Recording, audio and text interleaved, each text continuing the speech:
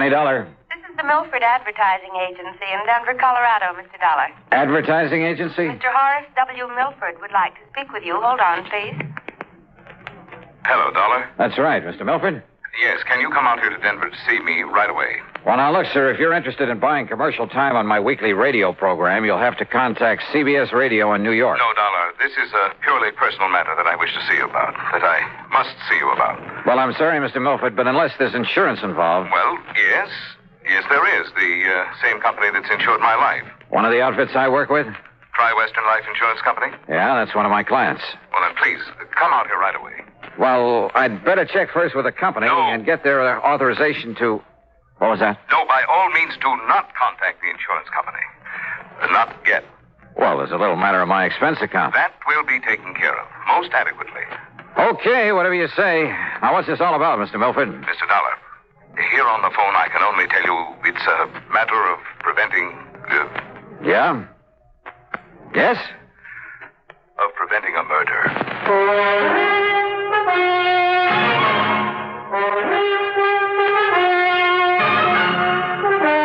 CBS Radio brings you Bob Bailey in the exciting adventures of the man with the action-packed expense account, America's fabulous freelance insurance investigator. Yours truly, Johnny Dollar. And now, Act One of yours truly, Johnny Dollar.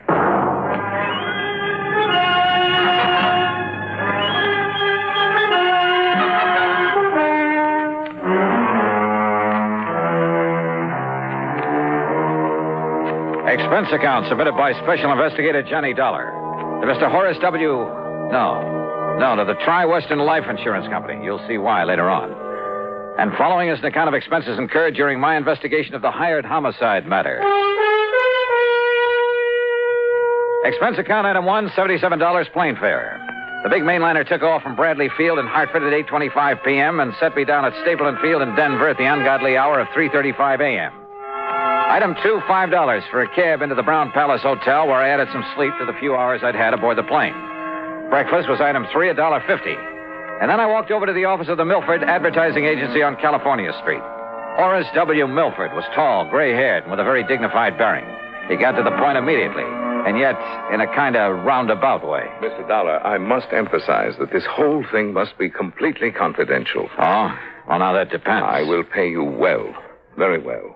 You sound as though there might be something illegal about whatever it is you want me to do. I can only hope that you can prevent something illegal from happening, something terribly wrong. You mentioned murder. I said prevent a murder. Whose, Mr. Milford? Yours? I'll be as brief as possible, Mr. Dollar. Time is of the essence. But first, you must know some background. Go right ahead, sir. Since my wife passed away some years ago, this advertising business and my daughter Claire have been my sole interests in life. How old is Claire? She was 27 on her last... now, listen, please. I'm listening. I built this business by myself. Until 2 years ago, I made all the client contacts, planned the campaigns, wrote the copy. I bought the space and radio time, everything. And then Tony came along. Tony? Anthony Ferringer. He's my son-in-law. And he works for you, Mr. Milford? Out of pity for a young man who seemed to be struggling to make his way in the world, I gave him a job. Oh. And then by way of repaying me, I thought, he brought the Bonar Electronics account to this office. Bonar Electronics Corporation. Yeah, I've heard of them. Pretty big outfit, I understand. It means annual billings of some $2 million to us. Well, that's a sizable advertising account. Now, the point is, well, he told me later, that his means of getting it were somewhat unorthodox.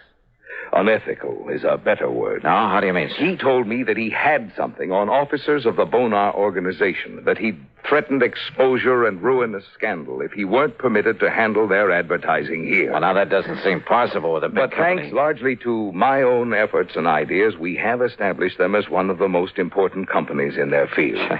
Don't ever underestimate the value of advertising, huh? Yes, to the public as well as to the company. Yeah. Well, now, Mr. Once Milford... I took over the account, young Tony was content to sit around, collect his salary and a big commission and do nothing. Nothing, that is, but constantly remind me that he had brought the business here. I see. But, now... Mr. Dollar, were the account suddenly to go to some other agency, it would ruin me. Oh, how so? Buying this building, setting up the organization adequately to service such an account cost me everything I had. I'm not a young man anymore. Well, is somebody else gunning for Bonar Electronics? Oh, far worse than that. Mr. Dollar. Now, wait a minute, please. I'm afraid we've got far away from the subject of murder that you talked Mr. about. Dollar, far worse than his simply falling down on the job is the fact that Tony Ferringer, against my will, mind you, because I knew him well enough not to trust him, courted and eloped with my daughter. Well, now, and Mr. it wasn't because he loved her, believe me. It was only a further step in a plan to get his hands on this advertising business of mine. You're sure of that? He had the nerve, the audacity to say so himself. I can see him now, sitting right there where you are, with a smirk on his face, blandly telling me that now that he'd lost her, he'd have to resort to other tactics. Oh, wait a minute. That he'd have to take this important account away from me by opening his own agency, and that I couldn't stop him. Wait a minute, please. You said lost her. What did you mean by that? Because of his duplicity, what he'd done to me. Because of the miserable way he treated and tortured her. Claire, my daughter, my only child. Claire took her own life. Oh, I'm sorry. Oh, the shock of it almost killed me, Dollar. Tony Ferringer was bringing my whole life crashing and crushing down upon my head. I hated him. With every fiber of my being, I was beside myself. I could see only one thing left for me to do. Milford, please, but if you're leading up to then what my I think clients you at are. Bonar came to me 2 days ago, and they told me they realized what had happened and why. And they assured me there was nothing Tony could do or say that would hurt them and that they would stand by me. Well, that straightened me out, Mr. Dollar. Oh. It made me realize that killing Tony, there was no point, no use in it. Well, I'm glad of that, sir. But then I'm afraid I don't see why you sent for me. Because it was too late. What? Because I had already hired a man, a professional killer. To murder him? Yes. Well, then, good heavens, man, call him off. I can't. Sure, get in touch with him and... What do you mean you can't? There's no possible way for me to reach him, contact him. Until after he's murdered Tony Ferringer.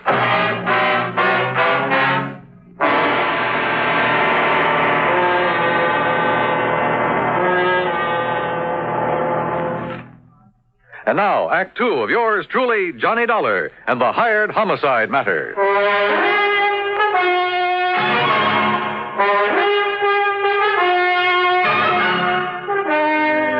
Now, wait a minute, Mr. Milford. You mean there's no way to reach this hired killer to call him off, to tell him not to murder Tony Ferringer? No, none whatever. But look here, you can't just Mr. stand... Dollar, when the only thing I wanted in life was to see him dead for all the terrible things he did to me and to my daughter, I went about arranging it very carefully. How? By means I don't need to go into here, I finally established a contact in the underworld here in Denver. Sort of a stool pigeon, I suppose you'd call him. A man named Eric Blinker. Yeah? For a price, Blinker had the killer contact me at my home. Do you know the name of this killer? Well, he only told me that if he felt it necessary to phone me or to contact me in any way before the job was done, he would identify himself as Blackie. Oh, great. Then the only thing you can do is contact this Eric Blinker again. No. Tell him to call off Blackie. Have Blackie get in touch with you. No, Mr. What do you Dollar. mean, no? Eric Blinker's body was found floating down the Platte River yesterday afternoon, just before I called you. Oh. But don't you see, Mr. Dollar? Unless we can somehow contact this Blackie, he'll go ahead with the murder. The murder I arranged. It must not happen. All right, how much do you know about Blackie? What does he look like? I don't know. But you just finished telling me that he called on you to make arrangements for the killing. He came to my home at night. He insisted on talking to me from outside a window where I couldn't see him. I couldn't see him. All right, did you give him any money? $5,000 in cash. Marked? Huh? Marked bills? No. Oh, fine. Well, he said that if any of the money was marked in any way, that he would know about it and that he wouldn't hesitate to kill me. All right. When was he to do the job? He would only say by the end of the week. And this is Friday. This is Friday. And you can't give me anything to go on to find this man, Blackie? Nothing, unless he calls. Well, if that happens, you don't need me. Mr. Milford. Yes? Have you told Tony Ferringer anything of this? Good heavens, Dollar, you don't know the man. Can't you see what would surely happen if I did? He would bleed me for everything I have. Me, accessory to a plot to murder him. Don't you see what that means? Yeah, sure I do. And if you were to call in the police, it would be just as... Oh, yeah, Mr. Milford, you've really stuck your neck in a noose. Somehow you've got to get me out of this. You? What about Tony? Right guy or wrong, he's the one who's going to be killed. Well, I meant stop this thing. I don't want his blood on my hands, not anymore. Somehow you've got to stop this killing. Oh, yeah, sure, great. But how? You got any good ideas? Hey, a phony telegram, something like that. What? Yeah, some kind of a message telling Tony to get out of town. But if it weren't to reach him soon enough, or if he were to disregard it. If you were to go to the police. Oh, I'd sooner kill myself. I might as well. Or contact them. An anonymous warning, maybe. There is only one place from which Tony Ferringer might expect trouble. From me. Mr. Milford. Well... Oh, I don't know. So help me, I don't know. I'm not even sure you deserve help after what you've done. I beg you, Mr. Dollar. Hey, you told me on the phone there's insurance involved in all this. Well, when he first came with me, Tony had his life insured. He named some distant relative as the beneficiary. Through Tri-Western Life? Yes. But he didn't even name Claire in it when he married her. Yeah, well, that's beside the point now. Do you have an idea, Mr. Dollar? Is some way... No. I was just thinking it's not only your neck I've got to look out for now, but I got to keep the insurance company from having to pay off on Tony. You could watch over him. Oh, yeah, sure. Sit on his lap for 24 hours a day without his knowing it? Where is he now? I don't know. Well, where does he live? Well, then you will watch over him. We'll see. Scribble down his address and phone number for him. Oh, yes, of course. He lives at 425. Now, what does he look like? About the same height and weight that you are. Here. All right, good. 425. But his hair and complexion are somewhat different. Tony! That's right, Papa. And who are you, mister? I take it you're Tony Ferringer. That's right. Oh, Tony. Oh, listen, you old fool. I just found out you spoiled my chances of starting my own agency. That you can't phone our electronics into staying with you. No, it's because you lied to me about the way you got us that account. Oh, but so Tony, you finally caught on. Tony, will you listen to me? You listen to me. I'm not going to let you get away with this. Please, Tony. Or maybe you will. Maybe I can't stop you. But believe me, you're going to pay me plenty. Tony, will you How? please... Why? I haven't figured that out yet. But you'll pay me, Papa. Just remember that. Wait. Oh, dear. I don't know. I don't know what to do. Just keep your shirt on, Mr. Milford. Yeah. What? Yeah. And wish me luck.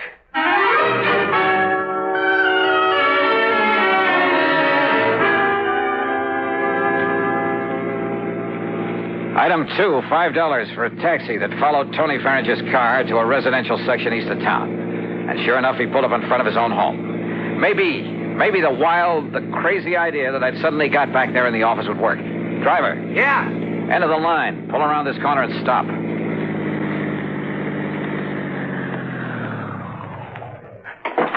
All right, here's a 5-spot. Stick around for a while. Instead of walking up to Tony's front door, I sneaked around to the back, half hidden by a hedge at the side. I hoped that none of the neighbors would see me, raise a fuss, or report me as a prowler. I rang the buzzer at the back door, then stood aside, flat against the wall, so that whoever opened it wouldn't see me. I hoped. Yes? Yes? Hello, somebody ring this door buzzer? Yeah! And now if the rest of this wild plan works out, in you go, Tony.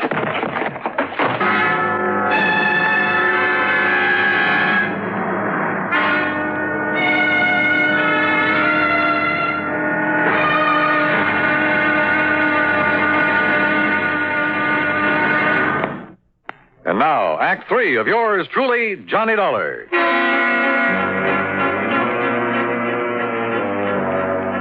After wasting some fine Scotch whiskey, pouring it on Tony Ferringer's clothes, item 3 was another $5 to the cabbie for helping me haul my apparently drunken friend to a cheap rooming house over on the other side of town. A place run by a frowsy old dame who called herself Ma Letcher. Sure, mister. Just carry him up and let him sleep it off in this room here at the top of the stairs. Here, I'll open it up for you. Yeah, thanks. You ask me. Somebody must have hit him with a bottle. Here you are. Well, you can lay him onto the bed. This room will cost you $1.50, though. All right, here's a 5-spot. Well, thanks. And who'll I tell him? And here's another for telling him a taxi driver brought him in here. Somebody you never saw before. Oh, don't worry. I know how to keep my mouth shut when I get paid for it. Paid good, that is. Okay, I'll make it 10 here. Well, mister, you ain't got a worry in the world. Want to bet?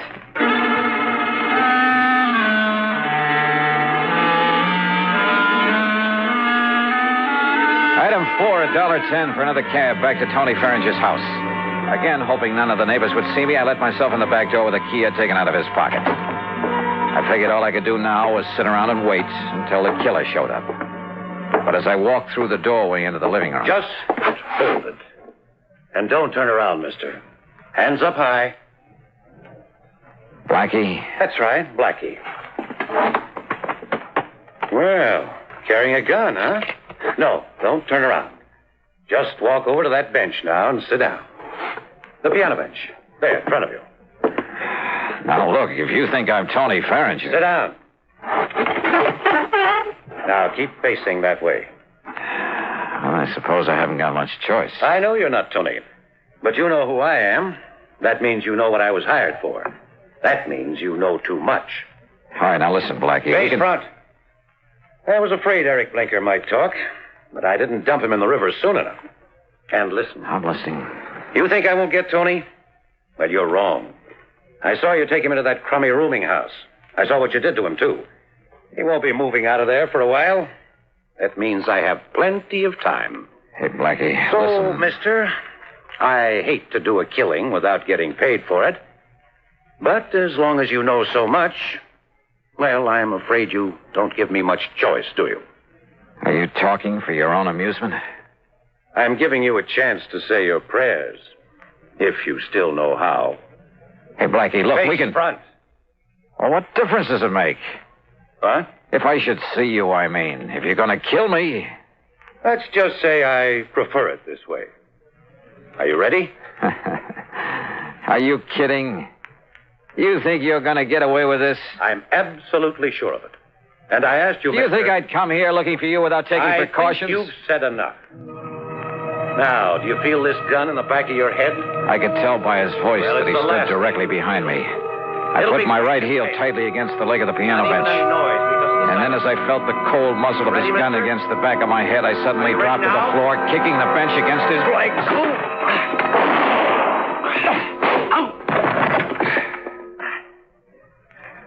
Well, Blackie, I'm afraid your rather unique career has finally come to an end. Listen, if you... Down, boy, down!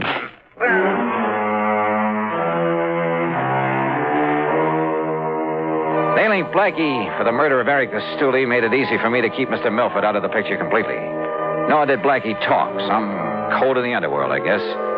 As for the expense account, well, in view of the fee that was handed to me, you can forget it. Tony Ferringer, incidentally, never did quite know what happened to him. Now, will somebody please give me a nice, clean case to work on? Yours truly, Johnny Dollar.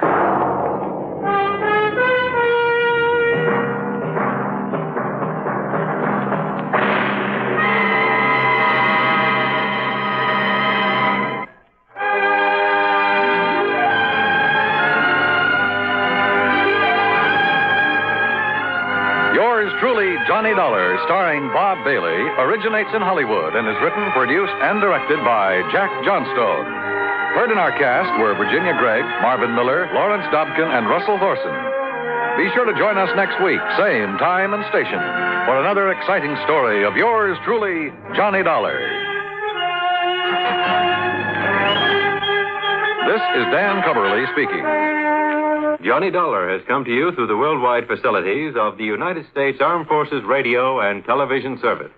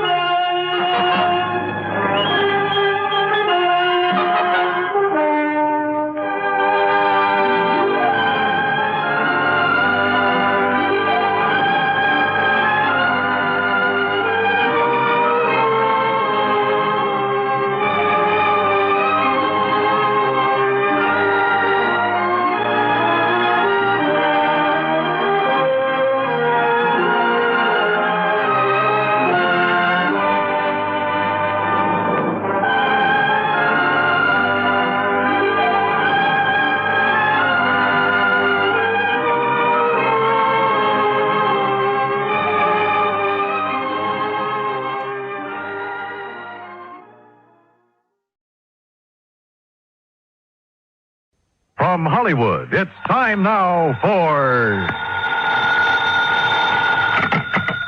Johnny Dollar. You smell smoke, Johnny? What'd you say? Who is that? This is Henry Willoughby at Four State Mutual Insurance Company. Oh, hi, Hank. And I asked if you smell smoke. Should I? What kind? The kind $5,000 makes when it goes up in flames. Where? Over in Cranford, the Peerless Junkyard. Junkyard? That's right. But if there's only a $5,000 loss, how can you afford me? Because what I smell is arson.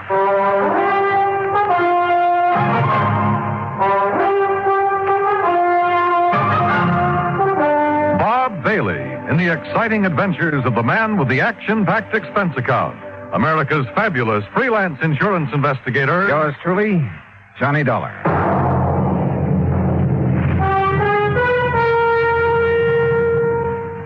And now, Act One of yours truly, Johnny Dollar.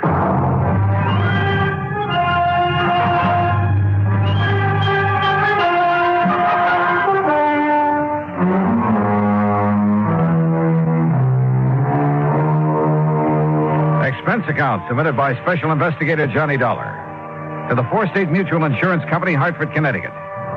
Following is an account of expenses incurred during my investigation of the Peerless Fire Matter.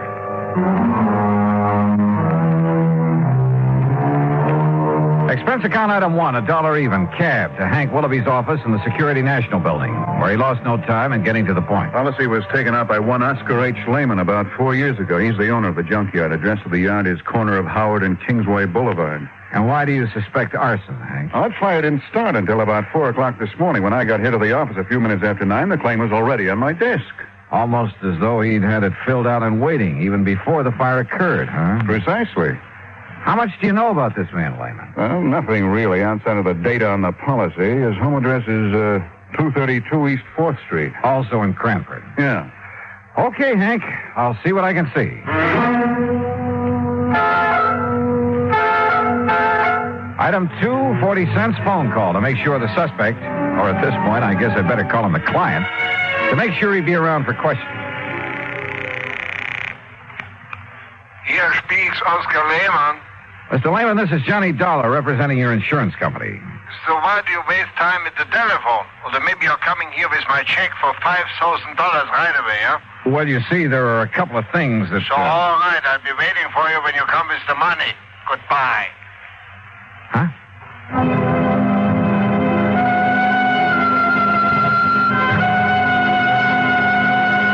Item 3, $1.20 for a train ticket to Cranford. Item 4, $2 for an old rattletrap taxi when I got there. Cranford is a new town, or rather a new one built on what was left of the old. When the big clock company folded up at the end of World War II, Cranford kind of fell to pieces.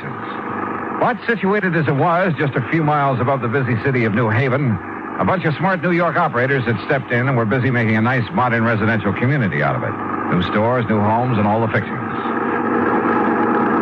You see there in the block up there ahead? Huh? You had a big fire there this AM, big junkyard. Yeah, I see. Man, it was really hot. Thought it was going to take the 3 houses there on Howard Street along with it. You know, flying embers and the heat and all. But the wind swung around. They didn't even get touched.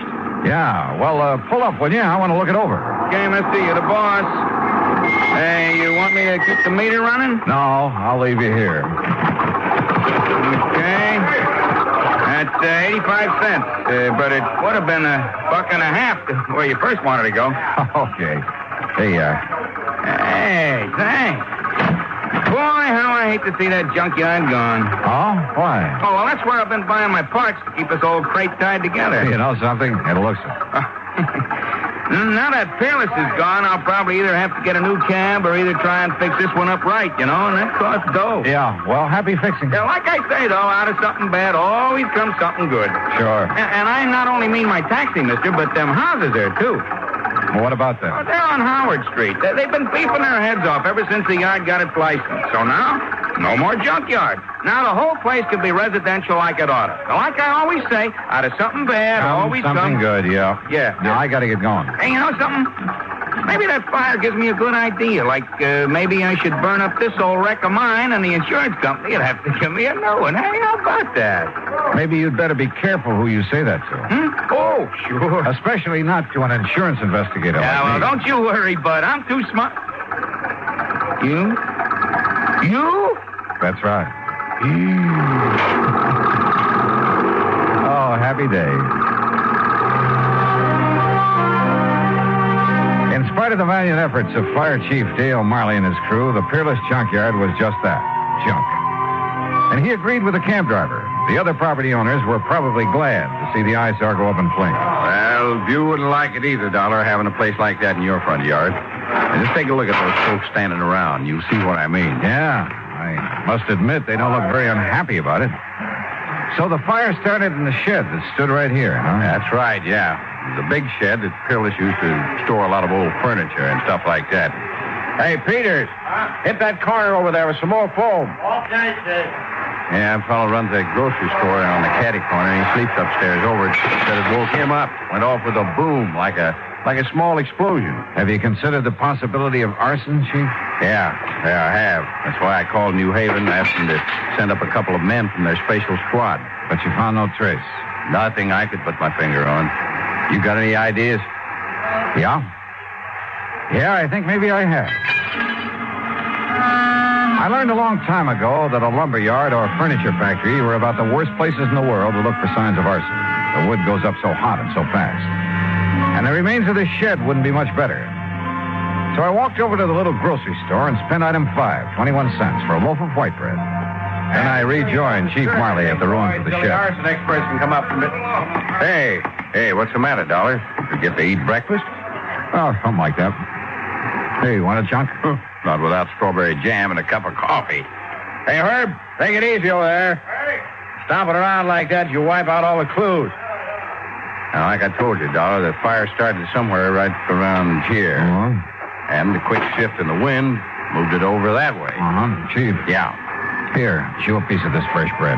What? That's right, chew it. Get the taste of it in your mouth. What for? Just do it, will you please? Here. Well, you got an idea, son? You bet I have. Here. You mean chewing on a hunk of bread is going to what? Now swallow it. What is this, a gag or something? No, not by a long shot. Now watch. Well, don't throw it away. Now you got my appetite up. I'll have some more. Here now. Chew on this piece. What? After you dropped it in the ashes? That's right. Chew on it. Oh, now Go wait. ahead, do it. I'm serious.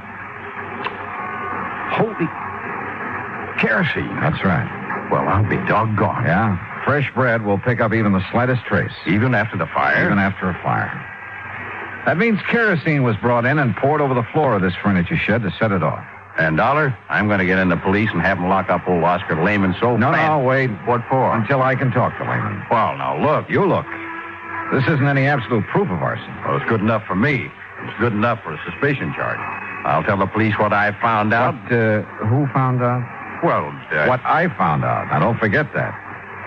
But if it puts us on the trail of an arsonist, if you like, you can take the credit for it. Only if you'll cooperate. Yeah, but Dollar... Otherwise, you'll lose any cooperation from me. Okay? Okay. Item 680 cents cab to the address on East 4th Street where Oscar Lehman lived. Like the Howard Street address, this was a has-been section. Lehman's home reminded me of some of those on the other side of the town, next to the junkyard. When the old character let me in, I wasted no time in getting to the point. You ask why I should be staying here in my home instead of at the yard? And I'm asking you why not? What good can I do over there? My lovely junkyard is gone. There's nothing I can do. So I'm waiting here to collect the money your company owes me. So are you going to pay me or not? Oh, now that depends. As I started to say... I tell you, I didn't even know about the fire till I went down there to open up the gate and start the day. What time did you go down there, Mr. Lehman? 11 o'clock, like always. Well, you sure didn't waste any time getting your claim into the office in Hartford, did you? Of course not. So soon as I see what's happened, I sign up the claim and take it to Hartford. And the office is closed, so I leave it under the door. Yeah, well... What else could I do? Sit around and wait to think about it while the money's coming to me? It's my money, so I should have it. You know how much merchandise I have in that yard? $25,000. Retail? Yeah. Then why'd you burn it up? You think I'm crazy I should do such a thing? Don't you understand now I'm out of business, for God? Oh, what do you mean? My license for the yard on condition, you know? A conditional license? Yeah, that's right. If I'm not in business, every day I lose the license. I lose the lease on the land. Then they make houses, little stores. It's a big development company. So you're crazy to come and talk to me, tell me I should set fire. Maybe I've suddenly changed my mind, Mr. Lehman. Maybe I've already met the arsonist. Huh? And I was just too blind to see him.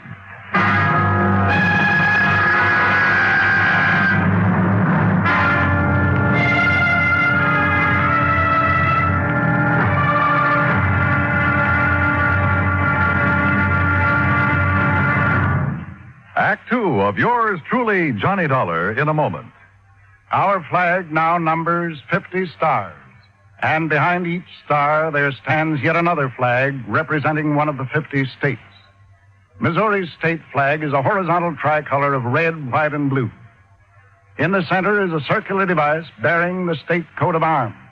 An eagle, symbolizing the superior authority of the nation. A grizzly bear representing Missouri, chosen for his size, strength, and valor. And a crescent moon, symbolic of the shield carried by the second son.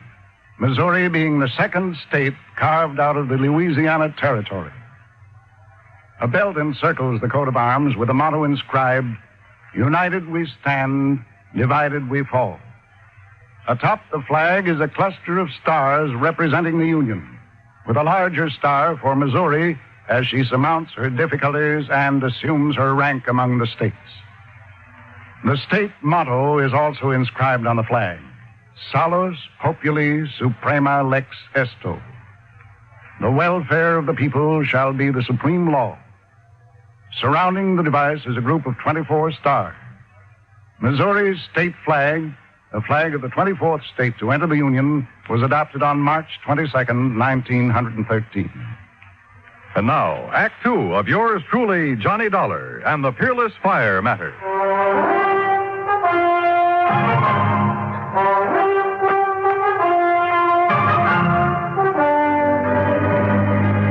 Something the cab driver had said while taking me to the scene of the junkyard fire had suddenly come back to me.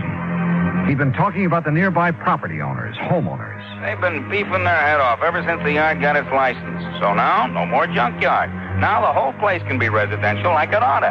Yeah, like I always say, out of something bad always comes something good. Item 785 cents, another taxi back to the scene of the fire. The men from the department were still busy cleaning up. Their chief, Dale Miley, had been busy with some detective work. Had some answers that seemed to make good sense. Now, look here, Dolly. You see this hardware? See this groove in the foundation wall? Yeah. Big sliding door, huh? That's right. And here, the lock was still in the hasp. Yeah, I see. It's hardly likely somebody tried to pull a big sliding door closed and lock it after starting a fire with kerosene. It's too dangerous.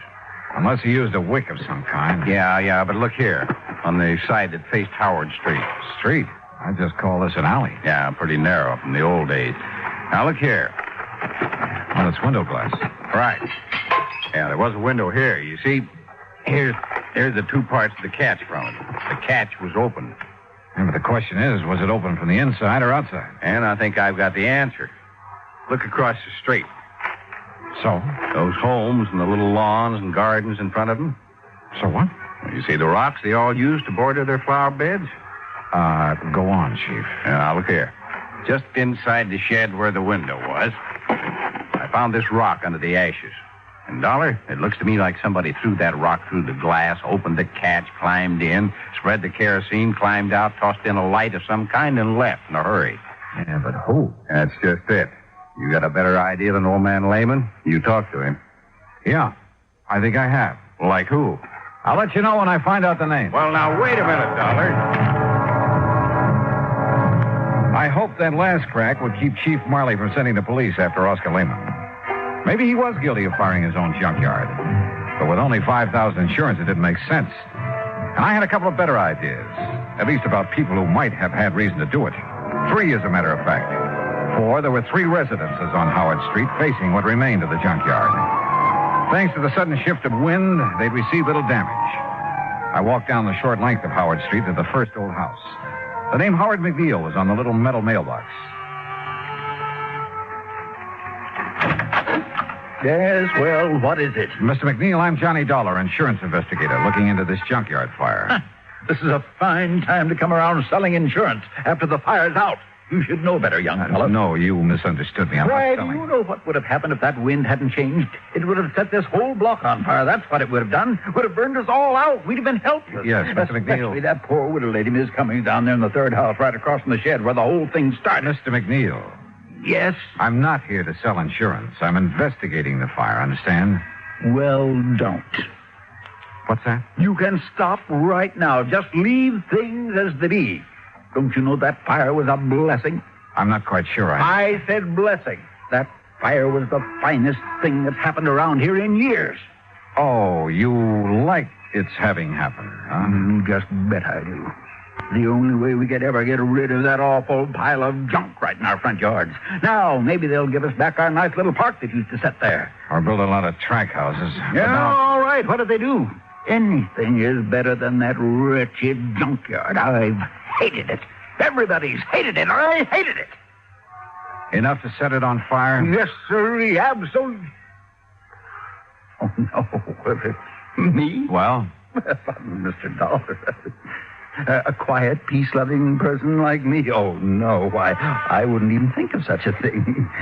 Especially since that fire might have got out of control and burned me out. Well, you carry insurance, of course. I do not. I don't believe in it. No, so don't you try to tell me anything. I told you I'm an investigator. Well, why don't you ask that Nazi if he had insurance? Nazi? Yes, that Oscar Lehmann that owned that dirty junkyard. Why do you call him that? Well, he's a German, isn't he? Well, that doesn't make him a Nazi. Well, it does to me. Anybody who'd wangle a license to put up a filthy place like that on our beautiful street, especially if he's a German, well, to me, he's a Nazi of the worst kind, the very worst kind. Thinks he's a ladies' man, too. All right, now, have you any idea who, besides you, would have liked to see that place burned out? I certainly have. Oh. Why don't you ask the police? They were here at dawn asking us all questions. You said asking us all. Of course, I mentioned the widow Cummings that lives in the third house, and then there's Miss Gertrude Mary Anastasia Conroy, the nice spinster lady who lives next door, and a very charming lady, Miss Conroy. Yeah, well, now would you mind? Oh, and what spirit she has. Now, that's the way I like them, Mr. Dollar. Ladies with spirit. And do you know something? One of these days, I'm going to ask her for a date in spite of the competition. You never have? Oh, no, sir. No.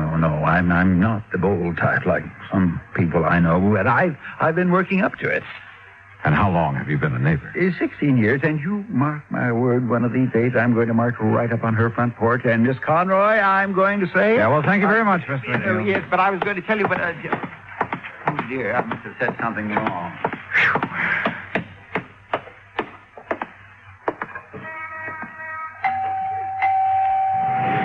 And what the devil is it you'd be wanting? Miss Conroy? That's right. And don't you see the sign beside the door? No peddlers, no solicitations. So be gone with you. I'm busy clearing the smoke out of my house for that awful fire this morning. Well, that's what I'm calling about, ma'am, that fire. I'm an insurance investigator. Investigator, huh? Oh, now, just a...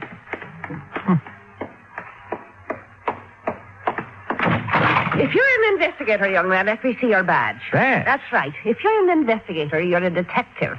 And if you're one of them, you're with the police force. No, And if you... you are, you can go right back and tell your chief I've had me feel right up to here with answering fool questions about that fire. As if I myself did it, huh?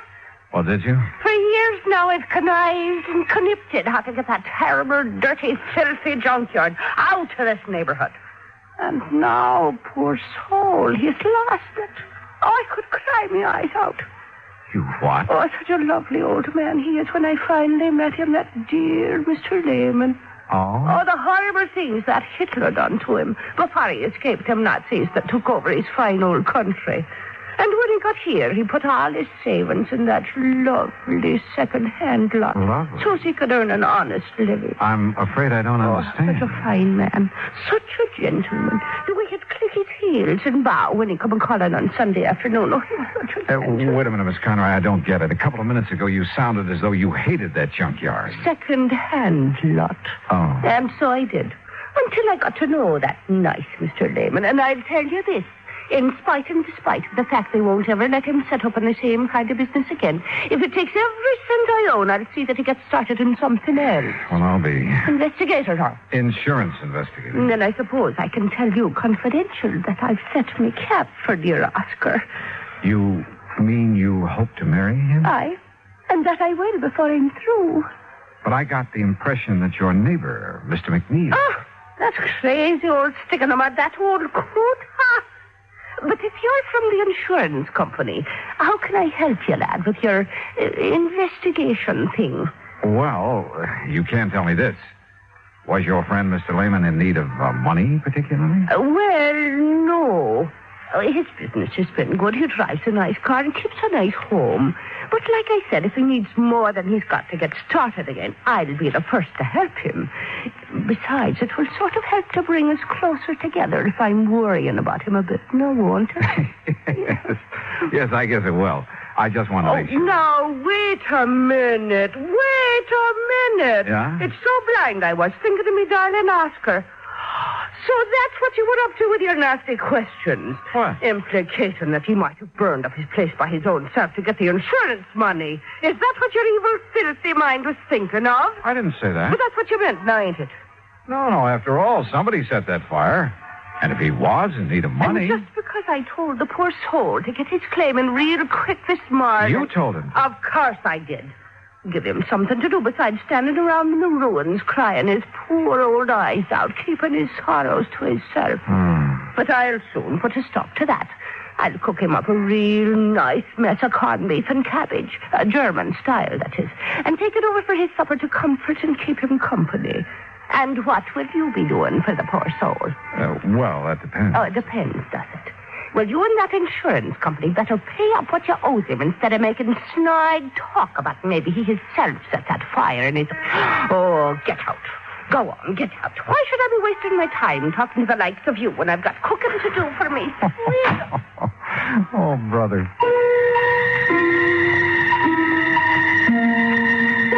This was turning out to be the most offbeat insurance matter I ever handled. Well, there was only one suspect left. The woman living in the third house opposite the shed where the fire had started. The widow Cummings, McNeil had called her. I went up on the porch, rang the doorbell. And again.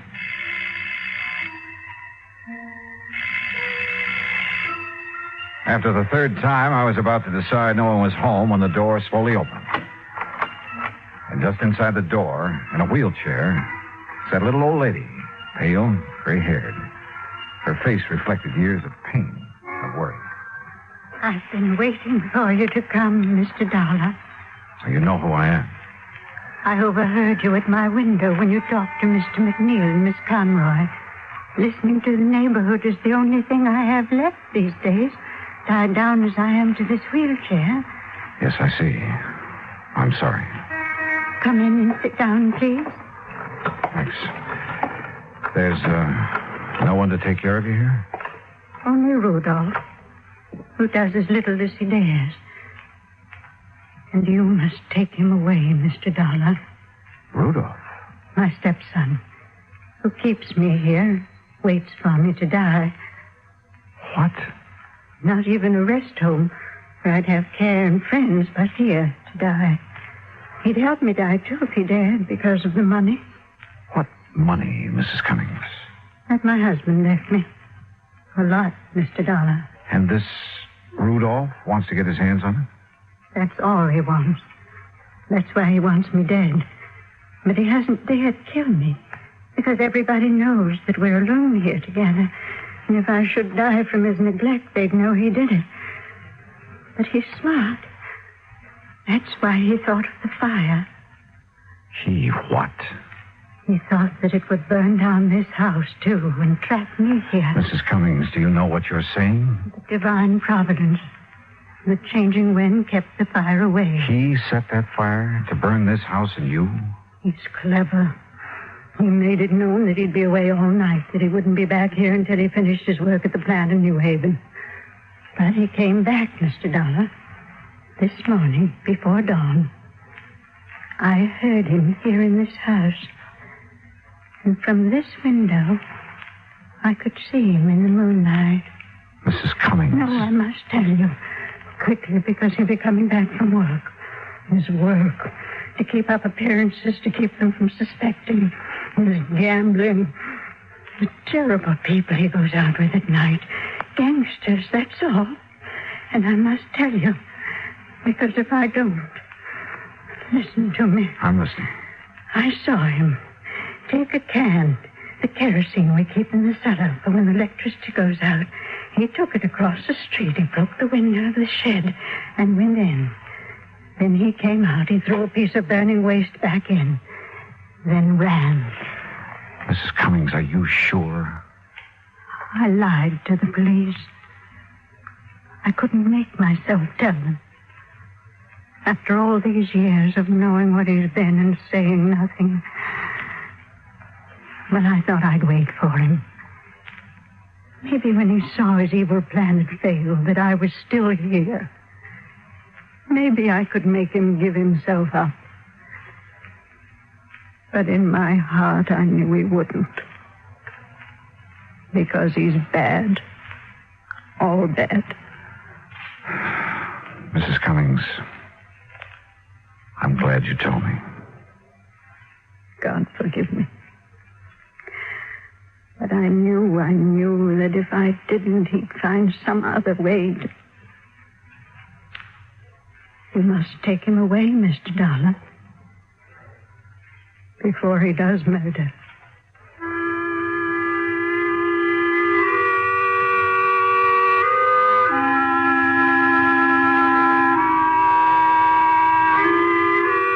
Expense account item 8, $10, board and room. I've stayed an extra day in Cranford to clear things up. For while I waited for Rudolph to return, I found the kerosene can he'd used down in the cellar. Chief Marley found the top from it in the ashes. The police have since found only his prints on it. Rudolph is in the city jail. And I'm sure Mrs. Cummings will testify against him. After all, her life is at stake. Hospital layman, his claim will be paid in full. Well, I hope he and Miss Conroy live happily ever after. Expense account total, including incidentals on the way back to Hartford, $14.46. Yours truly, Johnny Dollar.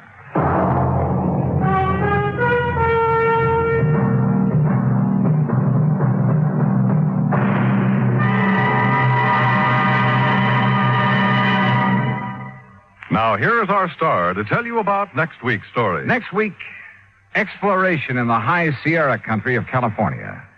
And at the end of the trail lies death. Join us, won't you? Yours truly, Johnny Dollar.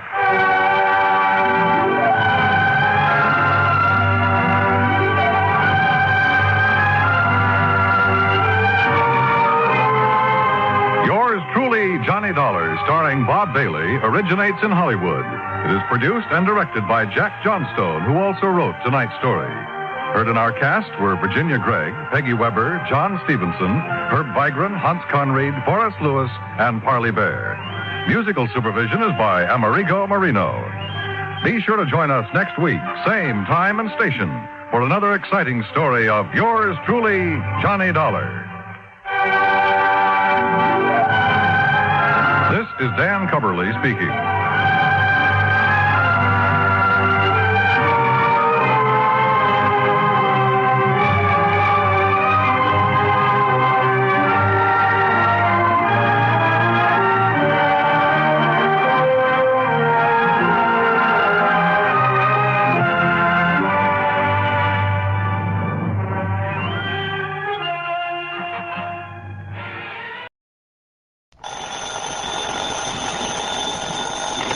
Johnny Dollar.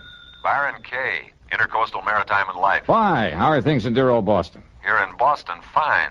But Cod Harbor, something else again. Cod Harbor? It's a little fishing village up north of here, up near Gloucester. Yeah, I know. I handled a case up there a couple of years ago. Oh, yes, that's right. It was for Meg McCarthy, a big, blousy, brawling old gal who ran a joint she called Meg's Palace. Well, it's Meg McCarthy. After that dingy dive she was running burned down, she took the insurance money and moved away. Johnny, listen. It was Meg McCarthy who called me. Oh? Yes. Insisted that I have you go up there and see her right away. Well, she's back in Cod Harbor? And running another restaurant and rooming house. We wrote the insurance on it. What's happened up there? Oh, All she'd tell me was that if you didn't show up in a big fat hurry, she'd cancel out on us. So what do you think? I'll tell you this. Meg is used to handling things pretty much by herself. I mean, she wouldn't have called for help unless there's something pretty serious going on. The last time, you know, it turned out to be a murder. I know. So if you're willing to pay my expenses... Go do it, Johnny. Right.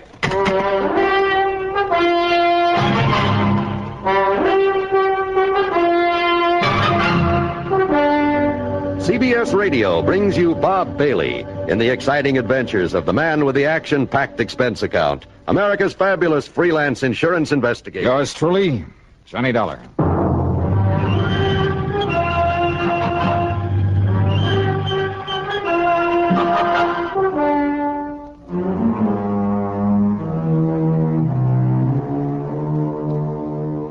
Expense account submitted by Special Investigator Johnny Dollar to the Intercoastal Maritime and Life Insurance Company, Boston office.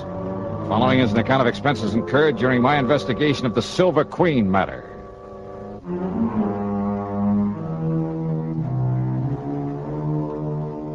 Cod Harbor is on the coast up near the famous old town of Gloucester, Mass. Transportation facilities are practically nil, so I decided to go up there in my own car. Item 1 on the old expense account then is $4.95 for gas, and having got an early start, I arrived there shortly after noon. Yeah, it's quite a colorful spot, Cod Harbor, if you could somehow manage to lose your sense of smell, or maybe if you were an artist bent on painting a picturesque waterfront. The residential section on a low hill a couple of 100 yards back from the beach consisted of a scattering of weather-beaten shacks. On the long wharf at the water's edge was an ice plant, a packing house, and a ship's chandler. At the end of the wharf, the disreputable-looking cafe and boarding house known as Meg's Palace. Alongside the piers that stuck out into the harbor were the really important part of the village, the fishing boats. There were schooners dating back to the last century and still carrying sail. There were power boats in all shapes and sizes, from 18-foot outboards to 80-foot diesel jobs. All of them used for only one thing, fishing the banks far out in the Atlantic with seines and trawls and trot lines. I walked on over to Meg's Palace, wondering how much the old gal had changed since I saw her last. You know something? Meg McCarthy hadn't changed one bit. And you just listen here now to me, you lop-eared blood. Meg, put down that blasted skin and leave me explain. Explain, huh? Just on account of you and that scurvy crew of swabs on that stinking tub of yours made a decent catch for once. It's no good excuse for coming over here to get drunk all over me, lovely place. Ah, you crazy old biddy, will you listen to me? No! But I tell you, I'll pay you the money. I'll pay you double for them few dishes and the broken down table they busted up on you. And I tell you to keep your dirty, offensive money to yourself, Captain Andy, and get out of here and never come back. Now get! Meg, put down that frying pan. That's right square on the top of your filthy head, I'll lay it. No, Meg, Now get before I loses me temper and forget I'm a lady. You hear me? I tell you, Meg, if you start throwing them things at me, I go down. Back on here, and you stay out of here. If you hit me, I'll kill how yous from stem to stem. All right. I'm leaving me there as fast as I can. Leave me out of this here now, madhouse. Ha! Now maybe we'll have some peace and quiet around here for... Hey. Now who are you standing there in the shadows? Get out! All right, Meg, just knock it off. Oh, knock it off, is it? Well, I'll show you sneaking in here like a... Oh, it's me love, me darling, me sweetheart, me Johnny boy. Yeah, hiya, Meg. Still throwing your weight around, huh? Ah, darling. They're like a brood of crazy, troublesome kids, they are, the men that puts to sea. And I loves every blinking, bloomin', worthless one of them. Oh, you do, huh? Well, of course I do. That's why I makes them toe the mark the way I does. Somebody's got to love 'em and mother 'em and keep 'em in line. Especially Captain Andy. The man who just left? That's the one I mean. Oh, come now. Come sit down and have a cup of this here delicious coffee I just brewed up in the pot. Yeah, sure, why not? It'll put some hair on your chest and build up your strength on the cotton. You'll be needing it. Ah? That is, if that Marty Silver finds out you're up and around these parts. Marty Silver? Sure, and he owns the Silver Queen, that leaky old tub that sits down alongside pier number 7. But here now, you have yourself a cup of this nice, aromatical, hot, strong coffee. Yeah, thanks.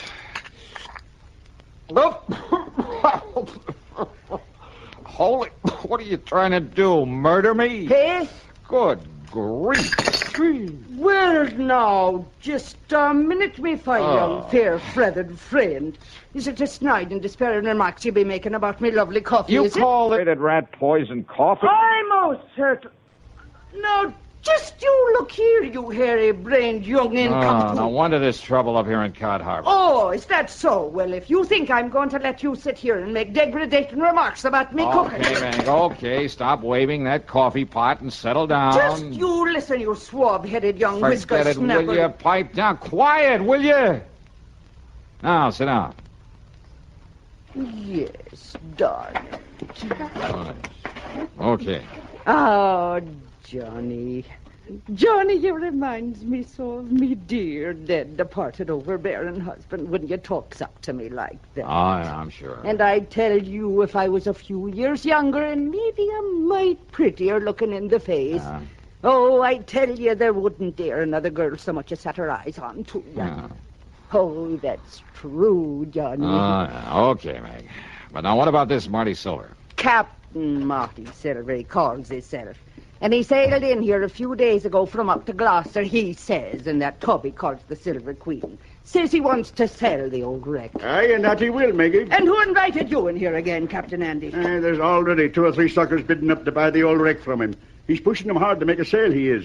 Then Andrew P. Hogginham, you keep them from buying it until Johnny Dollar here gets through his investigating. Investigating? Well, now, where's your manners? Shake hands with him. This here's Mr. Johnny Dollar, me lover boy from way back. Hiya, Captain. Lover boy? Him? That pasty-faced landlubber like him?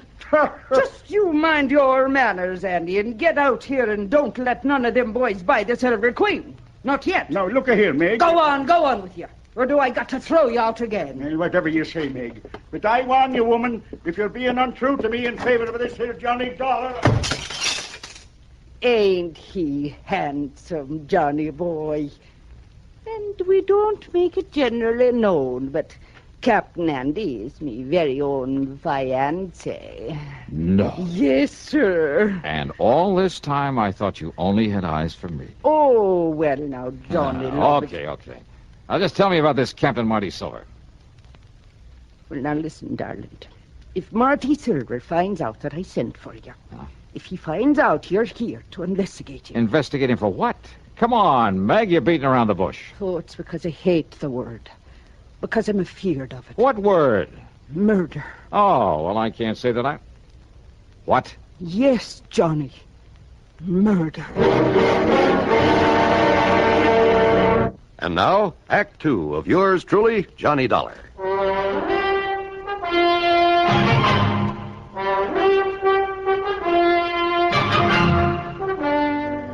You're accusing this Captain Marty Silver of murder? I'm accusing him of preparing murder.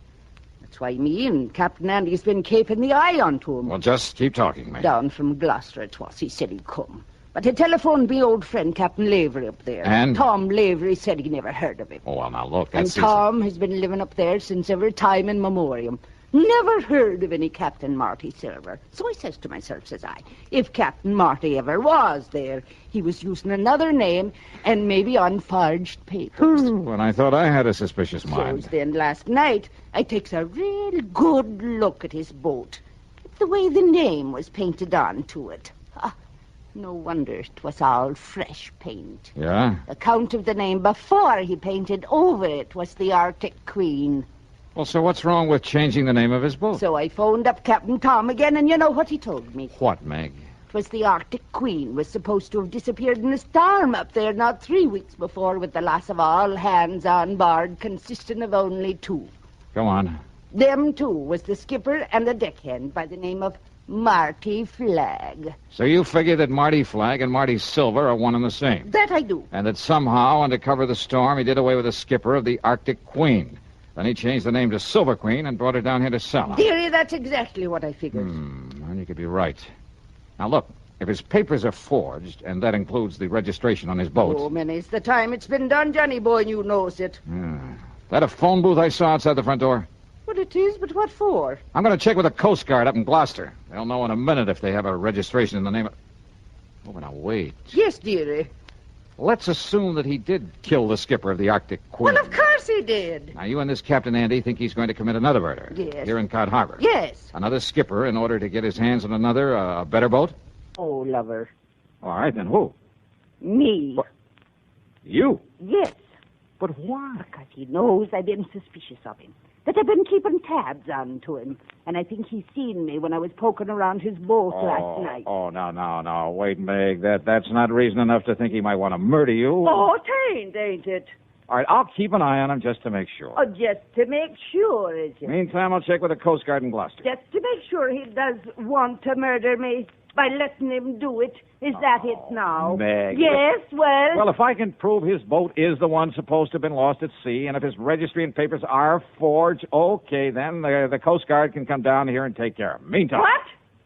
But what about me? Meg, look, I think you're getting all worked up over nothing. Nevertheless... My own lovely life at the stake, and you pass it off. now, You Meg, pass it off like I was nothing the more than that. Well, And I thought you was me friend, and me beneficiary, and that you cared a little about what might Listen, will you happen. please... But no. You like everything else of the male sex that wears the hat. Oh, now, if just a a person minute. don't have a pretty leg or a pretty face full of powder and rouge, and her hair full of peroxide blonde... That's not and true. you... Meg, oh, will you shut up a minute?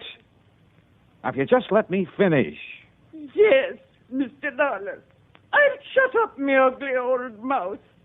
I'll smother me grief and me poor old broken heart.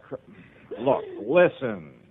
So maybe Marty Silvers is suspicious of you. Maybe he is the crook, the killer you think he is. And maybe he will try to get at you.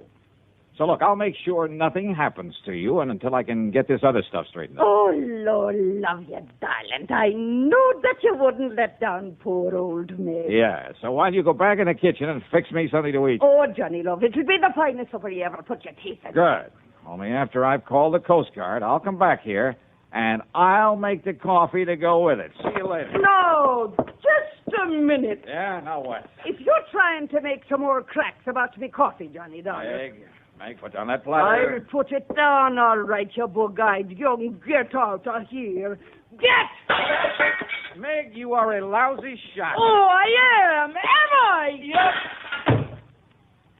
Oh, God love that boy.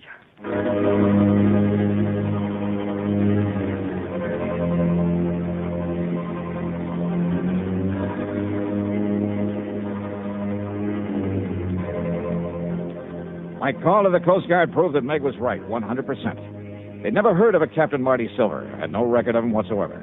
As for the boat, well, it was pretty obvious now that he must have killed the skipper of it in order to steal it, bring it down here to sell. I promised them that I'd do nothing to alarm Silver to scare him away, but that I would keep tabs on him until they could come down here and arrest him. But I had to break that promise because of what happened exactly 2 minutes later.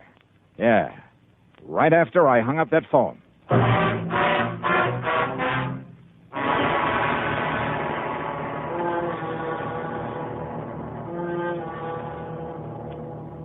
And now, Act 3 of yours truly, Johnny Dollar.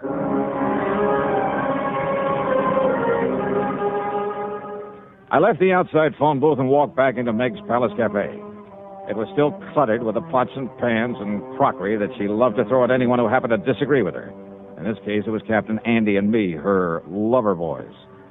I heard a lot of activity off in the kitchen where she'd promised to cook me something to eat, and I hoped she'd hurry because I was hungry. But then I heard a door slam somewhere in the back and footsteps on the boardwalk that I knew led down to the piers. I wondered if she changed her mind about fixing that meal for me. But when I got to the kitchen... Meg, what's happened? What happened here? Oh, Johnny boy. Thank heaven you got here and scared him away. Who? If he hadn't heard you coming in the front, he would have killed me for sure. Marty Silver. Oh, he must have been hiding away here in the kitchen. He must have heard everything me and you were saying about him. All right, here now. Let me help you up in this chair. It's all right, darling. I think I can make it. But when I get a hold of that... There you are. But I thought Captain Andy said that Silvers was down at the dock trying to sell that boat. Hey, wait, listen. Yes. Stay right here, Meg, while I get back in that door. What? What is that? Oh. Out of my way, Dollar. Meg, I just seen Monty Silver coming up. Meg, who done this to you? Marty Silver, Captain. I'll kill him for this.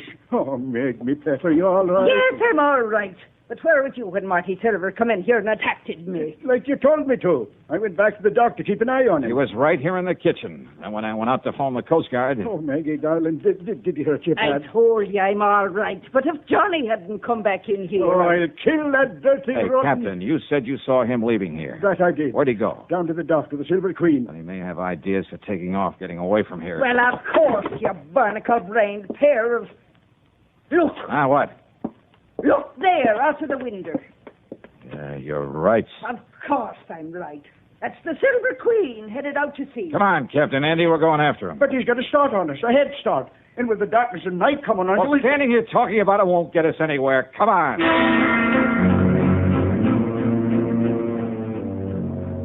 We cast off and made for the open sea, because far out ahead of us we could spot the running lights of the Silver Queen. Andy put her on full power, and slowly the lights of Cod Harbor disappeared astern of us. I stood alone up at the bow, staring into the blackness of the night. You keep your eye on those running lights, Johnny. We lose them, we lose the Silver Queen. I think we're gaining on them, all right. Not very fast. Don't worry, boy. There's nothing out of Cod Harbor can outrun this boat of mine. Anything you can do to give us some more power? No. Oh, yeah. There, maybe it is. Come on back here, Johnny. Take the wheel. All right, you are. You see him? You see his lights from here, all right? Yeah, I see him. And then you take the wheel. All right, I got it. Now, what are you going to do? I'm going to lift this engine cover and... There. Now, I'll get to this carburetor and see if I can keep her wide open, Johnny. That she is. Oh, let's slow this down. Just keep an eye on the Silver Queen. Good, that's it. That's the best I can do with it. I'll take the wheel now. You'll get back up forward. Aye, sir.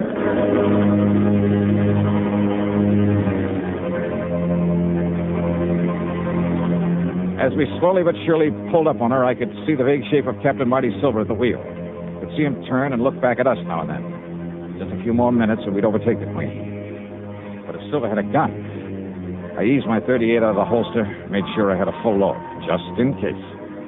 And then it suddenly occurred to me that if he could see us and our lights were far brighter than those of the Queen. I went on back to Captain Andy at the wheel. Keep going for long now, Johnny boy. Hey, where's the switch to the cabin lights? Yes? If Silver is armed, then when we get up close to him, he'll be able to pick us off like ducks in a shooting gallery. You're right. The switch is right there inside the... No, look. Huh? Silver has turned them off. Turned off all these lights. We lose him, we'll never catch him now. Won't we? Hey, doesn't the spotlight work? Sure it does. Turn it on. I'll put out the other light. Good. Hey, where's the switch for this spotlight? Here. Running lights. Now the cabin lights. The switch, Captain. Now we're just as black as she The is. switch for the... Oh, here it is. Now swing that lighter on, Johnny, so you cover the whole horizon with it. Right.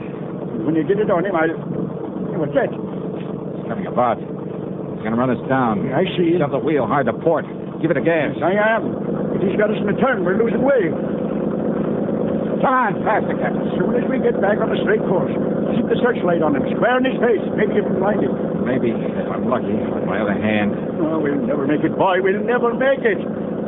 Now, hold it steady. But he'll ram us right across the Hold it steady. But, Johnny, don't you see?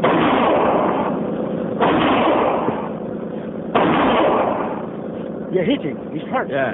Now more power, Andy. He's let go of the wheel. Hey, he's reaching for the gun. Maybe the Queen will well away from power, I tell you. Full power. But no, we're too late. Too late.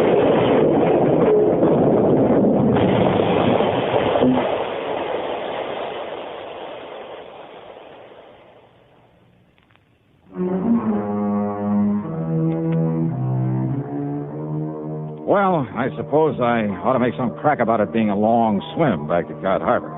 But I won't because it wasn't. The Silver Queen sank like a rock, and with the help of the spotlight, we finally managed to find and pick up the body of Marty Silver. Then, with both Andy and me bailing like mad, we slowly limped on back to port. And that's about it. Expense account total, including room and board at Meg's Palace and another tank full of gas, $58.35. Yours truly, Johnny Dollar.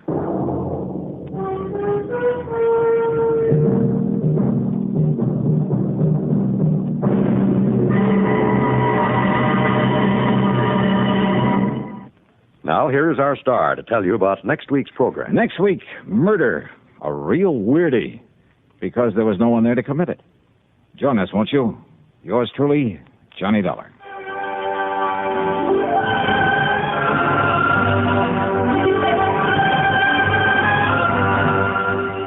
Yours truly, Johnny Dollar, starring Bob Bailey. Originates in Hollywood and is written, produced, and directed by Jack Johnstone. Heard in our cast were Virginia Gregg, Olin Soule, and Ralph Moody. Be sure to join us next week, same time and station, for another exciting story of yours truly, Johnny Dollar.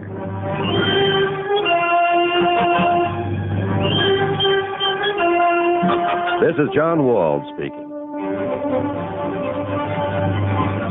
Johnny Dollar has come to you through the worldwide facilities of the United States Armed Forces Radio and Television Service.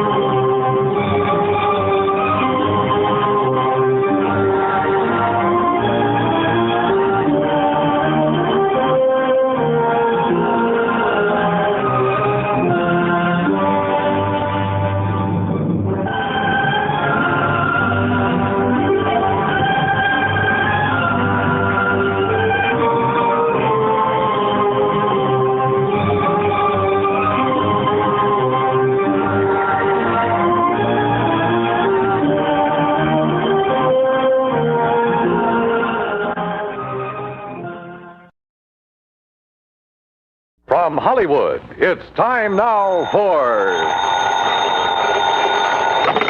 Johnny Dollar. Fred Norwood, Northeastern Indemnity Association. Oh, hello, Fred. I haven't heard from you since that case down in Managua, Nicaragua. Got another nice long trip lined up for me? I'm afraid not this time.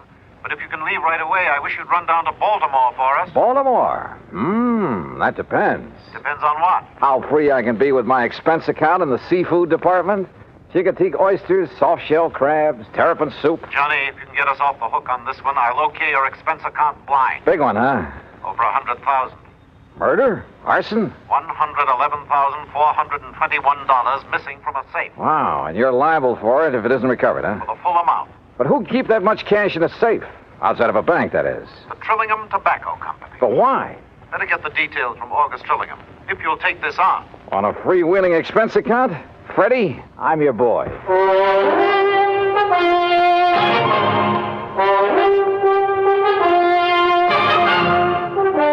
Bob Bailey in the exciting adventures of the man with the action-packed expense account. America's fabulous freelance insurance investigator. Yours truly, Johnny Dollar.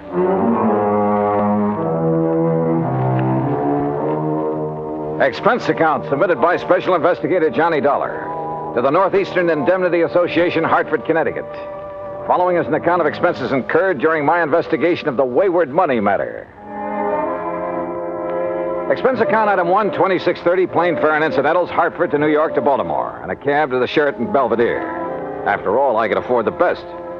Item 2, a 10-cent phone call to Mr. August Trillingham. He'd be glad to see me. Somewhere that name rang a bell.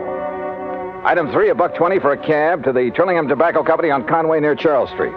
It was a huge old brick building with what I guess you'd call a vaulted roof.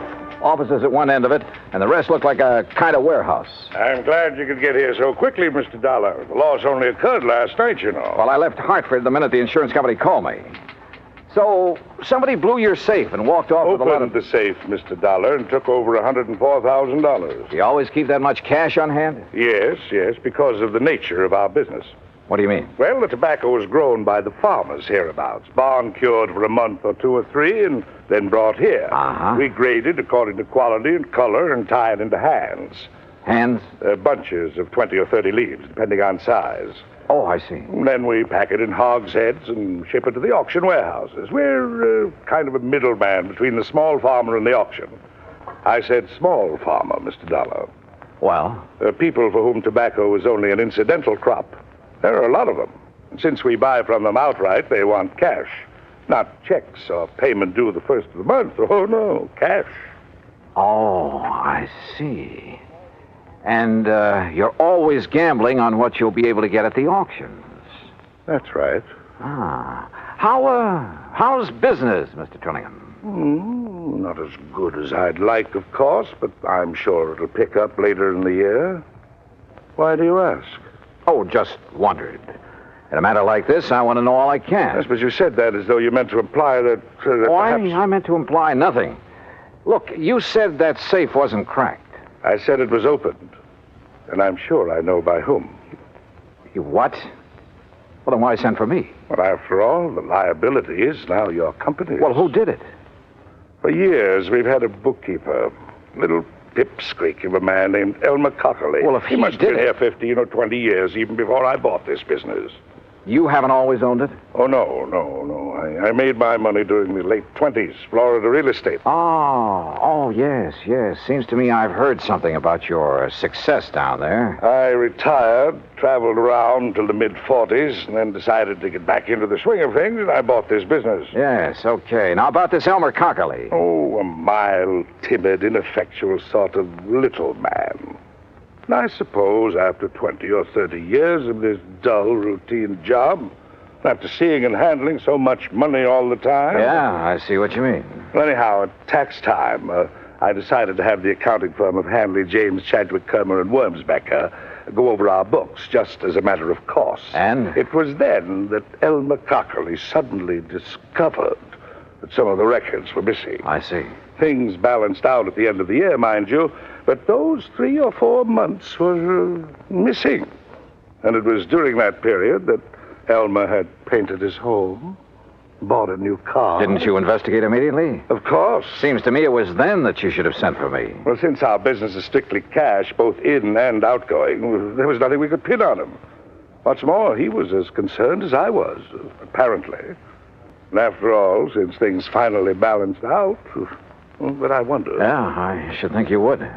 And now, since he's the only other person who could open the safe... What does he say about this robbery? He didn't come in this morning. I called his wife. She hasn't seen him since he left for work yesterday morning.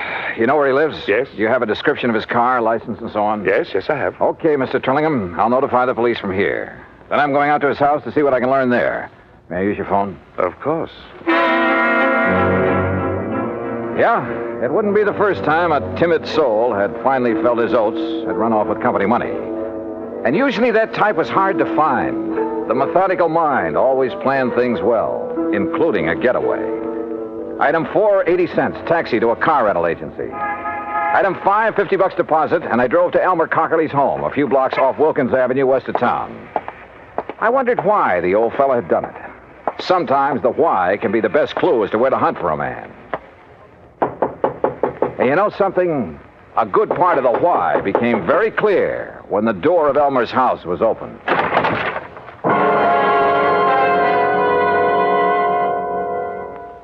Act 2 of yours truly, Johnny Dollar, in a moment.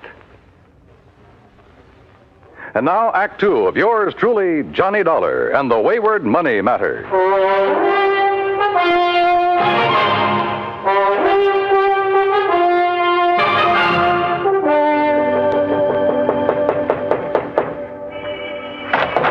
Yes, what do you want? Mrs. Cockerly? I'm Mrs. Cockerly. Who are you? Johnny Dollar, insurance investigator. Insurance investigator? I haven't even filed a claim on Elmer yet. Oh, you think your husband is dead, Mrs. Cockerly? Well, of course he is. You think for a minute he'd walk out on me? That's why you think he's dead? Ain't that enough? You've talked with Mr. Trillingham this morning. Of course I have. He wanted to know where Elmer was. I wanted to know where Elmer was. Neither of us knowed, so that was that.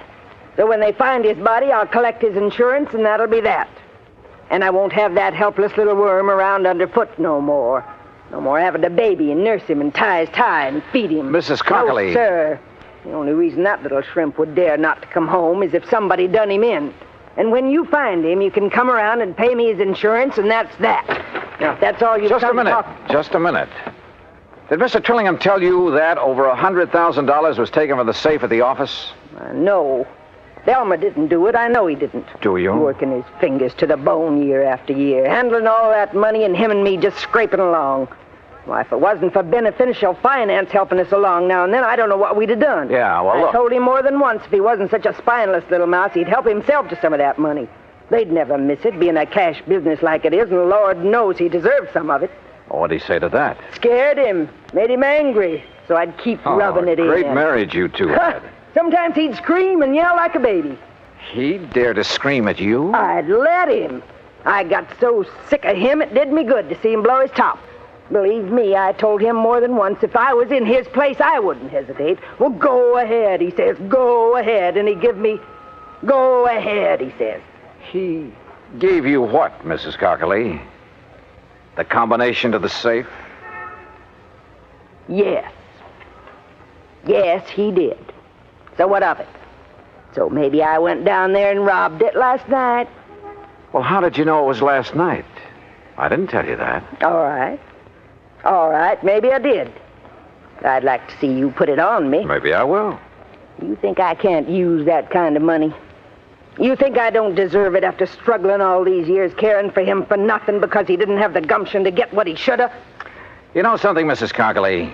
I doubt if you ever gave him a chance to show any gumption. Huh? Do you know Elmer? Did you ever see him? No. Then look. Look at his picture here on the hall table. All right. A baby, that's all he is. All or right. was. You've made with a lot of big, noisy talk. Now, just Probably most of it's a lie. I don't believe you'd live 10 minutes with a man if you really felt that way about him. Look, mister. But there must be some reason for it. Some reason for trying to make me suspect you. I told you. Maybe I did do it. Did you? But I'd like to see you prove it. Well, I don't think you did. I'd like to see you prove that. I think all you're trying to do is cover up for him, protect him. And I'll say this, you're taking a mighty offbeat way to do it. Now listen. Where is he? You really think little Elmer could have... No. No, he really didn't have the gumption. All right, who else? He couldn't have, Mr. Dollar. Outside of his books and figures at that office, he could hardly take care of himself. That's why he needed me, to tell him what to do and feed him and take care of him. Well, this is quite a change of pace, Mrs. Cockley. So maybe I did make him toe the line. So what about it? He liked it. Some people are that way, just like me. I gotta have somebody I can lord it over him. Anything wrong with that? Well... I don't believe a thing you said. Oh, you don't? Now, where is he? Where is Elmer? I don't know. And if he didn't rob that safe, who did? He couldn't. How should I know? Why don't you ask that August Trillingham, his fancy boss that's kept him and me starving all these years? Did you think of him? Everybody's a suspect at a time like this. Dear August. Including his you. Friend, the boss. Used to go catfishing together up the creek. Great privilege for poor little Elmer to go fishing with the boss who made all the money. That's where I thought he was last night when he didn't come home to supper. When he wasn't home all night, poor dear. All right, Mrs. Cockley, just quit acting. Acting? Somebody stole that Now, money, and listen. apparently only 3 people knew the combination of that safe. Trillingham, your husband, and you. I tell you, go ask that Trillingham. But only one of the 3 has run out, disappeared. No. No, I'll never believe that Elmer did it. He could. Sure he could. Anybody could. Now, where is he? I don't know. I think you do. No. And you're trying to protect him. Or are you waiting to hear from him so you can join him and the money? That isn't true. Then why isn't he here, if half of what you told me is true? Because go answer the phone. Hello. Yes, I'm her. Who?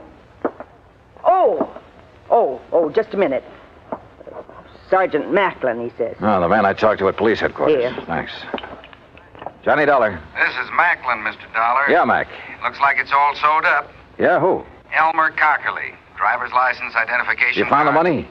Well, what's left of it. They got the money, did they? You know what Cockley looks like? I've seen his picture. Well, then maybe you better come out here. Where? Hance's Bridge. Hance's Bridge. That's where Yeah, Elmer used to go it's, catfishing all the time. It's about 9 miles up the creek north of town. Okay, I'll see you there. Yeah, I want you to see if you can identify Cockley's body. Oh, I see. Act 3 of yours truly, Johnny Dollar, in a moment. And now, Act 3 of yours truly, Johnny Dollar, and the Wayward Money Matter.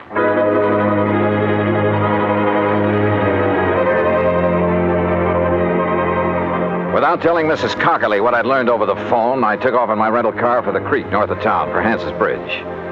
Yeah, this was a crazy case if ever there was one. Elmer Cockerly, bookkeeper for the tobacco company, was the only real suspect in the $104,000 robbery.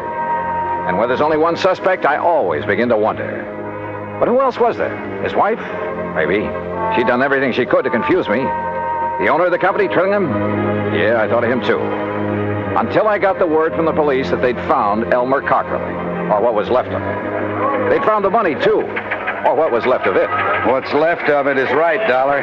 I'm afraid most of that $100,000 went floating down the creek when Cockerly and his car rolled over into it. Well, we'll see how much of the dough is still inside when we get the car up on the bank. How do you figure it happened, Sergeant? Well, the old boy was making his getaway is all. Going too fast when he hit the turn onto the bridge and plop-o into the creek. Wouldn't there be skid marks, Mac? Well, he wouldn't have to be going very fast. Now, look. Car's up on the bank now. Come on. Yeah. How do you know it's Elmer Cockerly inside of it? License number. And one of the boys dove in, brought up his wallet. Well, here she is, Sergeant. High and wet. Okay, Les. We'll have a look. Only a few small bills in there. Rest of the dough must be out in Chesapeake Bay by now. All right, boys. Take a look, Dollar. Is that Cockerly in there? Yeah, that's Elmer. Do you think he drowned? Yeah, or banged around so hard when the car plunged in that... Look. See the bruises on his face and chest? Yeah. Not pretty. And Mac. Well, that's that. Just one more who tried and didn't get away with it. I wonder when they'll learn that it just... What's that? A little scrap of paper out of his pocket. Huh? Torn. Only part of it, see? Night. Pants. Cat. And Mac, look here. Yeah, what? This bruise, this mark on the back of his head. Yeah, he really got banged around. Show me one thing in this car that could leave a mark like this. Well, most anything. Door handle, top of the steering pole. No, sir. All the other bruises are on his face, his chest. And there's only one thing I know that leaves a mark like this. Better get the coroner out here before you touch anything. See you later. But look, where are you going? I'll see you later. Now, what under the... Yes, I heard it from the police department, Mr. Dollar, and well, in spite of what I told you earlier, it's hard to believe. Yeah, it is. He'd been such a loyal soul all those years. But I suppose all that cash, and it was a bit more than we usually kept in the safe, I suppose it was just too much of a temptation for him. Or for any other man. Huh? Even you, for instance. What? Are you joking? So it's not funny. So, business has been pretty bad lately. I didn't say that, Mr. Dollar. I merely said that... I know what you said, Trillingham. And I remember now what I'd heard about your big success in Florida real estate back in the 20s. Well, I don't see what... You were one of those guys who sold a lot of swamp and jungle, some of it underwater, to suckers from up north. I was young, an opportunist in those You were days. a crook. You're a crook now. And a killer. Mr. Dollar... What a natural to hang it on. Poor, timid little Elmer Cockerly. Sure, why not? He'd be the natural suspect in anybody's book. Do you realize what you're accusing me of? Let's go fishing. Catfishing. Tonight at Hans's Bridge. Only you shouldn't have put it into a note to him. What note? The one I found on his body. So you met him there. You slugged him, put him behind the wheel of his car, then ran it down the embankment into the creek. You thought the rolling over would account for any bruises he'd get. Listen, But not that mark on the back of his head, the one made by the butt of a .38 special. I've seen too many of them, Trillingham. Oh, I see. You still have it. That's right. And I'll use it. You didn't get away with murdering Elmer. You'd never get away killing me. I could go a long ways on $100,000. And before I let you stop me... Mr. Dollar, the police told me poor Elmer has... Close that door. You did it. Quiet. I don't know how, but you killed him. Quiet and close that... Oh, I'll do it myself. Oh, Buster!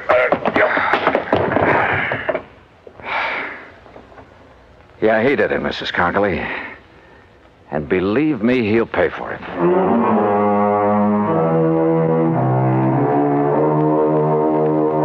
Well, so ends another dirty chapter in the history of crime. I hope the insurance on Elmer makes up in some small way for Mrs. Cockley's loss of her, well, I was going to say husband, but I guess Elmer was kind of a baby to her, to manage, to browbeat, and to love. Expense account total, including transportation back to Hartford, $104.70. Yours truly, Johnny Dollar.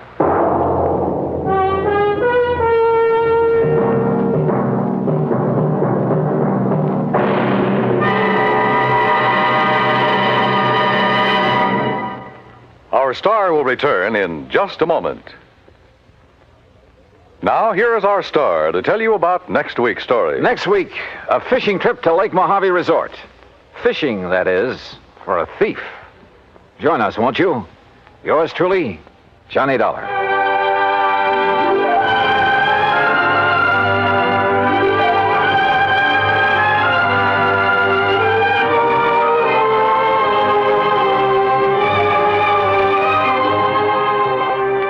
Truly, Johnny Dollar, starring Bob Bailey, originates in Hollywood and is produced and directed by Jack Johnstone, who also wrote today's story. Heard in our cast were Virginia Gregg, Edgar Barrier, Alan Reed, Vic Perrin, and Frank Nelson. Be sure to join us next week, same time and station, for another exciting story of yours truly, Johnny Dollar. This is Dan Cubberly speaking.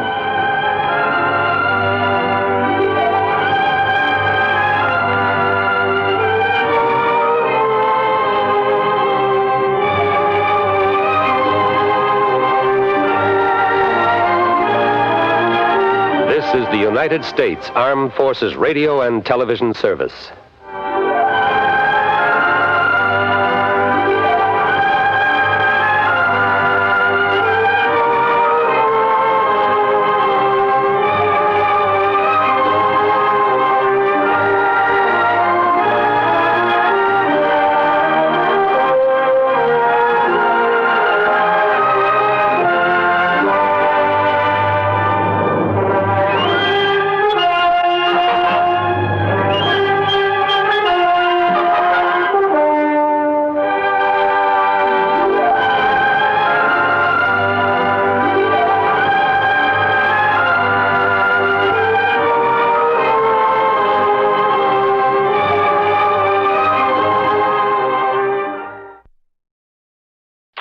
Johnny Dollar.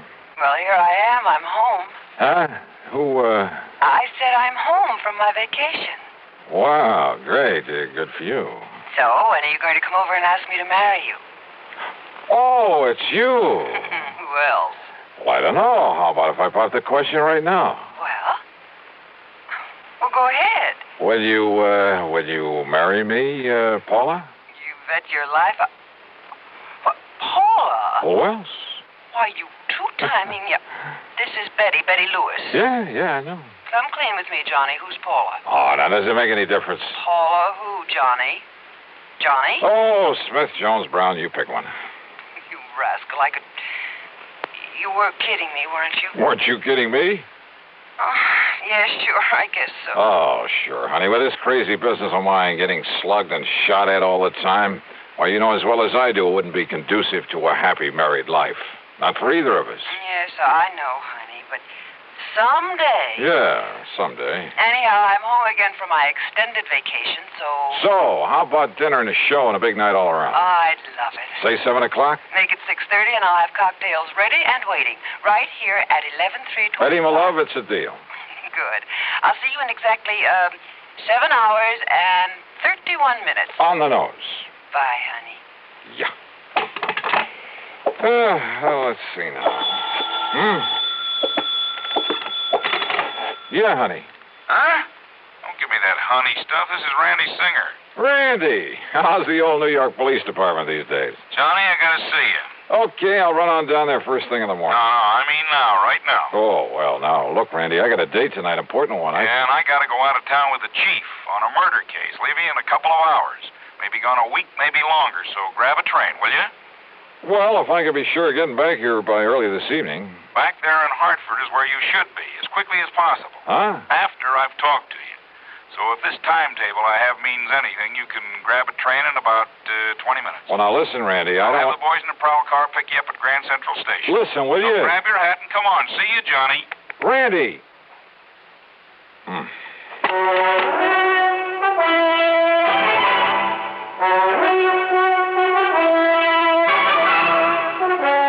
CBS Radio brings you Bob Bailey in the exciting adventures of the man with the action-packed expense account, America's fabulous freelance insurance investigator. Yours truly, Johnny Dollar.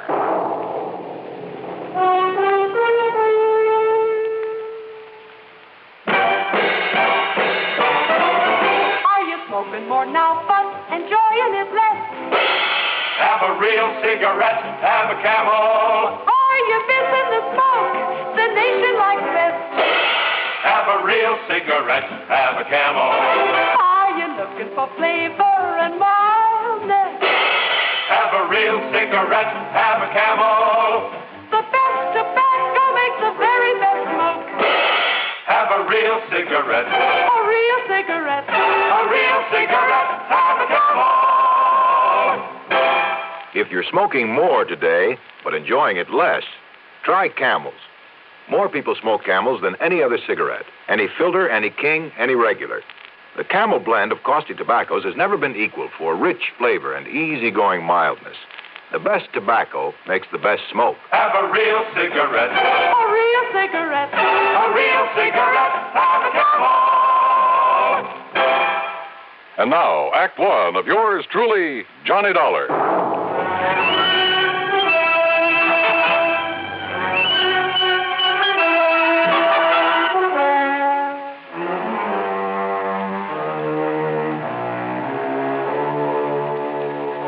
Expense account submitted by Special Investigator Johnny Dollar to the Universal Adjustment Bureau, Hartford, Connecticut. Attention, Mr. Pat McCracken. Following is an account of expenses incurred during my investigation of the double identity matter. Pat, you have an assignment to this case, but it does concern some of the insurance companies that Universal Adjustment Bureau services. And if there's any question about reimbursing me for whatever charges I may run up, well, read on. Expense account item 1, $495, taxi to the station and a train down to New York. As promised, Lieutenant Randy Singer had a prowl car waiting for me at Grand Central, and a few minutes later I barged into his office in the Homicide Division of the 18th Precinct. Okay, Conroy, okay. Just go tell the chief I'll be ready to leave by the time he is. Now, go ahead. Yes, sir, Lieutenant. Sit down, Johnny. Glad you could make it. All right. Tell me one thing, Randy. Is this an insurance matter? It sure is, or rather, they are. They? Maybe you weren't called in on them, but, brother, you should have been. Here, look here.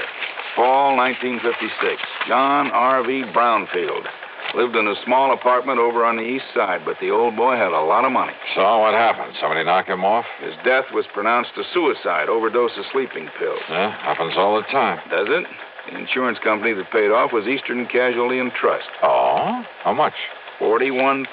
Beneficiary? His wife. He'd only been married to her a couple of months. And after she collected, well, she just sort of dropped out of sight. Ask me, a lot of those companies of yours pay off too fast. Now, what do you mean by that? Listen, September 1957. Franklin P. Ogborn died the same way. Insurance paid to his widow was $30,000. Tri-Mutual Insurance Company. Well, now, Randy, the mere fact that he also died from an overdose... Listen, will you? August 1958. Peter William Gerhardt. Same thing. His widow collected $50,000. Are you trying to say you don't think they were suicides, Randy? I'd bet my bottom dollar on it. Why? Now, here's the last one, middle of last month. William Earl Chadwick. $25,000 to the widow. I said, why? Johnny, in every case, the marriage was only a few weeks old. A good-looking young girl and a wealthy old man. Also, circumstances of death were exactly the same. Exactly. Ah, you investigate them all yourself? No, they all occurred in different precincts. So until I started digging through these files, until I realized that all these men had been married, and for only a short time, mind you, had all been married to the same girl. What? Yes, sir. You're sure of that? She used a different name every time, and we have no pictures of her, but Johnny, according to the description by all the people who'd seen her, well, Johnny, it's one and the same gal. Okay, Randy, as long as there was insurance paid by some of the companies I work for. Right. Now, so far, I've been running this down alone on my own hook until I could really spot her. So what happens when I finally do locate this dame? I'll bite. What happens? She turns up outside my bailiwick. Also, I suddenly got to go out of town for a week, maybe longer. But you, being right there. Yeah, right where? Hartford. That's where I've traced her to. Oh? Do you know her name? Sure do. So I'm handing it over to you, Johnny. You've done me a lot of favors over the years, so, well, maybe you can collect yourself a nice commission. Oh, what is her name, Randy? She lives at 11325 East Maple Drive. 11325. That's right, and she goes by the name of Lewis. What? Yep, Betty Lewis. Oh, what's the matter, Johnny?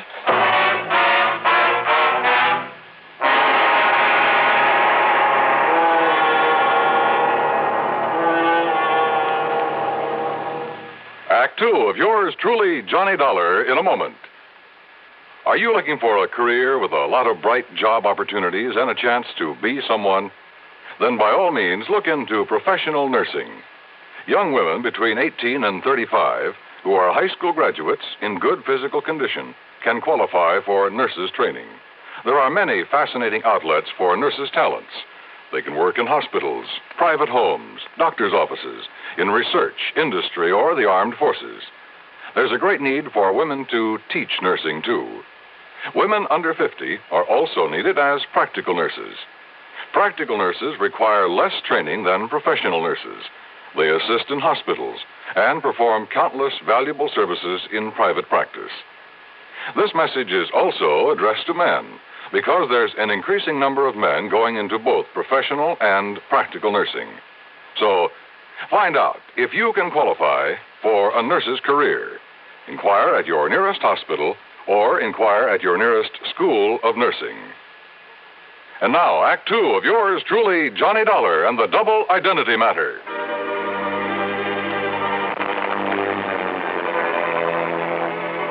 I went over the files on the so-called suicides word for word.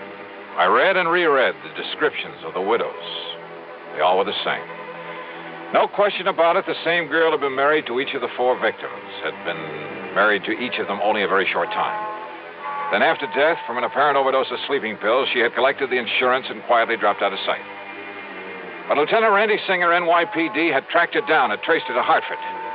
And according to him, according to the description, she was Betty Lewis of 11325 East Maple Drive.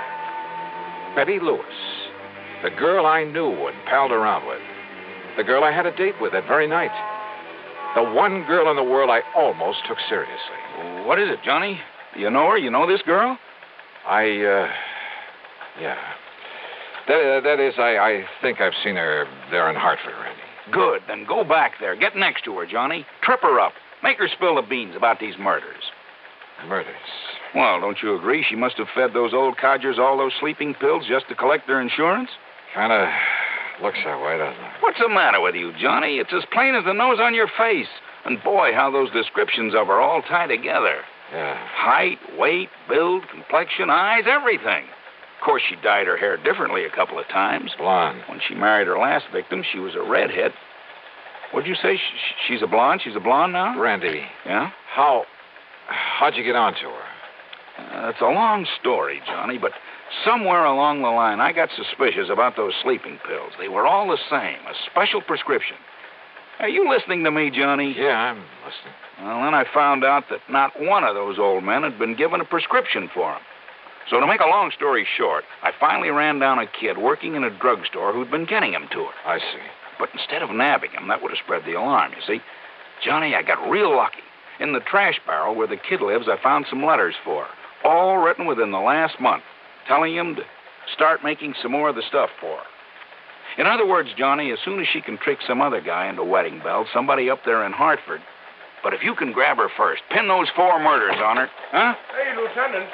Yeah, Conroy, what do you want? That newspaper reporter that was here to see you. Huh? What newspaper reporter? I told him you was tied up with Johnny Dollar on that suicide run. You what? Well, I seen them files there on your desk. Conroy, you dope, when the chief and I get back from this trip, That's another thing, Lieutenant. Huh? The chief said if you don't want to start pounding a beat again, Well, you see, he's been waiting out front for you for about 5 minutes. Conroy, you crazy. Why did you say so? Tell him I'm coming. I'm coming right away. Yes, sir. I'll tell you. Johnny, will you take it from here? Down. Sure, Andy. Attaboy. It's truly Johnny Dollar in a moment. Meet star Stuart Irwin. Nothing's worse for an actor than a nasty cold. To feel better quickly, I take wonderful 4-way cold tablets. A fast way to relieve cold distress. Right. Tests of all the leading cold tablets proved 4-way fastest acting. 4-way starts in minutes to relieve muscular pains, headache, reduce fever, calm upset stomach, also overcomes irregularity. Take my advice. For your next cold, take 4-way cold tablets. The fast way to relieve those cold miseries. 4-way, only 29 cents. And now here's a word about another fine product of Grove Laboratories. To get rid of embarrassing dandruff in 3 minutes, change to Fitch Dandruff Remover Shampoo. 3 minutes with Fitch regularly is guaranteed to keep unsightly dandruff away forever. Apply Fitch before wetting hair, rub in 1 minute. Add water, lather 1 minute. Then rinse 1 minute. Every trace of dandruff goes down the drain. 3 minutes with Fitch and embarrassing dandruff's gone. At the same time, Fitch can brighten hair up to 35%. Get Fitch Dandruff Remover Shampoo today. And now, Act 3 of yours truly, Johnny Dollar. Hi, Johnny. Betty, what are you... what are you doing here? Hey, don't I even get a kiss after being away for a solid month? Betty, tell me. And don't you think I'm the one who's entitled to ask the questions? After all, honey, you stood me up. Or did you completely forget about our date for this evening? Listen, will you? Much as I hate to admit it, I guess maybe you were right, darling. Yeah? About what? No decent kind of a married life, that sort of thing. You wore out on some case, I suppose. Yeah. But you know something? I'm just not going to give up on you, Johnny Dollar. One of these days... Yeah, Betty. Now, listen. Well, what is it, Johnny? What's the matter? How did you get in here, Betty? Well, when you didn't come for me as you promised, and when you didn't answer the telephone, well, I was afraid something terrible might have happened to you, so I drove on over here to see you. The door was wide open, so I just came on in. I started looking around for you in the den and the bedroom, and then... Well, that's when you came in. Betty, your vacation. Well, it's about time you asked me about that. I missed you while I was away, honey. A whole long month. I mean, where did you go? You didn't get all those pretty postcards I sent you? From the Poconos and Atlantic City and New York? New York. How long in New York? Oh, a couple of days going and a couple of days coming back. That's all? Of course it is. Johnny, whatever's the matter with you? Your hair, Betty. What? What color was it before? Well, I like that. What color? Tell me. You mean to say you think I dye or bleach it or something? You know very well that I... Johnny, what's come over you? My desk there. Well, yes, I wondered about that, darling. I hope you're not always that sloppy, leaving things scattered around that way. All right, Betty, listen. And do you always leave that window to the fire escape open when you go out?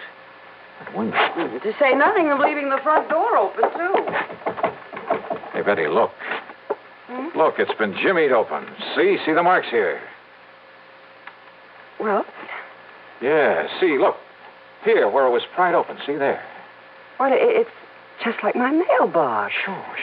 You seem almost happy about it. Well, maybe I am. Or did you think maybe I had... Only you know darn well I can't even use a can opener properly. Well, now, listen, Johnny, will you please tell me what this is all about? Why are you acting so strangely? Betty Lewis. What? Listen, darling, has all this big mystery anything to do with that newspaper headline I saw? Some kind of a suicide case? You don't know anything about that.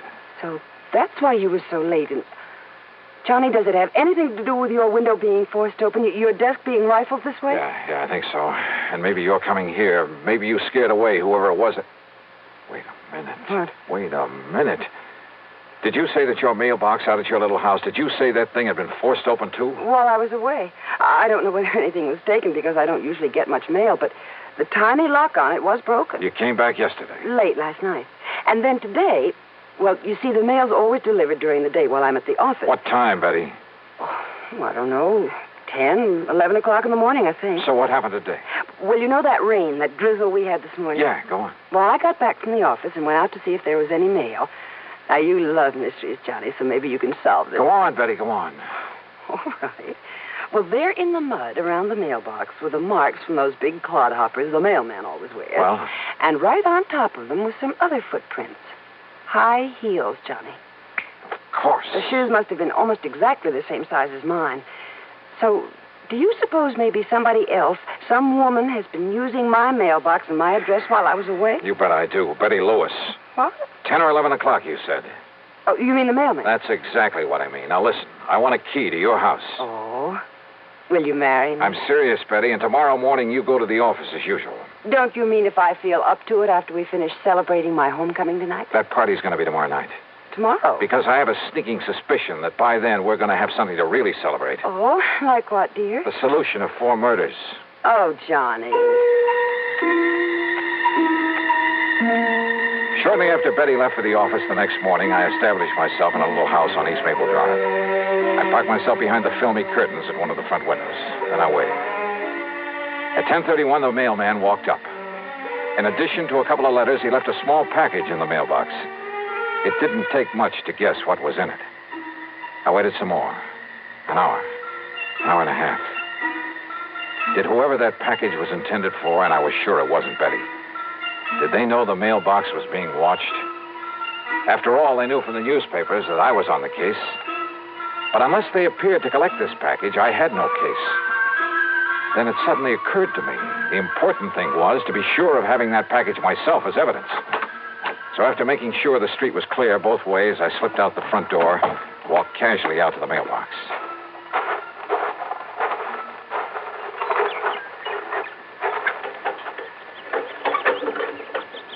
Aha.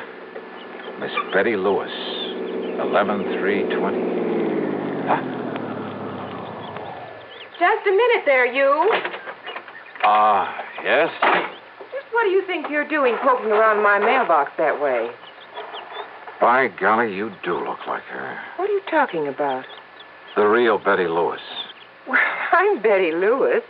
Now, if you don't mind, that package you just took out of the mailbox. Sorry, miss, whatever your name is, but I need it as part of the evidence. Evidence? Yeah. That'll pin the murders of 4 husbands on you. Johnny Dollar. That's right. All right. Give me that package. Oh, put that thing down, lady. I'll pull the trigger, Johnny, if you don't give me that package. Give it to me. Okay. Whatever you say. You dirty... Maybe you're a lousy shot. No, you're hurting me. Oh. Okay, now back in your car. Now listen, Johnny, listen. Get in. Listen, Johnny, I'll make a deal with you. And you're driving, lady. Right straight to police headquarters.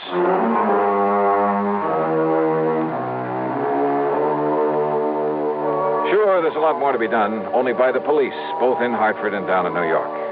But there's not much doubt about the outcome, especially since the kid who supplied the drugs broke down and said plenty. The insurance companies, well, the money she had left can be prorated among them, and that'll be that. My problem, of course, will be explaining things to Betty. But you know something? That may have its pleasant aspects, too. So expense account total, well, call it $20, provided there's also a fee on this one. Yours truly, Johnny Dollar.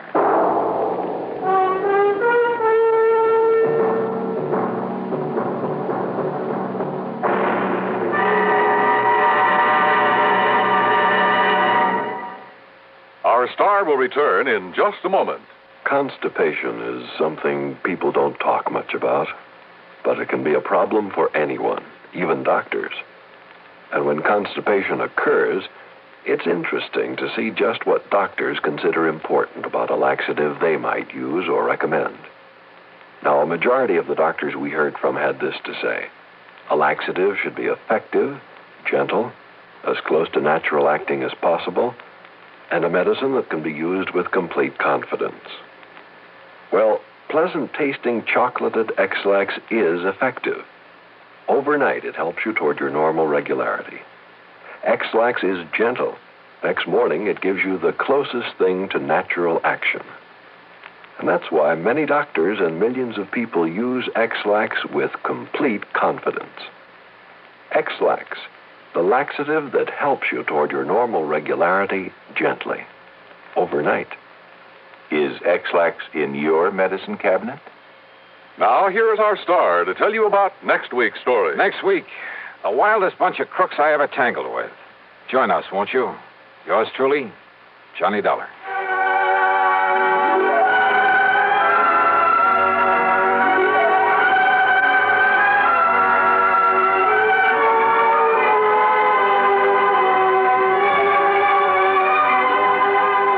Yours truly, Johnny Dollar, starring Bob Bailey, originates in Hollywood and is written, produced, and directed by Jack Johnstone. Heard in our cast were Joan Banks, Lillian Baeff, Herb Vigran, and G. Stanley Jones. Be sure to join us next week, same time and station, for another exciting story of yours truly, Johnny Dollar.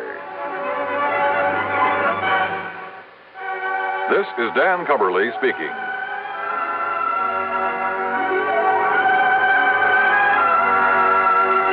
Fate stacks the cards against a jittery gamble in suspense. Next from the CBS Radio Network.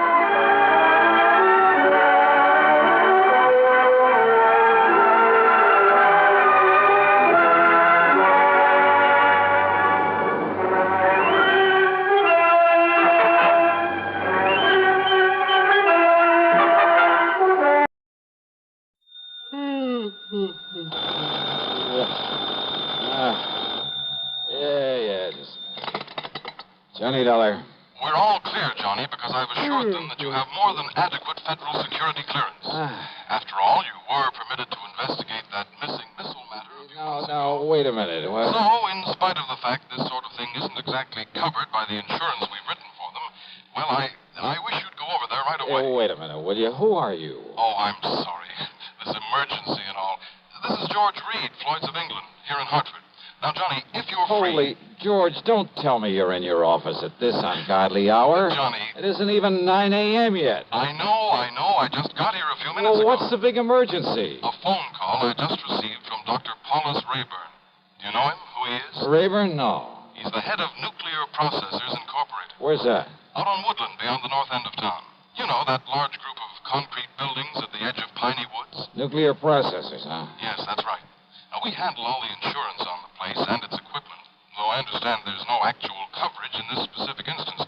Nonetheless... What do you mean? Nonetheless, because they're a client, in view of our reputation for extraordinary service at all times, plus the sizable premiums we collect from them, well, I hardly think we should let this call... Yeah, well, what's bothering this Dr. Rayburn out there? Something very important has been stolen, he tells me. Like what? I don't know, he wouldn't say. But he did imply it's something vital to the outer space rocketry program.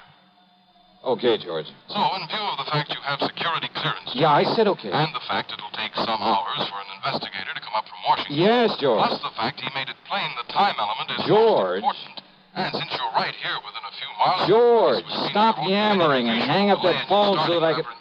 Okay, baby. Oh.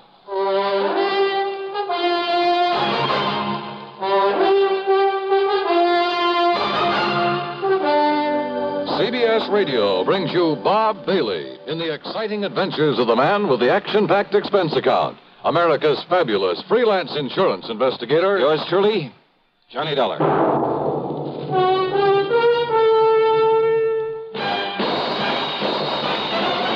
Are you smoking more now, but enjoying it less? Have a real cigarette, have a Camel. The best tobacco makes the very best smoke. Have a real cigarette, have a Camel. Are you looking for flavor and mildness? Have a real cigarette, have a Camel. The best tobacco makes the very best smoke. Have a real cigarette, a real cigarette, a real cigarette, have a Camel.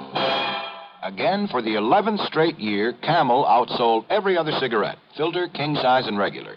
The best tobacco makes the best smoke. So if you're smoking more now but enjoying it less, change to Camels. Get more real satisfaction every time. Start to really enjoy smoking again. Have a real cigarette, a real cigarette, a real cigarette, have a Camel. And now, Act One of yours truly, Johnny Dollar.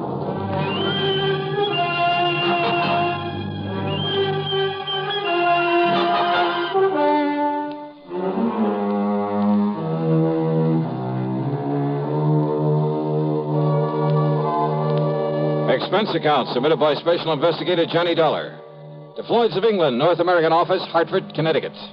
The following is an account of expenses incurred during my investigation of the Nuclear Goof Matter. Expense account item 1, 40 cents for some coffee and a couple of soggy donuts along the way during my drive out to nuclear processors. A tall, heavy wire fence surrounded a group of squat, windowless buildings, partially hidden by the huge oak and fir trees of Piney Woods. At a sort of glorified sentry box beside the gate stood not one, but 3 armed guards. One of them was chewing out the other 2. But he stopped long enough to look over my credentials, make a phone call from inside the sentry box, then open the gate for me. He directed me to a big steel door in the otherwise unbroken face of one of the nearby buildings. There, after I'd parked my car, another guard took me inside.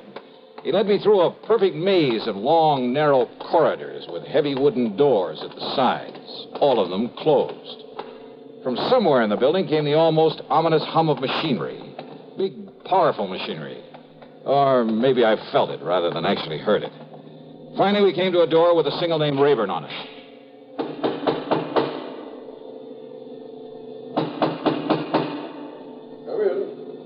Come in, Mr. Dollar. Dr. Rayburn? Come in and sit down, Mr. Dollar. Thanks. Only how do you stand it in here, Doctor? I beg your pardon? Oh, compared with this place, the city morgue is real cheerful. I'm afraid these buildings were put here not for decoration, but to carry on the very important scientific work we have undertaken. Yeah, something to do with rocketry, I understand. Partially. And does that mean space probes, lunar shots, atomic missiles, and so on? Yes, something of the sort. Now, the time is of the very essence, Mr. Dollar. I take it Mr. Reed of Floyd's of England was somewhat vague about why I asked for you? Oh, that's the understatement of the week. But he told me something's been stolen. Yes. A minutely small quantity of a highly radioactive substance that is vital to a new concept in cyclotrons. That is to say, atom smashing. Oh, something like radium or uranium or strontium or... Yes, something like one of those elements. The point is that outside of the protective paramagnetic field in which we keep it here, it can become dangerous. Terribly dangerous. Within a matter of hours. Oh, how dangerous? The tiny amount in the container that was stolen. Well, that container, made of lead, is no larger than this book, by the way. Well, Dollar, although its chain reaction is limited, there's enough in that container to wipe out a small city. What you said within a matter of hours, Doctor. The chain reaction could begin in anywhere from 4 to 6 hours from the time it left here, depending on temperature and whatever shocks and vibration to which it might be subjected. Then unless it's found, brought back here. Exactly. That is why I was afraid to wait for the men to get up here from Washington. But you have told them about this. I've told them everything. They promised to have men up here immediately. Do you know exactly when the stuff was stolen? It's now 9:34. Yeah. Dr. Rallinoff left here with this material at exactly 7:46. Rallinoff? Dr. Igor Rallinoff, the man who stole it from us. But if you know... If only he knew the potential, the terrible potential destructive power of this thing he's carrying about with him. You must find him, Mr. Dollar. It must be returned to us before it's too late. Here's Hollywood star Mona Freeman. Who feels like acting with a miserable cold? I relieve cold distress the fast way with 4-way cold tablets. Yes, tests of all the leading cold tablets proved 4-way fastest acting. Amazing 4-way starts in minutes to relieve muscular pains and headache, reduce fever, calm upset stomach, also overcomes irregularity. When a cold strikes, do what I do. Take 4-way cold tablets. It's the fast way to relieve nasty cold distress and feel better quickly. 4-way, only 29 cents. Now, here's a word about another fine product of Grove Laboratories. Does dandruff dull your hair, leave scalp itchy? Get Fitch Dandruff Remover Shampoo and get rid of unsightly dandruff in 3 minutes. 3 minutes with Fitch regularly is guaranteed to keep embarrassing dandruff away forever. Apply Fitch before wetting hair, rub in 1 minute. Add water, lather 1 minute. Rinse 1 minute. Every trace of dandruff goes down the drain. 3 minutes with Fitch, unsightly dandruff's gone. Fitch can also leave your hair up to 35% brighter. Fitch Dandruff Remover Shampoo. And now, Act 2 of yours truly, Johnny Dollar and the Nuclear Goof Matter.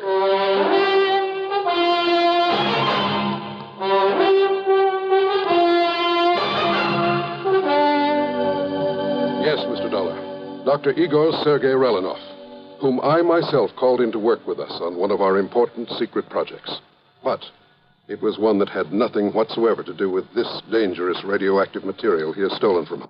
He does not realize the potential death and destruction he's carrying about with him. He doesn't know what it is?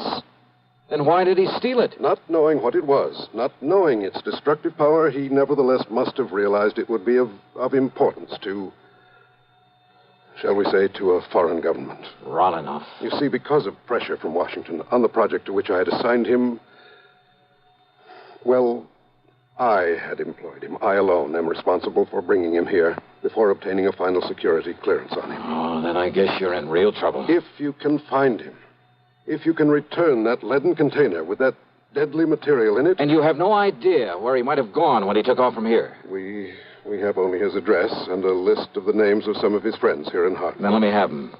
Yes, of course. I'll have my secretary get them for you right away. I don't know who your contacts in Washington are, but have you notified the FBI of this? Not yet. After all, Mr. Then do Dollar... it right away. Call the New York office. If nothing else, they'll at least be able to tell you if this Relinov is a spy. I'm afraid he can be nothing else.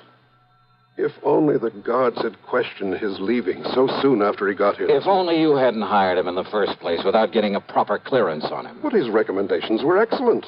His references. I got no negative reports. Oh, let's face it, Doctor. You're in trouble, whether we find him or not. I know. To say nothing of what'll happen if heat or vibration or something triggers off that chain reaction you were talking about. Or even just the passage of time. I know. Give me those names and addresses.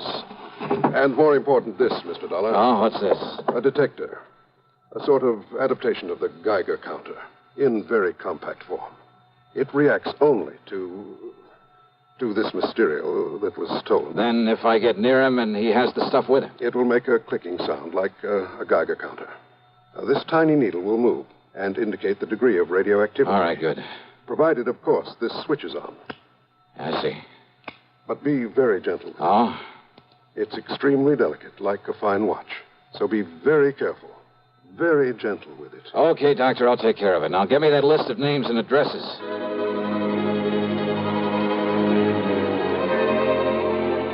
Expense account item 2420 for a tank full of gas, and I really stepped on it getting back to town. The delicate little instrument on the seat of the car beside me. Simple-looking device. A tiny metal box with a switch on the front, a dial on the face of it with a needle pointing at 0, even when I turned on the switch. Even the radium on the dial of my wristwatch got no response from it. I decided to go first to Relinov's address, way the other side of town, south of Colt Park. Then it suddenly occurred to me that in all the rush, I'd failed to get a description of the man I was looking for, or even a photograph of him. Oh, sure, with a name like Relinov and a scientist, it wouldn't be too hard to picture him mentally in a general sort of way. And if there was a landlord or landlady at the place he lived, even a neighbor, I could get all the description of him I'd need. Nonetheless, within a few blocks of the place, I decided to stop somewhere and telephone Dr. Rayburn. You know something? That decision got me nothing but trouble and delay. At the next corner was a drugstore. I knew there'd be a phone booth. I watched a bus pull away from the corner, then drove in to park, not seeing the young fellow who just stepped off the bus until it was too late. Good Lord, I've killed him.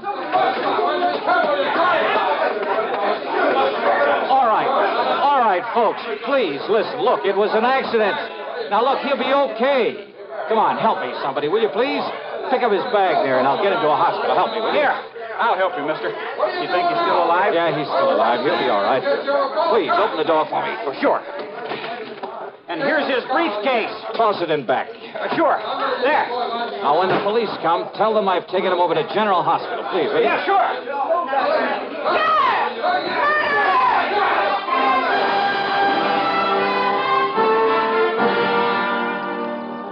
The nice-looking young blonde fellow I'd struck down was still unconscious when I got him to the hospital, but apparently had no broken bones or internal injuries.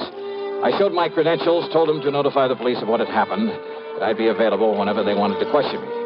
I told them to give them the best possible care, that I'd foot the bill. Then I went back to my car and took off again, cursing the delay that my own carelessness had brought about, because I knew the terrible danger to wherever Relinov might be because of the deadly package he was carrying, because of the... And then I saw it, where the shock and impact of my sudden stop had knocked it to the floor when I'd struck the young blonde fellow. The delicate device that could have been the one, the only way of detecting that radioactive material. My one sure way of spotting Rolinoff.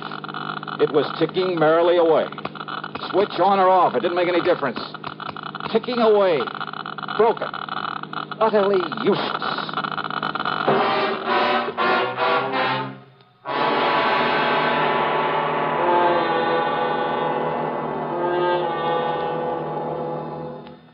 We'll continue with the third act of yours truly, Johnny Dollar, in exactly 1 minute. Constipation can be a problem for anyone, even doctors.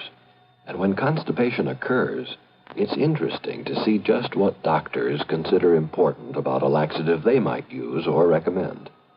Well, a majority of the doctors we heard from had this to say. A laxative should be effective, gentle, as close to natural acting as possible, and a medicine that can be used with complete confidence. Now, X-Lax has been popular with many doctors and millions of people over the years because chocolated X-Lax is effective. Overnight, it helps you toward your normal regularity. X-Lax is gentle. Next morning, it gives you the closest thing to natural action. And that's why many doctors and millions of people use X-Lax with complete confidence.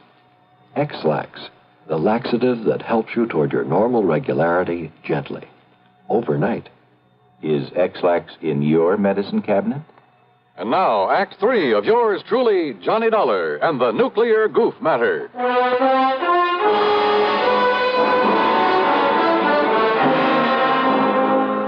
Driving fast, but a lot more carefully, I went to Rolinoff's address. On a nondescript sort of side street, it turned out to be a rather cheap-looking rooming house. Hardly the kind of place you'd expect to be the residence of an important scientist. But it was the address Dr. Raven had given me. And if I could find there some clue as to where he was, where he'd gone. Come on. What's the matter with you? This door ain't locked. Listen, ma'am. You Mr. Parker, the man that telephoned? Parker? No, listen. Dr. Rolinoff's room. Room? Well, he's got 3 of them, regular apartments. Yeah, where? Only you won't find him there. Not him, anyway. Where, I said. Please, come on. Well, it's up on the 3rd floor. Okay, thanks. Got the whole floor, he has. Okay. Who are you? What do you want, anyhow?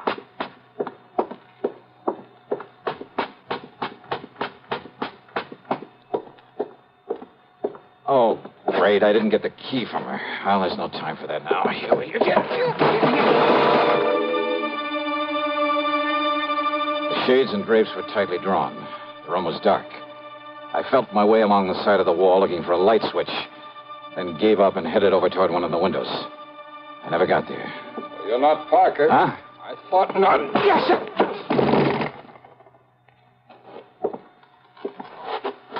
No bag with you, so you aren't Rolinoff either. Okay, then, buddy, let's have some light in here and see who you are. If you're one of his pals, come here to... What? No, you can't. Oh. Brother, you certainly look like... Well, maybe you got some identification.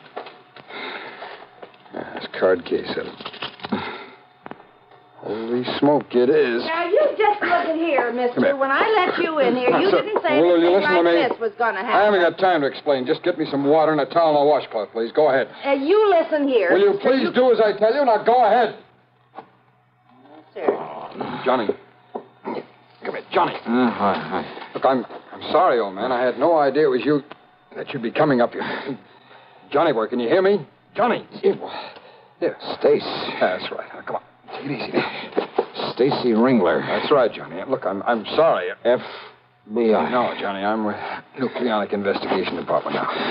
Easy, baby. Then it's you I got to thank for this. Yeah, Johnny, and I'm sorry as the devil. I had no way of knowing it. You all right? All right, now listen to me, Johnny. Yeah, Stacy. Listen. You're working on that stuff that was stolen from nuclear processing? Yeah, that's... Harry Parker and I came up from Washington on it. Yeah, We Parker came in by jet. Now listen. Rolinoff must have thought he had plenty of time, that they wouldn't miss that stuff until tomorrow when they planned to work on it. Uh-huh. Well, rather than arouse suspicion by galloping out of town, he was taking his time. But we got here in a big hurry. All right. I holed up here in his rooms, and Parker was checking on how he'd get over here from that plant in case he came back here. Are you listening to me? I'm listening. Go ahead. He was there in the drugstore at the bus stop. He was about to close in on Ralanoff when you ran him down. When I what? You ran him down, Johnny. Ralanoff, with your car. That young, good-looking blonde guy? Yes. That was Ralanoff? That was Ralanoff. And Stace. Parker couldn't get through to him with that crowd around him. He didn't have time. He just saw you pile him into your car and take off. And I, not knowing who he was. Thanks to a couple of traffic cops where you tore through some red lights, he traced you to the hospital. You'd left, but he put the cuffs on Ralanoff. And you didn't know who he was. Oh, I was kicking myself for my goof and running baby, him that's down. the greatest goof you ever pulled. Well, now, wait, Stace. Yeah? The radioactive material. Well, that we haven't got yet, or any sign of it. Then somebody in that mob That's right, Johnny. But don't you see, unless we can find that stuff. I know, and there isn't much time. Come on, Stace. The only thing we can do is start the search for it there at the bus stop.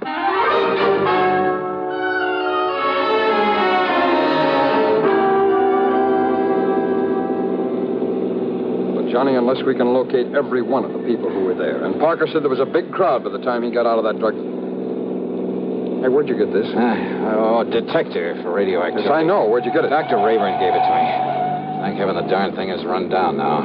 It's what? It fell off the seat. It must have got busted. What do you mean? It was clicking like mad, even with the switch off. Busted. No. Huh? Busted or not, Johnny, there's only one thing in the world that could have made it operate. So don't you see, until it ran down the tiny battery that was... You're sure of that? Of course I am. Now, where was it when you heard it make the clicking? Johnny, what's the matter? Good Lord. Well, yeah, come on. Look, behind the seat. What is it? This briefcase of yours back there? Stace, the man who helped me put him in the car. This thing? It weighs a ton. Gently, Stace. What? Not mine. Ralanoff's. Then it's weight. The lead container with the stuff in it. Then your goof really paid off. Yeah. What time is it? It's 11:38. 39. Could go off in 4 to 6 hours. After 7:46 this morning. That means we have exactly 7 minutes. Yeah. Johnny, you think we can make it back to the plant in time? Unless some sudden change in temperature, some shock or vibration sets it off. I'll drive as fast as I dare. Okay, Johnny. Hold it gently, Stace. Yeah. And maybe you'd better pray a little. Yeah.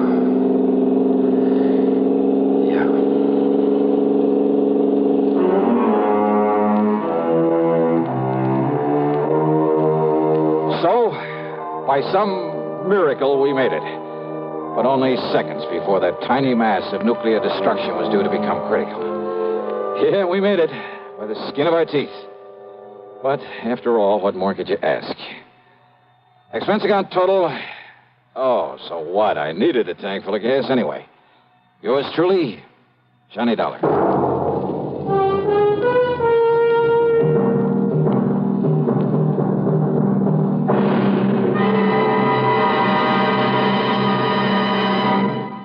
Now our star has a word or two for you about next week's show. Thank you, Daniel. You're a good man. Well, thank you, Johnny. We're going to miss you. Next week, well, let's face it. The case I have to work on has more twists and turns and angles than anything you can imagine. It's called the Merry-Go-Round Matter, and believe me, the name fits. It all starts out with the loss of a valuable object of art, but from the collection of the wildest, most unpredictable old character I've ever known. What's more, he has a friend along, another character, just to complicate matters.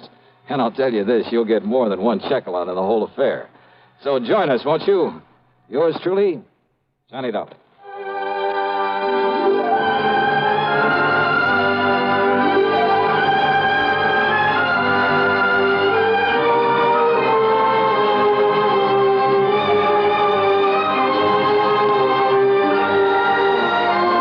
Yours truly, Johnny Dollar, starring Bob Bailey, originates in Hollywood and is written, produced, and directed by Jack Johnstone. Heard in our cast were Virginia Gregg, G. Stanley Jones, Bartlett Robinson, Sam Edwards, and Stacey Harris. Be sure to join us next week, same time and station, for another exciting story of yours truly, Johnny Dollar.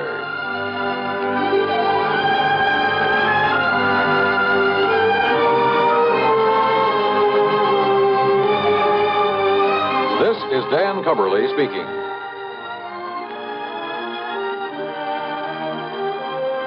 This is the CBS Radio Network. Better buys are your reward.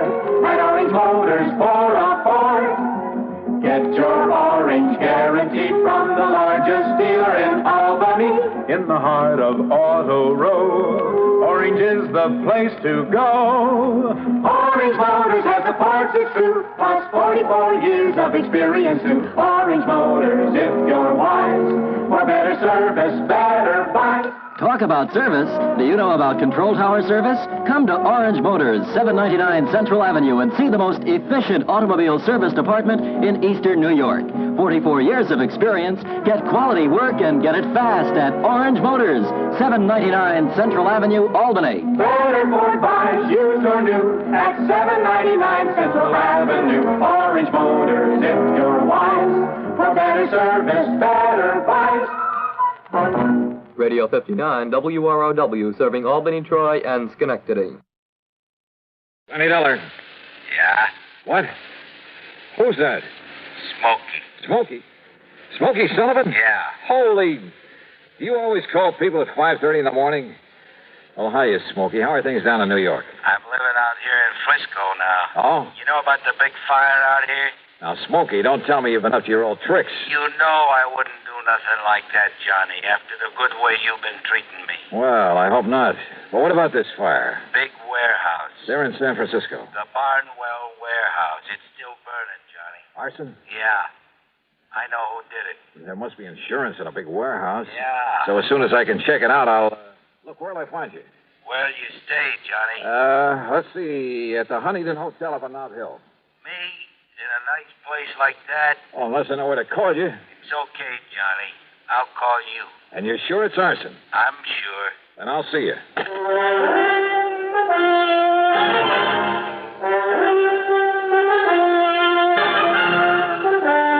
Bob Bailey in the exciting adventures of the man with the action-packed expense account. America's fabulous freelance insurance investigator. Yours truly, Johnny Dollar. A handcuffed thief makes a desperate bid to escape a frantic dope addict, crashes through a fiberboard wall at the police station house. It's part of the daily routine in New York's 16th Police Precinct, Hell's Kitchen.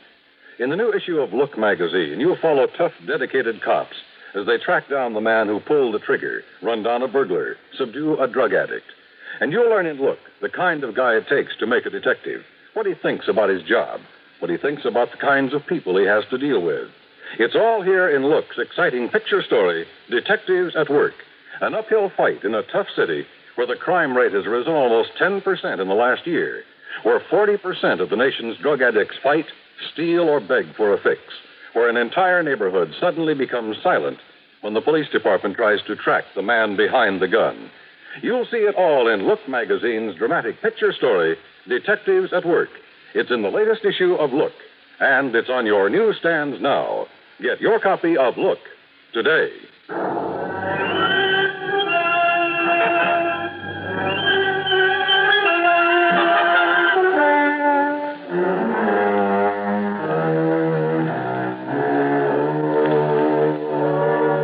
Expense account submitted by Special Investigator Johnny Dollar to the Greater Southwest Insurance Company, San Francisco office. Following is an account of expenses incurred during my investigation of the Frisco Fire Matter. First of all, I had to make sure my expenses to the West Coast wouldn't have to come out of my own pocket. So expense account item 1, 10 cents for a call that got Pat McCracken of Universal Adjustment Bureau out of his bet. I asked him to dig up some facts and figures for me in a hurry. Within 20 minutes, he called me back. Johnny Dollar. Well, Johnny, I've been on the phone to San Francisco ever since you called me. You were right. About the big fire. Yeah. How did you find out about it? Well, never mind that, Pat. Just keep talking. Well, it's a warehouse. It's owned and operated by Mr. Peter H. Barnwell. And he has an office at 1427 Camac Street. 1427 Camac. Got it. And the insurance? $340,000. Wow. Carried by Greater Southwest Insurance Company. Pat, if I hurry, I can just make plane connections. No, wait a minute, Thanks, Johnny. Pat. Thanks a lot. Item 2. 20188 plane fare, Hartford to New York to San Francisco. And believe me, those jet flights on American get you there in a hurry. I left New York at 8 a.m. and pulled into San Francisco before noon. Pacific time, of course. Item 3, a dime for a newspaper at the airport.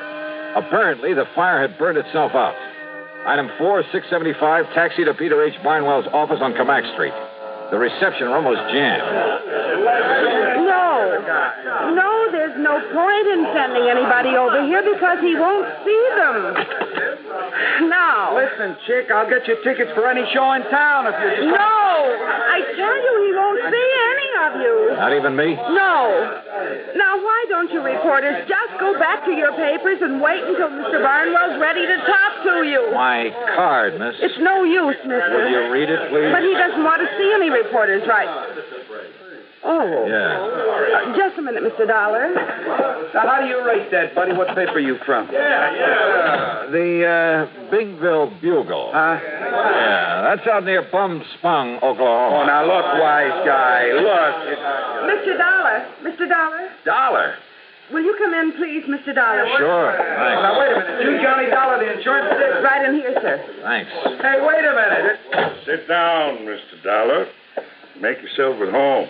Well, I must say you aren't at all upset about the loss of your warehouse. Should I be? Sit down. Sure. Mr. Dollar, that building's been a losing proposition for years. Because of its bad location, because of zoning restrictions, and the cost of tearing it down. I've done nothing but lose money on it. Oh. But I've been very careful to keep up the insurance. So, now that it's gone up in flames, I shall at long last collect on it. $340,000. That's right. And with whatever I can get from some other misguided investor for the land itself, I'll be sitting pretty. I see. Now, don't get any funny ideas, Mr. Investigator. The police have found nothing whatsoever to suggest arson. Nor will they. You sound pretty sure of that. I'm sure of it. Even if it were a job that you didn't have done? I'm sure of it. You know something, Mr. Barnwell? I'm not. So if you can be of any help in putting through my Did you hear what I said? I heard, Mr. Dollar. Doesn't worry me a bit.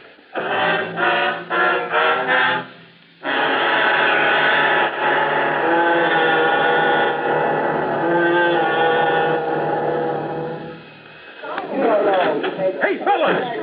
My car filter may be worth $1,000. How's that? Heard over the radio that the people who make Fram filters have a big treasure hunt on. So I checked my oil and air filter. And I'll be doggoned if there wasn't a specially marked Fram air filter that might pay me $1,000. No kidding. My service station man said whatever I win, he'll win the same amount. Told me a regular filter check is important to today's cars.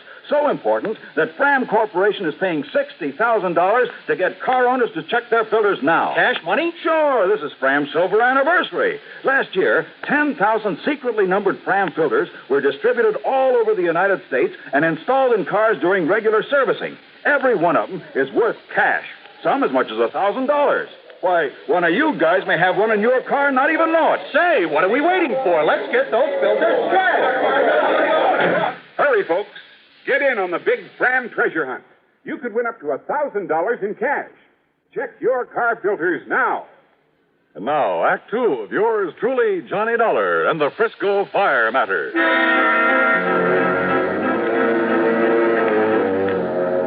Expense account item 5, $2 for a taxi. In my opinion, Peter H. Barnwell had the warehouse fire set. But opinions don't count in my business. You gotta have proof. And I hadn't yet got together with my informant, Smokey Sullivan. Smokey, once a clever arsonist himself. Later a counterfeiter, bootlegger, just about everything in the book. But from the time he helped me with a case a couple of years ago, he'd stayed on the straight and narrow. And of course, I've always paid him well for his help. Before going on to my hotel, I stopped in to see Bill Mullen of the arson squad. Yeah, the papers say you're in town, Johnny. Glad to see you. Yeah, how are you, Bill? But there's no reason for you to be here about that fire. Well, that's so? We've already found out how it started. How, Bill? Some old derelict, name of Stumpy Moran. He used to sleep there every night. Had an old iron bed and a little sort of shack on one side of that warehouse. Yeah? So last night, like a lot of the darn fools all over the country every night, he went to bed loaded and lit a cigarette. Result? No more mattress, No more shack. No more warehouse. Well, are you holding him? Also, no more Stumpy Moran. He died in the fire? Yep. And you're sure that's how it started? Johnny, when you've combed through evidence on as many cases like that as I have, there's no mistaking it. But now, Bill, listen, all the way from the source of the blaze to the empty bottle. The carbonized paper from the cigarette. The foil from the cigarette package. The hair from the mattress. 1,001 little things that the ordinary person wouldn't even think to look for. So listen. Yeah? Be a nice guy and call off the papers, will you? Why? Because they saw you over in Barnwell's office, they've decided it was arson, and they're calling us a bunch of bums. The only reason they do it is to make headlines. So call them up and tell them to lay off, will you? Set them straight. Not until I'm sure they aren't right, Bill. Huh? Now, wait a minute. What's that mean? I'll see you later.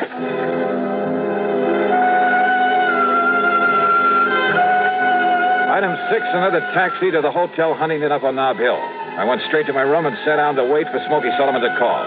I didn't have to wait long.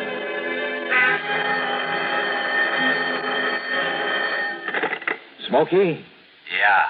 Well, I hear they found out how that fire started.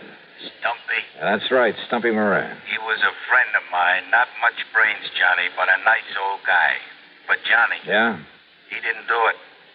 But they found all the evidence.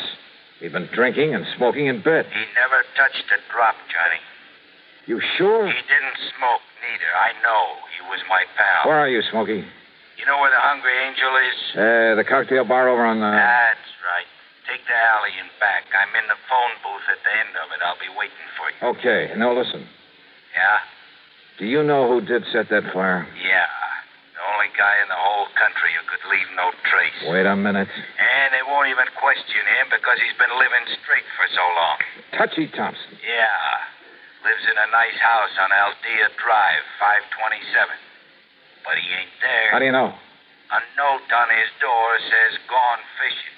You're absolutely sure it was he? I'm the only one knew where to look for his sign around that fire, and I found it there. I'll show it to you. Proof, huh? Yes, sir, Johnny. I can prove that warehouse was set by... Oh, no. Smokey. Smokey!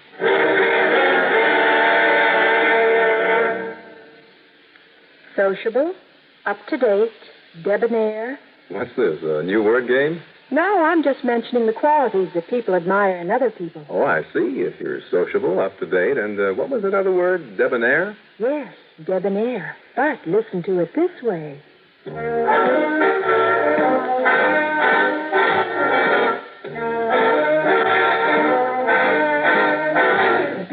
sociable, look smart, keep up to date with Pepsi, drink light, refreshing Pepsi, stay young and fair and debonair, be sociable, have a Pepsi. Notice how many of your friends are serving Pepsi-Cola these days. It's the up-to-date refreshment.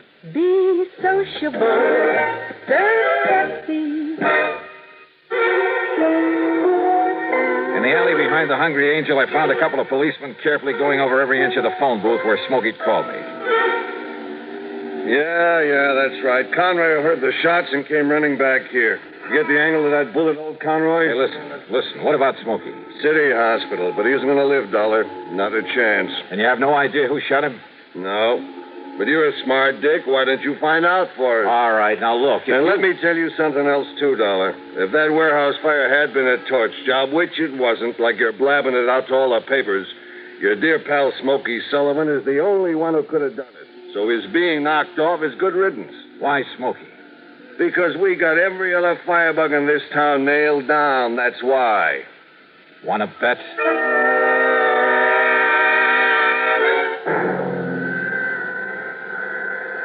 Mr. Dollar, I honestly don't understand it, considering the way one of those bullets nicked his heart. But it looks as though that man Sullivan will live. Now, the point is, Doctor, can I talk to him? Well, you can try, of course. Oh, this way, Mr. Dollar. But he was not able to give anything to the police, who just left. And listen, Doctor, do everything you can for him, will you? I'll foot the bill. Oh, very well. Right in here. Okay. You, mind if I talk to him alone? If you like. And if you can. Thanks.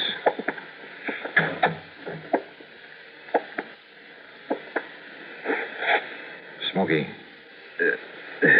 Smokey? Hi, Johnny. Oh, hi. Yeah, the doc says you're going to be okay. Yeah. Can't get rid of me. Attaboy, Smokey. I didn't talk to the cops. Just looked at them like I was dead. Good for you. Hey, Smokey, did you see who put the slugs into you? No, Johnny. But it must have been Touchy. Touchy Thompson. Same as he set that fire. Yeah. All right, now listen. You're in no shape to go over there and show me. But if the arson squad found no trace, and believe me, they know everything to look for. Chemicals. What? Touchy had chemicals. Special chemicals. Never left a trace. Everything leaves a trace of some kind. No. He had to use a gas mask. That's what must have knocked out Stumpy Moran. Then Touchy could plant the liquor, the cigarettes. Then I guess the only thing I can do is try to find Touchy Thompson. Johnny. Yeah? If you do, Johnny, be careful. Yeah. Yeah. Act 4 of yours truly, Johnny Dollar, in a moment. Rambler station wagons lead all but 2 other makes in sales. Repeat, Rambler station wagons now lead all but 2 other makes. Car registration figures prove it. Never before has any station wagon scored such a sweeping success in so short a time. Why the nationwide swing to Rambler? Well, listen to this. If you want America's lowest price station wagon, Rambler has it. If you want big 6-passenger room, plus America's easiest parking, Rambler has that. Most miles per gallon? Rambler has that, too. Trade-in value? Rambler has the highest of any low-priced car. Yes, Rambler is America's top economy station wagon, but Rambler is also the compact quality car, the only car to offer personalized comfort, including front seats that glide back and forward separately, adjustable headrests, reclining seat backs, finest air conditioning at lowest cost, deep dip rust proofing. Yes, all America is discovering that Rambler station wagons are different, and Americans love that difference. So will you. Drive a Rambler station wagon now, 6 or V8 at Rambler dealers. And now, Act 4 of yours truly, Johnny Dollar.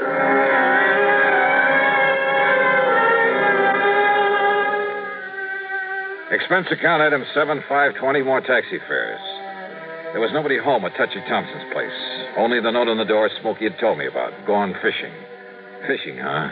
He was probably hiding somewhere around the town, waiting for the atmosphere to clear. But how to bring him out in the open? Then I suddenly remembered an old friend of mine, Maury Webster, head man at station KCBS. Item 8, $1 even for a cab to the Sheraton Palace and the KCBS studios. Johnny, this is a pleasant surprise, although I had heard you're in town. How are you, Maury? Up to my neck. We're in the midst of a big celebration. You know, our 50th anniversary. Oh? Yes, sir. We were the first broadcasting station in the country, and we're kind of proud of it. Well, I should think you would be. Let me add my congratulations. Well, thank you, Johnny. Now, what brings you here? Maury, when is your next news broadcast? Well, let me see. Well, Don Mosley will hit the air in just about 7 minutes. That'll just give me time to knock out a news item for him to read on the air. Oh, what kind? I'll tell you while I'm scribbling it, if you don't mind. Well, yeah, go ahead. And Maury, I have a sneaking suspicion it'll flush out an arsonist. Oh? Yeah, and killer. As briefly as possible, I told Maury Webster my plan, the why of it. I handed him the news item I'd cooked up. He penciled in a couple of minor changes, then gave it to his top man on the news bureau, Don Mosley. A few minutes later, there in his office, we listened to it being broadcast over the powerful facilities of KCBS. The international situation. On the local scene, Weller took insurance investigator Johnny Dollar to clear up the matter of the Barnwell warehouse fire. Here it comes. Yeah. Dollar has proved conclusively that it was set by an old hand at that business named Smoky Sullivan. His reason? To kill another man by the name of Moran, whose body was later found buried in the embers. Incidentally, Sullivan himself has just died as a result of bullet wounds, no doubt inflicted by some friend of Moran's, who sought to avenge his murder. Well, as for the holdup that occurred early this morning on the Embarcadero... Well, I hope it does the trick, Johnny. What are you going to do now? Maury, there's going to be a stakeout at the home of one John R. Thompson, formerly known as Touchy Thompson, out on Aldea Drive. Oh, then you're turning this whole thing over to the police. That stakeout will be me. But if Thompson did set that fire and killed Moran... I still have to prove it. Well, don't you think it's a little dangerous, Johnny? Could be. Well, in just a minute. Thanks, Maury. Thanks a lot. So I went out to Aldea Drive again, and I parked myself rather uncomfortably behind a hedge across the street from Thompson's place. Finally, it must have been around 10 p.m., an expensive car pulled up, and a man loaded with fishing gear went into the house. I waited a couple of minutes, and then I went over, knocked on the door, walked in, introduced myself, and laid a few cards right on the table. You're crazy, Dollar. Didn't even know about that fire until you told me just now. Why lie about it, Touchy? Look, I've been fishing. Yeah, for what? An alibi? Oh, give me that for trout. Look here. Here they are. Yeah, trout. Ever see a nicer mess of them? Pick them up at any market. Not me. All right, who was with you? I was alone. I was over there camping beside the lake all the time. My sleeping bag's still out in the car. What lake? Mono Lake. It's a little over 200 miles east of here. Yeah, I know it well. Well, that's why I caught him. I know it well enough to know that because of the high mineral content of that water, no trout could ever survive in it. What? Oh, look, wait a minute. It's no good, Touchy, and with the proof I have that only you could have set that fire with some of your fancy chemicals. What do you know about that? No, you got no proof. Look. Perhaps he has, Touchy. Well, I'm glad to see you two know each other. Very smart, weren't you, Touchy? What do you mean? I mean the way you fell for that phony news broadcast and came back here. Phony? And Dollar, thanks for setting the stage for me. Yeah? What does that mean? You came here because you suspected Touchy. You had a big argument. You both pulled your guns and killed each other. No, wait a minute. That's the only conclusion the police can possibly reach when they find your bodies lying there. Look. Nope. Don't make a single move, Dollar. Neither of you will do anything because 5 seconds from now you'll both be dead. Well, you're wrong. What? Pull that trigger, Barnwell, and it's the last thing you'll ever do. Bill. Climb in this window, boys, and take care of it. There isn't any need for violence, officer. That's right, Barnwell, there isn't. All right. You too, Tom. Well, Johnny? Now, just what under the sun ever led you to come out here, Bill? Your old friend Smokey Sullivan called me to the hospital. He was a little worried about you. You mind? Mind? You've got to be kidding.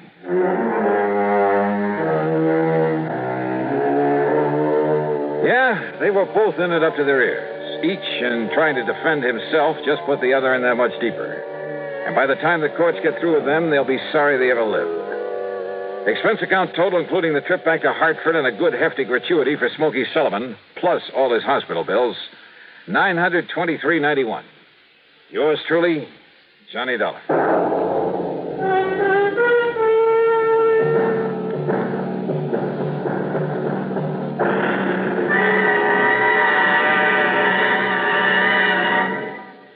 Our star will return in just a moment.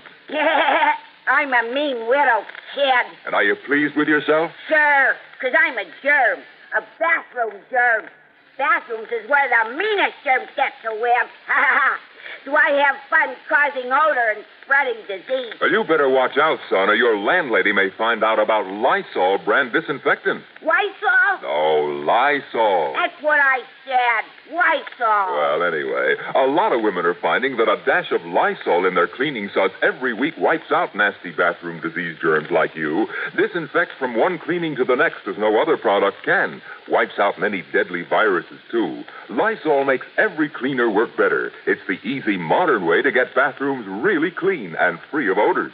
Lysol can do that? And what's more, now, besides regular Lysol, there's a new sweet-smelling, pine-scented Lysol. And they're both out to get you. Hey, was you ever a mean little kid? One more remark like that, and I'll open this bottle of Lysol. Now, here's our star to tell you about next week's story. Next week, a quiet little ranch in Oklahoma. Quiet, that is, until the shooting starts. Join us, won't you? Yours truly, Johnny Dollar.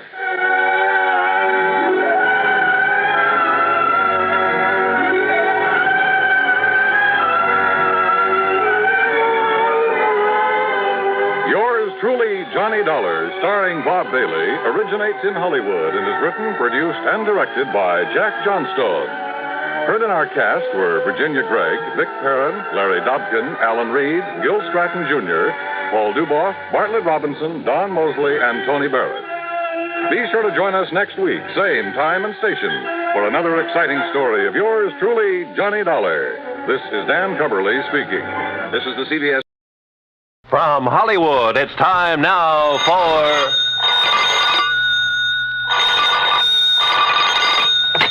Johnny Dollar. Here's your number in Kingman, Mr. Dollar. Oh, thank you, operator. One moment. Jake Kessler. Johnny Dollar, Jake. Johnny... so you found out I was right. You left our fair state of Arizona and gone back to Hartford. Wrong. Huh? You mean you're still at Lake Mojave Resort? I sure am. Then I'm still betting that you haven't found anything to indicate Elmer Hobbs' death wasn't accidental drowning. Jake. So your expenses will have to come right out of your own pocket instead of the company. Listen. As for that crow you talked about eating, how do you want it cooked? Listen, will you? What? Have you mailed in the insurance claim yet? Oh, I was just about to run it over to the post office when your call came in. Tear it up. What? Because, Jake, Elmer Hobbs was murdered.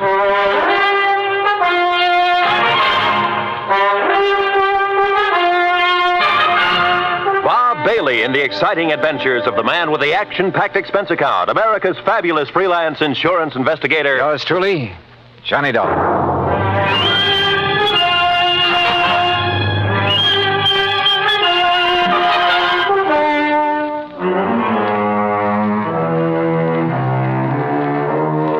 Expense account submitted by Special Investigator Johnny Dollar to the Greater Southwest Insurance and Liability Company, Kingman, Arizona office. Following is an account of expenses incurred during my further investigation of the Mojave Red Matter.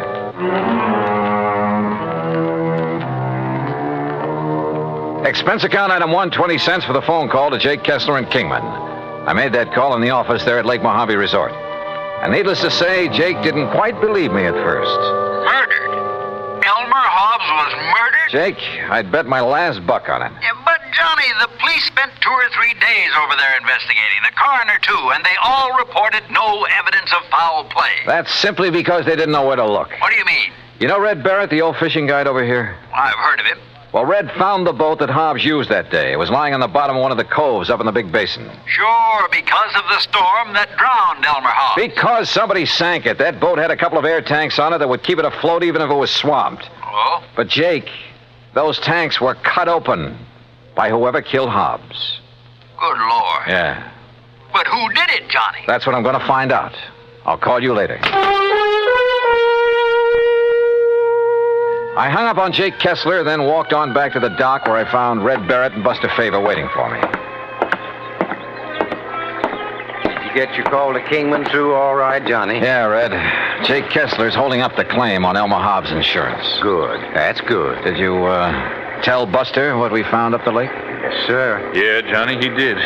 It's like I said in the beginning, I just didn't see how a man like Mr. Hobbs could ever get himself capsized up in the big basin, no matter how bad a wind came up. Buster was the only one that agreed with me, Johnny. Well, quite frankly, I don't see why everybody wasn't suspicious when Hobbs' boat wasn't found after the storm. Right, Johnny. But now that you and Red found it, sunk in the bottom of that cove and with the flotation tanks cut open, yeah, it sure looks like murder. Oh, that's what I thought from the first, Buster. That's why I telephoned all the way to Hartford to get Johnny out here. But who could have wanted to kill him? Any ideas, Buster? No, sir, Johnny, I certainly haven't. You sure there was nobody here at the resort who might have wanted him out of the way? Johnny, the other folks who were here at the time it happened, why, they didn't even know Mr. Hobbs. You're sure of that? Absolutely. See, he wasn't much of a mixer. He stayed by himself all the time. That's right, Johnny. Elmer used to go out fishing first thing in the morning, and he'd be the last to come in at night.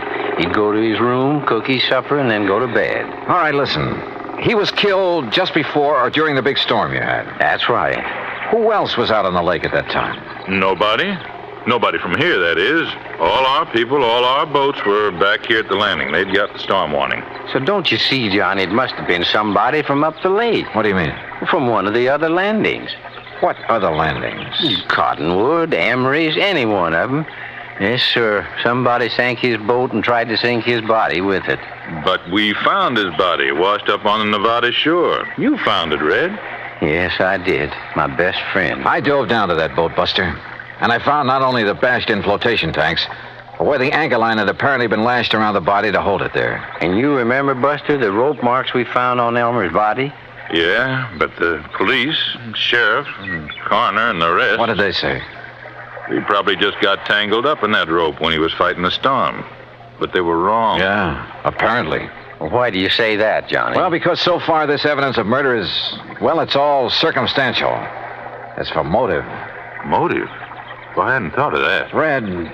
Well, the main thing is that cutting open the flotation tanks was done with some kind of an axe. I was asking about motive. And I know that Elmer didn't have any axe on that boat. Did you find the axe, Johnny? No. Now, Red... I'll tell you what he had in his boat, beside his clothes, I mean. Well, let's cover this motive thing. He had the anchor, of course. That went with the boat. Red. He had a nice new Silaflex rod with a Mitchell 300 on it. Yeah, but now look. He had a long-handled net that he'd picked up somewhere in L.A., and an old beat-up McKinney tackle box full of plugs and spoons and a face stringer. And that was all, Johnny. No axe. That was all he had. Red, that bush you're beating around is getting pretty big. Well, Johnny, I don't know what you mean. Well, I asked you about possible motive, and so far all you've done is evade the question. Now, why should I do that? Well, that's what I want to find out. Well, now, Johnny... You know of anyone who might have wanted Mr. Hobbs dead? You say you knew him pretty well. And I did, yes, sir. Well? No, sir. No, sir, I certainly don't. You're sure? Why, Elmer... Well, nobody could want to kill a fine man like him, Johnny. He was one of my best friends. Yeah. At least while ever he was here, I mean. I never knew anything about him in L.A., I mean. He was in business back there, I understand. That's right, with a man he called Stu Manley. Wait a minute. What is it, Johnny? I'm going back to the office and call Jake Kessler again. Yes, sir. Elmer was my best friend. Come on up to the office with me, Buster. Well, you can use the phone here on the dock, Johnny. No. Come on. Red, we'll see you later. I'll be here, sir. You look like you just got hit with an idea, Johnny. Yeah, and I'm afraid it isn't a very pretty one. Oh? Morning, What is it, Johnny? Any of the early fishermen come in yet? Oh, yes, sir, Mr. Carson, and they picked up some nice bass up above the power line crossing. Good. I was thinking of going up that way myself. Yeah, well, good luck. Now, what were you going to say, Johnny? Were Red and Mr. Hobbs such really good friends? Well, they were always together when he came here. Of course, they were always fighting like cats and dogs over some silly thing or other, but didn't mean it. Oh, now, wait a minute, Johnny. Was Red alone when he found Hobbs' body? Yeah, he was, and he brought it back here. But now, look. There weren't any other boats up the lake?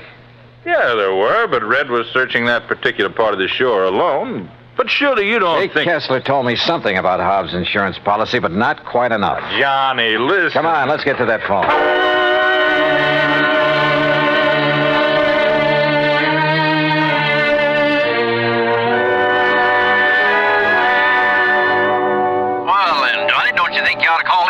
No. If you're right, that is. No, let me handle this alone for the moment. Now listen, Jake. Yeah? Didn't you tell me that the insurance claim was filed by one of Hobbs' beneficiaries, plural? That's right, by his business partner in L.A. Who were the others? Just one other. If you'd taken time to listen to me. Who is it? You were so fired up when I drove you down Who there. is this other beneficiary, Jake? You're still sure Hobbs was murdered, huh? I'll bet on it. So now you're looking for somebody with a motive, huh? The beneficiary, Jake. Like I told you. One of them was his business partner, J. Stuart Manley. And the other? Red. Red. Yeah, Red Barrett. Act 2 of yours truly, Johnny Dollar, in a moment. Our flag now numbers 50 stars. And behind each star there stands yet another flag representing one of the 50 states. Illinois' state flag uses many of the symbols of our nation's great seal. The eagle, the symbol of our national strength, rests on a shield representing the states, indicating that the states and the nation are bound together, for in unity there is strength. The arrows in the eagle's talon indicate military preparedness, and in his beak is a scroll which reads, State Sovereignty, National Union. A reminder of the greatness of the state of Illinois and its pride in being a member of the United States of America. Illinois' state flag, the flag of the 21st state to enter the Union, was adopted on July 6, 1915. And now, Act Two of yours truly, Johnny Dollar and the Mojave Red Sequel.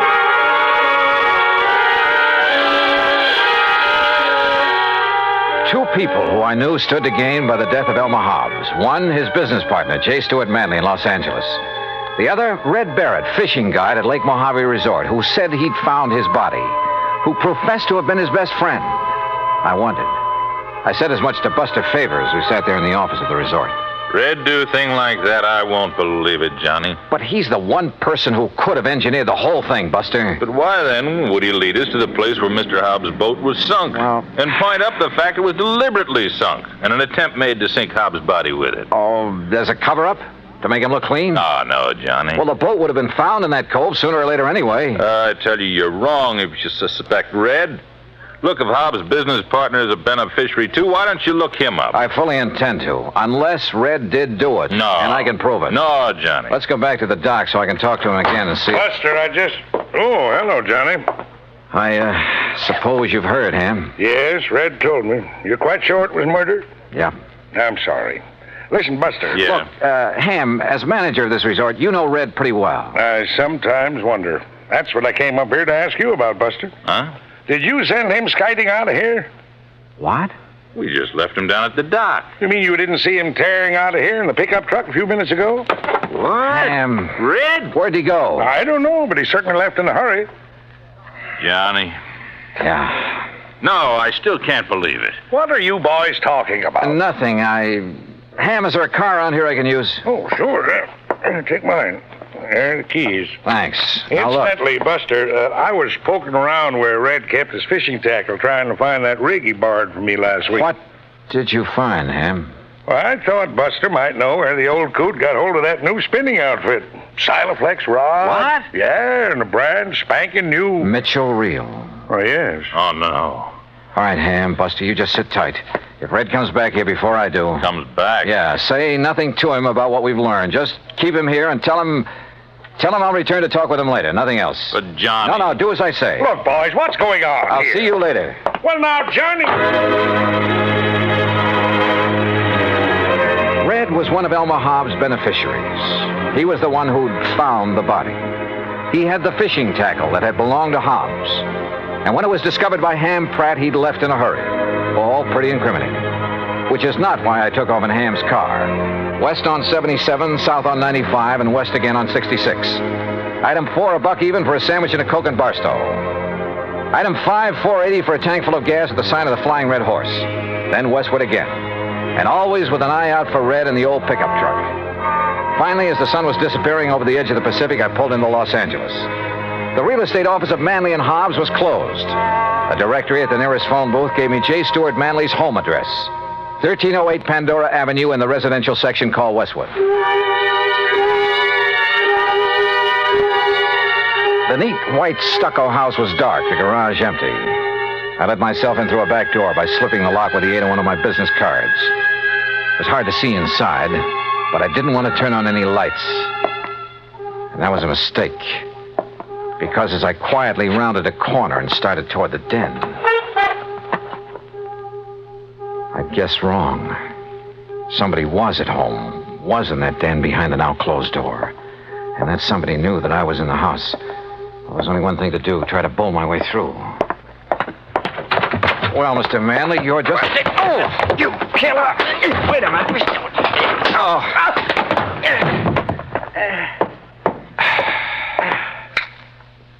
Red. Johnny Dollar. Well, it kind of looks like I made a mistake, doesn't it? Yeah, Red. The biggest mistake of your life.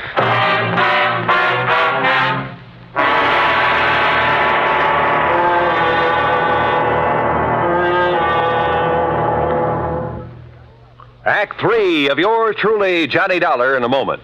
A question that has been asked many times is, at what age does a boy become a man? It isn't when he reaches the age of 21, but when the qualities of grit and determination within him make him face up to the responsibilities of a job to be done, no matter what the difficulties. On May 21st, 1862, during the Civil War battle at Corinth, Mississippi, William H. Horsfall was serving as a drummer with Company G of the 1st Kentucky Infantry. During the furious and deadly engagement, he saw his captain fall wounded between the lines. Although, as a non-combatant, Horsfall was supposed to stay out of the range of fire, he rushed bravely forward at the risk of his own life to aid his wounded captain. Ignoring the fact that they were in the midst of a continuing and deadly hail of fire from both sides, the courageous drummer dragged the wounded officer to a place of safety, thereby saving his life. Later on, Horsfall grabbed a gun and some ammunition and went into the fight.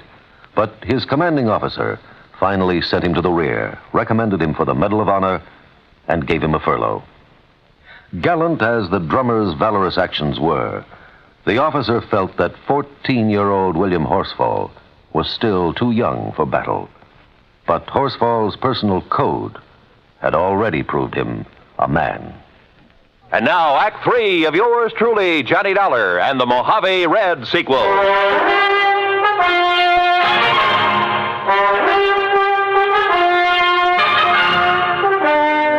You know what common sense tells me, Red?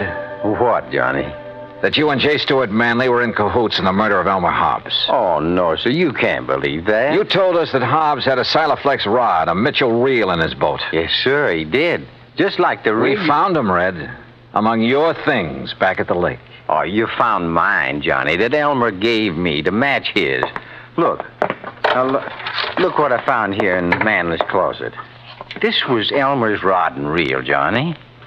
What? All strung up with a wobble right spoon on it, just the way he fished with it. And he could cast so accurate. You're sure this was his? Well, here's his initials right on the butt, and scratched on the reel, too. E.H. Yeah, if you'd have looked, you would have found my initials on the rod there at the lake. But look here. Look what I found in the corner of this closet, all wrapped up, like to hide it. The axe. And I'm no detective, Johnny, but just look at these marks, like it was used to hack at some kind of thin metal. The flotation tanks on that boat. Maybe you are a detective, Red, and a good one. But why did you come tearing in here to L.A.? In the hopes, Johnny, I'd find these things. I thought from the first that Manley might be the one. Elmer never did really trust him. He told me that many a time. But you didn't accuse him when I talked to you at the lake. I wanted some proof. Manley'd not only get a hunk of Hobbs' insurance, but a share of the business. That's right, sir.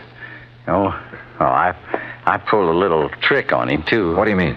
Well, I stopped along the way and I phoned him to make sure that he wouldn't be here for a while. Well, what did you tell him? I disguised my voice, Johnny, real good. Oh, that voice of yours? I told him that this was a friend, I said. That I thought he ought to know that you were working on the case. Oh. That if he'd left any evidence at Lake Mojave, he'd better get there and steer you away from it. Red. And that's the way I got him away from here so I could find this stuff. But if he's gone to Lake Mojave... Oh, I knew you could take care of him. And if I did find these things like I did, I was going to phone you there to be ready for him. Well, then why did you attack me when I came in here? Sorry, Johnny, but I thought maybe he'd got wise and come back and maybe recognized my voice after all. Exactly what happened, Red. Mr. Manley? Sir? That's right, J. Stewart Manley. And this is my wife, Mr. Dollar. Red. Shoot them. Kill them, Stewart. They're burglars, don't you see? And we caught them robbing the house. Quiet, Mary. I suppose that means we were right. That you did kill your partner, Elmer Hobbs. That stupid old man, fishing all the time instead of tending to the office, taking all the money. Mary! But now we'll have some money for a change. Own the business. Mary, shut up. I see you found old Elmer's things. No, sir. This fishing rod is his, not yours. Oh, put it down. Pretty foolish of you to bring that stuff here, Manley, especially the axe. I'm sure any good police lab will find traces of aluminum from the boat on it. Kill him, Stewart. They're robbers. Their fingerprints will be all over. Yeah, Mary's right. Your prowler's ransacking my house. And I can see the bulge of your pistol, Dollar. So any court in the land will uphold my right to kill you in self-defense. And Dollar, you go first. Listen, you think you can shoot as straight as I can cast a fishing plug? Huh? Like this? Oh, no.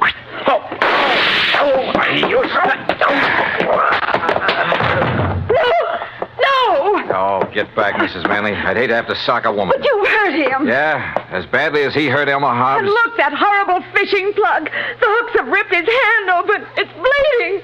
That red-headed old fool throwing those hooks at him. Oh, quiet. Stewart, dear Stewart. Fred, that was a beautiful piece of casting. He almost tore his hand off with that plug. Well, Johnny, it was with Elmer's own rig. I think maybe he would have liked that. I hope so. But you know what I hope the most, Johnny? What, Red? That the fishing is real good up where Elmer is now.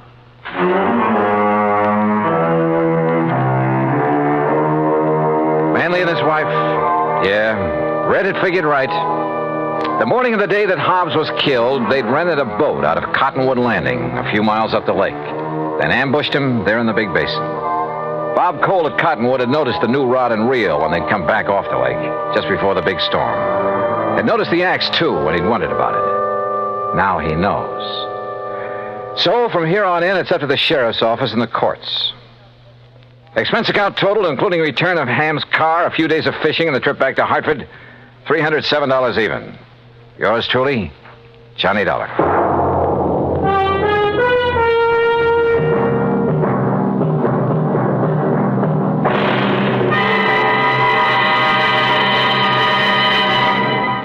Our star will return in just a moment. Our flag now numbers 50 stars, and behind each star there stands yet another flag for each of the 50 states. New Mexico's flag is an ancient Zia sun symbol, a red circle on a field of yellow. Radiating from 4 points, which we might indicate as north, east, south, and west, are 4 parallel lines. 4 was a sacred number of Zia, the number most often used by the giver of all good gifts. The earth had 4 main directions, each with its own gifts. The year had 4 seasons, each with a different offering for mankind. The day had 4 phases: sunrise, noontime, evening, and night. Life had its 4 divisions: childhood, youth, manhood, and old age. Everything in life and nature was bound together in a circle, the circle of life and love, without beginning and without end. And in this great brotherhood of all things, man had 4 obligations. He must develop a strong body, a clear mind, and a pure spirit. 4th, and most sacred, he must devote unselfishly body, mind, and spirit to the welfare of his people.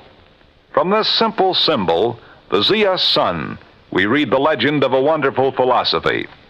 The flag's colors of flaming red and golden orange represent the banners of Ferdinand and Isabella, which were carried by Columbus across the Atlantic. New Mexico's state flag, the flag of the 47th state to enter the Union, was adopted on March 19, 1925. Now, here's our star to tell you about next week's story. Next week, some of the funniest old characters I ever meet. And a 10-year-old boy solves the case. Join us, won't you? Yours truly, Johnny Dollar. Yours truly, Johnny Dollar, starring Bob Bailey, originates in Hollywood and is produced and directed by Jack Johnstone, who also wrote today's story. Heard in our cast were Virginia Gregg, Parley Barron, Forrest Lewis, Barney Phillips, Alan Reed, and Russell Thorson. Be sure to join us next week, same time and station, for another exciting story of yours truly, Johnny Dollar. This is Roy Rowan speaking.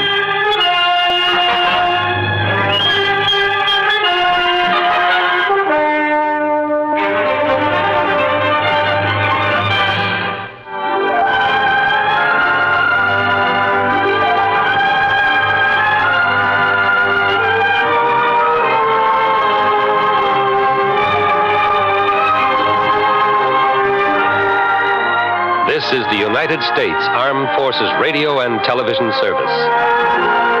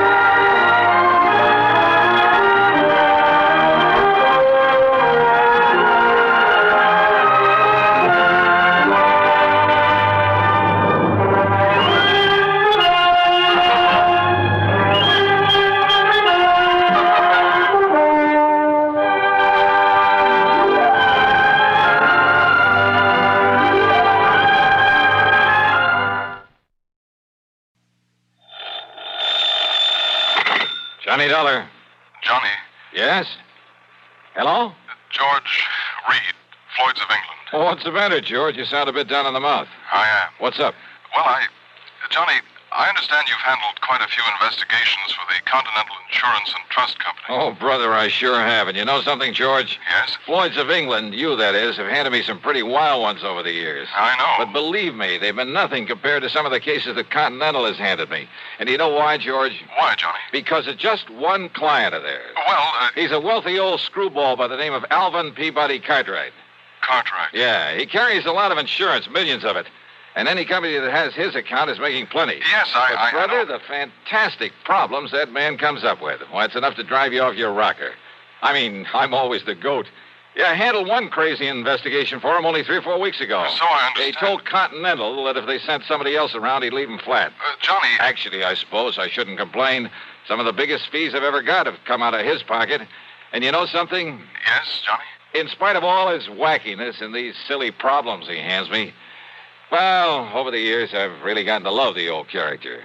And I mean, aside from those fancy fees I mentioned. Good, yeah, I think I'd do almost anything, within reason, that is, if it were necessary to help out Alvin Peabody Cartwright. Anything? Sure, anything. Thank heaven for that. But now you said you have troubles, George. I have. So I'm sorry I chewed your ear off about someone that Floyd's of England doesn't have to worry about, so... Don't we, Johnny? Huh? Well, of course not, because as long as he keeps his insurance with Continental... Unless... George. Unless what, Johnny? Well, I mean, if he were to change companies for some...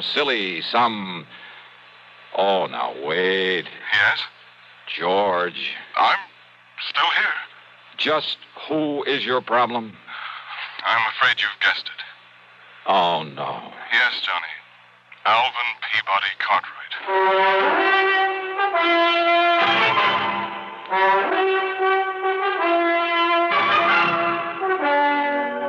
CBS Radio brings you Bob Bailey in the exciting adventures of the man with the action-packed expense account, America's fabulous freelance insurance investigator. Yours truly, Johnny Dollar.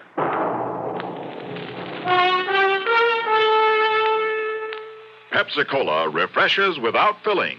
Why? Because it's truly light. Charlie, you're forgetting something. Wait, Kay, there's more.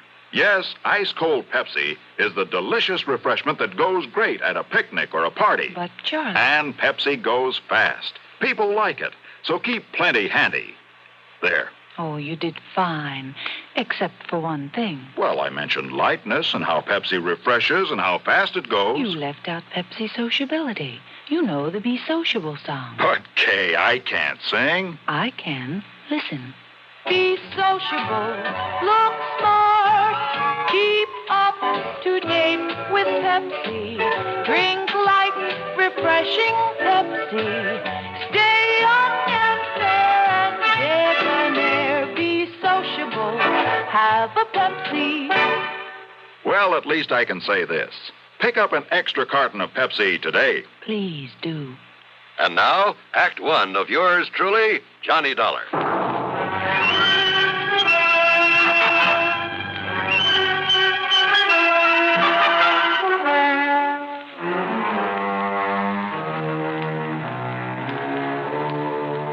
Expense account submitted by Special Investigator Johnny Dollar to Floyd's of England, North American Office, Hartford, Connecticut. Following is an account of expenses incurred during my investigation of the Alvin's Alfred matter.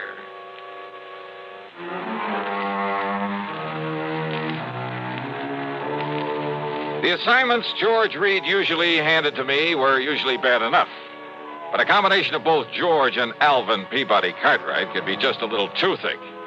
Anyhow, expense account item $1, $1 for a cab to his office. Now look, George, don't tell me Cartwright has shifted all his insurance over here to Floyd's of England. Sit down, Johnny, please. Sure. Well? Yes, he has. Then, baby... As a matter of fact, after months of effort and expense, I managed to sell him on our company myself. Oh, brother. But if you have any idea of the amount of his annual premiums, well, Johnny, it's a real feather in my cap. But don't you realize what you've got yourself in for? I'm afraid I'm beginning to. So, Johnny, if you can get him off my neck... Cartwright? Twice in 1 month? Don't bank on it. But tell me all anyhow. Well, it's really my own fault. So anxious to get his business. And if you know how much that man spends on premiums every year... Yeah, you said that. Now get to the point. And I suppose I should have been more thorough, but... Well, we figured that Continental had known what it was doing, and we simply made a direct transfer of all his policies to this company, including the one that concerns us now. Only it should never have been issued. What kind of a policy? Straight life. On Cartwright? No. With all the riders attached to it. Johnny, it not only covers her life, but accident, injury, mysterious disappearance, just about anything you can think of. Covers whom? Well? The name on the policy. Alfred. Alfred? Alfred Cartwright. A relative? No. No. But if his last name is... No, Johnny, according to this policy, Alfred is a ward of Alvin Peabody Cartwright. That's funny. I never knew that Cartwright had a... Well, what's the difference? What's happened to this Alfred? According to Mr. Cartwright, it was an abduction. Oh, a kidnapping, huh? No, not exactly. Well, what do you mean? If he was abducted, that means he was... Wait a minute. Yes? A minute ago, you started talking about the insurance policy on her. That's right. And then you started talking about Alfred. Alfred is a she. Is a what? Well, what do you mean about an abduction of her, him, it not being a kidnapping? Oh, I said not exactly. But Alfred was abducted. Yes. Oh, look, would you start making some sense about this? I wish I could. And if this sort of thing is typical of Cartwright... Come on, George. If Alfred was abducted but wasn't kidnapped, well, okay, what happened? Well, you see, Johnny, Alfred... A female. A female. Well? Alfred happens to be a dog. Okay, so what's the difference? If she's been abducted, she's... A dog? Yes. Oh, no.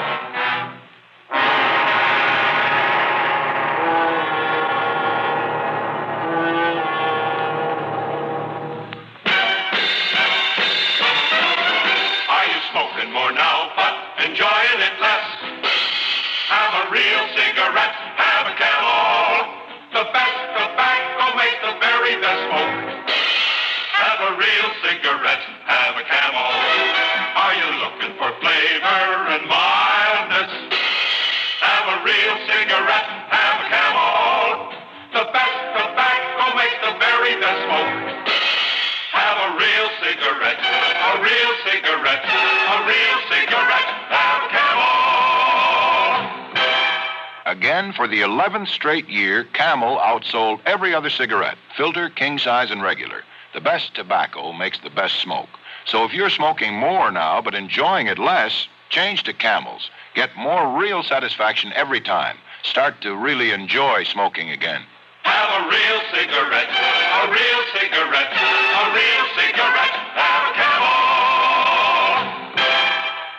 And now Act Two of yours truly, Johnny Dollar, and the Alvin's Alfred Matter.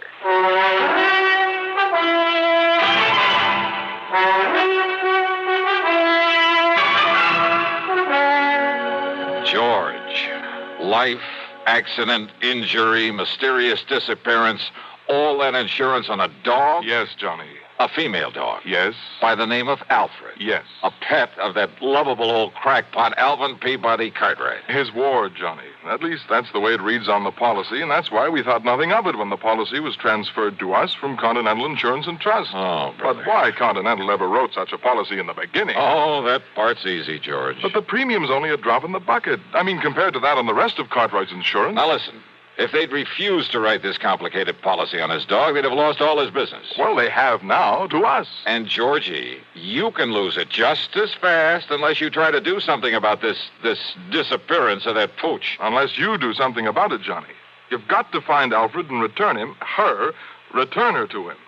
So will you drive on over to Lakewood and talk to Mr. Cartwright, see what you can do? So help me, George. And, Johnny, I promise we'll not question a single item on your expense account, no matter what it is.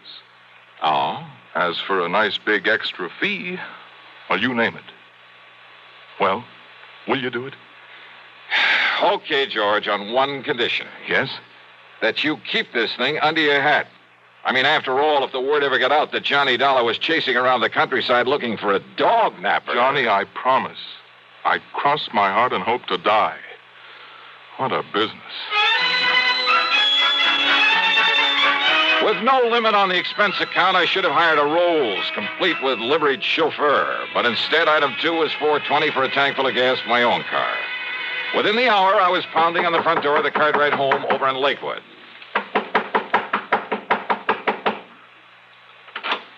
Hi, Mr. Cartwright.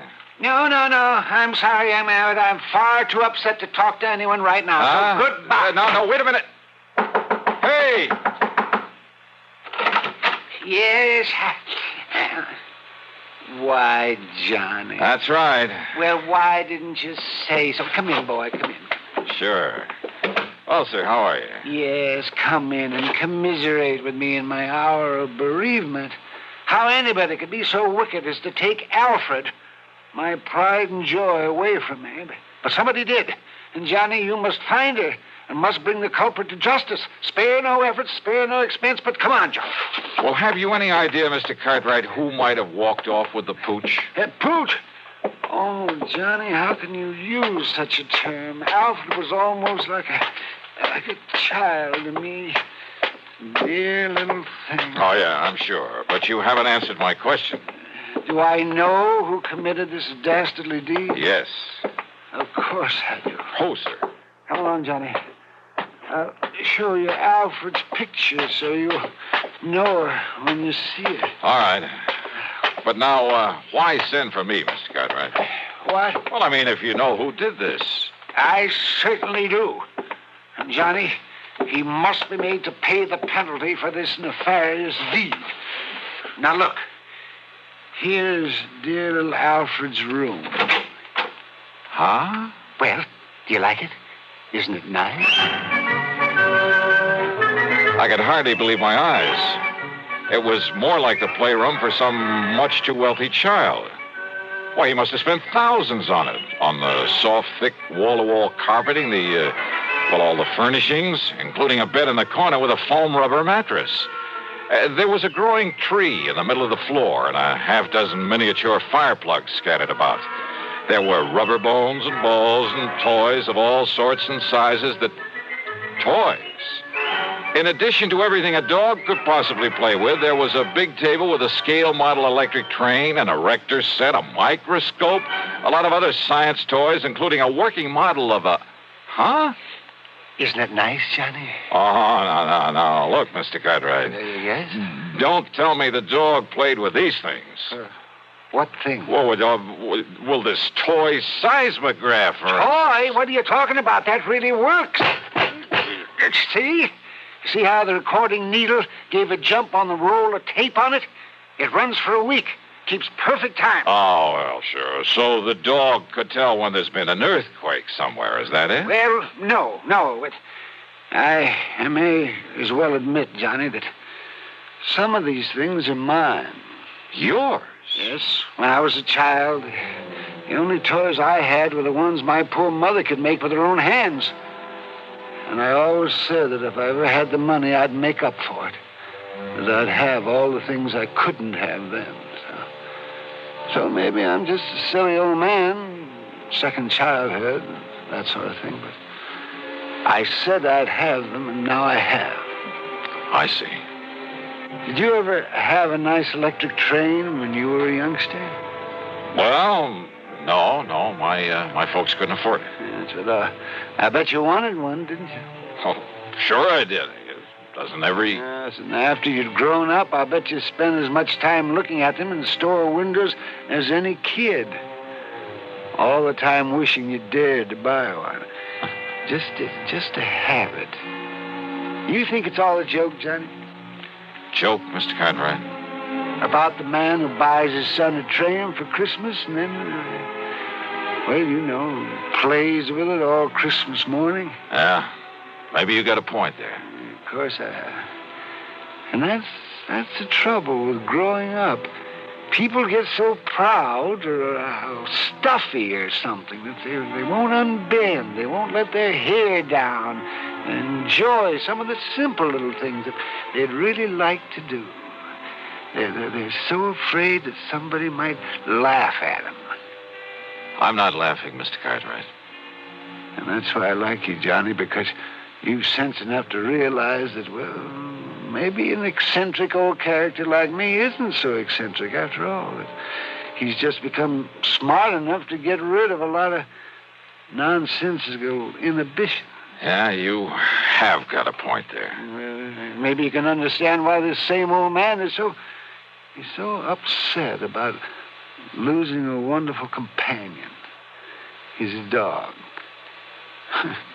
She was such a dear. I looked all over before I found her and bought her and brought her here. Her, Mr. Cartwright. That's right. Then why did you name her Alfred? Well, to be honest about it, Johnny, I'd really hoped for a boy. Yeah. Yes. Now, you say you know who who dog-napped her. Clarence. Clarence? Clarence Brixton. A stupid day servant I fired yesterday. He was the only one that could have done it. Who would have done it? When did this happen? Last night, between 7 and 8. I'd gone over to visit the widow Parkins. Oh, a bit of romance in your life, Mr. Cartwright? Oh, Johnny, how can you say that? Well, she is very nice. There was nobody here but little Alfred. I'd even locked her in. Oh, what about the house? Was it locked? Of course it was. But Clarence still had his key to it. And if you know this house, Johnny, and nobody could have broken in. Oh, I'm sure of that. Besides, there was no sign of anybody trying to. There was no footprints outside. There was no ladder marks. There was nothing. Even the stupid local police agree that Clarence must have done it. Then why haven't they nabbed him? Because they believe his alibi. From that character, that wife of his. They live the other side of town, and she swears he was at home when it happened. And you're sure that only he had a key to this house? That's right, outside of my own. So he must have done it. Only the dumb police won't do anything because of his so-called alibi. And we got to break that alibi. That's right. But how? How, Johnny? Well, I got a crazy idea. Huh? Well, I thought I was the only one who got crazy. Let me take a real close look at one of these toys in here. One of these toys? Yeah, that's right. It's a long chance, Mr. Cartwright. But let's see what happens.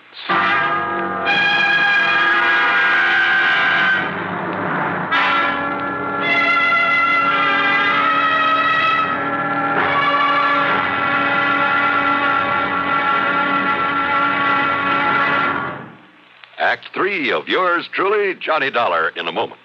Welcome, recording star Mel Torme. It's terrible trying to sing with a bad cold. So I always take 4-way cold tablets to relieve cold miseries fast. Good idea. Tests of all the leading cold tablets proved 4-way fastest acting. 4-way starts in minutes to relieve muscular pains, headache, reduce fever, calm upset stomach, also overcomes irregularity. When you catch cold, try my way. Take 4-way cold tablets. The fast way to relieve cold distress and feel better quickly.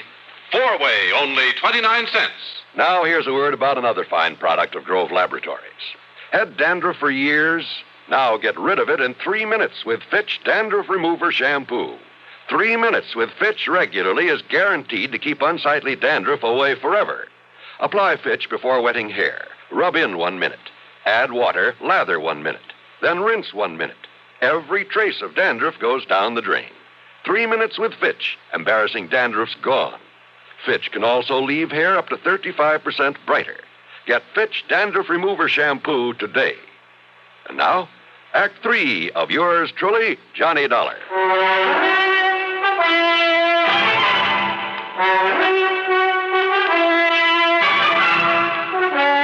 I got back into my car and drove to the address of Clarence Brixton. I hoped he was as stupid as Cartwright seemed to think. Yeah, mister. Mrs. Brixton? That's right. I want to see your husband. No, who are you? Johnny Dollar, special investigator. No, get him out of here, Mabel. Throw him out. What are you so worried about, Brixton? First it was those dumb cops that crazy old geezer sends around here. Now it's you. Well, me, I'm full up to hear all this yakking about me taking that mangy little hound of his and that snapping, yipping little female. That's what you done to my Clarence. Them sharp teeth are hern. You show him your hand, Clarence. Yeah, forget it, Mabel, and shut up. You get these marks when you were hauling Alfred out of that playroom against her will? Huh? Now listen. A little dog, you said. Oh, not much bigger than Clarence's hand. Pies in his little Oh, then you've seen it, Mrs. Brixton. Well, no. Now, Clarence told me about it. Yeah, sure, I told her. I see. Well, what do you see? And I hope it means the dog is still alive.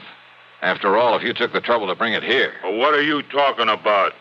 You trying to say I stole the dog off of him?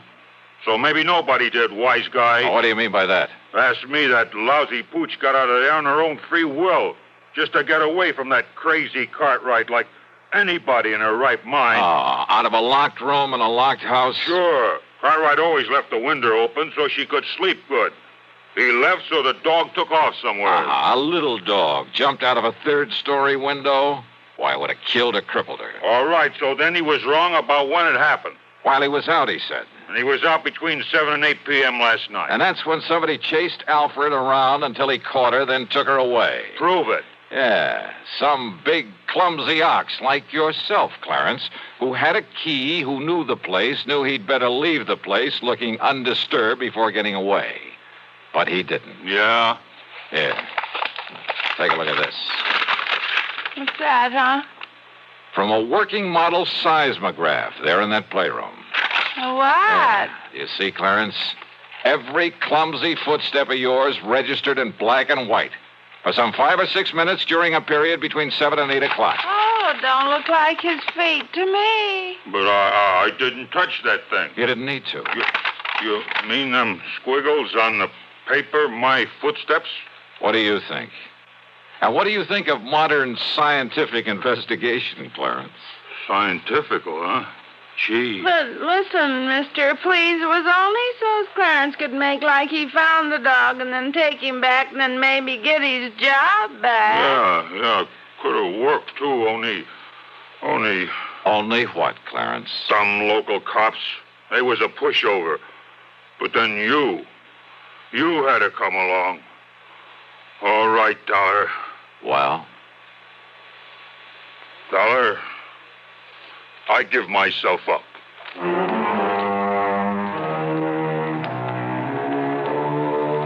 Oh, sure. Modern scientific investigation. But he fell for it. And Mabel brought the dog up from the cellar, and she was kind of a mangy little pooch. The dog, I mean. But she meant the difference between keeping or losing Cartwright's insurance account. Which reminds me, you can forget the expense account. Cartwright did well by me, as usual. And he'll probably break down and take Clarence back. Oh, well. Yours truly, Johnny Dollar.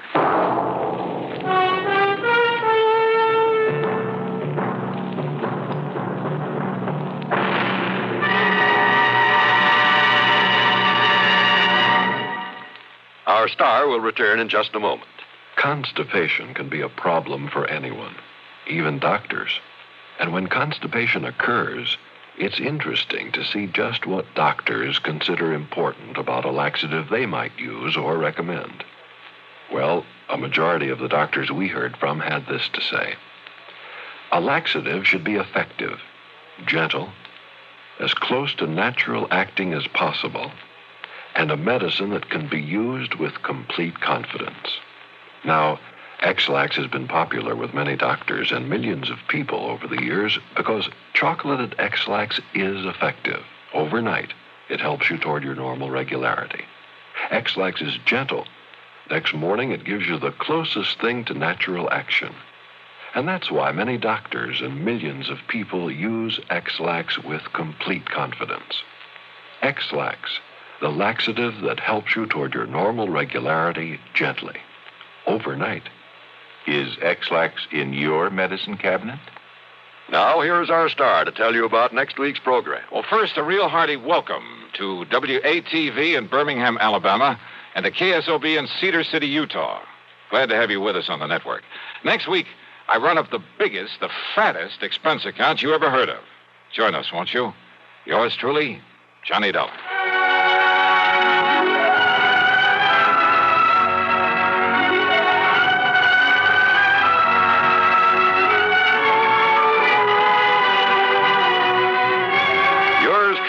Johnny Dollar, starring Bob Bailey, originates in Hollywood and is written, produced, and directed by Jack Johnstone.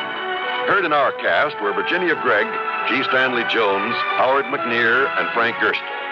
Be sure to join us next week, same time and station, for another exciting story of yours truly, Johnny Dollar.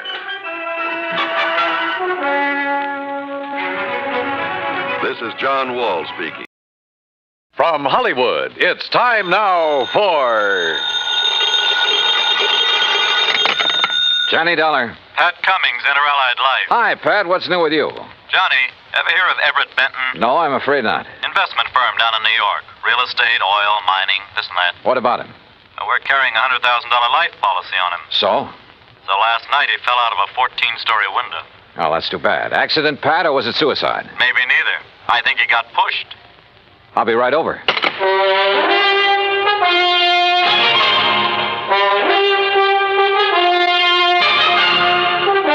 Bob Bailey in the exciting adventures of the man with the action-packed expense account. America's fabulous freelance insurance investigator. Yours truly, Johnny Dollar.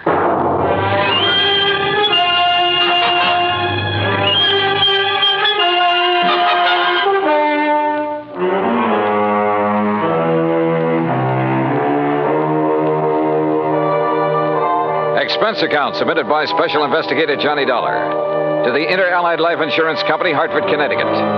Following is an account of expenses incurred during my investigation of the Killer's List matter.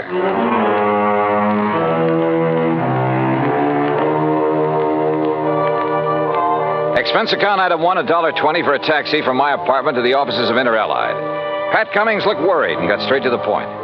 I don't know, Johnny. Maybe Benton wasn't pushed out that window. But there's something about this deal that just doesn't smell right to me. What can you tell me about this man, Benton? Everett Benton, 45 years old, doing very well in business, so far as we know. Last night about 10 o'clock, he fell or jumped or was pushed out of his office window. This policy on him, who's the beneficiary? His wife, Claire. What's she like? About 12 years younger. Redhead. I see. Yeah. Well, what do you think? I think I better have a talk with Mrs. Benton. Item 2, $14.40, transportation and incidentals to New York City. The Benton's apartment was on East 67th, very fashionable, very expensive. And Claire Benton looked right at home in her surroundings. Do you mind if I fix us a drink, Mr. Dollar? Not at all, Mrs. Benton. It's been a pretty wearing day. I imagine it has. Police, questions, reporters. You know. I'm sorry to be throwing more questions at you at a time like this. I'm used to it by now. Here's your drink. Thanks. Cheers. Yeah, cheers. You know, you certainly seem to be bearing up very well. Yes, I suppose so. Mr. Dollar, I think it would save time and embarrassment if we had a few things understood. Such as? You've heard of the ideal marriage. Well, Everett's and mine was not it. Oh. Naturally, I'm very sorry he did what he did, but... Well, we weren't exactly happy together. I take it you think he committed suicide, Mrs. Benton. Is there any doubt about that? Apparently not in your mind. None at all. If it was suicide, why did he do it? I wouldn't know. Everett hadn't confided in me for some time. We haven't been very close recently. Oh, Mrs. Benton, just suppose it wasn't suicide. Everett had no enemies that I knew of. I see. About the insurance policy. Yes, about the insurance policy, Mr. Dollar. $100,000, isn't it? That's right, when you get ready to file a claim. I intend to in the morning. I see. Oh, and one other thing. It just so happens that I have an alibi for last evening. Oh? And it's the nicest kind of alibi there is, Mr. Dollar. What do you mean? It's airtight. And that was Claire Benton. Very calm and collected. And incidentally, anxious to collect. I thought her over all the way to the office of Detective Lieutenant Tovich of Homicide. That's item 3, $1.60 cab fare. Yeah, I talked to her, Johnny. She's a hard one to figure out. Well, what do you think, Tovich? Did he jump or get pushed? You got any ideas? How about financial troubles? He was in the investment business. Have you looked into that? According to his lawyer, his affairs are in good shape. Oh, he'd made his share of poor investments over the years. Wildcat oil leases, stuff like that. But in general, he was doing okay. He was worth a lot of dough, Johnny. Okay, let's assume he was pushed out that window. What was he doing in his office at 10 p.m.? I've wondered about that, too. Any indication anybody was with him? No. The night watchman was in another part of the building when Benton came in. Let himself in with his own key. There could have been somebody else with him, all right. But who? Claire Benton says she has an alibi. Yeah. Don't know as I care for it much, but I haven't been able to break it down. Who is her alibi? Larry Santis. Santis. Runs a supper club over in the East 50s. Yeah. The Ace of Clubs, he calls it. Larry Santis. Thanks, Tovich.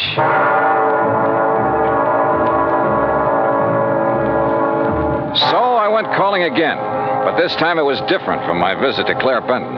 In the first place, Sanders didn't offer me a drink, and in the second place, he wasn't very friendly. Look, Dal, I already told the cops that Claire was here in the club last evening. All evening? Until midnight. Out in the bar? Most of the time. What difference does it make? How about the rest of the time? We were talking here in my office. Just the two of you? Just the two of us. Now, look, Dal, What it boils down to is you've each got alibis for one another, huh? That's right. Now, look, nosy boy, Claire didn't kill Benton. At the moment, I wasn't thinking so much about her. Well, wait a minute. If you're trying to pin this on me...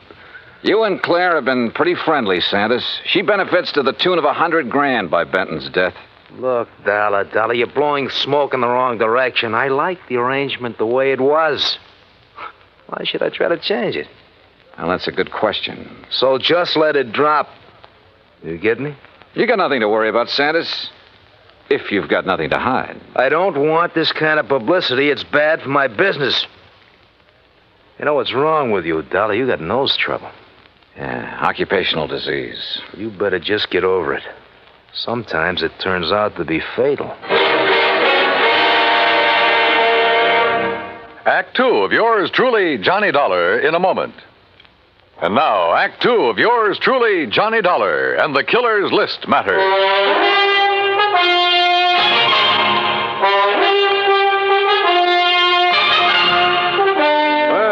Looks like you didn't get any further with Larry Sanders than I did, Johnny. Look, Tovich, both Sanders and Claire Benton had a motive for killing her husband. Matter of fact, two motives. Money and getting Benton out of their way. Johnny, I'm with you. But we're not even sure yet it was murder. We do have something that indicates somebody might have been in Benton's office with him, though. Yeah, what is it? We found a cigarette butt in one of the ashtrays. Different brand than Benton smoked. Could it have been left there during the day? Janitor says he cleans out the ashtrays about 7 in the evening. Of course, he could have overlooked one. So I don't know whether it means anything or not. Oh, excuse me. Yeah. Homicide, Tovich. Oh? Where? Okay, I'll be right over. Johnny, looks like we've got ourselves a little epidemic. What do you mean? Ever hear of a guy named Arthur Mayfield, promoter? No, what about him? They just found him in an alley, dead. Wait a minute. Don't tell me. Yeah. Fell out of a 10th floor hotel room.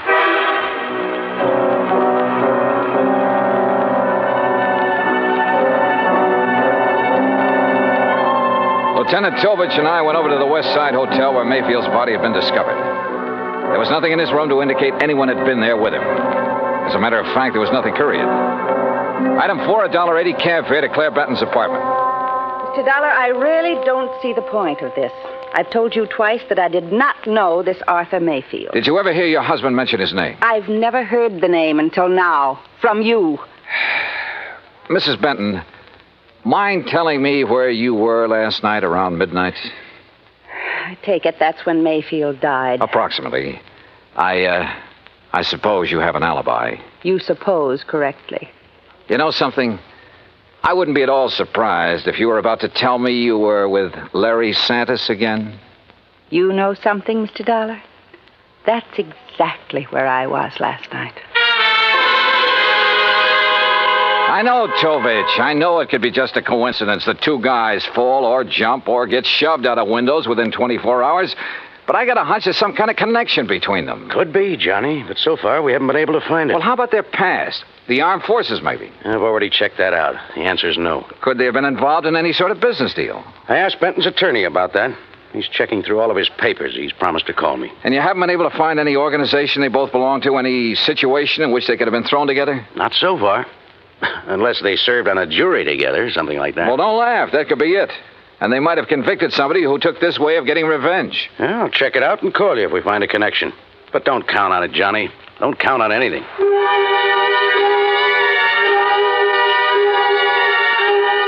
I went back to my hotel room and stretched out on the bed while I rehashed the whole deal in my mind. I thought about Claire Benton and Larry Sanders. I didn't trust either of them. But as Tovich had pointed out, it was another thing to prove it. Okay, coming. Yeah? Mr. Dollar? That's right. You're investigating the murders of Benton and Mayfield? Well, I don't think they've been officially described as murders. No, but they are, Mr. Dollar. I'm certain of it. Who are you? My name is Alvin Whiting. I have some information that may be of value to you. May I come in? Come in. Thank you. If you don't mind, I'd like to look out the window a minute. You're being followed? I don't know, but it wouldn't surprise me. What is this information you have, Mr. Whiting? A couple of years ago, 3 men got together and bought an oil lease from a man named Tom Nolan. Did you ever hear of it? No. Well, he's a very eccentric man, hot-tempered, violent. He needed the money badly, so he sold the lease, which then was little better than worthless. Benton and Mayfield were in that deal together. I see.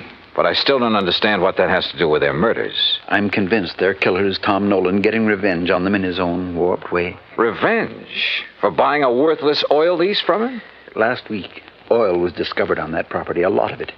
The property is now worth millions. Ah. I think that Nolan, with his twisted way of looking at things, probably feels that he was cheated out of that property. You're suggesting that this Nolan isn't quite all there, huh? Exactly. That's exactly what I mean. What's your connection with all this, Mr. Whiting? I'll tell you what my connection is, Mr. Dollar. I was in on the deal with Benton and Mayfield. I was the third man. Ah. So, you see, if my suspicions are correct, if Nolan is the killer, then I'm the next man on his list.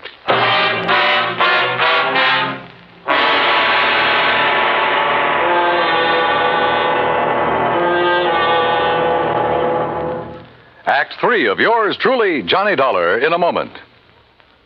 And now, Act 3 of yours truly, Johnny Dollar, and the Killer's List Matter. I took Alvin Whiting down to Lieutenant Tovich's office, and he told his story again. I could see that Tovich felt the same way I did, that at last we were getting someplace. Matter of fact, Johnny, I was about to call you. Benton's lawyer just turned up the lease agreement linking Benton, Mayfield, and Mr. Whiting here. Question is, where's Tom Nolan? I don't think I'll draw an easy breath until he's been found and arrested. We have a bulletin out on him, Mr. Whiting. One thing we found out, about a year ago, he served time for assault and battery. Oh? Mr. Whiting, I'd suggest you take every precaution until we pick up Nolan. Don't worry, Lieutenant.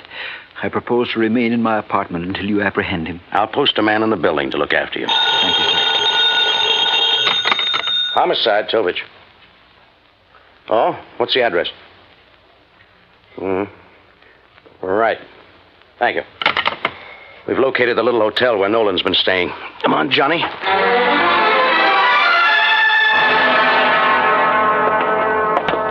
That's Mr. Nolan's room at the end of the hall, Lieutenant. Okay, clerk. Is he in? I don't know. I really haven't seen him since he rented the room from me. How long ago was that? Oh, about a week ago, Mr. Dollar. If he's gone out since then, it must have been at night when I was off duty. Here we are. Try your pass key, quietly. Right.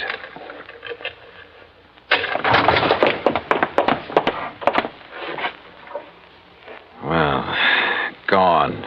Bag and baggage. Yeah. Room's been used recently, though. Hey, in this ashtray, cigarette butt. Same brand we found in Benton's office. Doesn't prove anything, but it might tie in. Yeah, Tom Nolan could be our boy, but where is he? You say he rented the room from you, clerk. What did he look like? Oh, middle-aged, as I remember. Bushy hair, sort of a wild look to him. Fits the general description Alvin Whiting furnished us. And the mugshot I pulled out of the files. Well, all we can do now is rig a stake out for him here, and then wait. Lieutenant Tovich posted a couple of men in Nolan's room, and we went back to headquarters. While he was getting out another bulletin, I went through Nolan's record. Assault and battery, resisting arrest. There was no doubt he was a violent sort of guy. And with the indication Whiting had given us that Nolan was a little unbalanced, the weird revenge motive might fit. Then something in the records caught my eye. I went back to the office of Larry Santis at a supper club. Oh, look, Dal, I told you the last time you were here. Now, I got a few things to tell you, Santis. The 2 murder victims, Mayfield and Benton, went in on a business deal with a man named Alvin Whiting. All right, so what? They bought an oil lease from Tom Nolan. All of a sudden last week, that lease got real valuable. Alvin Whiting figures that Nolan's the killer. Says he's not all there, and he was trying to get his own strange kind of revenge. Look, Dollar, what's all this got to do with me? That's what I want you to tell me. Look, I don't know anything about any of them. Last year, Nolan was arrested for assault and battery. According to the police records, the man who put up bail for him was you. Okay, so I put up bail for him. Look, Tom Nolan's my uncle, Dollar. Sure, he's offbeat, but he's harmless. Assault and battery? Harmless? So he beat up a guy. That doesn't mean he'd kill anybody. How'd he get mixed up with Benton, Mayfield, and Whiting? Well, he was broke. I asked Benton's wife to get her husband and the others interested in buying Tom's lease to get him some dough. I didn't know the lease would turn out to be valuable. After Nolan got out of jail, he left town, moved to Coopersville. That's upstate. Yeah? Well, he's had a room right here in the city for the last week. I didn't know that. Believe me, I didn't. Look, I haven't heard from him for 6 months. That's the truth. Dollar, I've told you all I know. I still didn't trust Santis, but decided to follow up the lead he'd given me about Coopersville. Maybe Tom Nolan had gone back there. I called Tovich to tell him, and he had a nasty little surprise for me. Alvin Whiting had disappeared from his apartment. I didn't know whether Tom Nolan had gotten to Whiting or not, but I did know I had to find Nolan in a hurry. I hightailed it to Coopersville. It was a small town with half a dozen hotels and rooming houses. I made the rounds, flashing Nolan's picture. Finally, I struck pay dirt. Why, yes, I recognize that picture. That's Tom, all right. But he told me his last name was Niles. You say he roomed here, Mrs. Carr? Yes, kept himself mostly, but he didn't make no trouble for anybody as far as I could see. Moved in here about, 6 months ago. Around the end of September it was. And then last week he left us. Sure, he probably found out they'd struck oil and moved into the city. You don't understand, Mr. Dollar. When I say he left us, I mean that last week Tom Niles died. There I was. But all of a sudden, the deal started adding up in my mind. It was after dark when I got to the graveyard, and my flashlight picked out the simple headstone. Tom Niles. Yeah, Tom Nolan. Resting in peace, right where he'd been, all through the murders he was supposed to have committed. The shot knocked the flashlight out of my hand. I hit the dirt, but the flash had pegged the gun for me.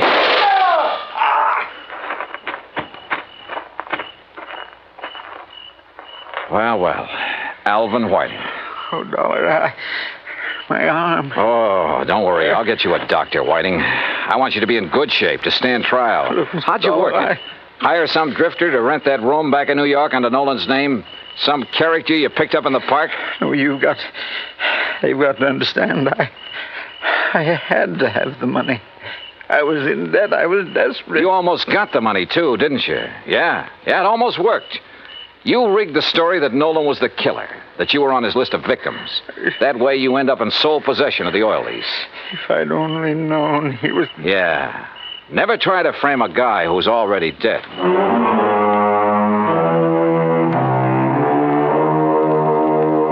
Expense account total $146.50. Remarks? I turned Whiting over to the police and he made a full statement. Yeah, his motive was money. He was in the hole, gambling debts and bills, high cost of living, you might say. But I guess he knows now it's still a real bargain compared to the high cost of dying. Yours truly, Johnny Dollar.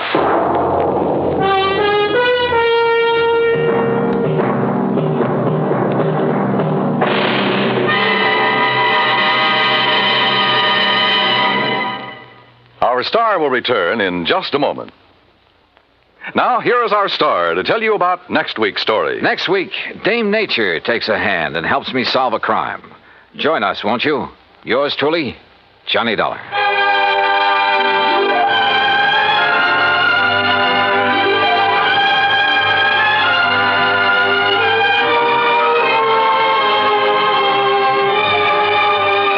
Yours truly, Johnny Dollar, starring Bob Bailey, originates in Hollywood and is produced and directed by Jack Johnstone.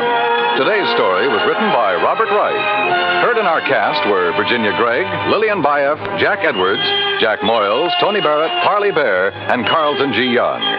Be sure to join us next week, same time and station, for another exciting story of yours truly, Johnny Dollar. This is Dan Cubberly speaking.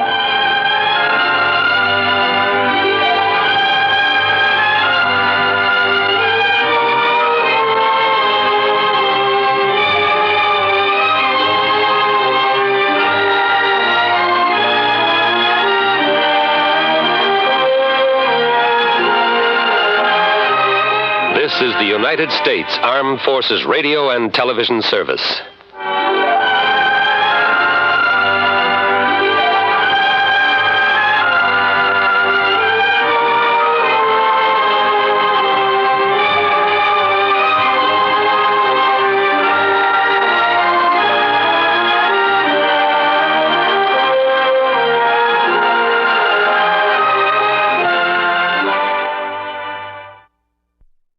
Hollywood, it's time now for...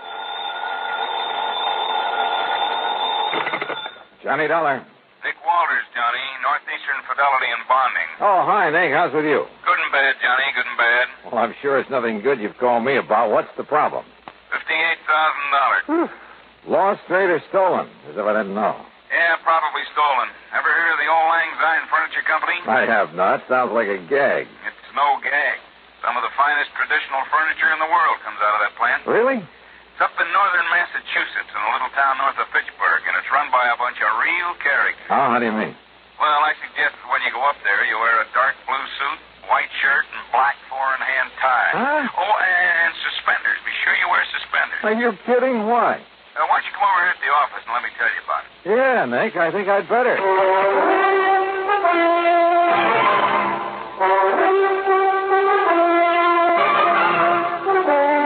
Bob Bailey in the exciting adventures of the man with the action-packed expense account.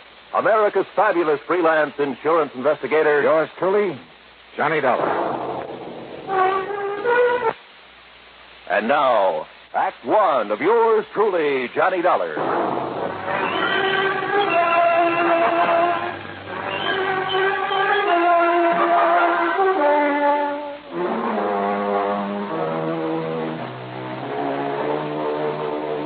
Expense account submitted by Special Investigator Johnny Dollar to the Northeastern Fidelity and Bonding Company, Home Office, Hartford, Connecticut.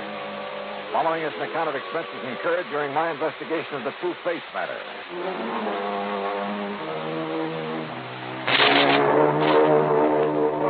Expense account item 1, after shaving, showering, and donning the most funereal clothes I could find. Item 1, $1.10, taxi to Nick Weldon's office at Northeastern Fidelity and Bonding. Just remember what I told you, Johnny.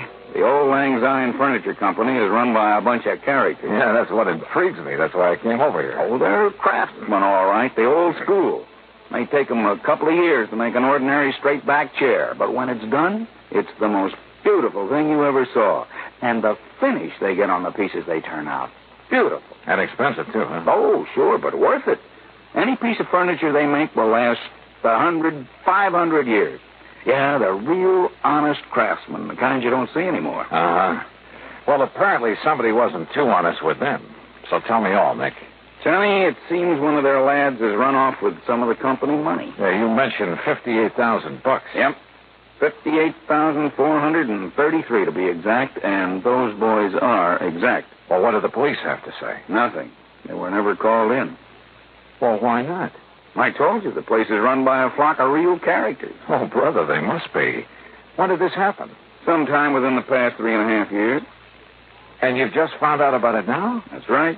Well, how come? I told you, John. Yeah, that's right, you told me. They're a bunch of characters. But didn't their policy state that any claim had to be filed within 60 days of the loss? Oh, we waived that for them, struck it from the policy. Why? Because they don't like to be rushed in anything. Rushed? After all, 60 days. And don't forget, they only discovered the loss a bit over a month ago. They even took a month to let you know about it. Yeah.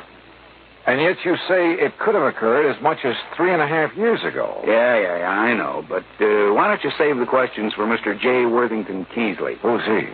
Yeah, the senior member of the organization, I guess you'd call him. There are no officers, you know, president, vice president, and so on. You mean a company big enough to suffer a cash loss of $58,000? Johnny, I told you. Yeah, that's right. You told me. Yeah. So, will you go up there and see what's what? Nick, I'm going up there for just one reason, on expense account, of course. Oh, of course. And that is to take a good look at these crazy characters you've been telling me about.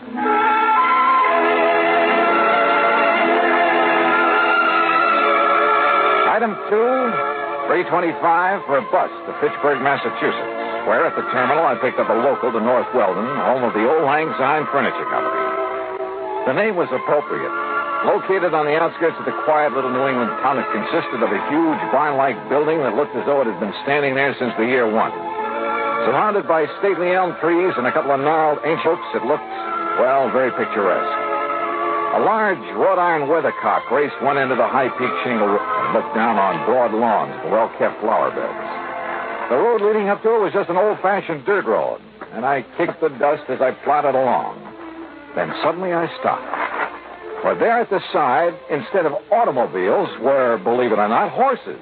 Horses and carriages and a bicycle or two or three. It was almost as though a picture of 50 or 60 years ago had suddenly come to life. And then inside, when I found Mr. J. Worthington Keesley, well, he looked like one of the Smith brothers, and was sitting in front of a fine but ancient roll-top desk. Of course we do, Mr. Dollar. Our fathers and their fathers before them all wore full beards. Therefore, we do, too. Would you like a bit of snuff, sir?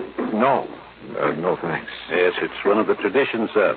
The traditions to which we adhere in order that we may continue to fabricate the superlative furniture for which we've become famous over the past 107 years. And I take it, Mr. Keesley, that the same thing applies to the horses and carriages out there at the side? Yes, they were good enough for our grandparents, so they're good enough for us. I suppose that's why I should have suspected Mr. Twiller. Mr. Twiller? Roscoe James Twiller, Mr. Dollar. Here, sir, there's a picture of him. In this group photograph taken on the occasion of our 100th anniversary. I feel like I ought to yell beaver. I'm afraid his mighty shock of hair and magnificent beard misled me back in 1941 when I hired him. Yes, and I suppose I should have known when he gave up horse and Surrey to drive one of those newfangled motor cars. Should have known what, Mr. Keesley? That he was no longer a man suited to our fine establishment. Is he the one who took off with your $58,000? $58,433.41. Are you sure? I mean, sure it was he? Beyond a shadow of a doubt, sir. He was the only one beside myself who had a key to the vault in which we kept our building fund. And when he suddenly left us 3 years, 5 months, and 16 days ago, yes, I should have known.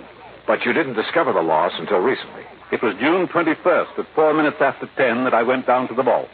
For the first time in 4 years, we had something extra to put aside. And you discovered the money was missing? The vault was empty.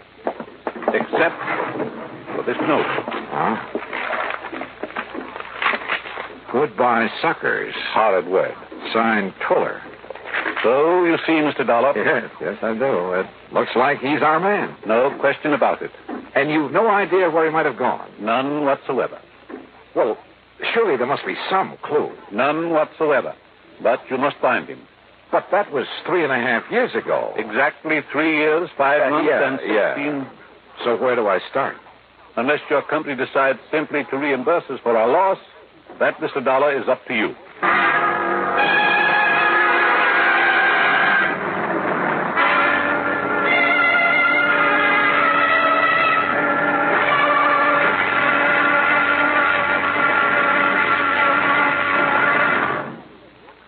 Act 2 of yours truly, Johnny Dollar, in a moment. Sometimes we may wonder why a football team doesn't quit playing and walk off the field when it finds itself 50 points behind with only a few minutes of play to go. What is that indomitable spirit that fills men with hope and keeps them going in spite of terrific odds? Keeps them going just to play the game according to the rules, just to get the job done as well as they know how. This kind of spirit pervaded the feelings of heavy bomber crews of the 9th Air Force on that day of glory, August 1st, 1943, the day of one of the most secretly planned surprise bombing missions of World War II. The day of the low-level attack on the Romanian oil refineries at Ploiești. More than 170 B-24 heavily loaded bombers took off in a swirl of red dust from Benghazi, Libya, to bomb a highly defended priority target. The element of surprise in the low-level attack was to be one of their greatest weapons. But things went wrong from the start. 3 planes exploded during takeoff operations. 11 more aborted due to engine trouble. Of those that reached the target area, less than 1/3 returned to home base. The leaders of the mission encountered navigation difficulties and difficulty in identifying specific targets. And due to the loss of that elemental hope, surprise, they also encountered devastating enemy firepower from flak and fighters. The mission was partially successful, but a horrifying experience. 5 medals of honor were awarded to the heroes of the Ploesti raid for valorous action above and beyond the call of duty. At any time, the men would have been justified in turning back, but they had a code of conduct that made them want to see the unequal game through to the end. It was a job that had to be done. A charge of the Light Brigade in the air as they flew down the valley of death to glory. And now, Act 2 of yours truly, Johnny Dollar, and the Two-Faced Matter.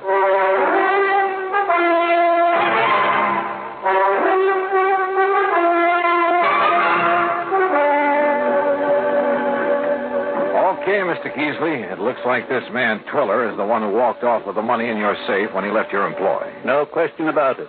And unless you can find him, your company will have to pay the full amount of the loss. Yeah, well, even if I do find him, the chances are he'll have spent that money. After all, 3 years and a half. Exactly 3 years, 5 months, and 16... You say you have no idea whatsoever as to where he might have gone. With that much money, he could be anywhere in the world. Uh-huh. Where did he live? I don't know, sir. What? After all, it was none of my affair. But if he worked for you a number of years... I make it a rule never to pry into the affairs of others. Except, of course, where the manufacture of fine furniture is concerned.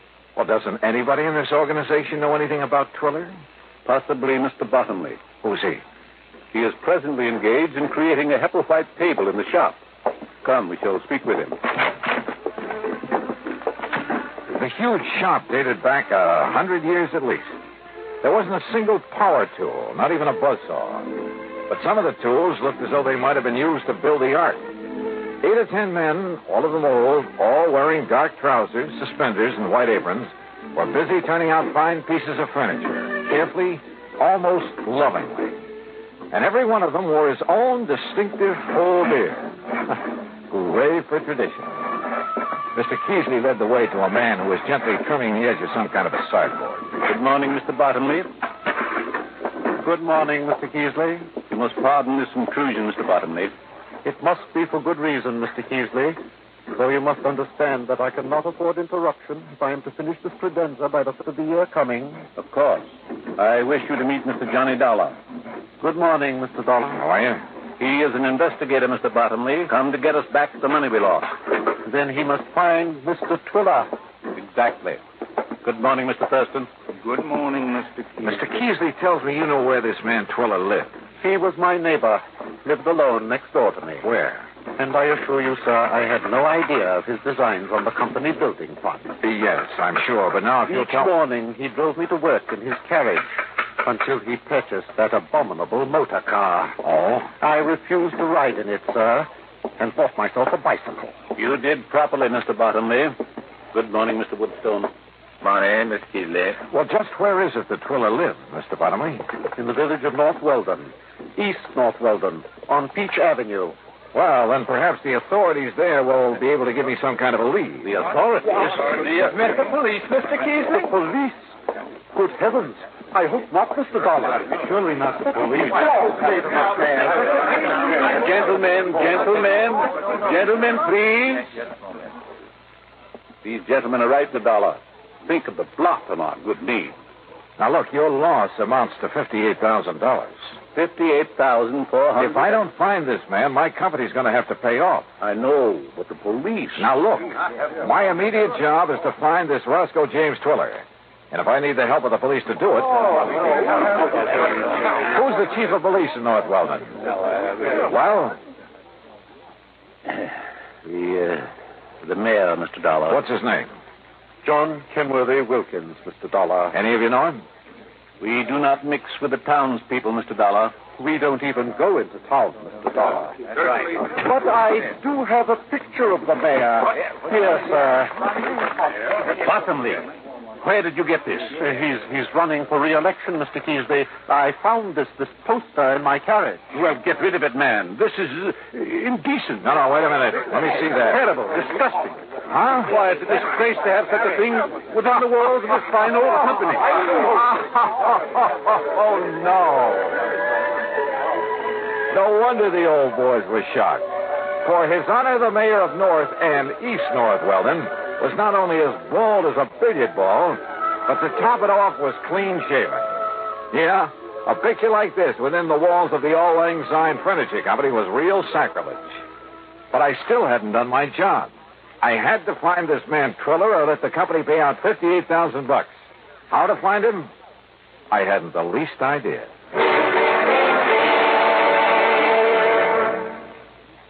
Act 3 of yours truly, Johnny Dollar, in a moment. Times have changed, and so has the man.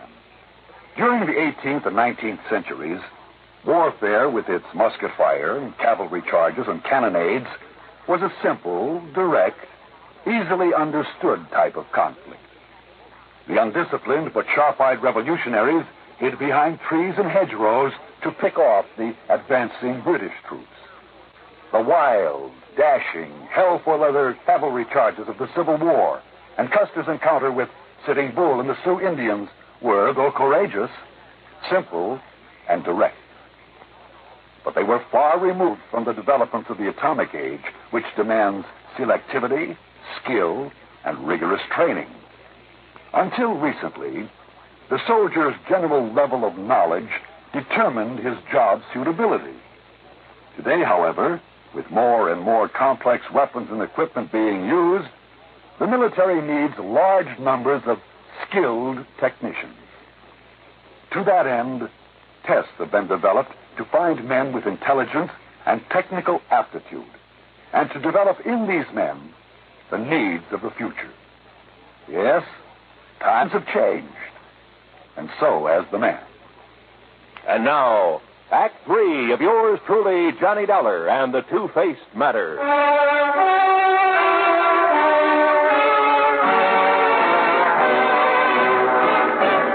I found the mayor of North Weldon sitting comfortably on the shaded porch of his home, fanning himself with an election placard and sipping at what looked suspiciously like a gin and tonic. Yes, you're certain that I can't fetch you a limeade, too, Mr. Dollar? No thanks, Mayor Wilkins. Yes. Well, now, as I started to say, when I first came here, I did hear some rumor about money having been taken from the Auld Lang Syne Furniture Company. But until they lodged a complaint with me, for you see, I'm also chief of police. Yes, well, from what I can see, they're pretty slow about things like that. Yeah, well, they're slow about everything. But they make magnificent furniture. Mm-hmm, I could see that. Tell me, did you know this Roscoe Twiller at all? No, gone before I came to North Weldon. Oh? But that was only 3.5 years ago. And I came after that. Yet you're the mayor of the town. Village, really, Mr. Dollar. But lovely place. I've liked it ever since the first time I saw it. And when the people learned of my police record, my record in police work out in Ohio, why, they insisted that I take over my present jobs for them. I see. And you have no idea where I could get a lead on this man Twiller? No, sorry. Don't the people at the furniture factory have any ideas about him? None whatsoever. You're sure? I'm sure. Yes, well, if what you've told me is true about his taking the money, he is probably far, far away. Yep, I'm afraid so. Just as far as I am from solving this case. Well, we chatted on for a few minutes, and then I left him in the hope of finding some erstwhile neighbor who might be able to give me some help. I headed across town toward Peach Avenue. And as I was about to pass the bus stop... Bang! Bang! Huh? Bang! Bang! You're dead! Oh. And another redskin bit the dust. Well, hi there, fella. Cowboy, huh? Sure, I'm a cowboy and a policeman and an artist and everything. Sure. My name's Jimmy Carter. What's yours? Johnny Dollar. Want to see some of my artistical drawings? Yeah, sure I do, Jimmy. Just look at this cigarette advertisement here on the fence. Uh-huh. With my own crayons, too. That's it. How's that? Jimmy, that's the most beautiful mustache I ever saw on any girl. Sure. My teacher says I'm going to grow up and be a great artist. Oh, sure. But first I have to get a paint set. Sure you do. And see what I've done with this one. Sure you... Jimmy. That's our mayor. Yeah. He's running for re-election. That's why he has all these signs all around. Don't you think he looks a lot better with some hair on his old bald head? And a little child shall lead him. Now I'm going to put a beard on him. See? Like some of those old men at the furniture factory. Stay with us, Jimmy. Stay with it. Ah, they're funny old men. Like this. See? Uh-huh. Only they never come in town. Never. There. Doesn't that look like one of them? There. Jimmy, that's so good I'm going to save it. Really? Yes, sir. Thanks a lot. Gee. I sure do. I didn't know I was that good. Jimmy, you'll never know how good you are.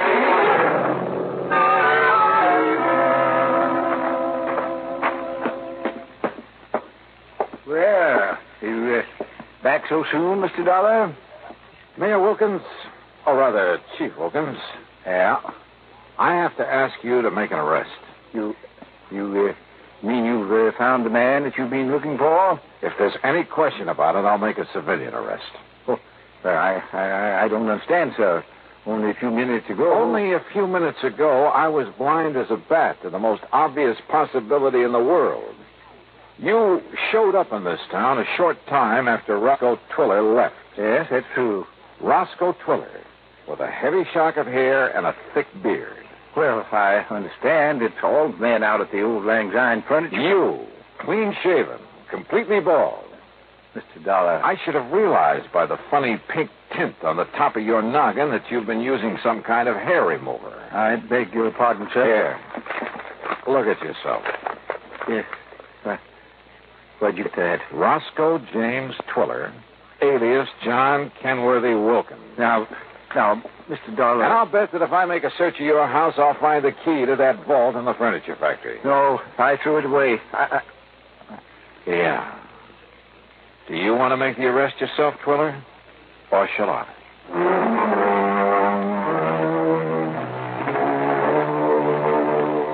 I don't know why Twiller gave up so easily. I guess it was because I'd caught him completely off guard. He even signed a confession and promised to pay back what he could. So, from here on in, it's up to the courts. And all thanks to a little kid who liked to draw mustaches on billboards.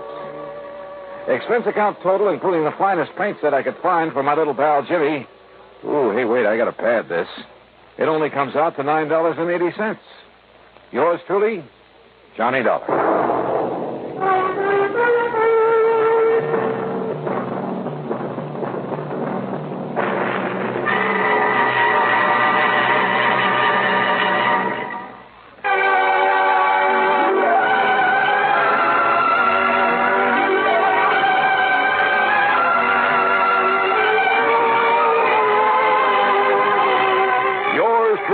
Johnny Dollar, starring Bob Bailey, originates in Hollywood and is written, produced, and directed by Jack Johnstone.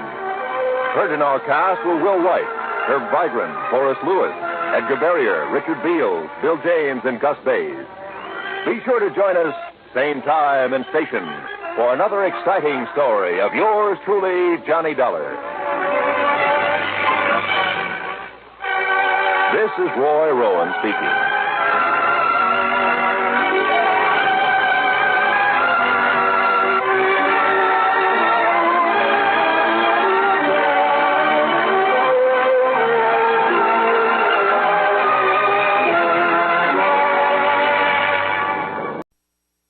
WROW, Albany, New York.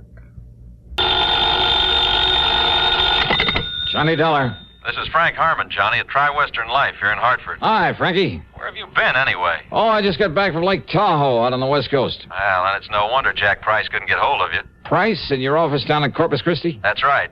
He called and told me he'd been trying to get you on the phone for several days. Oh, well, I'm sorry. He has a problem, a pretty big one. When he couldn't reach you, he sent it on. He sent her on to us. It? Her? Which is it? Both. So come on over here, will you? There's no time to waste. Oh, what's it all about? Well, all I can tell you is, well, somehow you've got to prevent a murder.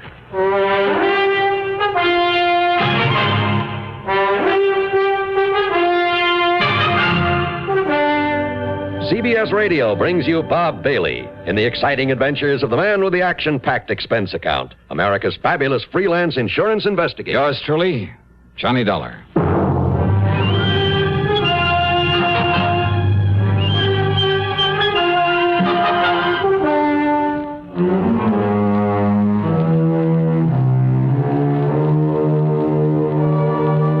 Expense account submitted by Special Investigator Johnny Dollar to the New England Office of Tri-Western Life Insurance Company. Following is an account of expenses incurred during my investigation of the Unworthy Kin Matter.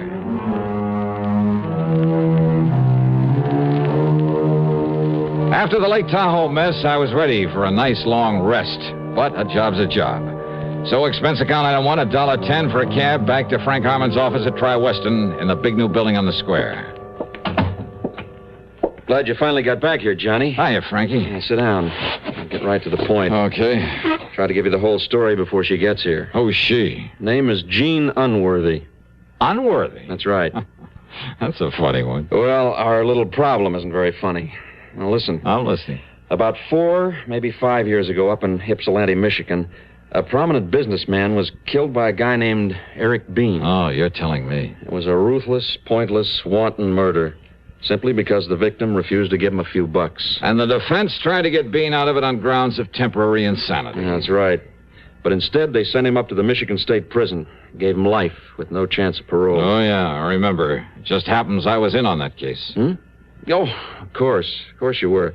Well, all right, then. Well, I didn't play a very important part in it, I have to admit, but I was there. And you were there during his trial. From the first to the last gavel. Yeah, and you know what Eric Bean did when the judge pronounced sentence on him. Yeah, that's right. Because it could be that Bean thought his remarks were partly aimed at me. I mean, this talk about getting even with everybody. All right, sure. Sure, I'll go up to your lousy, stinking prison. Order! Order in the court! But if you think you can keep me in it, you're crazy. Order! Order! Will someone restrain the prisoner? Because I'm going to get out. When I do, I'm going to kill everybody that had anything to do with filling me up. Officer, restrain that man. No! Don't take your hands off him. I'm going to kill anybody that had anything to do with it.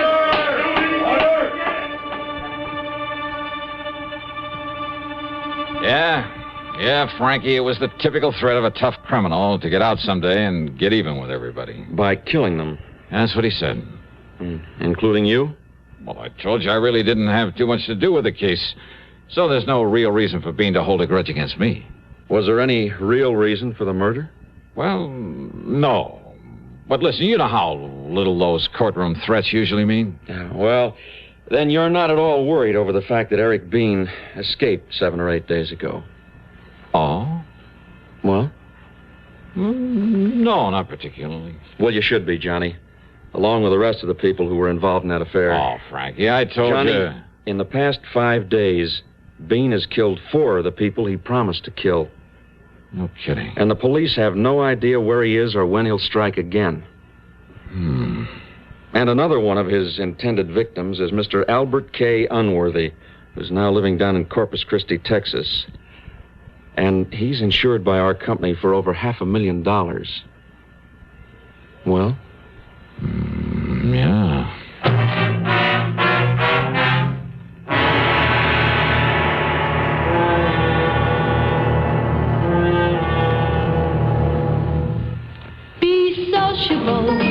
Have a Pepsi. That reminds me of a tip I've been meaning to give you. Whenever you buy Pepsi-Cola, get an extra carton.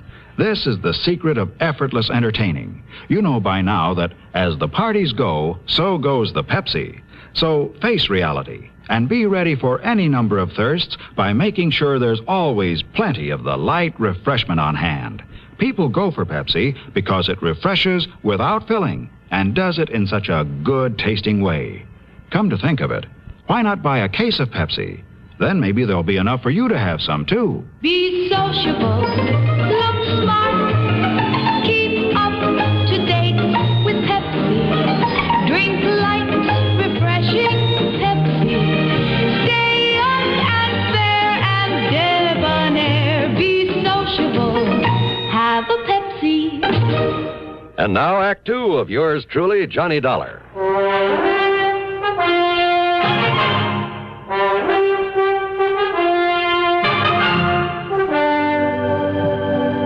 All right now, Johnny, when Jack Price wasn't able to reach you, he dumped the whole thing in my lap, including the old man's daughter, Jean. She arrived here in Hartford early this morning, came in here and demanded that you be appointed a bodyguard for her father. Oh, now listen, Frank. I phoned her at her hotel right after I got in touch with you. She's probably on her way over here to see you right now. Hey, look, Frank, I'm an investigator, not a body... Listen, buddy. Are you forgetting Eric Bean may have you high on his list, too? So what? So what? If I keep my eyes open, my manners and my... Oh, I see. What? Yeah, put two of Eric Bean's intended victims together. Give him a wide-open chance to kill two birds with one stone, so to speak, and he's almost bound to show. Yeah, so the cops who've been standing by pick him up along with our two bodies. And the company has done a great public service. Hooray. No, that wasn't what I was thinking of at all. Frank, I couldn't go down there to Corpus Christi right away anyway. Why not? First thing tomorrow morning, I have an appointment in New York with an attorney for a deposition in that Lake Tahoe case I just wound up. Oh, so you lose a few hours. And what's more, I hate those bodyguard assignments, and you know it. But when such an important client's involved, Johnny... Well, there's nothing but a lot of trouble with an A-1 chance of getting shot in the back. Yeah, but don't you see... No, Frank, I'm sorry. If Unworthy wants protection, let him call in the police. They have a very good force there in Corpus Christi. Johnny... And when this dame, this daughter gets here, well, simply tell her I don't want the case. And I mean it, Frank. That's final. That is unequivocally and irrevocably and absolute... Mr. Harmon? Oh, Miss Unworthy. Oh, please come in. Huh? Thank you. Yes. Come in and meet Mr. Johnny Dollar. Hi, Johnny. Suddenly I changed my mind. Even as that whole office suddenly seemed to change and take on a strange and wonderful glow. She was, so help me, one of the most beautiful girls I've ever seen. Tall, but not too tall, with honey-colored hair and a complexion that, and a figure that, and a twinkle in those baby blue eyes that, oh, what's the use? The right words simply aren't. Not to describe this one. Wow. Well, sit down, please, Miss Unworthy. Oh, thank you, Frank, but I told you this morning to please call me Jean. Oh, yes, of course. I forgot. And that goes for you, too, Johnny Dollar. Oh, sure, Jean, sure. Can you leave with me right away, Johnny? I mean, for Corpus Christi? I hope you told him how urgent this is, Frankie. Well, yes, I did. Then you will come and watch over Daddy until they catch this murderer, won't you, Johnny? Well, now, Jean... Yes? Well, that is Yes? Johnny? Well, I have to be in New York first thing in the morning to see an attorney. Oh, well, that's just fine, then. Because I have an early morning date in New York with Madame Olga Marino before I go on back home. Oh? You know who she is? Oh, well, sure, I've heard of her, but I never thought anybody in the world actually had enough money to buy those clothes, those gowns that she designed. Oh, now you're kidding me, aren't you? Well, you know. But I just love having her things. Oodles and oodles of them. Uh-huh. So we'll go down to New York tonight. I'll be staying at the Pierre, so you stay at the Pierre. And we'll have a ball. We'll really do the town. Oh, I just love New York. Well, now Then tomorrow morning, while I'm getting some dresses and things, you can see your lawyer, and then we'll take off for Corpus Christi together. Jean... But come on, hon. We'll have to hurry if we want to make the 4 o'clock plane to New York. Well, And Frank, dear, thanks so much for finding Johnny. I feel better. I feel that Daddy's safer already. Expense account item 2, $21.50 for a cab and plane tickets to New York for the two of us. With this charmer in tow, well, believe me, it wasn't easy, but I realized that with an important assignment on my hands, I better play it safe and behave myself. So, down in New York, item 3 is $9.50 for a taxi to the Pierre, where I dropped her off, then to the Gotham, where I got myself a room. That evening, the tab for cocktails and dinner at the Pavillon, no less, came to $58. And I was pretty impressed by the maitre d's immediate recognition of her, and his disappointment at the smallness of the bill she'd run up. Oh, and tips, by the way, came to $14 more. Then the evening really got underway via the nightclub route, and I mean only the most expensive nightclubs, where again she was recognized by all the maitre d's. And the total bill by the time I dropped her off at the Pierre shortly after 4 a.m., only $130, including tips and taxis, of course. I hope my deposition the next morning in the attorney's office made some sense because I was bushed. But then, after leaving him on the way back to my hotel, I picked up a newspaper, and I nearly blew my top. Item 5, 6, whatever it is, 85 cents for a call to Frank Harmon back in Hartford. Now, Johnny. And it was you who gave that story to the wire services about my going down to Corpus Christi to save the life of dear old Albert Unworthy. But, Johnny, you yourself suggested it might help to flush out this killer. Oh, yeah, sure. Make it easy for him. Get 2 of us in one trip. Thank you very much. Item 7, $287.50 plane fare, tips and incidentals for the flight to Corpus Christi. And by the time we got there, well, I don't know. I don't know how to say it. But, well, that genie is not only the most beautiful, the most charming. Well, put it this way. By the time that flight was over, if Jean had said, "Come on, Johnny, let's get married," I think I might have taken the leap without one single thought about the consequences. And after we landed and she stepped into a phone booth to call and make sure her father was still all right, well, I was almost annoyed at the sudden appearance of an old pal of mine, Doug Johnstone, kid brother of Jack, who dramatizes these radio cases of mine. How'd I know you were coming down here? Well, Johnny, it's all over the papers. Yeah, I was afraid of that. Oh? Yeah, but how are you anyway, Doug? Oh, I couldn't be better. Hey, boy, you certainly pick 'em, don't you? What do you mean? Your, traveling companion, Jean Unworthy. What do you know about her father, Doug? Well, I kind of thought you might want a little help while you're down here. That's why I came to meet you. Oh? Yeah, now, here's what we ought to do. You, put her in a taxi. Her home isn't far from here. Then you and I'll run on down to my office and talk a while, and I'll drive you out to their place later. Well, now, wait, Doug. I think that's a very good idea. Oh, Jeannie, this is an old friend of mine, Doug Johnstone. Hi, Doug. Jean, I've always looked forward to meeting you. Well, how nice. I'm meeting more good-looking men these days. Johnny, Doug's right. See, it'll give me a chance to kind of freshen up and prepare the royal welcome for you here in Corpus Christi, all right? Well, I kind of So hate you to go have ahead you... with Doug, and I'll see you at the house later. Taxi! Taxi! Huh? Okay, Doug, let's go.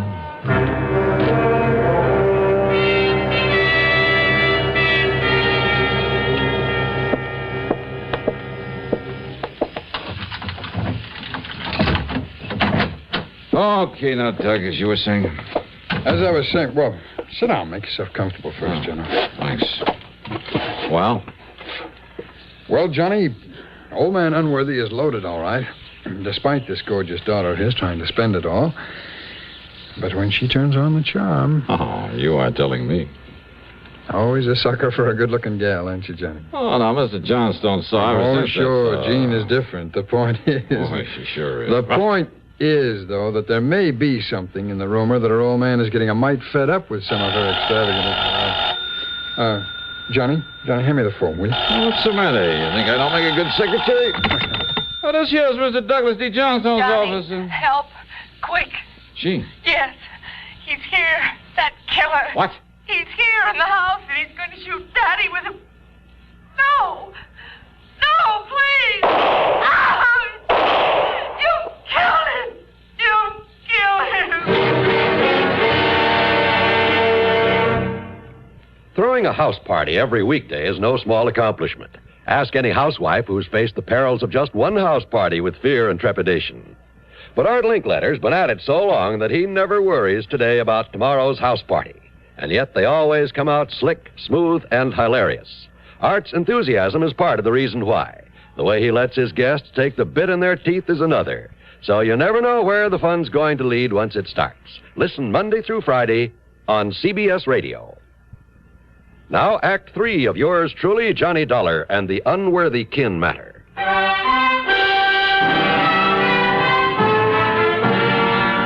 Doug Johnstone and I tore out to the house, and, Mr. Albert K. Unworthy was dead, all right. 3 neat, clean bullet holes in his temple. His daughter, Jean, was a wreck. One sleeve of her dress was torn. There was a red welt on her cheek where she'd apparently been struck by the killer. Johnny. Johnny. All right, now easy. It was so terrible. So awful. So terrible. Okay now, honey. Just try to take it easy and remember exactly what happened. Why did it have to happen to him? He was so good. So wonderful to me ever since the day that he adopted me, and now he's... Take it easy. Now, who else was in here, Jean? Were you in here with your father alone? Yes. Yes, Johnny. I don't know where the servants are. Daddy must have let them take the day off. But this man... Then this horrible-looking man came in. Can you tell me what he looked like? Oh, I don't know. I saw him only a few seconds. He was short, and he was heavy set, and that thick black curly hair that came down to a point on his forehead. Yeah. Go on, Jean. That strange pale, that pallor. His face was almost gray. After 7 years in the And one of his ears, it was kind of mashed, like a piece of cauliflower. There was a dirty scar, too, on his hand when he held that pistol on poor Daddy. Oh, Johnny. And his height, his weight. Have you any idea? Oh, I don't know. He was maybe 5'7" or 8. And he was heavy. Maybe 180 pounds or something. He was stocky. You ask me, that fits the newspaper description of Eric Bean almost to a T, gentlemen. Had you ever seen Eric Bean before, Jean? No, Johnny. And there was that wild animal look in his eyes. And he came rushing in here with that gun, and I tried to call you, but he knocked me down, and then he... I guess I passed out. Right, easy. Oh, Johnny, please help me. Yeah, sure. You want to call the police, Doug? Sure. Doug not only called the police, but the family doctor. And after Jean had given the police all the information she could, the doctor gave her a mild sedative and sent her up to bed. By that time, Jean's personal maid had come in, so after assuring her we'd do everything we could. Johnny, dear, don't you see? Now, you may be in danger from... Oh, dear. I guess whatever the doctor gave me, I can't stay awake. But come back, dear. Come back.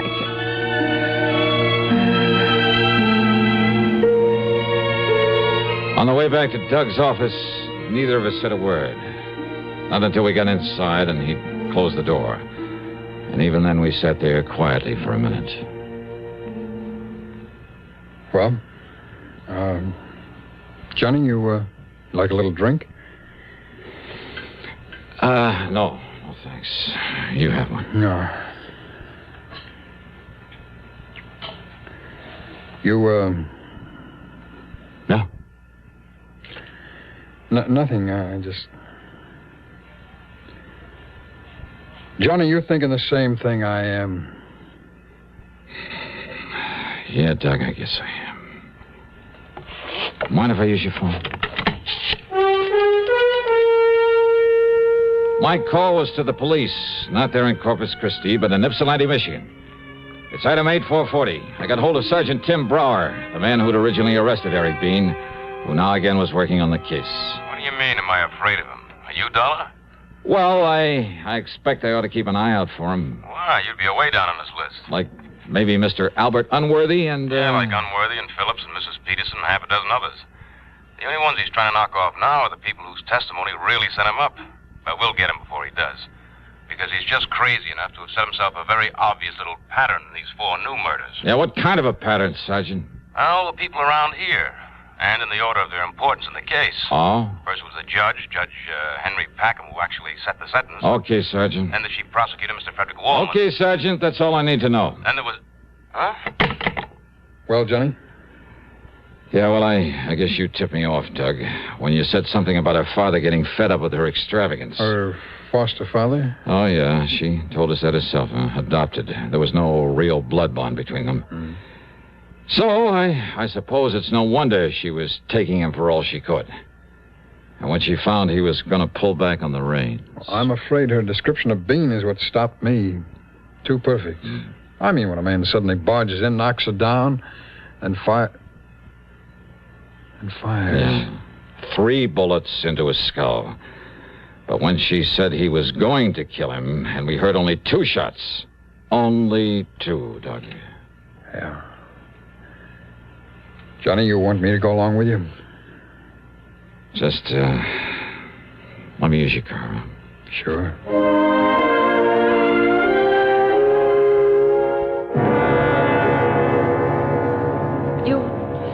You mean you found the murderer, Johnny?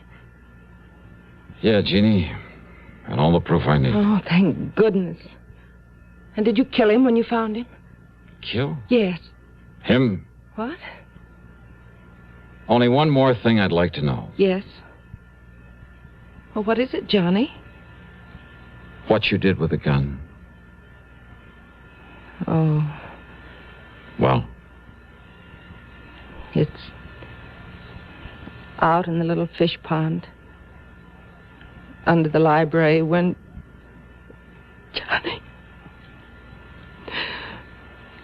Johnny, not a chance for me? Not a chance.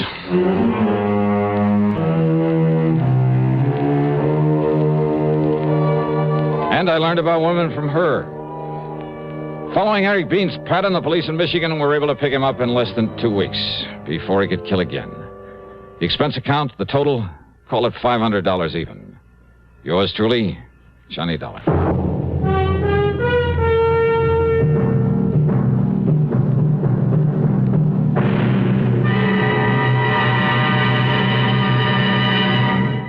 Constipation is something people don't talk about much, but it can be a problem for anyone, even doctors. And when constipation occurs, it's interesting to see just what doctors consider important about a laxative they might use or recommend. Well, a majority of the doctors we heard from had this to say. A laxative should be effective, gentle, close to natural acting. A medicine that can be used with complete confidence.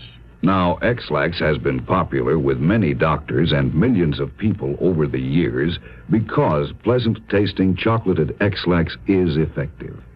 Overnight, it helps you toward your normal regularity. X-Lax is so gentle, so close to natural acting, there's no upset. That's why many doctors and millions of people use X-Lax with complete confidence. X-Lax, the laxative that helps you toward your normal regularity gently, overnight. Now, here is our star to tell you about next week's story. Next week, the What Goes Matter is just what it sounds like, a real puzzler. So join us, won't you? Yours truly, Johnny Dollar.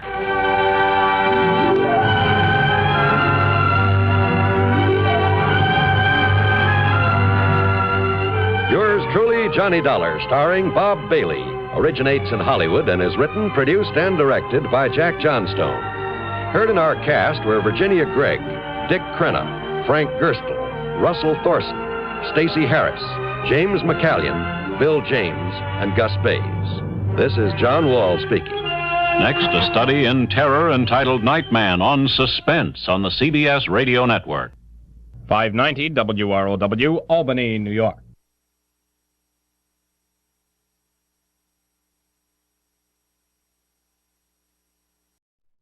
From Hollywood, it's time now for... Johnny Dollar. Paul Hempel, Johnny, at Continental Insurance and Trust. Well, it's about time, Paul. I began to think you got yourself another boy. Matter of fact, the company has taken on a couple of staff investigators. Why, the dirty so-and-so. But I managed to convince the brass that you should handle this one. Which one? Protection for one of our clients, Johnny. His name is John R. Welton. His life is being threatened. Oh, I get it. When there's a chance of somebody getting hurt, you don't want your own men to take any chances. Okay, I'll tell Randy Singer it's no go. Sergeant Randy Singer? Oh, he's a lieutenant now. 18th Precinct homicide down in New York? That's right. Now, Singer has told us that if we send you down there, he'll cooperate. If we send anyone else, no. And another thing.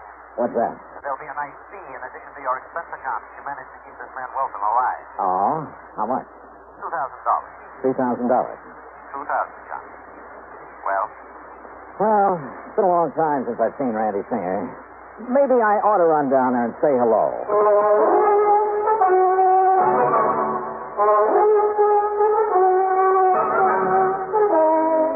Bailey in the exciting adventures of the man with the action-packed expense account, America's fabulous freelance insurance investigator. Yours truly, Johnny Dollar.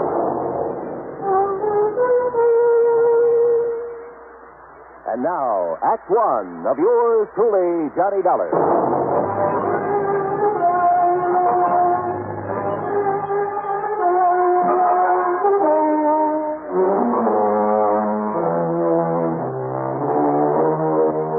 Expense account submitted by Special Investigator Johnny Dollar to the Continental Insurance and Trust Company, Home Office, Hartford, Connecticut.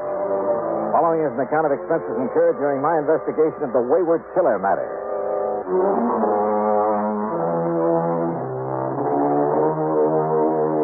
Expense account item 1627, fare to New York and taxi from Grand Central Station to 18th Precinct headquarters in East 40. My old pal, Sergeant Randy Singer, Lieutenant Randy Singer, pulled a long face. Now I know my luck has run out. Hiya, Randy. Well, what are you beefing about this time? You might as well sit down, I guess. Okay, sure. Why don't these insurance companies of yours leave us alone? Let us handle things our own way. What do you mean? The minute one of their clients gets into a jam, they send somebody like you down to pester us. Johnny, there isn't a thing you can do about this man Welton. The company said something about his life being in danger. Yeah, that's what he said. Well, is it true? I doubt it. Why should his life be in danger? I don't think it should. Okay. Why does he think his life's in danger? Because he was a witness to a shooting, a murder. Oh? Where? When? You remember reading about the bookie who was killed last week over in an alley off of First Avenue? Know anything about bookies? All right, now, did you read about it or didn't? Yeah, I read about it. Don't tell me a whole week has gone by and you haven't found a killer. We haven't found him. Even with a witness to the crime, this John Welton? Oh, Randy, you're slipping. Except for the description Mr. Welton gave us, we haven't a single solitary thing to go on. No fingerprints, no clues of any kind. The weapon? 38 special, make unknown. The same one apparently that was used to slug Mr. Welton. Just what happened, Randy? Well, it was Tuesday night, Steve, last week, that is. Yeah? Late, at about 2 a.m. Welton was taking his dog for a walk before going to bed. And he passed this particular alley, saw these two men struggling. Heard a shot. So did his dog. Pooch let out a yelp, galloped around in circles, tied up his legs in a leash, and down he went. The dog or Welton? Welton, and don't be funny. Okay, go on. Then the killer came running out of the alley and stumbled over Welton. Welton got a good look at him in the street light. The dog pulled a hunk out of the killer's pants. The killer smashed Welton on the head and took off. The dog kept yowling until a patrolman came around, found him there, and found the bookie in the alley, dead. And? All I want to know is what you think you can do about it. No clues, huh? Except Welton's description. You give him a look at the mug book? Yeah, he came up with nothing. You find a gun? No, ballistics said it was a 38 that did the job. Tried looking in the storm drains around there? Not yet. Look, why does Welton feel he's in danger? Because some fool reporter wrote it up in Sunday's paper that Welton not only saw the killer, you see, he'd been trying to keep that quiet, but that he could positively identify him. And when Welton tied that up with the fact that the victim was a bookie... Yeah, I see. That means the possibility of a connection with a syndicate. Or if he didn't play ball with the syndicate, they decided to knock him off. Well, now, Johnny, we don't like to admit that there might be a syndicate in operation anymore. Sure. The town's absolutely clean. Well, now, I sure. didn't say... All your handsome lads in uniform have to do is march in the St. Patrick's Day parade, be on hand to welcome important foreign dignitaries. Or snitch apples off the fruit stands over on 10th Avenue. Johnny... The fact remains that I think Welton's right. Bookmaking is a racket.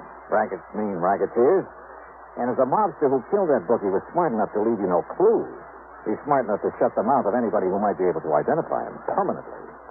Have you got a guard on Welton? Well, he's after one, and I've arranged for... Where does he live? Over on East 53rd. Tim Conroy, the man I'm going to send over there, just reported in. Then tell Conroy I'm going over there with him. But, Johnny, what for? What can you possibly do that we haven't done? Well, look, Randy, I'm getting such a nice, big, fat fee on this, I have to at least look like I'm earning it. Sure. All set to go, Oh, Conroy, come in. Who knows, Randy? Maybe I'll even solve a murder. Conroy, get this wise guy out of here, will you? Mr. Dollar, nice to see you again. Hi, Conroy. Yeah, your dear old pal Johnny Dollar. Now, take him with you. Take him anywhere, but get him out of here. Yes, sir. You'll be sorry you're being nasty to me, Randy. Johnny, so help me. It was pretty obvious Randy hadn't gotten anywhere on the case. And believe it or not, that he was glad I'd come along. But my job was solely to protect Mr. Welton. So in Conroy's prowl car, we drove over to the little apartment building on East 53rd. Drove over to find a crowd milling about in front of the place. A crowd that included a couple of New York climbers.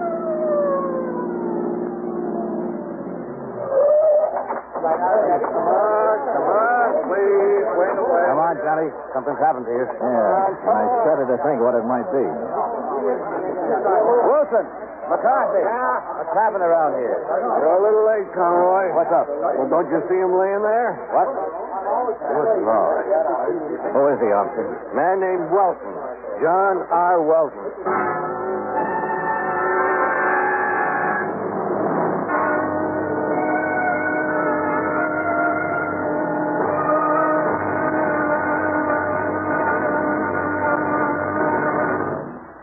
Act 2 of yours truly, Johnny Dollar, in a moment.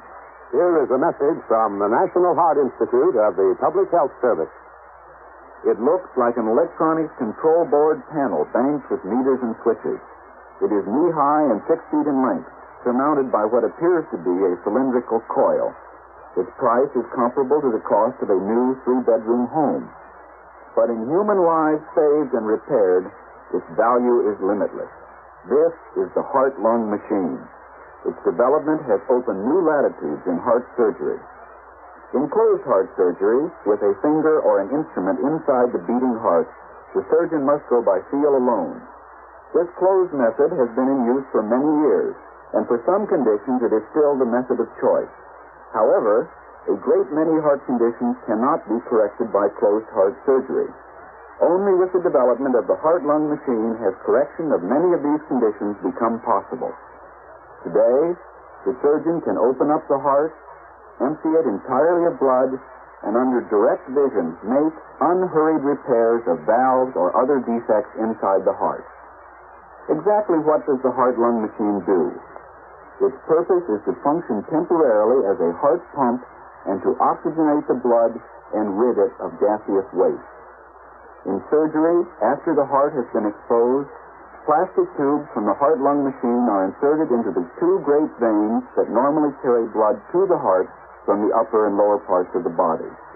Once the hookup is complete, blood destined for the lungs is then cycled into the machine where it is refreshed and returned to the system through another tube inserted into the femoral artery in the groin. Know Your Heart was written and produced by the National Heart Institute, one of the National Institutes of Health of the Public Health Service, United States Department of Health, Education, and Welfare, Washington, D.C.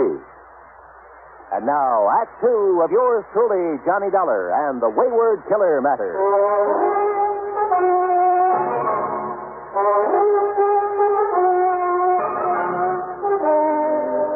It looks as though I got there too late. The man for whom I was supposed to act as bodyguard lay sprawled awkwardly on the sidewalk in front of his apartment. Yeah, that's Mr. Wilson, all right. Johnny, looks like you and your insurance company just lost a client. Hey, get this crowd back. He's still breathing. Come on, get him back. All right. Hey, get him there now. Get back, all of you. Get back in the car. Has anybody sent for a doctor? We got one on the way, Mr. Dollar. How did it happen, McCarthy? Do you know? Well, some kids were playing out here on the sidewalk. A couple of mothers with them. They heard a lot of noise up in Mr. Welton's apartment. Up there on the 2nd floor. What kind of... You see up there where the windows broke out of the frame? Yeah, I see. What kind of noise? Like a big fight, they said. And Mr. Welton yelling for help. He was yelling bloody murder, they said. They hear anybody else? Anything else? No, sir. Not even the dog. You sure? Then all of a sudden, he comes smashing out through the window and lands here on the sidewalk. Have your men been inside there? Yes, sir. Wilson went in. Come on, get back. Stay back of that line, will you? He said Mr. Welton's place is an unholy mess, like a big fight. Any sign of the assailant? No, sir, but the door of his apartment was flung open. So was the back door leading into a court in the alley. Yes, sir. That's what Wilson told me. That's a fire door that can be opened only from the inside. So it looks like whoever did this to Welton made his getaway through the alley. No doubt about it. Well, all I have to say is I hope this man lives. We'll soon find out, sir. Here comes Doc Strader.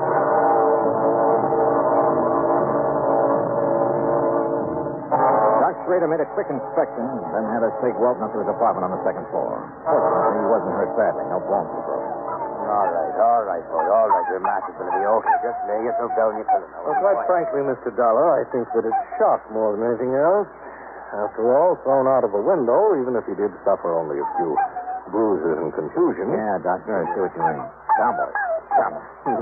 How long before I'll be able to talk to him? Well, the sedation I've given him should keep him asleep until, say, mid-afternoon. After that, you and your chief can question all you want. My chief? Aren't you working under Lieutenant Singer? Yeah. Maybe I am.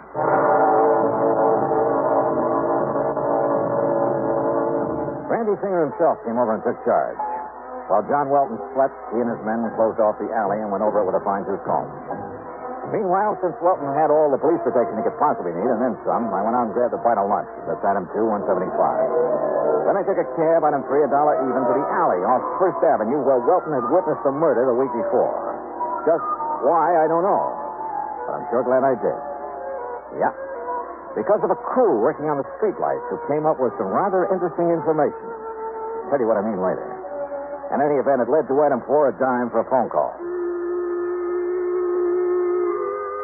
You know, a fellow in my business has to have some rather strange contacts. My call was to one of them. To a man Lieutenant Randy Singer would have known by name, at least. Would probably have liked to get his hands on. Or, more to the point, would like to have had some concrete evidence against for a number of things. My contact's name was Smokey Joe Sullivan. Ex-counterfeiter, ex-bootlegger, burglary suspect, numbers racket. A man who's been picked up on more petty charges than you can possibly think of. Yeah. In a city with an underworld the size of New York, a man like Smokey's good to know. On occasion.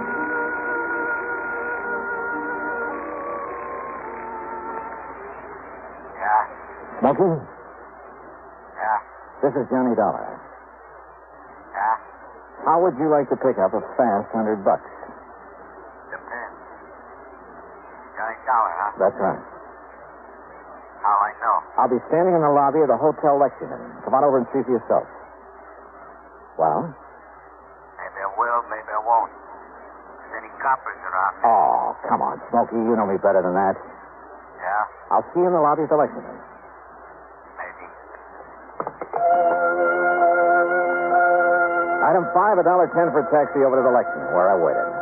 An hour, 2 hours. No sign of Smokey. Then suddenly I realized why. There must have been somebody important there in the hotel, for outside at the curb was a police car with a man in a uniform at the wheel. No wonder Smokey hadn't showed. I sauntered out to 3rd Avenue, started around the block. And sure enough, at the first newsstand, a figure that had been hiding behind a newspaper fell in step with me. What took you so long to spot that copper sitting out front, Johnny? Now, look, Smokey, I asked you if you'd like to pick up a fast C-note. Depends, Johnny. I need some information. What kind of information, Johnny? You been taking any bets on the horses lately? Guy has to make an honest buck now and then. Have you been working through the syndicate? Now, Johnny, you know you don't ask questions like that. But if the information I want is in the books of the syndicate... You don't want me to play stoolie. You know me better than that. Okay. Ask me questions. Yeah. Here's 20, 20, 50. You said a C-note. You get the rest when you get the dope for me, if there's any to get. Okay. Go ahead. Ask me. All right. I want to know how much money, if any. I may be playing a wrong...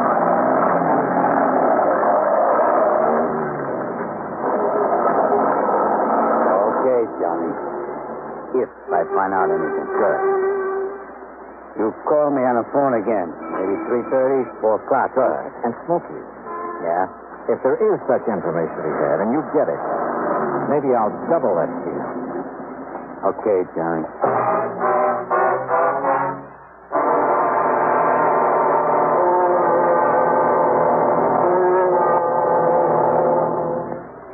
Act 3 of yours truly, Johnny Dollar, in a moment. Times have changed, and so has the man. Thaddeus Lowe, in the year 1861, organized what has been considered the first airborne reconnaissance unit of the United States Army. His craft? A balloon, which was in constant use during the Battle of Richmond, making observations every 15 minutes. But because of the balloon's limited maneuverability and extreme vulnerability, military thinking and interest soon switched to the heavier-than-aircraft experiments being conducted by the Wright brothers at Kitty Hawk, North Carolina. Finally, in 1909, the Army accepted the Wright brothers' 42.5-mile-per-hour aircraft. Contrast this with the faster-than-sound aircraft, the supersonic speeds of our modern planes. Contrast the skill, the technological know-how of the modern airman with that of the pioneers. You'll agree, I'm sure, that times have changed, and so has the man. And now, Act 3 of yours truly, Johnny Dollar and the Wayward Killer Matter. Expense account item 6.95 for a cab back to John R. Welton's apartment on East 53rd. Randy Singer's boys had found no clue to the identity of Welton's attacker. Welton himself was beginning to stir. Yeah, we'll be able to talk to him any minute now, Johnny. Okay, good. Oh, now get down, boy. Go lay on your pillows. No, incidentally, we found the gun that was used in the murder he witnessed last week. Oh, where?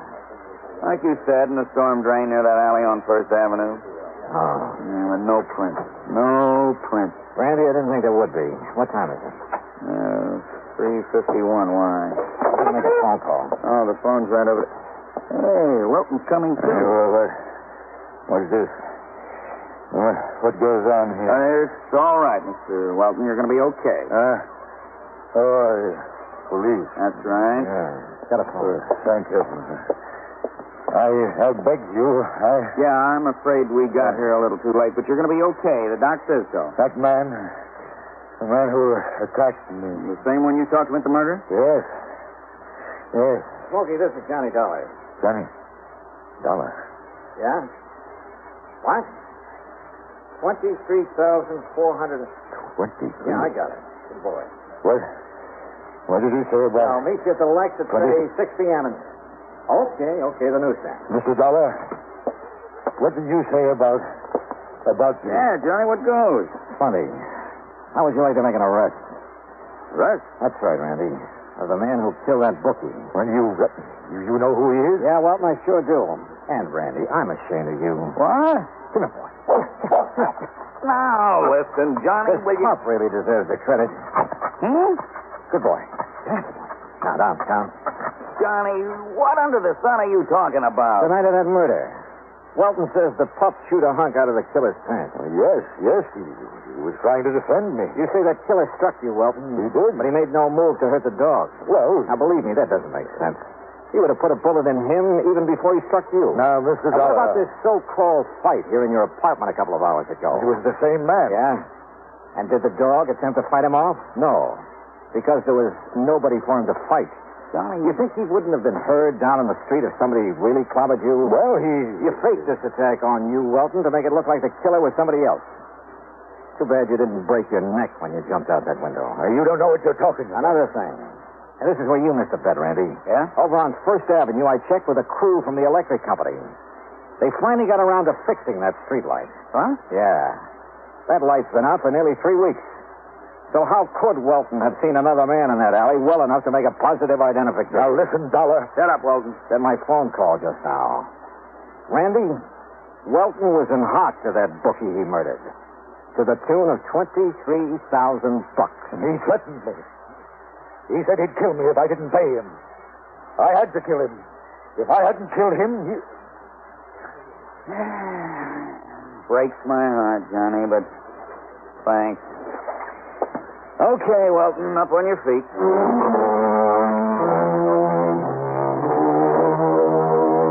Item 7, $65 even for a night on the town.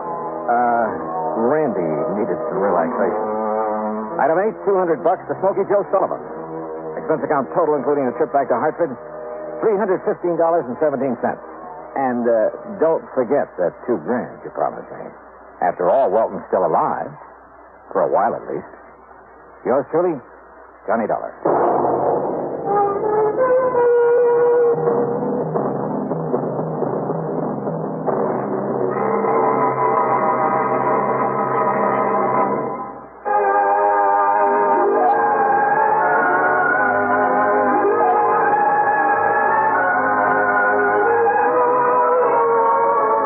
truly, Johnny Dollar, starring Bob Bailey, originates in Hollywood and is produced and directed by Jack Johnstone, who also wrote today's story. Heard in our cast were Edgar Barrier, Herb Vigran, James McCallion, Paul Dubov, Lawrence Dobkin, John Daner, Bill James, and Vic Perrin. Be sure to join us next week, same time and station, for another exciting story of yours truly, Johnny Dollar.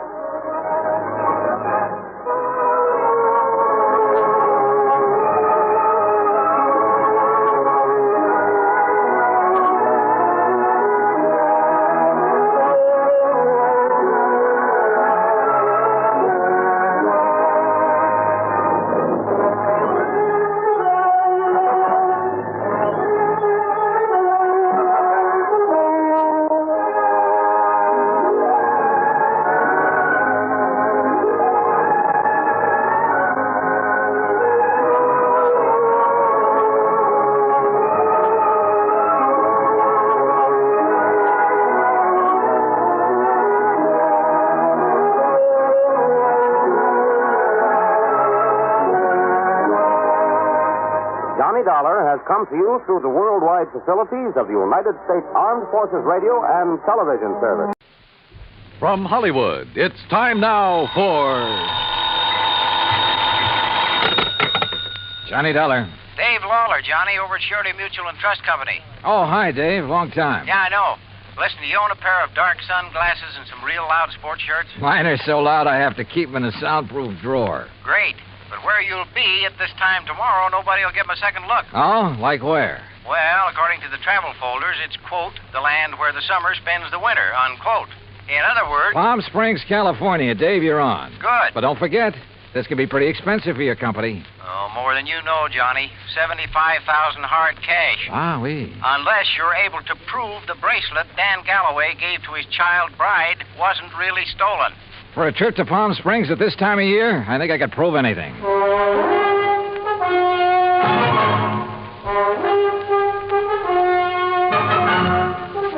Bob Bailey in the exciting adventures of the man with the action-packed expense account.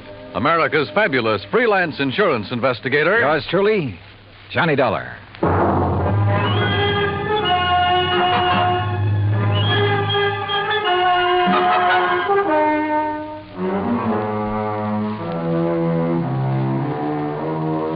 Expense account submitted by Special Investigator Johnny Dollar to the Home Office, Surety Mutual and Trust Company, Franklin Building, Hartford, Connecticut. Following is an account of expenses incurred during my investigation of the Suntan Oil Matter.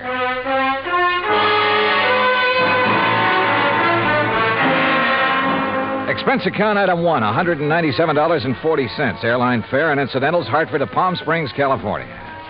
I registered at La Casa de Paz on South Palm Canyon Drive, changed into casual clothes, and sauntered over to police headquarters. Detective Sergeant Lacey was about to leave for lunch, so I went along with him. Yeah, Dollar. You'd be surprised at how much stuff is lost in this town during the course of just one season. The report we got says it was stolen, Sergeant. Oh, sure. But I doubt it. A $75,000 bracelet, just 5 days old? That'd be a little careless of the lady, wouldn't it? Well, if you were married to one of the biggest wildcatters in the oil business, maybe you could afford to be careless. What about Dan Galloway? Didn't you say he was drilling somewhere around here? About 80 miles south, in the middle of the desert, down by Salton Sea. Salton Sea. Oh, that's really a big inland lake that lies way down below sea level, isn't it? Want to bring me a check, Dottie? 245 feet below sea level, Dollar. There's oil there? Dan Galloway figures it this way. One of the most successful new fields that's been worked in years is deep under the Gulf of Mexico off the coast of Louisiana.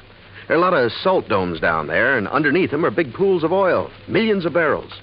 So, why not under the Salton Sea, which is all salt deposits? Who knows? Maybe he has something. Anybody else drilling down there? Just Galloway. Who else needs it? I mean, any more than he does. Well, does he? All yours, Dottie. How would I know if Galloway needs it? But there has been talk around. You know. But if he's hard up, how could he afford that fancy bracelet last week? Yeah, or the snazzy Italian sports car the week before that. I don't know either, Dollar. What about his wife? Oh, that Roberta. What a doll. And in 3D, if you know what I mean.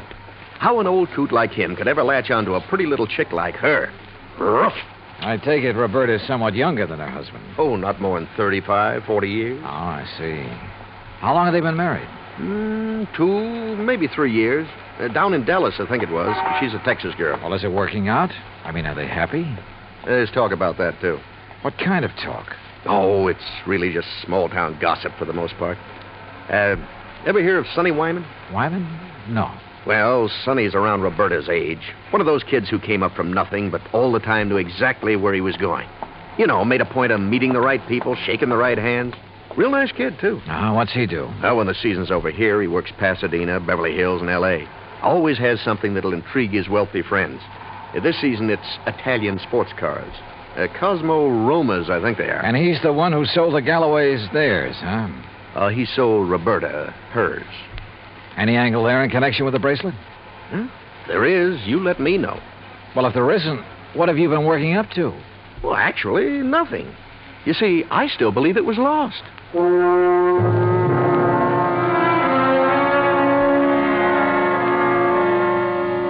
Expense account item 2, $35 for rental of a drive-your-own car. I found the Galloway place about 2 miles out north and east of town.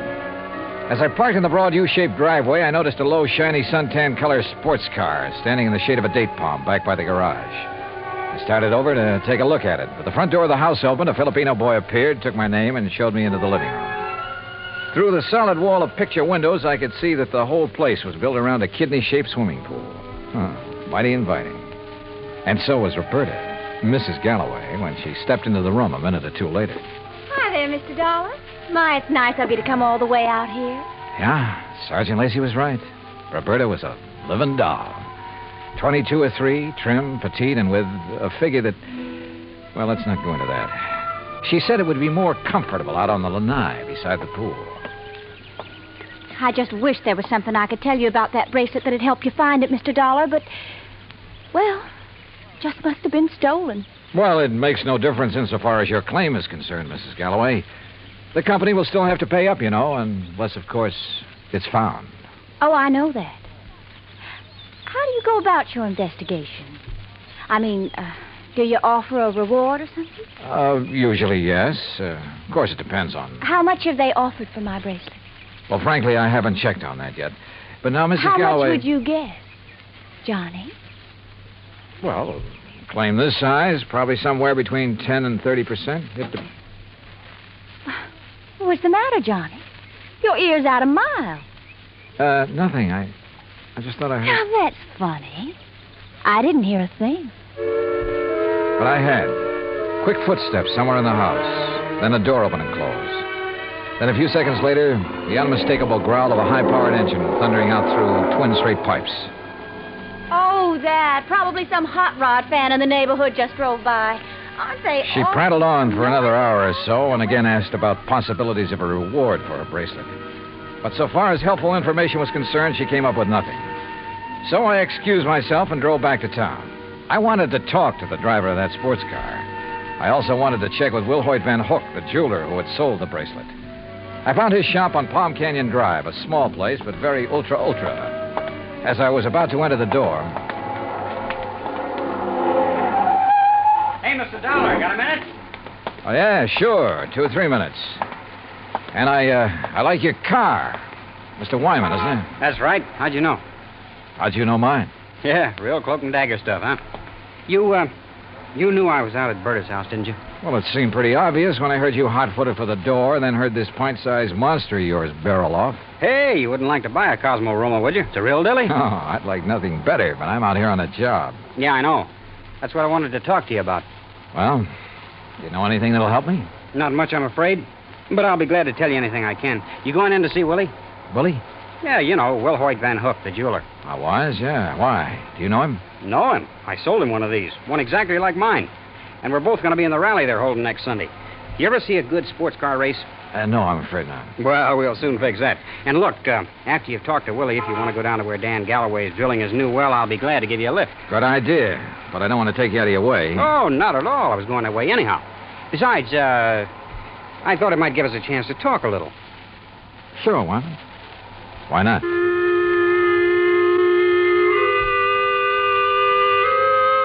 With a name like Wilhoit Van Hook, I expected... Well, I don't know what I expected. As it turned out, he was a smartly dressed chap of about 40, tall and slim, blonde hair and quick blue eyes, an alert mind. I told him why I was in Palm Springs, showed him my credentials, and he immediately offered full cooperation. Now, here we are, Mr. Dollar. Here's a copy of the appraisal. A duplicate of the statement I sent Dan Galloway. And here, yes, here's a sketch of the bracelet. Ah, very good. Diamonds here, emeralds, and the mounting is yellow gold. Hand-worked, all of it. Mm-hmm. One thing I can't help wondering about, Mr. Van Hook. Yes? Isn't a $75,000 bracelet a bit unusual for a shop in a resort town? As a matter of fact, it is. As you can see, I specialize in rare and exclusive sort of things. But very little over, say, $10,000 or $12,000. Then the Galloway bracelet was an exception. Yes. After Dan told me what he had in mind to give to his wife, I had some sent over from Pasadena and Los Angeles by wholesalers with whom I do business. You know, had them shipped down on consignment. He liked one, and that was that. I see. Mr. Dollar, I wouldn't want this to go any farther, of course. But after all, jewelers and insurance companies are... Well, our businesses are pretty well tied together, at least on occasion. Yes, unfortunately. But what are you getting at? I'll tell you. 2 days after the bracelet was delivered, one morning, just as I was opening up, Dan came in here. So? He was ill at ease, looked worried. He said he had to have some cash quickly. He asked if I could possibly refund his money. Oh? Did you? No, because I couldn't. Things have been rather slow for me this season. Quite frankly, I'd used all I'd made on the bracelet to pay up some old bills. I told him as much and that I was sorry, but I just couldn't help him. Did Galloway say why he had to have that much cash right away? Yes. Well? I don't know much about oil drilling, but as I understand it, his test well is down some 400 feet further than he'd planned on going. And the day before he came in here, something on his rig had broken loose and left him with a highly expensive repair job before he could proceed any further. Apparently, it was all very serious and very expensive. Strange, his wife didn't seem to be bothered. I just talked to her. Berta? Believe me, Mr. Dollar, she wouldn't be. In fact, I doubt if she even knows. Oh? Figure it out for yourself. A man of nearly 60 who has to give bracelets and fancy cars to his wife to keep up her interest. Well, you'd hardly expect him to tell her that kind of news, now would you? No, I suppose not. Especially if he's worried about the competition. And if you ask me, he has competition. If only he could see it.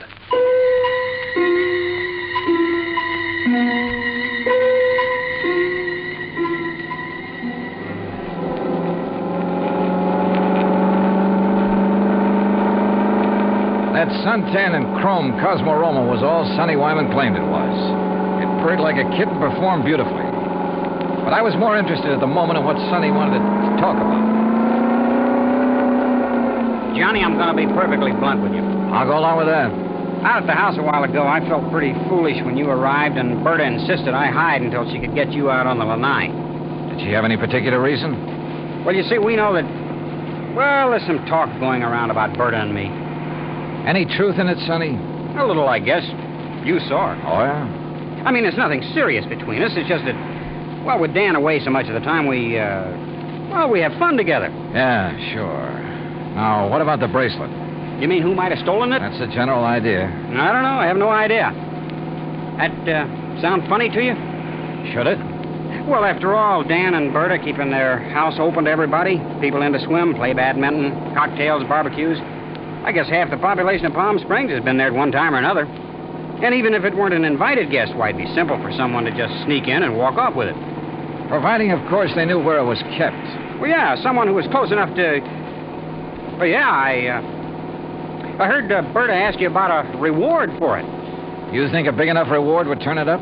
I would think so. I understand that stolen jewelry brings about 20 cents on the dollar. Sometimes it brings 20 cents. Sometimes 20 years. Well, yeah. Well, I just wondered. How's the car business doing, Sonny? Oh, great. It's really one of the reasons I'm driving out this way. Oh, a prospect? An oil-rich Indian or a well-to-do prairie dog? Hardly. No, I told you we were having a sports car rally on Sunday. Well, being the promoter, so to speak, I'm going down to check the course. If you're still around, you ought to come. Oh, maybe I will. Having some good events, too. Willie Van Hook and I are running a match race. He's quite a bug, you know. And ever since I sold him the twin to this job, he's been working it over. Special carburetor, racing cams, everything. Yeah, no wonder I can't afford this kind of stuff. Oh, man, you'd be amazed at the amount of money that changes hands on Wait a some of minute, these races. Sonny. Isn't that an oil rig over there? Yeah, Dan Galloway's. The rig itself's about 50 feet out in the lake. The shack or office or whatever you want to call it's over the other way. You see? About a quarter of a mile beyond those Joshua trees. I'll drive you over. He did. There was an old car parked near the shack, so we figured Dan Galloway must be inside. Sonny Wyman dropped me in front of it, then took off in a cloud of dust and exhaust gas. I picked my way between the cactus plants, opened the door without knocking, and barged right in. Mr. Oh, hello. No use asking if Mr. Galloway is here. I can see he isn't. No, he isn't. Is it all right if I wait? I'm Johnny Dollar. I'm Mrs. Galloway, Mr. Dollar. Huh? Hell, that is, I'm the first Mrs. Galloway. The former. The one who scrimped and saved while Dan was booming around every oil field all over the country trying to make his score. I'm the forgotten Mrs. Galloway. Oh, well, I'm sorry. Are you expecting him back soon? Who knows? Been waiting here 3 hours. But I'll wait 3 days if I have to. Promises, that's all, promises. What do you mean, Mrs. Galloway? After working to help him the way I did for all those years, and then to be tossed over for somebody else who never did a lick of work in her life. Oh, sure. Give me anything I want if I let him free. So what do I got? Promises. Well, I'm sorry. But getting all upset is going to help. Well, wouldn't you be upset if you had more than $18,000 in back alimony coming to you? And with them living like royalty? Oh, I see. Well, he's not going to keep on getting away with it. That's why I'm here. Well, now that gun in your handbag isn't the answer, I'm afraid. How'd you know? I've seen that kind of bulge in a handbag before. You really have ideas about using it on him? Well? Well, I don't know. There are times when I feel as though killing would be too good for him. Then there are other times when... I don't know. Well, here, better let me have it. Leave me alone. Well, I'm not going to sit here and try to make sense with somebody as upset as you are who has a gun. Well, how would you feel? What would you do if you were me? How should I know? But killing him isn't the answer. Isn't it? Or sitting here shouting at me. Who are you anyway? What are you doing here? I came out here to see your husband, your ex-husband, on business. What kind of business? A friend drove me out here and figured Dan would drive me back. But since he isn't around, there's no point in my staying here. Or you either. Well, maybe you aren't going to You have stay... a car, so you and I are driving back to Palm Springs. I'm not leaving here till I see Dan. Until I get some money from him. Or see him dead. Maybe he's at the well. All right. Maybe he is over there. Now, come on. Why I took this on, I didn't know. But I couldn't leave that slightly frantic woman sitting there, waiting, with murder in her heart. For all I knew, she'd murdered Dan already. Better inspect the gun later. The road down toward the oil rig was just a pair of ruts in the desert sand. Then just as we cut in between some yucca plants and a wind-blown Joshua tree, I slammed on the brakes. There, in the middle of the trail, lay a man's body, crushed and twisted. Dan Galloway had been carefully, repeatedly, run over by a car.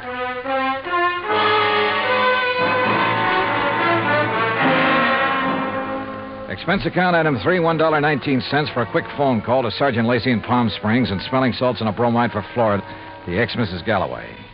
Then I dropped her off at the Galloway house. She and Roberta ended up consoling each other while I huddled with Lacey in his office at headquarters.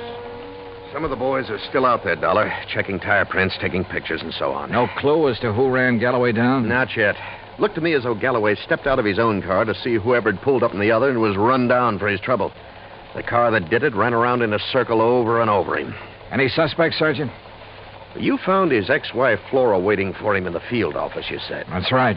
And she was pretty nervous, on edge, you said. So? Also, she was carrying a gun. Whoa, now, wait a minute. Any reason why she couldn't have run him down earlier, then gone back and just waited for somebody like you to come along? Somebody with whom she could then discover the body? Only one hitch. You told me yourself, Dollar, that she was pretty insistent about your going over there to look for Galloway. Yeah, I know. But, Sergeant, you're off on the wrong foot. Why? Because of the tracks left by the killer's car. They didn't match the tires on Flora's car. You checked? I checked. And if I were you, I'd have your boys find out whose car did make those tracks. I'm way ahead of you. Well, if you know, then what do you... Wait a second. Yeah? Levine, Sergeant. I got news for you. Hey, listen to this, Dollar. About those tire tracks at the scene of the killing. Well, right on cue. They're the same make and size as the tires on Sonny Wyman's Cosmo Roma. You sure? Well, I told you at the scene I thought it was a sports car by the small size of the circle the tracks made. Yeah? And knowing the feeling between Wyman and Galloway, I went right over to his place. Nice, clean tracks all over. And they match. You holding Wyman? Oh, well, I don't know where he is, Sergeant. He wasn't at his place, and there was no answer to the phone at his showroom. Well, then get after him. Put out a flash on him. With that car, he shouldn't be too hard to find. Let me know when he's picked up. Yes, sir. What do you think, Sergeant? You know something, Dollar? I have a notion that when we find Sonny Wyman, we'll also find out what happened to that bracelet. Yeah, could be. One thing was certain. Dan Galloway could no longer be suspect in the case. But Roberta? Why not? Maybe she did know that Dan had run out of money. Maybe that's why she was so interested in the amount of reward for the bracelet. Now, what about Sonny Wyman? Well, it looked bad. A smart young opportunist out for the fast buck. And, of course, close to Galloway's wife. Anything he could do to hurt Galloway would help him. And now these tire tracks, the one solid clue to Galloway's killer. Sergeant Lacey and I drove out to the Galloway house. I know, Johnny. I haven't seen Sonny since he left here this afternoon. That's when you were here. He didn't call up? Why should he call up? Why shouldn't he call, Roberta, if he'd heard that Dan was killed? Now, you listen here, Mr. Dollar. If you're trying to trick me into saying something about Sonny having anything to do with Dan's death, you're wasting your time. And what's more... Pardon me. Hello? Oh, yes. Just a minute. For you, Sergeant Lacey. Oh, thanks. Hello? Yes? Yes, when? Yeah, I see. Okay, Levine, thanks. Has he found Sonny Wyman? He sure has. And if you want to see him, you'll have to go to the coroner's office. What? Oh, no. Yeah, that souped-up car of his, a couple of miles out of town. Ran off a curve and over a 100-foot bank. Within minutes, Lacey and I were at the scene of the accident, looking things over with the help of flashlights. Yeah, he must have been really burning up the road to spin and roll this far off the highway. But surely he must have been familiar with that curve. Oh, sure. He knew these roads around here as well as anybody in the county. Tires still in one piece, too. And these sport cars usually corner pretty well. Well, this one didn't. Hey, Lacey, look here. Yeah? This left rear fender. Looks to me like this car was sideswiped. Hey, you're right. Rolling over'd never make a long crease like that. Uh-huh. No, wait. If another car sideswiped him, there'd be paint on this fender. Paint from the other car. Sergeant, you're absolutely right. And since there's none here... Sergeant, you're absolutely wrong. How far to the nearest filling station? What? I want to make a couple of calls to some wholesale jewelers in Pasadena and Los Angeles. Right now, in the middle of the night? Right now. Wholesale jewelers? Expense account item 4, $11.90, phone calls to Pasadena and L.A. The third call yielded Mr. Alfred Mencken of Mencken Imports Incorporated, who was pretty cheerful about having been gotten out of bed.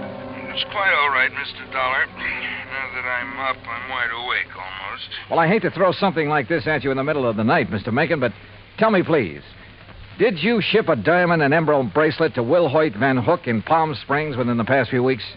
Why, yes, Mr. Dollar. Oh? As a matter of fact, I sent him 3. That was 2 weeks ago, and he returned them all. Returned them? When? Well, 2 of them the day after he got them. But the third one he kept for a while. I got it back just last Thursday. Now, I don't know if that means anything to you. You bet it does. Thanks very much. Lacey and I piled into one squad car, 4 patrolmen in another. It was several miles out to the little ranch where Van Hook lived, and Lacey and I chewed it over as we drove along. Don't hold out on me, Johnny. Whatever made you think a Willie Van Hook is the one who drove Sonny Wyman off the road? Well, apparently there was no paint on that fender from the car that sideswiped him. Actually, there was. Holy... Of course. Van Hook's car is exactly the same color as Sonny's. Another thing. The car that ran down Galloway, like the one Sonny drove, even down to the tires, but not necessarily the same car. Plus the fact I couldn't help wondering about Van Hook all along. Yeah, but why? In a job like mine, you have to wonder about everybody connected with a case. Anything particular about Van Hook? Well, he told me that he'd used the money he got from Galloway to pay off some overdue bills. And yet, a few weeks ago, he was able to buy an $8,000 sports car. It ties up, Dollar. It all ties up. But how did Sonny Wyman figure in it? Oh, Sonny was a fellow who lived by his wits. He may have reached the same conclusion about Van Hook that I did. May have had an idea for latching onto the reward money. He mentioned the matter of reward to me a couple of times. Or he may have had ideas for blackmailing Van Hook. Another thing. Van Hook saw me drive away from his shop in Sonny's car. That meant he had to act fast, get rid of Galloway, who'd given him back the bracelet, and, of course, take Sonny out of the picture, too. Yeah, it all seems to add up very nicely. And when we face Van Hook, well, there's his place now. Yeah, here's his driveway. Well, either he's skipped out or he's asleep. No lights on in the place. Well, if you ask me, he's far... No, wait. Yeah? That third window on the right. The blind was pulled away for a second or two. Well, then let's get out of this car. We're sitting ducks in here. Well, how about it, Sergeant? What do we do? You boys split up. Cover the back and sides of the house. He's in there? Yeah. Okay, boys. Come on. Johnny, maybe you better keep out of this. Are you kidding? Hey, listen. That car door, I'm sure of it. Yeah, I know. Holy... What's he up to? Gonna lock himself in and take the monoxide route? Come on. Are there back doors in that garage? Not that I know of. Here, wait a minute. Van Hook! This is the police. We've got men all around this place. Turn off that engine and come out of there with your hands over your head. Don't be a fool, Van Hook. You haven't got a chance. Come out of that garage. Hey, did you see that? He drove right through the door of his garage. Come on, Lacey, the car. Get after him, you guys. Get moving. Yeah, come on, boys.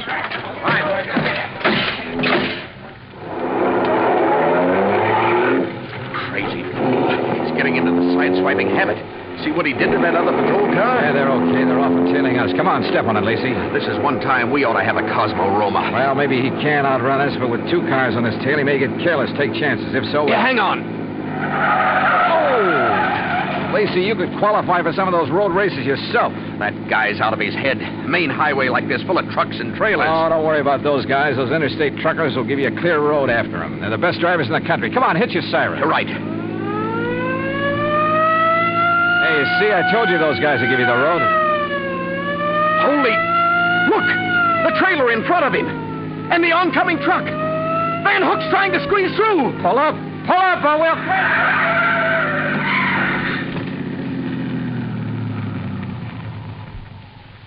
Well, he squeezed through all right. Squeezed right through the pearly gates.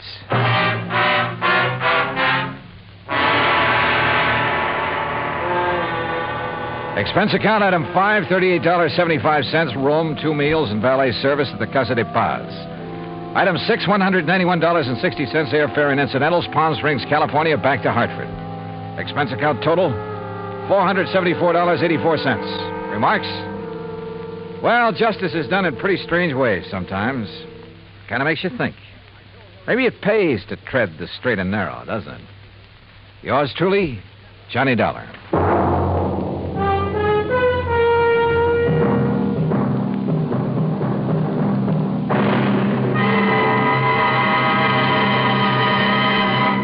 Now, here's our star to tell you about next week's story. Next week, international intrigue. A beautiful girl and a very clever chemist. Join us, won't you? Yours truly, Johnny Dollar.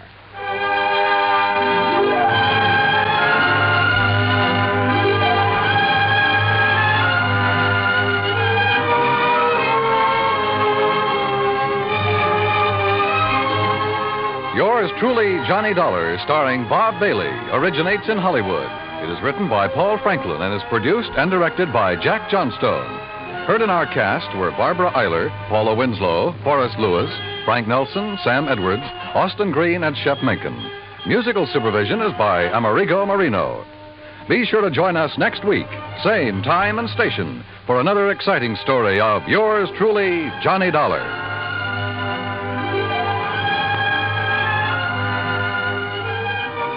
This is Dan Cubberly speaking.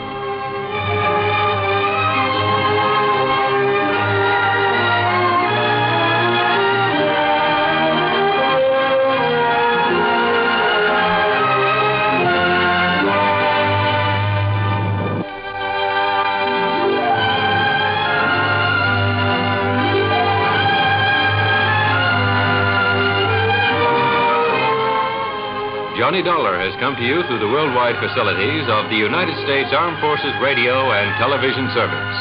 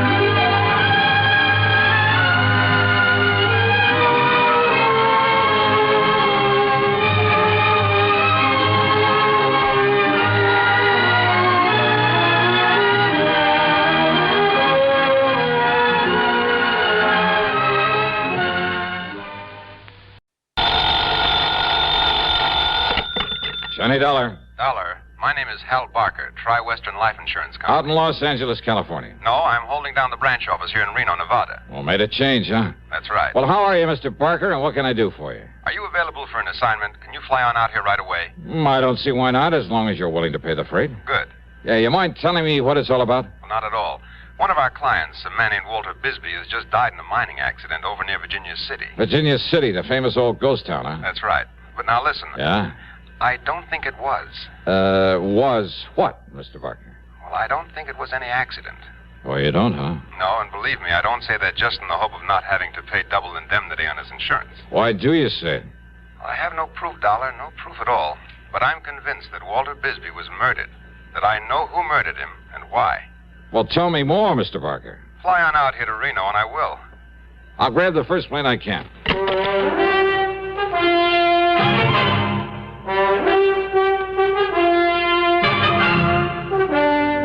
CBS Radio brings you Bob Bailey in the exciting adventures of the man with the action-packed expense account, America's fabulous freelance insurance investigator. Yours truly, Johnny Dollar.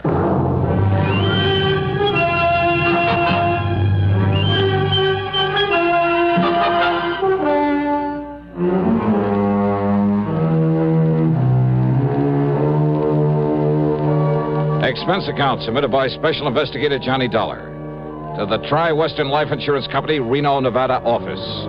Following is an account of expenses incurred during my investigation of the Stope of Death Matter.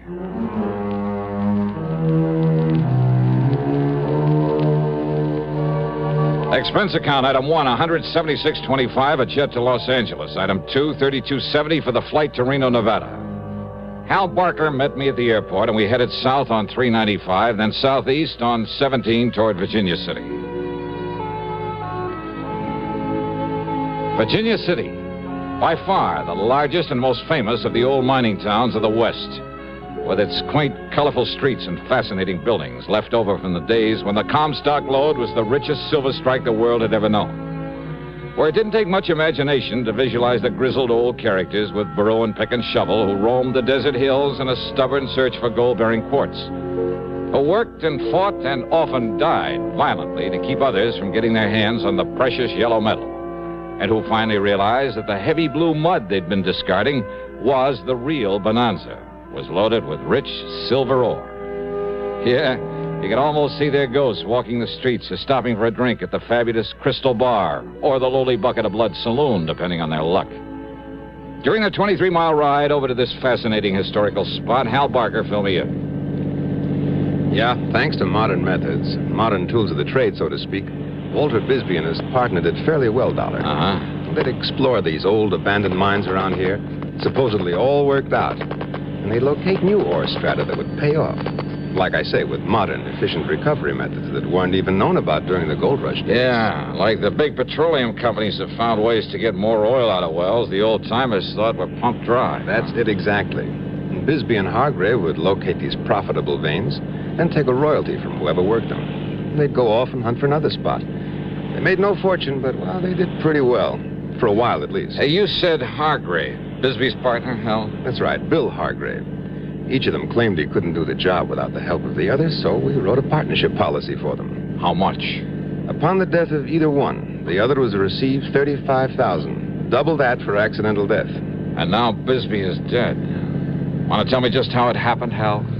Well, the old mine where it happened is up here just off the 6-mile road, the old Caterwall number 2. Caterwall number 2? That's the name of a mine? Yeah, well, you should hear the name of some of them. Anyhow, old Bill left Walter at the mine a couple of days ago, exploring one of the stopes, while he drove into Carson City for supplies. Uh-huh. When Bill finally got back here to the Caterwall, he says he found the ceiling of the stope had collapsed. Hey, wait a minute. He says. Why do you put it that way, Hal? According to a state geologist I talked to early this morning, a man who knows the mine, has been inside of it many times, there was no reason in the world why it should have happened. Unless somebody helped it to. Oh? Well, that set me to thinking about the bad luck Bisbee and Hargrave have been having lately. And about how much it would benefit either one of them to have the other one die. Especially accidentally, on account of the double indemnity clause in that insurance policy. Oh, well, now, Hal, that's... And then, when the geologists found where somebody had planted a charge of nitro... Well, are they holding Bill Hargrave? Why? Why? Well, unless the police find Bisbee's body, there's no actual proof he's dead. Remember, Dollar, Hargrave was in Carson City when it happened. Plenty of witnesses to that. I see. But he's the only person. I'm sure of it, Johnny. He's the only person who could possibly benefit by Walter Bisbee's death. Oh, now, Hal, that doesn't make a case against him. Yeah, now they're up ahead. That's the old Catawal number 2. Hey, what are they doing there? They're trying to get into the Stope and find Bisbee's body. Oh. Hey, there's a surprise on that hill on top of the mine. The man standing there by that block and tackle they've rigged up there? Hey, that's Bill Hargrave. Uh-huh. And he was perfectly willing for them to try to get in there and look for the body? Well, yes, he was. And look, by the way he's waving and shouting at that police officer down there, it looks like he's found something. Come on, Johnny. We'll see what it's all about.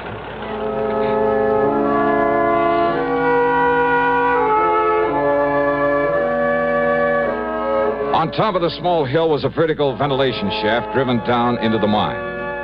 Hargrave had rigged up a support, a kind of tripod with a block and tackle on it, then lowered himself to the stope where Bisbee had been trapped, or to what was left of it. When Hal and I and the police officer got up there to him, Hargrave looked like a ghost, or as if he'd seen one.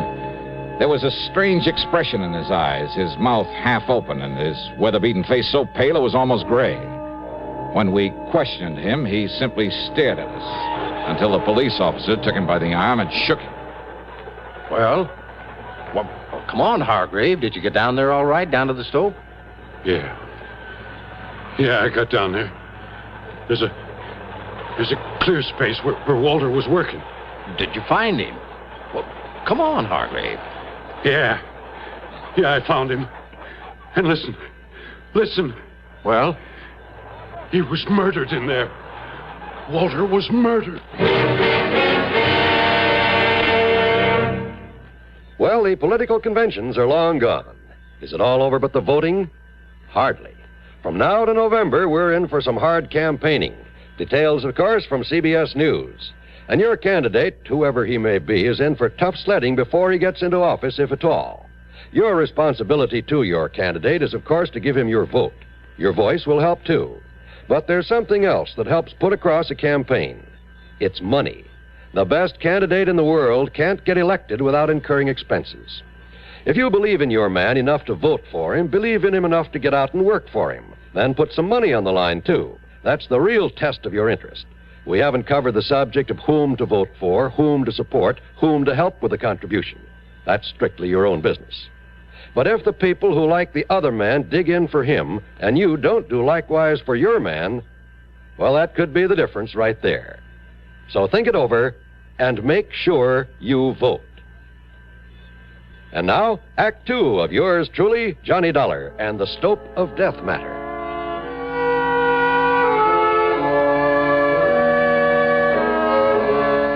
When Walter Bisbee died in the gold mine cave-in, when a state geologist hinted that maybe a charge of nitro had caused the cave-in, both Hal Barker and the police figured it might have been done by Bill Hargrave to get rid of his partner, to collect the insurance on him. But as they started clearing away into the stope to look for Bisbee's body, it was Hargrave who took the lead. He rigged a kind of makeshift hoist above an air shaft, lowered himself into the mine. And down below, in a small space cluttered with the rocks and shoring and other debris piled up from the collapse of the ceiling of the stope, he'd found what was left of his partner. Beaten to death. Walter, my partner, beaten to death down there. By somebody knowed we'd made another find down there. Easy, Mr. And then they Hargrave. blowed in the mine on top of him. They murdered him. Don't you understand? Somebody murdered Walter down there. Okay, Bill, okay. Now, just take it easy. Well, you're the law. Now you go and find out who killed him. Who killed my partner? We'll try, Bill. You'll try. Sure. Dollar, You always said you want to go down there with me and help me recover the body? Yes, sure. I'll have some of the men working on the slope come up here and give us a hand, lower us down this ventilating shaft. Okay. And Bill, you go on back to town. We'll bring the body in so you can give him a decent funeral. Funeral? That's right. No, officer. What? Why not, Hargrave? Because Walter'd want to be buried here in the mine. The same as I would if this had happened to me. But if you made a valuable find down there... What are you talking about, Dollar? You think all the dirty yellow dust in the world would ever make up for a man like Walter Wisby? He was my partner. He was my friend. 20 years together, like brothers we were. Always together. Always share and share alike. When I found something, it was his, too. When he found something, it was mine as much as his. Well, didn't you know that? Well, yes, and I understand the two of you did fairly well for a while. Yeah. As long as the two of us worked together, of course we did. We opened up the old Higby's Folly, didn't we? And the old Yellow Jaybird. Those were gold mines? And they still had plenty in them. We showed them where. We showed them where to get it out. When was that? Oh, back in 1950, 51. It was Walter and me found the veins they'd passed on by. They thought those mines were all worked out, but we showed them different. They still had gold in them. We showed them where it was, Walter and me. And the Jolly Tar and the Frenchman's Luck back in 53. Walter and me. And now he's gone. Now he's through. Without him, without my partner, now I'm through. And I never want to see a mine again. All I want is to get away from here, now, and forever. So, officer, you go on down there. You'll find him laying there, Walter, in the mine. It's the way he wanted it. It's the way that it's happened. And if the law says it's all right, you can leave him there, God rest his soul. Well, now, of course, that's something that we'll have to... And with those machines you got there on the slope, you can fill up this shaft and bury him. The way he'd have done for me, if I'd gone first. Well, maybe we can do that, Bill. Officer, I'd be mighty beholden to you if you would. Now, you go on back to Virginia City, and if necessary, we'll talk to you later. Thank you, sir. Now, Dollar, let's get down inside the mine so I can verify the death and make out my report.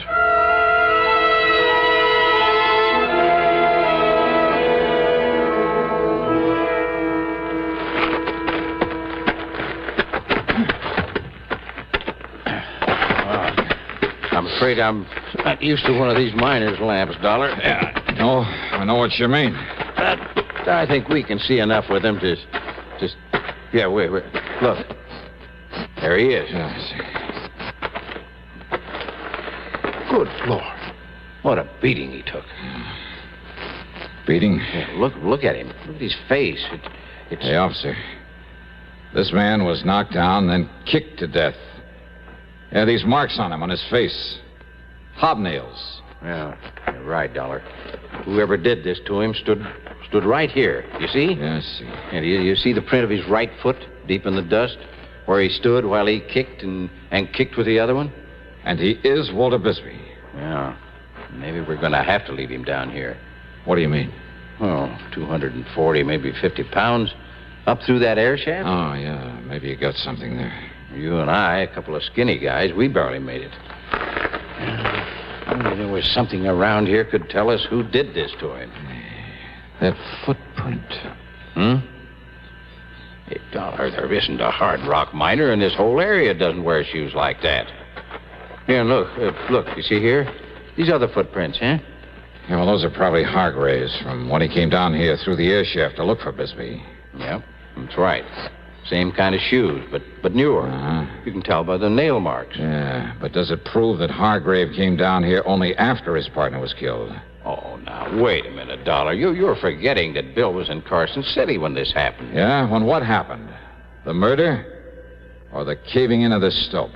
Now, what do you mean by that? Murder him, then try to cover it up with a cave-in. Now, look, Dollar. Hal Barker says that a state geologist told him he found signs that a small nitro charge may have been used near the entrance to this mine.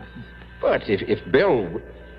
You mean you think Bill killed him down here and then had somebody else start the cave-in while he was over in Carson City? Let somebody else in on it? No. If Bill killed him, he probably set off that charge, too. But don't you see, if he was over... Didn't you ever hear of an explosion being set off with some kind of a timer? Well, yeah, sure, of course I have. But that still doesn't give us any proof that Bill did this. The fact remains that Bill Hargrave is the only one who can possibly profit by his partner's death, right?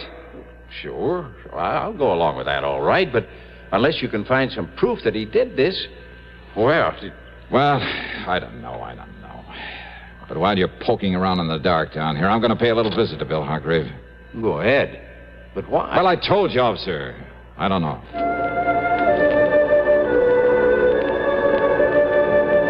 The police officer stayed inside the mine in the hope of finding some definite clue to the killer of Walter Bisbee. Several things convinced him that Bill Hargrave hadn't done it. What Bill had said about his partner, their relationship over the years, Bill's known presence in Carson City at the time the mine collapsed, and my theory that an explosion was set off by some timing mechanism was only a theory.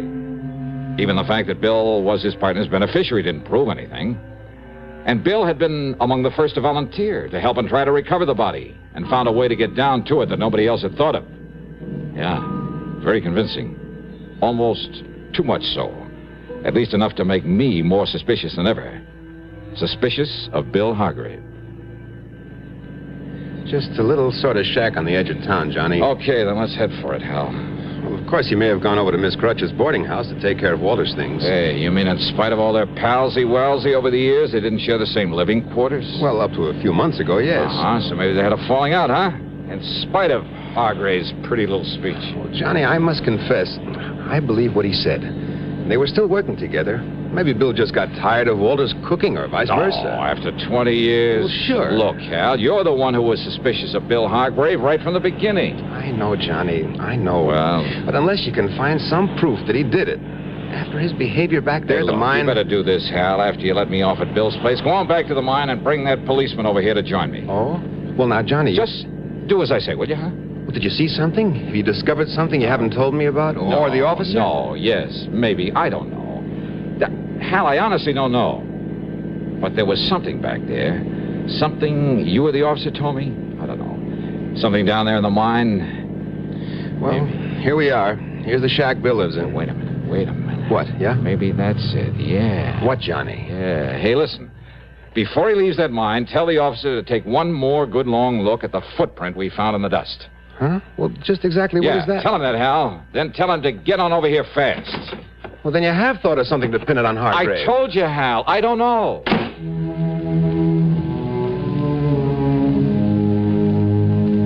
Hargrave wasn't there. Maybe he had gone over to the boarding house to look after his partner's belongings. Maybe. Well, with the help of my pocket knife, I managed to slip the catch in the front door of the shack. I closed it after me and took a look around. Well, it was pretty obvious things hadn't been going good for Bill, and for quite some time. I looked first for the pair of shoes, one of which could have made the print on the floor of the mine. But I didn't really care, and a pair of shoes could easily be gotten rid of. Oh, no. I was looking for something else, but just what I wasn't sure. That is, until I found it, hanging on the wall above the cot where he slept, just to one side of the door. Yeah, it was an old lever-action rifle. Unusual in this part of the country? Hardly. There were thousands of these old 30-30s around here. Guns of this make and type had been part of the history of the Old West. Still were a part of it. Oh, no. There wasn't a thing unusual about finding this kind of a gun hanging on the wall of a miner's shack. But about this particular one, there was something unusual. And as I laid it down on the bed and looked at it, as I thought about that footprint back in the mine. Hey! Oh, why, Mr. Dollar. Yeah, come in, Hargrave. Sure. Yeah, what are you doing here? Oh, just, looking around. You mind? Well, of course not, only... You see, when a man's partner gets killed, I like to know all I possibly can about him. His habits, where he lives, how well he's been doing. Yeah, but this is my place. I know. Walter was living over at Miss Crutcher's boarding house. I was just over there taking care of his... Oh, you mean you want to know all about me? That's right. Well, now, Mr. Dollar... Sit down, Bill. And tell me just what kind of a timer you used to set off an explosion in that gold mine. What? Or do we have to tear that hill apart in the hopes of finding bits and pieces of it? What are you talking about, Mr. Dollar? Too bad the blast didn't fill up that stope completely, though, isn't it? What? Yeah, then the rocks would have pounded Walter's body enough to hide any sign of the way that he was kicked to death. Well, now, look, sir, So when you came back from Carson City and found the police were going to clear a way into that stope, you played it smart. Dollar, you don't You played along with them. You found a way into the mine through the ventilating shaft. You found the body. You told us that Bisbee had been murdered. Well, it really fooled him, Bill. It convinced him you were clean. But you overlook one thing. You don't know what you're saying. That footprint down there in the dust. Oh, you changed shoes after you killed him. And no doubt you got rid of those old ones where no one would ever find them. And you left new prints with the new shoes you're wearing now to show they're different. But that one footprint, Bill. What about it, Dollar? When you stood there and kicked him, stood on your right foot and kicked him with your left. So what? What about it? And then when I came here a few minutes ago and found that rifle there on the bed, found the shiny spot on the right-hand side of the stock. Yeah, look, there. See how shiny it is? Do you see it, Bill? Well, what about it? What about it? Only a left-handed man polishes the right side of a gun stock when he rests his cheek against it. All right, The Dollar. same as he stands on his right foot and uses the left one to kick his partner to death. Well? All right, so I killed him, but you won't live to tell anybody that. Oh, you're a fool, Hargrave. You're going to be a dead one. You think I would have left that gun on the bed with the shells in it? You mean... I mean this! Phew. Son of a gun. I guess I really should have thought to take the shells out of that thing.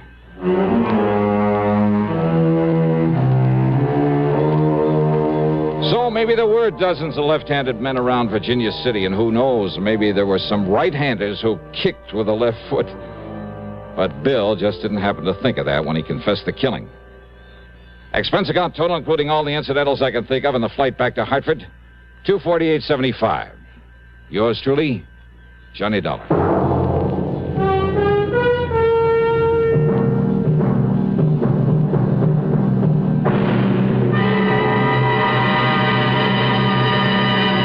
Constipation is something people don't talk about much, but it can be a problem for anyone, even doctors. And when constipation occurs, it's interesting to see just what doctors consider important about a laxative they might use or recommend. Well, a majority of the doctors we heard from had this to say. A laxative should be effective, gentle, close to natural acting. A medicine that can be used with complete confidence.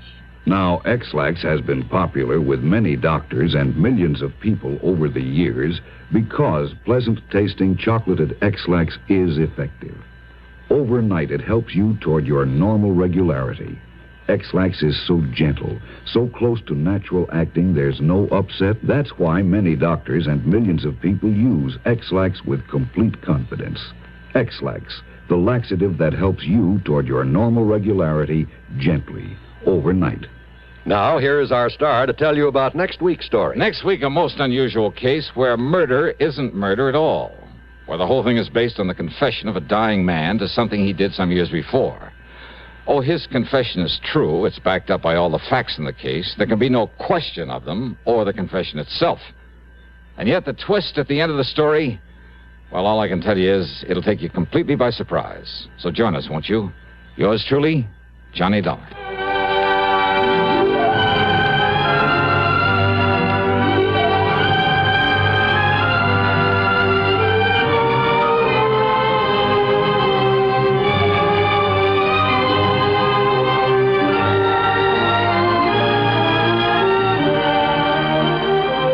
Yours truly, Johnny Dollar, starring Bob Bailey, originates in Hollywood and is written, produced, and directed by Jack Johnstone. Heard in our cast were Herschel Bernardi, Russell Thorson, and Forrest Lewis. Be sure to join us next week, same time and station, for another exciting story of yours truly, Johnny Dollar.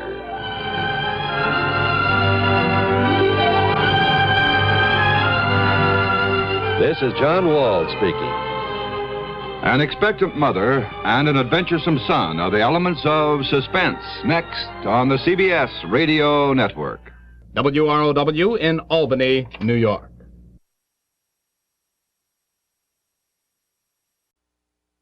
WROW in Albany, New York. Johnny Dollar. Well, it looks like one of our important clients is in pretty serious trouble. Oh, who? I don't know. You what? Nope, haven't the least idea. Well, what kind of trouble? I don't know. Oh, now, wait a minute. Johnny, I don't know who, what, where, when, or why. But, Earl... So you'd better come on out here and give me a hand. Somebody better. Well, now, look here, According Earl. to this timetable, you can get down to New York just about in time to make a 6:30 jet flight. But unless I know what it's all I'll about... meet your plane at the airport here in L.A. What? Now, look... huh? Earl? Hello? Okay, baby, you're paying for it.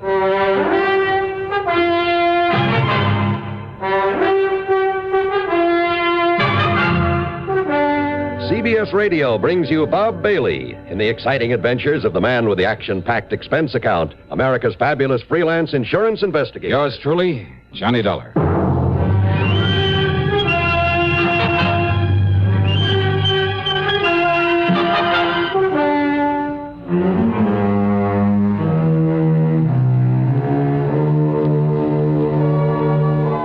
Expense account submitted by Special Investigator Johnny Dollar to the Tri-State Life and Casualty Insurance Company, Los Angeles office.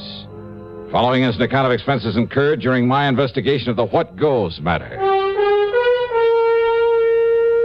Expense account item 1, $183.40, cab to Bradley Field, a plane to New York, and one of the jet flights to Los Angeles. The flight was good all the way, and we made the transcontinental part of the trip in a shade under 5 hours, and man, that's traveling. At L.A. International, as I climbed down the steps out of the plane, I could see Earl Pullman waiting for me, over behind the steel fence that separates the main building from the field itself. And then, walking up the long covered ramp along with the other passengers, but I didn't remember having seen this particular man on board. Sorry, mister. Yeah, that's it's okay. Oh, very clumsy of me, though, and I apologize for not watching where I... Say, aren't you Mr. Johnny Dollar? Maybe. No, tell me. Are you Johnny Dollar? Well, now, look. Are you? Please tell me. Well, yeah, but who are you? Come on, Mr. Dollar. Come along with me. Yeah, where and why? This is hardly the place to talk. Talk? What about? Just come along, please. Hi there, Johnny. Oh, hi, Earl. Over here. Yeah, right. Now, listen, mister, whoever you... I am clumsy, and I'm afraid my timing's bad. Just a minute, hey. Later, Dollar, later. Yeah, right over here, Johnny.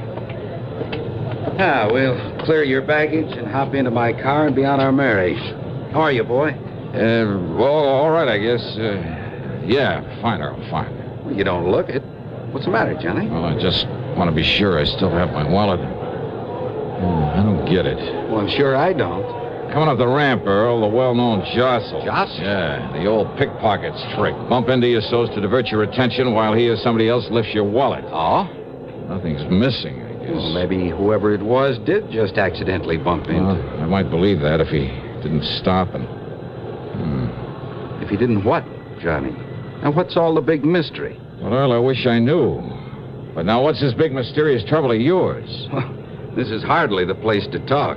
That's what he said. What? Nothing. Don't worry about it. Okay. Anyhow, we'll pick up your luggage and I'll tell you what I know, or rather what I don't know, on the way in.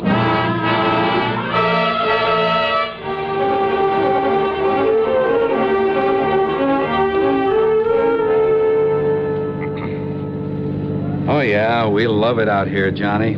Bought ourselves a nice new home out on Bundy Drive in West L.A., actually Brentwood. Yeah, but what and goes my with office this, is right nearby Westwood. It's really another section of West L.A. So tell me what and goes. of course, Mike said to tell you that she'll expect you to park yourself in our guest room. Unless you have other plans? Well, it depends. It depends on what it is you've called me out here for. Well, I really don't know. Johnny, I got this phone call early this afternoon. Now, he wouldn't give me his name. But he swore by all that's good and holy that he's a client of ours. He said that we wrote his life insurance policy.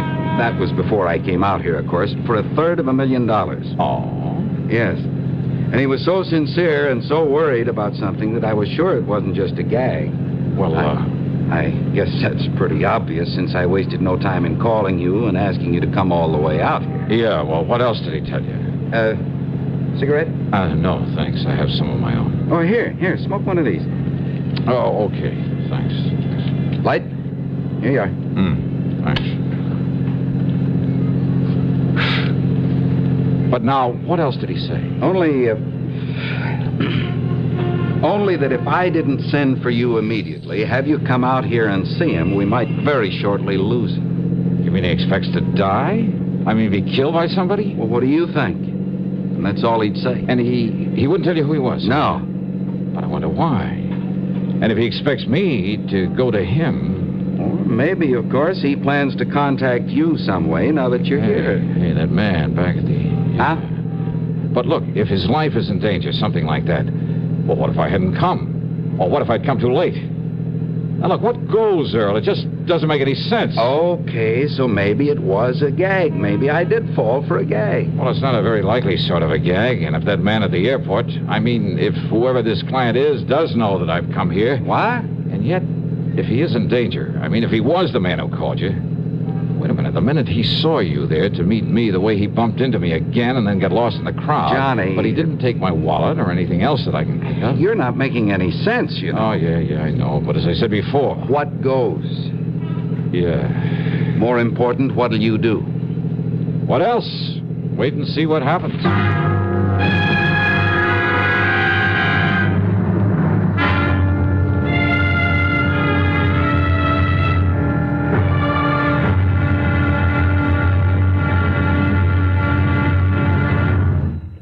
How are your children going to dress up this Halloween?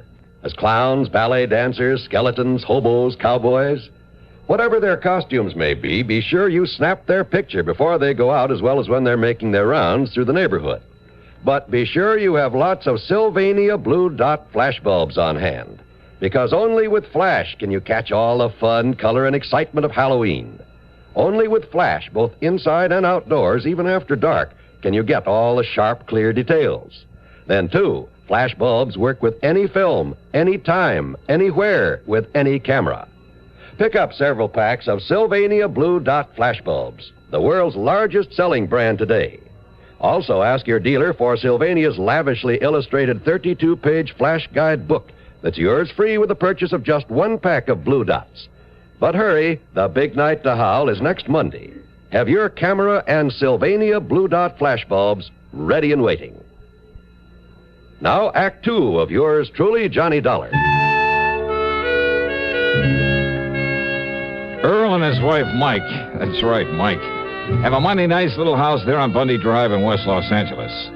As usual with the Pormans, I felt completely at home, especially after cocktails, conversation, and a late but very good dinner. But I still wondered if I'd come out here on a wild goose chase. What goes? Yeah. Well, now, wait a minute, Johnny. You mean that you think I made all this up just to get you out here to see us? Well, I wouldn't put it beyond you, either of you. Well, if he did, he certainly didn't tell me. Yeah, but if he did, Mike, so help me, I'll hand him an expense account that'll stagger him. No, really, Johnny, I swear to you. And listen. Yeah? If this unknown client of ours actually is in some kind of trouble... Yeah, well, why didn't he tell you on the phone? And why didn't he give you his name? Why insist that only I get on the job? I don't know, but now listen. Oh, I'm listening. If somebody is out to kill him, well, maybe that man who bumped you out at the airport, who tried to get you to go along with him... Until he spotted you in the crowd when you called to me. But if he's one of your own clients... Look, I haven't met 1/10 of our clients since I took over the office out here. And besides, what I'm trying to say is that maybe the man you saw out there isn't. Huh? Isn't what, dear? Isn't the one who called me on the phone. Oh?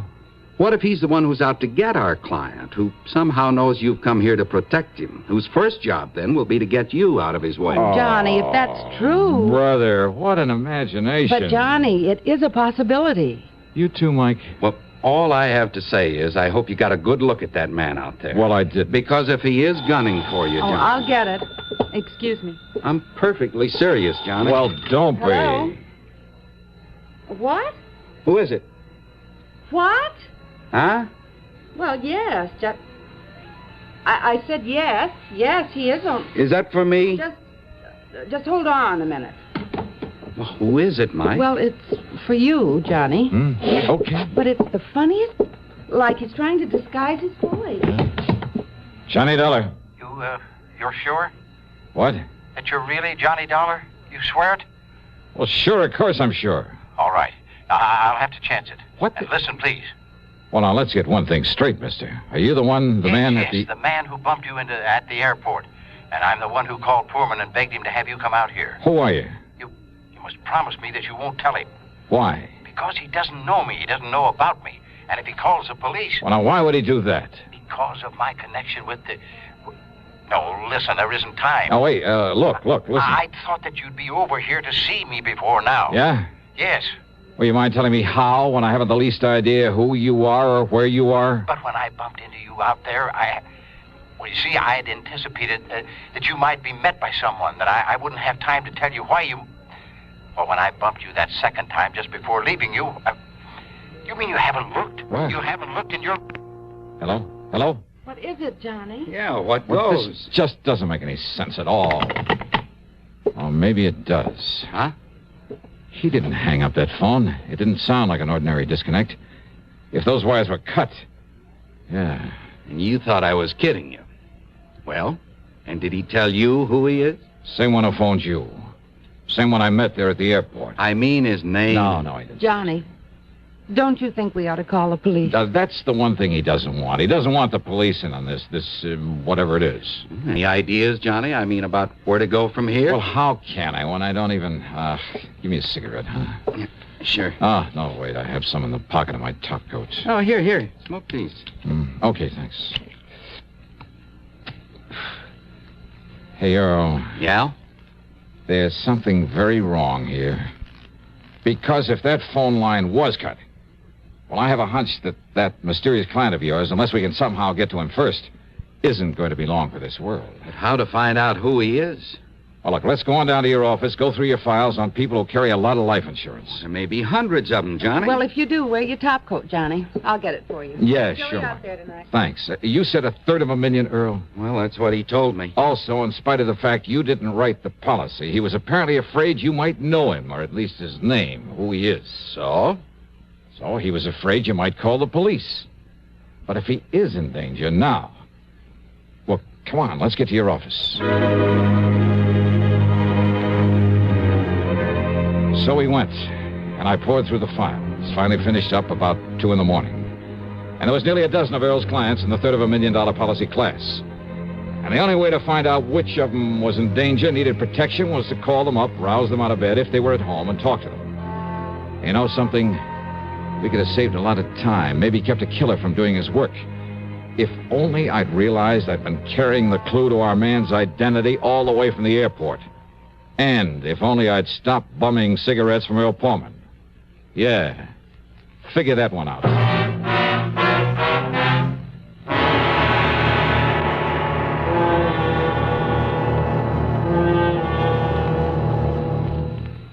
Maybe you're about to hit the jackpot.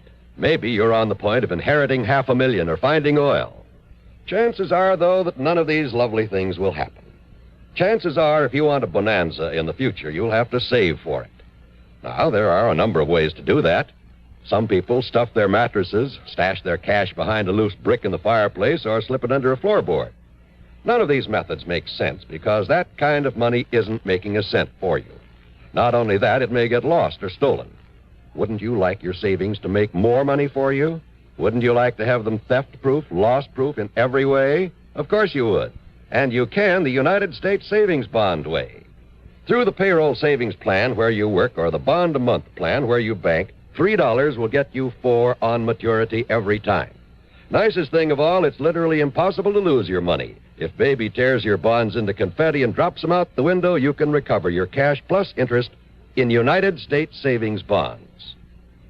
Now, Act 3 of yours truly, Johnny Dollar, and the What Goes Matter.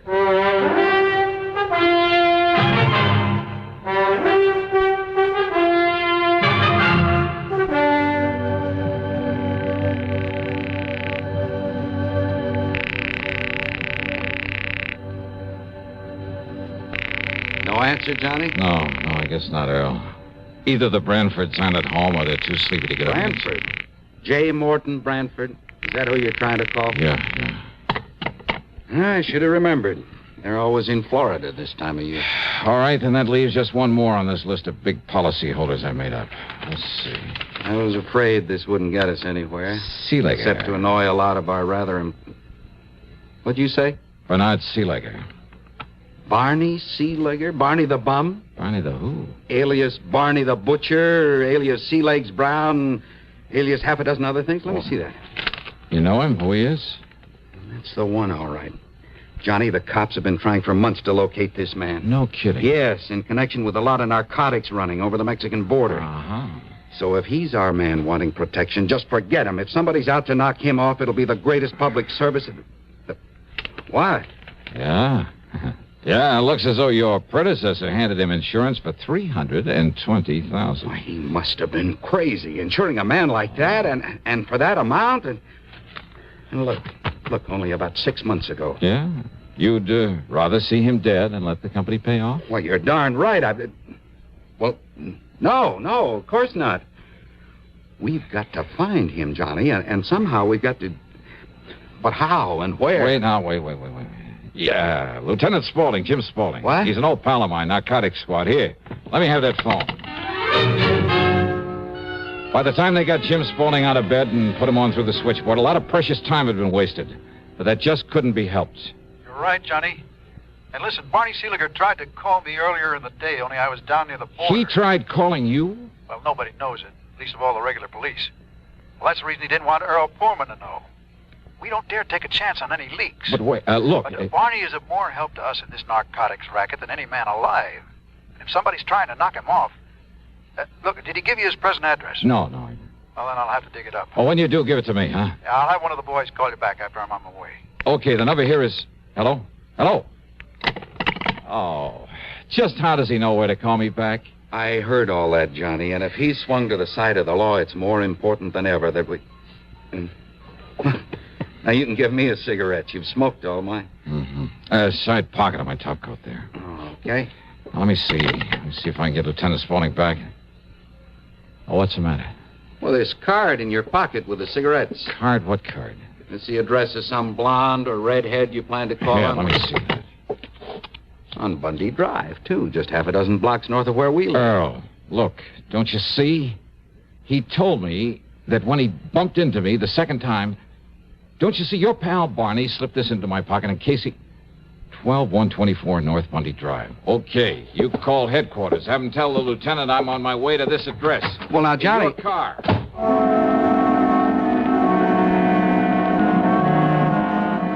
12124 North Bundy was a small, solid-looking house almost hidden by the remains of a neglected orange grove. There were no lights on, but I went up to the front door and knocked.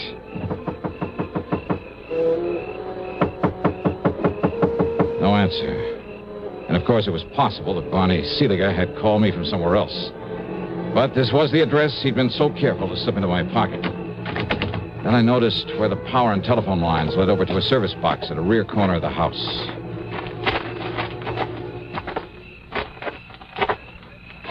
Yeah, that's right. No, don't move. So who's moving? So I cut the phone line so he couldn't call for help in case he seen what I was... A gun, huh? Thanks. Maybe I can use an extra one. Maybe on you. So, who are you? Oh, I'm just out for a moonlight stroll. You care to join me? Wise guys! Just keep them hands up over your head. Oh, sure. You a copper? No. Huh? I asked you. Oh, maybe you are.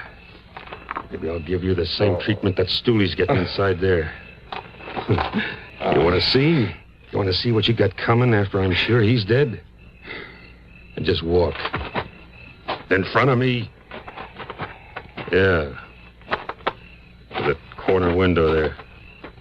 And he showed me one of the most ingenious and diabolical instruments of murder I've ever seen. In the window was a small, compact air conditioner. But instead of pumping air in through it, he blocked it off, except for a small aperture. And leading to this was a piece of pipe, a pipe connected to a gas line. So instead of taking in air, it was pumping raw gas into that room. That's right. He's sound asleep. In the other window, I seen him take a couple of sleeping pills like he always does when he's scared. When he's dead. I disconnect this line and nobody knows the difference. No. The air conditioner cleans out the air, and by the time they find that Stooley's dead body, nobody knows how it happened to him. Locked up there inside his own... Oh, no, you don't. I can try, baby. I'll kill you.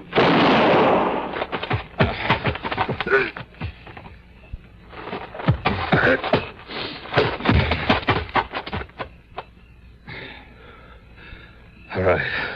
All right now, mister. You should have known better. Yeah? Well, you just listen. Yeah? Because now I'm going to kill you with your own gun. Now!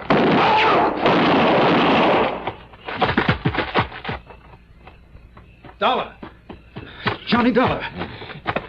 It's okay, Lieutenant. Oh, what goes, Johnny? You knew I was coming up here. Why didn't you... Hey, what's this? Yeah, you better shut off that gas. And hope that your pal Barney in there is still with us.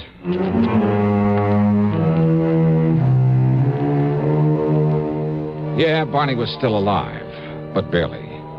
Which is more than you can say for his would-be assassin. One of the lieutenant's bullets had caught him square in the head. So, that is that.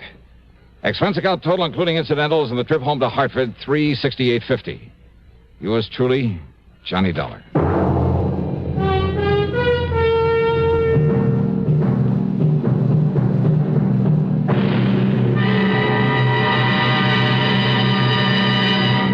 Constipation is something people don't talk about much, but it can be a problem for anyone, even doctors.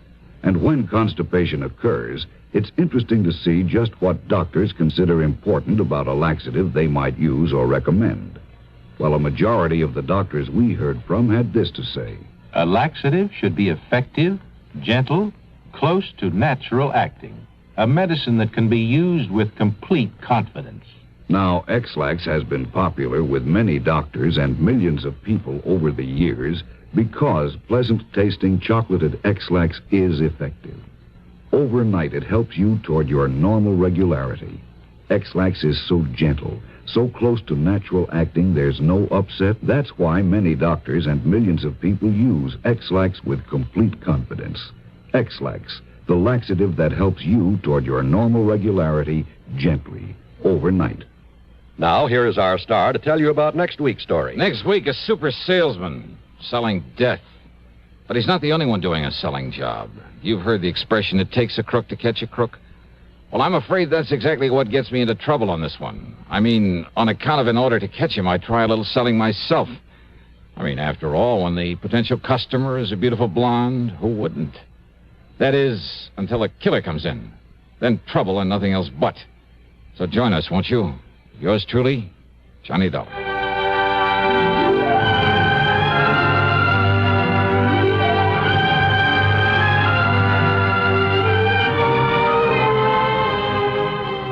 Yours truly, Johnny Dollar, starring Bob Bailey, originates in Hollywood and is written, produced, and directed by Jack Johnstone. Heard in our cast were Virginia Gregg, Vic Perrin, Forrest Lewis, Frank Gerstle, and Chet Stratton. Be sure to join us next week, same time and station, for another exciting story of yours truly, Johnny Dollar. This is John Wall speaking. Next, a taut drama of Hollywood homicide as suspense follows on the CBS Radio Network.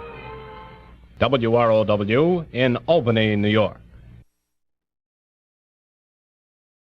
From Hollywood, it's time now for... Johnny Dollar. Will you accept a collect call, Mr. Dollar? Huh? It's from Lake Mojave Resort in Arizona. Oh, say no more, operator. Just put him on. Well, yes, sir. Go ahead, please. Hi, who is it this time? Buster Favor, Ham Pratt? Johnny, this is Red. Yeah, well, how's the fishing? Time for me to make another trek westward and find out from... Huh? Red? That's right, Johnny. Red who? Well, you know, the guide out here, Red Barrett. The fishing guide? Oh, yes, sir. Who claims to know Lake Mojave like the back of his hand and every good spot there is in it? And I do, Johnny. That's a fact. Then I repeat my question. How's the fishing? Just as fine as ever, if you know where the good holes are, that is. And you do? Yes, I do. So you think it's high time I fly on out there and wet a line, is that it? No, sir, that's not what I'm calling you about, Johnny. Well, what is it? I don't rightly think I ought to tell you over the phone, Johnny. I think you better come here just about as quick as you can. But unless I know why... I'll tell you when you get here. Well, look, I usually do my traveling on expense account for an insurance company. And you can this time. Huh? What company? The one that insured him, the Greater Southwest Insurance. Insured who, Red? Johnny, I'll tell you all that when you get here. Now look. They tell me there's a plane leaves New York right at high noon. Listen, Red. That'll get you into Las Vegas about 9:45 tonight, okay? Okay, listen. Goodbye, Johnny. Red! Crazy old coot. He thinks for 1 minute that I'm going to get on. And yet, on second thought.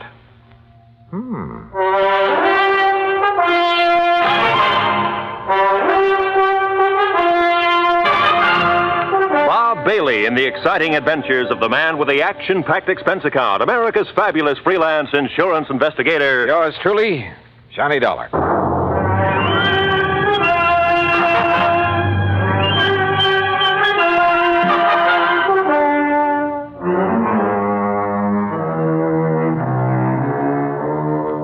Expense account submitted by Special Investigator Johnny Dollar to the Greater Southwest Insurance and Liability Company, Kingman, Arizona office. Following is an account of expenses incurred during my investigation of the Mojave Red Matter.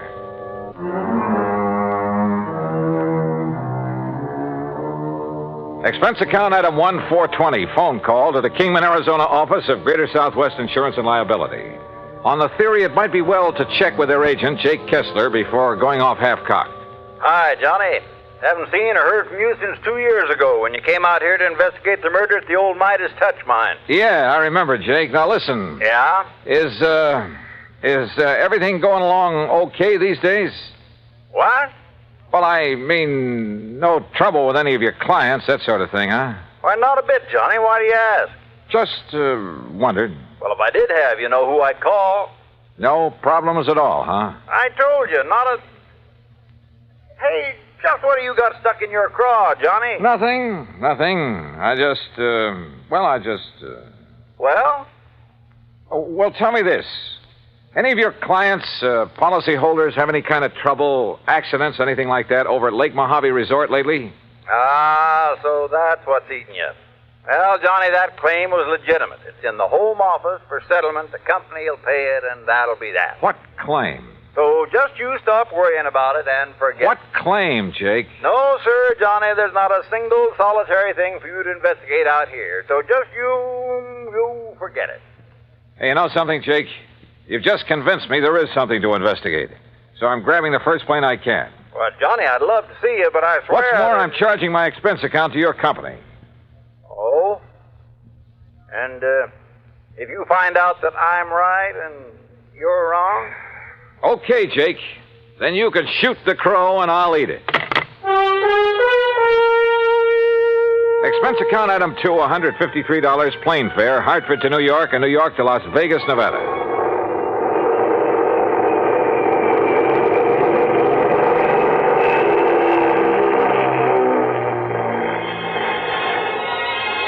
It was 9:45 on the dot as the big mainliner slowly circled down out of the clear starlit sky.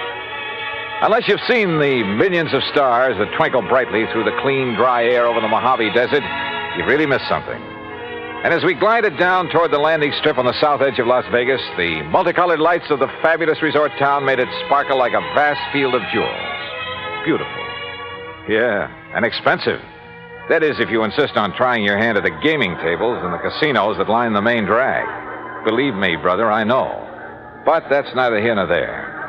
As I grabbed my luggage and started for the car rental office, a tall, angular man, well-tanned and dressed in blue jeans, high-heeled boots, and 10-gallon hat sauntered over to me. So you wouldn't take my word for it. Oh, Jake. That's right, Jake Kessler in person. And, Johnny, if you're here to investigate the claim on the Hobbs policy, well, there just isn't Hobbs, anything... huh? Well, now I know that much. And suppose you tell me who Hobbs is, or was. I'll tell you all about it, and when I have, you can hop on another plane and go right on back to Hartford. And all at your own expense. I still don't see whatever made you come out here, Johnny. Apparently the Hobbs matter, so start telling me. Well, come on, Jake, come on. All right, Johnny. All right, Elmer P. Hobbs, real estate in Los Angeles. Came over to the Lake Mojave Resort about 2 weeks ago, spent a few days fishing with his old pal, the guide they have there. You mean Red Baron? Yeah. Well, okay, go on. And on Tuesday, a week ago, he rented one of the boats and went out by himself. Apparently he went up to a place called the Big Basin. Yeah, I know it well. The lake's 3 or 4 miles wide up there. Yeah, well, that afternoon a big wind came up, regular screamer. All the other boats came back to the landing, and all but Mr. Hobbs. Oh? The next morning, when the wind died down, they found his body washed up on the shore on the Nevada side. That's all? That's all. You say a claim has been filed? That's right, by one of his 2 beneficiaries. Who? His business partner back in L.A., Mr. Stuart Manley. I've passed the claim, and the company will pay it. No investigation of any kind? Oh, of course there was, Johnny. The Kingman Police, the Sheriff's Office, and the County Coroner. Accidental death due to drowning. So that's it, Johnny. Now you just make your reservation back to Hartford at that window right over there, and you are paying the freight. Oh, not so fast, Jake. I'm sticking around. Well, now you can see for yourself there's no reason for you to be here, much less at company expense. Well, after all, now that I am here, it'd be kind of silly not to run down to the lake. Well, you mean just to do some fishing on your own time. You want to drive me down there? Johnny. Yeah? Johnny, do you know something about the Hobbs case that I don't? And the police and the sheriff. Jake, I don't know a thing about it. Okay, Johnny. How do you want me to fix that crow you're going to eat?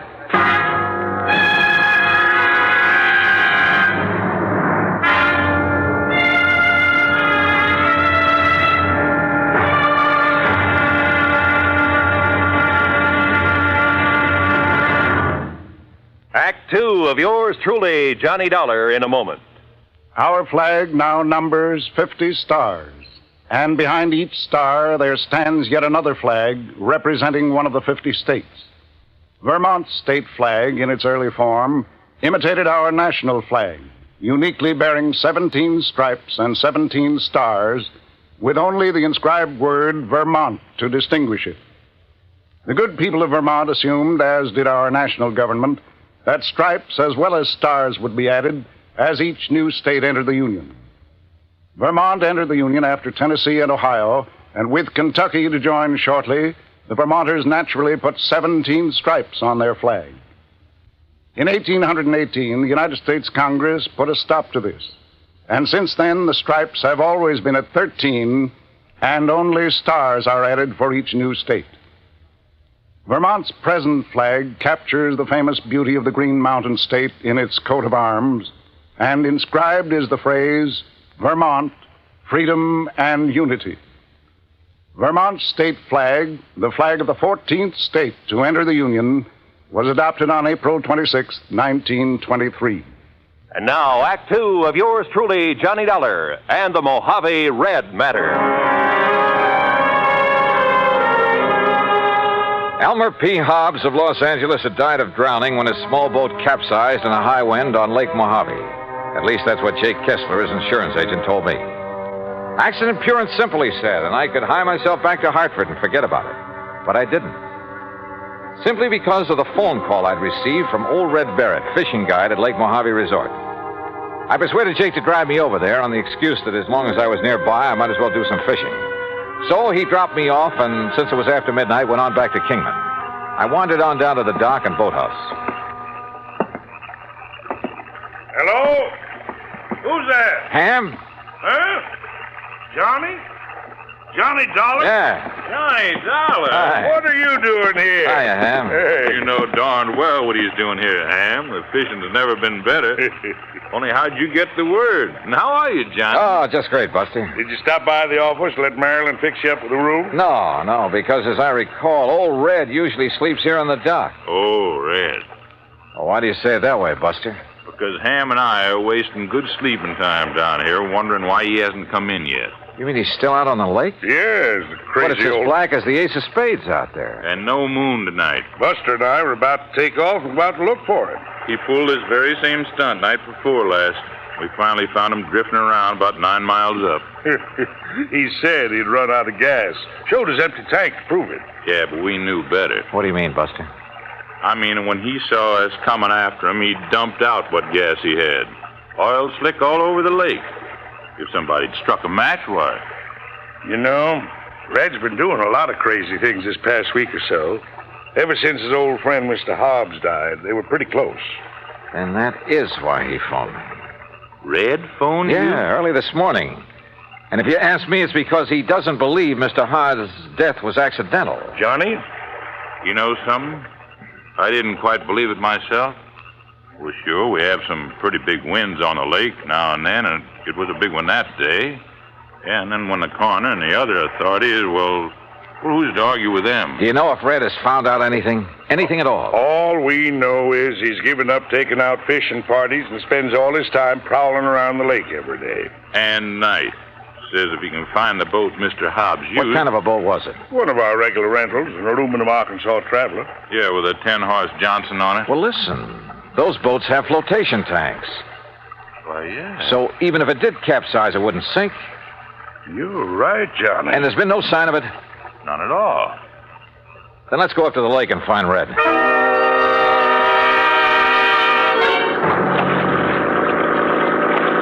Except for the stars far overhead, the night was black as ink. And the 50-horse outboard skimmed us along at better than 30 miles an hour. Believe me, it was a strange feeling, almost like flying through space. How Buster found his way around the islands, rocky points, and reefs, I'll never know, but he did. Throw your flashlight over to the left, Ham. You ought to be about even with Sculpture Rock. Yep, there it is. And we're coming into the big basin.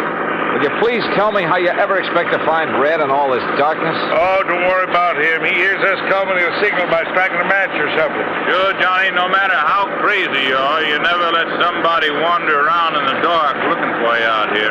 Red knows that because he's had to come out and hunt for too many people at night himself. Ham, look. Yeah? On the east shore. I'm swinging over there.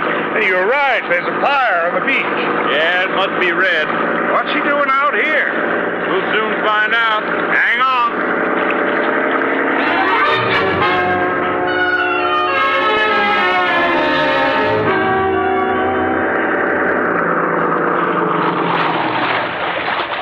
Well, all I have to say is you took long enough to bring Johnny up here. Red, you old reprobate, what under the sun are you up to this time? I just told you. I've been waiting for you to bring Johnny. Now you can leave us and go on back to the dock. And I thank you very much. Red, we're not leaving until we find out what this is all about. And if I tell you, will you promise to leave us alone? Sure, we'll promise anything. Oh, you see, I need Johnny's help. Yes, well? Because with him to follow up what I found today, well, Johnny, you and I are going to prove that my old friend Mr. Hobbs was murdered. Act 3 of yours truly, Johnny Dollar, in a moment. Every American fighting man has heard the expression, above and beyond the call of duty. How many of us have sat down and considered just what that word duty means? According to one dictionary definition, duty is man's conduct as required by his station or occupation, and that to which he is bound by moral obligation to do or not to do. When a man does more than his duty requires, he becomes more of a man in the eyes of his fellow men. One such was Captain John Philip Cromwell, commander of the submarine USS Sculpin, flagship of a submarine-coordinated attack group of the United States Navy. Possessing secret intelligence information of our fleet movements, strategy, tactics, and attack plans, Captain Cromwell led his attack group in patrol of enemy waters around Truck Island in November 1943, just prior to the launching of our first large-scale offensive in the Pacific. Despite savage enemy opposition, he established a line of submarines around the enemy-held stronghold of Truk until his ship, the Sculpin, became so rocked and battered by depth bombs that he ordered it to the surface.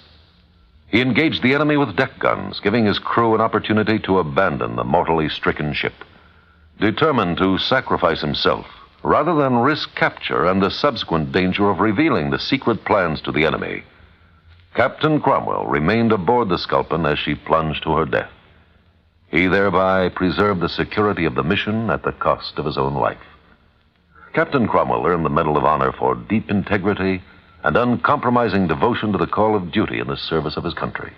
But what he did defined the word duty better than any dictionary. And now, Act 3 of yours truly, Johnny Dollar and the Mojave Red Matter.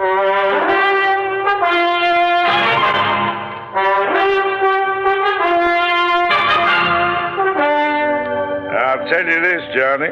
Red here's one of the wildest, most irresponsible old characters I know when he wants to be. But he's okay nonetheless. And if he thinks you and he can find proof that Mr. Hobbs was murdered, well, he must have a good reason for it. Well, Red? Oh, now, Ham, do you think a man like Elmer Hobbs, knowing the lake the way he did, would ever let the big wind catch him off guard up here in the basin? No, I don't, Red. I know that's the way Buster felt about it, too. Well, I said that to you myself, Red. But now, what's this proof you have of murder? Well, Ham and Buster, aren't you going on back now that I've told you why I wanted you to bring Johnny here? Was there any harm in our knowing what you found, Red? After all, we might be able to help you and Johnny. Yeah, I thought about that, but you see, I might just possibly be wrong about... Well, I might just be wrong. And I wouldn't want to be ashamed in front of a lot of people. By a lot, you mean 3. Well, that's 3 times as many as just Johnny here. Oh, well, now look, No, Red. Johnny, he means it, so Ham and I'll go on back to the dock. But I still don't see what difference it Johnny, when you get to know Red as well as we do, you'll stop trying to figure out the whys and wherefores of some of the things he does and what makes him tick. But you'll also learn that in the long run, no matter how unorthodox some of those things are, well, oh, come on, Buster. Right. See you when you get back to the dock, Johnny. Oh, you got some food, Red? Now, you know I always keep something in my boat, Buster. Okay. Well, far be it from me, Red, but all I have to say is that whatever you think you found proof of, well, it sure better be something. Oh, it is, Johnny. At least I think it is. Now, you just scrunch yourself a place to sleep in the sand. It's pretty late. Huh? Well, it took you so long to get here, and we can't see anything in the dark anyway. Oh, now look, Red, for heaven's sake. Good night, Johnny. Sleep well. And that was the end of our conversation. And I began to wonder if Jake Kessler hadn't been right in the first place. If I hadn't come out here on a wild goose chase after all. But the more I wondered and thought about it, with nothing but the warm desert night about us, and the twinkling stars, the magic sound of fish jumping in the lake, the sleepier I got. So I slept. The smell of bacon frying over the campfire awakened me, although the sun still hadn't shone over the mountains that border the eastern side of the lake. Douse your face in the lake, Johnny. Then grab yourself some of this bacon and eggs. I did as I was told. Then, squatting in the sand in front of the fire, stuffed away a hearty breakfast of bacon, eggs, and pancakes made from sourdough. And you know, there's something about a meal cooked over a campfire that, well, we had other things to do. So we climbed into Red's old aluminum boat and slowly drove up the lake, staying close to shore. Finally, we reached a small, rocky cove. Right here is the spot, Johnny. This little cove. The spot for what, Red? You know, you still haven't told me. You see there? You see where somebody has climbed up the rocks? No, but I'll take your word for it. Well, he couldn't have climbed up off of the water, so he must have climbed out of a boat. So? And there's footprints leading away across the desert. And, Johnny, they aren't Elmer Hobbs' footprints, no, sir. So somebody climbed out of a boat here for one reason or another and took a walk into the desert. The man who killed Elmer Hobbs. What makes you think so? Look down over the side, in the water. Your boat sunk down there. That's the boat that Elmer had. Can you see it clear? Yes, very. Then you can see it wasn't damaged enough to sink it. Not that boat. You're right, Red. Particularly since it has flotation tanks. But it's down there. It's sunk. So you better strip to your shorts, Johnny. Yeah. I'll go down and take a look. Me? I already have. But I want you to look, Johnny. And remember, I knew everything that Elmer had in his boat when he left the dock. Remember that. Okay. And you're sure the footprints leading into the desert couldn't possibly have been made by Mr. Hobbs? That I'll swear to, Johnny, by all that's good and holy. Now then. Now, slip in easy so you won't disturb the water too much. I took a deep breath, surface dived, and swam down to the sunken boat. And the water was clear, and I could see plainly. And I saw that Red was right. I bobbed back to the surface. Did you see him? The cut? Yeah, Red. Those flotation tanks were slashed open with an axe or a sharp, heavy tool of some kind. But Elmer had no axe on that boat. So it was somebody else, Johnny. Somebody who murdered him. Yeah. And then sank the boat. Red, I'm afraid you're right. Elmer Hobbs was murdered.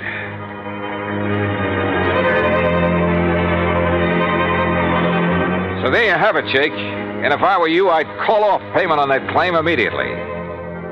Granted, the case isn't over yet. I still have the job of finding out who killed Elmer Hobbs. But you know something? You're going to have to wait for my next report.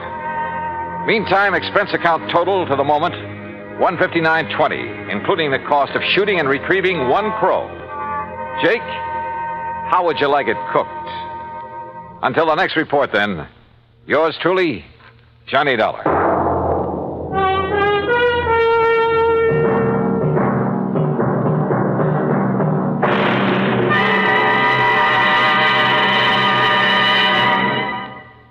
Our star will return in just a moment. Our flag now numbers 50 stars, and behind each star there stands yet another flag representing one of the 50 states. Oklahoma's state flag depicts an Osage warrior's circular buckskin shield from which hang 7 eagle feathers. Across the shield is the Indian's calumet, or pipe of peace, crossed with the white man's peace symbol, the olive branch. On the shield are small crosses, the Indian's graphic sign for stars, indicating lofty ideals or a purpose for high endeavor. The background of the flag is a field of blue, the blue of the Oklahoma sky, signifying loyalty and devotion. The important symbols, however, are the calumet and the olive branch. These override the shield, the symbol of war, and bespeak a predominant love of peace by a united people. Oklahoma's state flag, the flag of the 46th state to enter the Union, was adopted on April 2nd, 1925. Now, here's our star to tell you about next week's story. Next week? Well, after all, the case isn't really closed. But it will be next week, believe me. Join us, won't you? Yours truly, Johnny Dollar.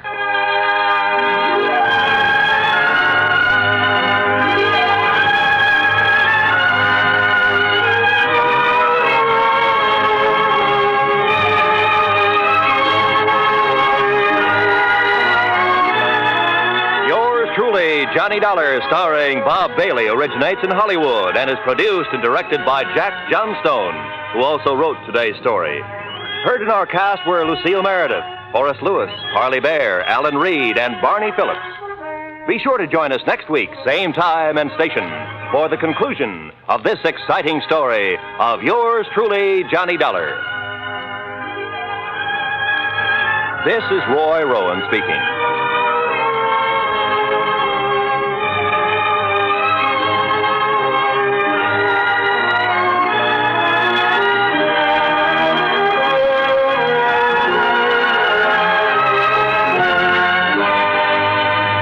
This is the United States Armed Forces Radio and Television Service.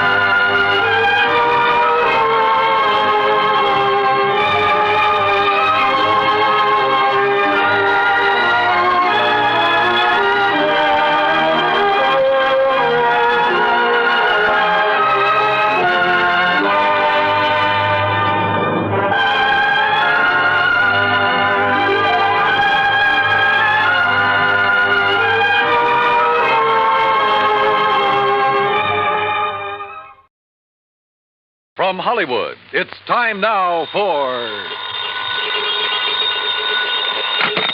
Johnny Dollar. This is Harry Branson at Philadelphia Mutual Life and Casualty Company. Oh, hello, Harry. What's with you? John, I have a case I'd like you to handle for us.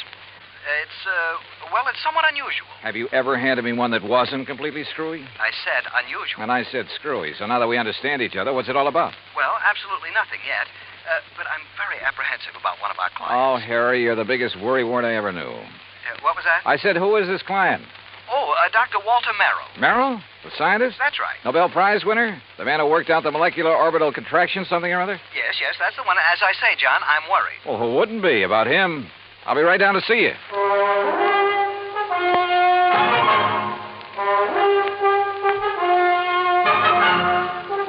Bob Bailey in the exciting adventures of the man with the action-packed expense account. America's fabulous freelance insurance investigator. Yours truly, Johnny Dollar.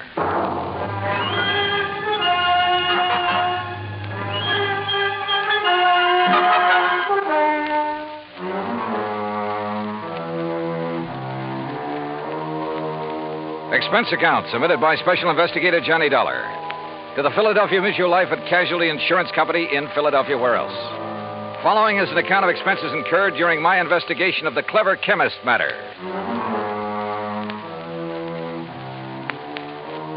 Expense of transportation and incidentals, Hartford to New York to Philadelphia. I didn't even stop to check my bag, but headed directly for the Philly Mutual building on Walnut Street.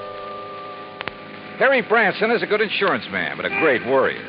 Nonetheless, he'd given me some pretty important, too. And after all, what do we live for? There you are. Keep the change. Thanks, Doc. John, what took you so long? Oh, now, what's the matter, Harry? Forget to pay the rent on your office or just forgot the key? No, John, as a matter of fact, I have the key right... This is hardly the place for levity. Well, surely you haven't been waiting here on the sidewalk ever since you called me. No, I haven't, but by checking plane schedules, I was able to determine when you'd arrive almost to the minute, and not wanting to waste time taking you upstairs to the office. Pretty urgent matter, huh? For you should be here shortly. What? Well, now, usually I arrange these things myself, Harry. Yes, and how we pay out of you. Oh, Harry, you touch me to the quick. Oh, now, please don't misunderstand me. I don't mean that there's ever anything really dishonest about your expense account. Well, It's only... you ought to. Believe me, I'll pad it to the hilt if I think I can get away with it. Anyway, the most important reason for engaging the car was so that you can leave immediate... Malaga? Yes, New Jersey. It's a... Is that where Dr. Merrill is? Yes. As is his custom, he chooses to work in some isolated spot where he can't possibly be disturbed. He and his colleague, that is. Colleague? I always heard that he worked alone, freelance. And you heard right. However, he now has a Professor Theodore Nash with him. Nash? One of according to Dr. Merrill. Never heard of him. John, they're working together on what I'm sure is some top secret project. Oh? Oh, say, wait. Didn't Merrill have something to do with the early rocket experiments? Precisely. Which is why I suspect their present work may have something to do with the space satellite or intercontinental missiles or something of the sort. Yeah, possible. But what has all this got to do with you? Their insurance. Dr. Merrill has had a policy with us for some years. $25,000. Oh, and he took out a policy for $10,000. Beneficiary?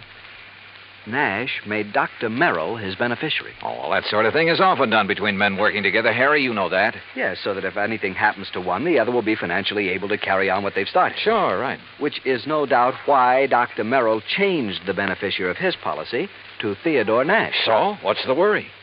No sooner was the change made than I received a letter of protest from Dr. Merrill's daughter. Who's she? Mrs. Howard Harding. She and her husband live in West Philadelphia. He's a welder for an aviation company, I think. Well, what did she base her protest on, Harry? She claims her father must have been coerced into changing the policy. Oh, now, wait a minute.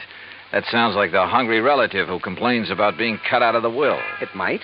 If Mrs. Harding weren't a perfectly well-balanced, intelligent, and I'm sure quite unselfish person, a completely... Is she good-looking? Well, yes. And real sweet to you? Yes, she is.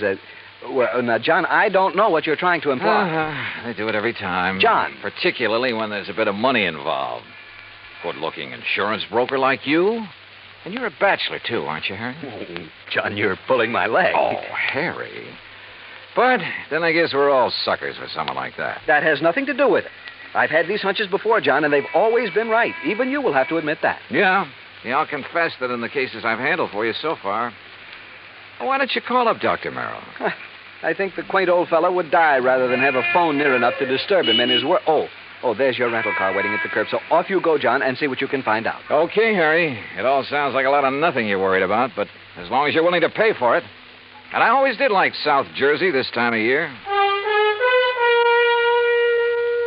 I drove across the Delaware River Bridge into Jersey and headed for Route 45 to Westville, Woodbury, and finally Pittman, where I picked up Route 47. What Harry had said was true.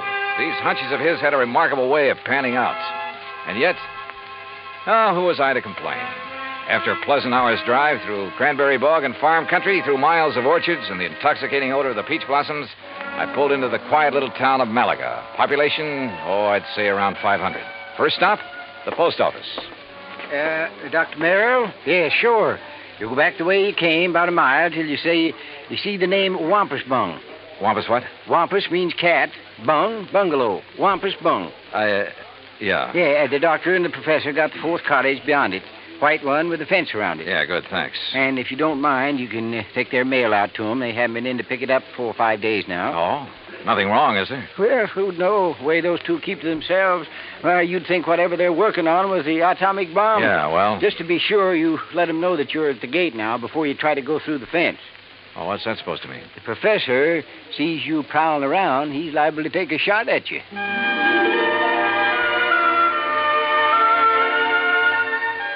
As I drove back and toward the edge of Little Malaga Lake, the idea of getting shot at by anyone living in this peaceful, quiet place seemed ridiculous. The lake itself, by the way, looked pretty inviting. I made a mental note to come back here on my own sometime after the fishing season opened.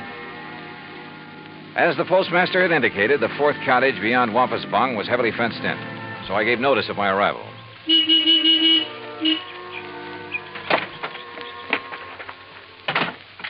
I'd barely left the car when the door of the little cottage opened. Yes? Who is it? Dr. Merrill? Oh, yes. My name is Dollar, sir. Johnny Dollar, insurance investigator. Harry Branson? Yes, sir, that's right. Harry Branson sent me down here to see you. Oh, come in. I'm most glad to see you. Please, come into the house. All right, thank you. Is, Professor Nash here? In the laboratory. But please, As come he spoke, into the sliding door on the garage at the side of the house opened. A rather swarthy man stepped out, quickly closed the door, and threw a heavy bolt on it. Then looked over toward us suspiciously.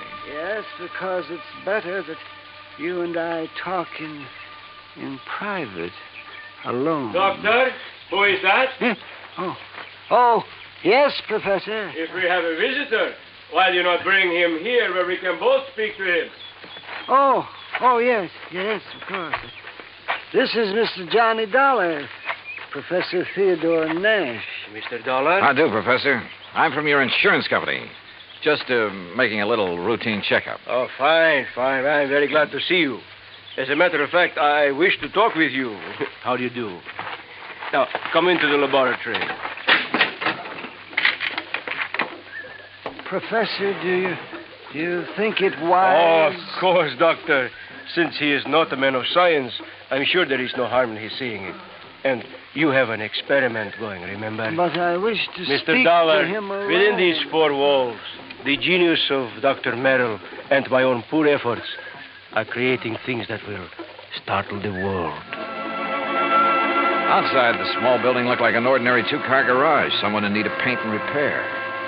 But inside, it was immaculate and loaded with scientific equipment of all shapes and sorts and sizes.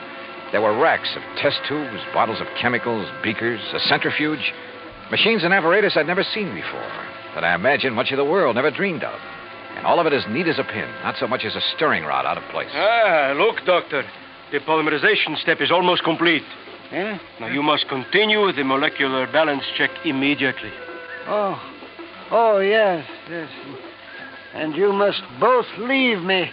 This must not be seen by anyone. Yeah, we understand, Doctor. We understand. I hope you will pardon me, Mr. Dollar. Yes, of course, Doctor. Oh, come, Mr. Dollar. Yes, I will lock the door.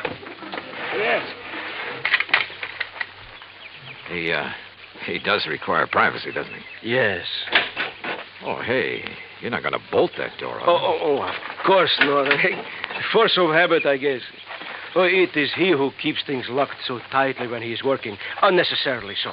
But then genius is permitted his idiosyncrasies, huh? Harry Branson seems to think you two may be working on something to do with guided missiles. Very perceptive man. But that is something we must not speak about. Now, why have you come here, Mr. Dollar? Well, like I said, just a routine checkup. We usually do this when a sizable policy has changed. Oh, there is something unusual about two men working together on important things, ensuring in each other's favor? Well, no. But when his daughter perhaps objects.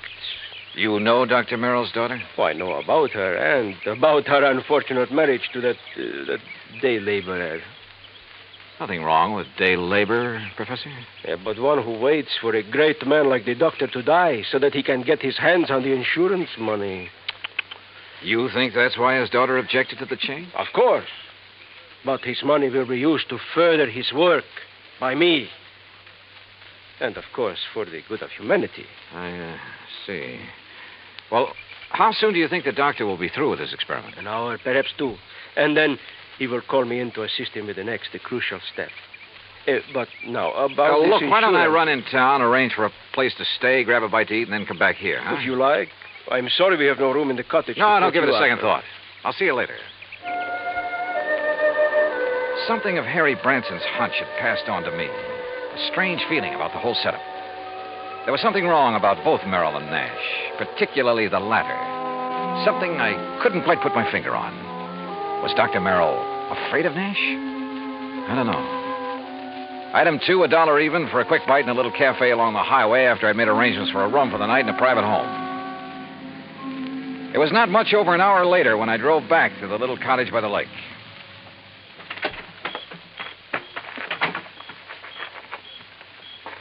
And then I heard it. Someone pounding on the door of the laboratory from the inside. Someone calling for help. Professor! But the lock's on the inside. Turn the lock. What? Bolt here on the... Oh, what are you... Oh. Oh, thank heaven. Good Lord, Professor. What happened to you? You look like you've been run over by... Dr. Merrill. Oh, too late. Too late. Professor, what happened here? He beat me.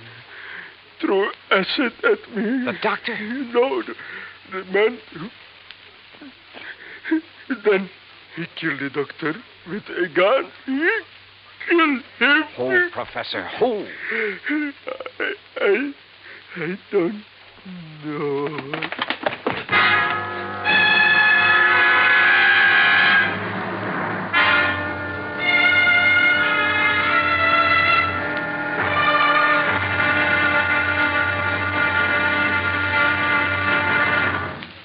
Act 2 of yours truly, Johnny Dollar, in just a moment. Democracy. To the many who have lived under tyranny, democracy comes as a guiding light, shining on a brighter future. That is because democracy stands for the establishment of government conceived from deep thought and free choice, rather than being based on accident and force. It is also normal that the free choice of a democratic government happens because people who choose their own government are directed by true interests in the welfare of mankind. Democracy has been proven to be mankind's greatest legacy of freedom. Now, Act 2 of yours truly, Johnny Dollar and the Clever Chemist Matter.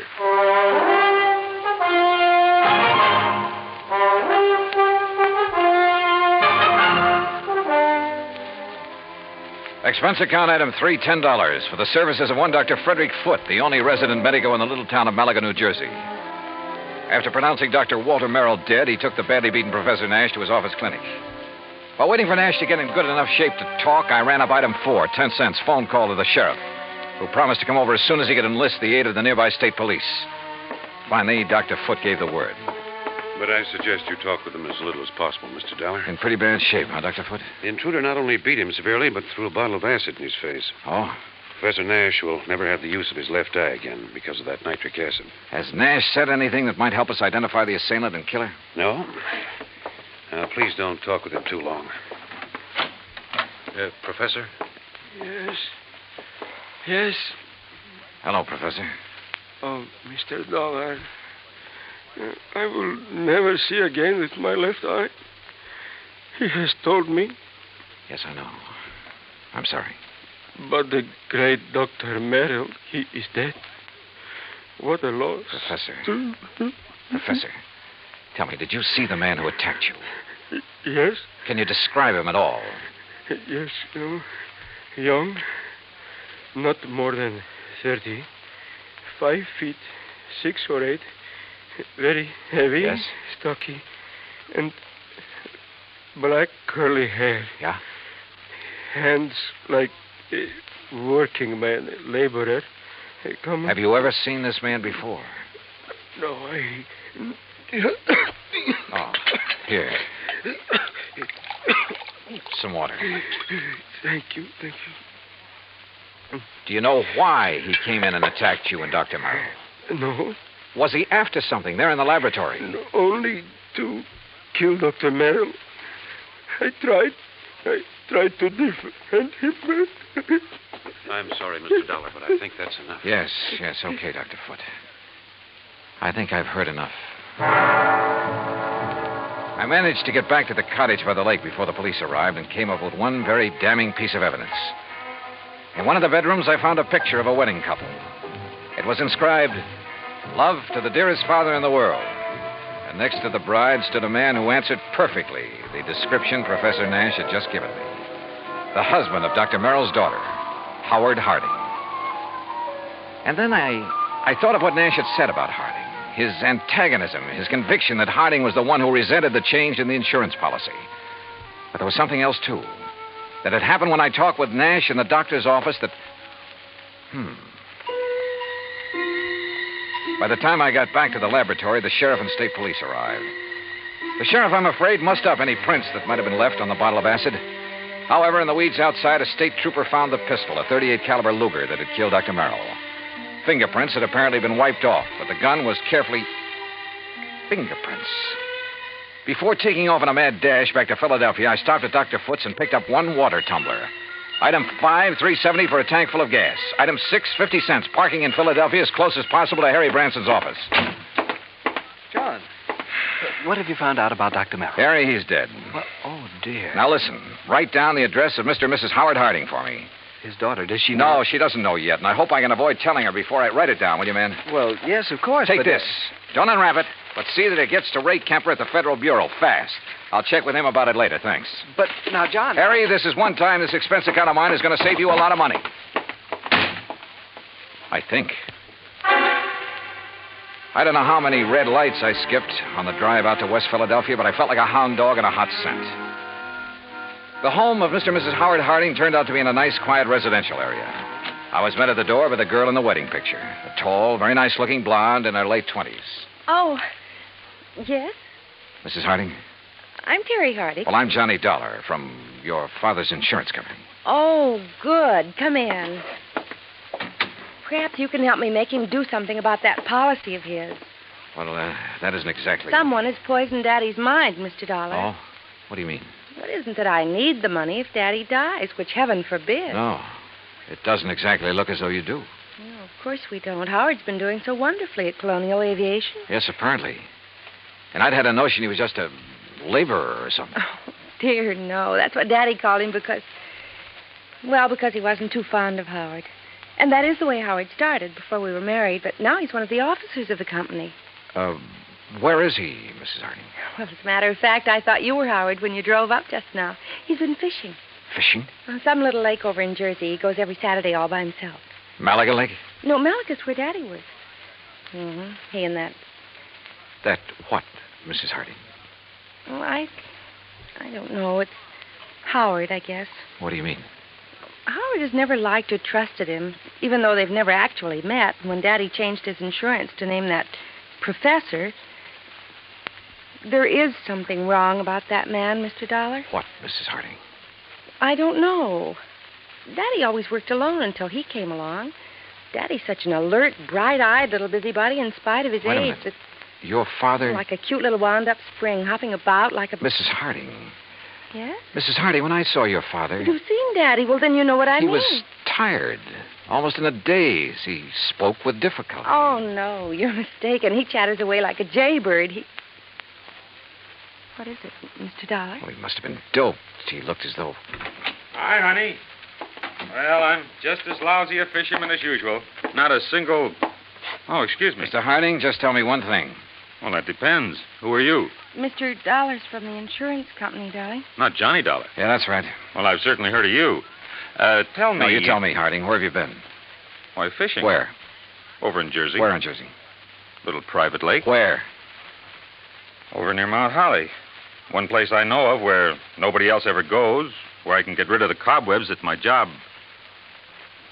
Hey, wait a minute, Dollar. What is this? Harding, you've been identified as the man who murdered Dr. Walter Merrill. What? I'm sorry, Mrs. Harding. I'm sorry, but it's true. No. What are you talking about, Dollar? You didn't know about it? Of course not. How could I? Where did it happen? How? At his place in Malaga. Oh. Professor Nash. I'll kill that man. You'll take it easy.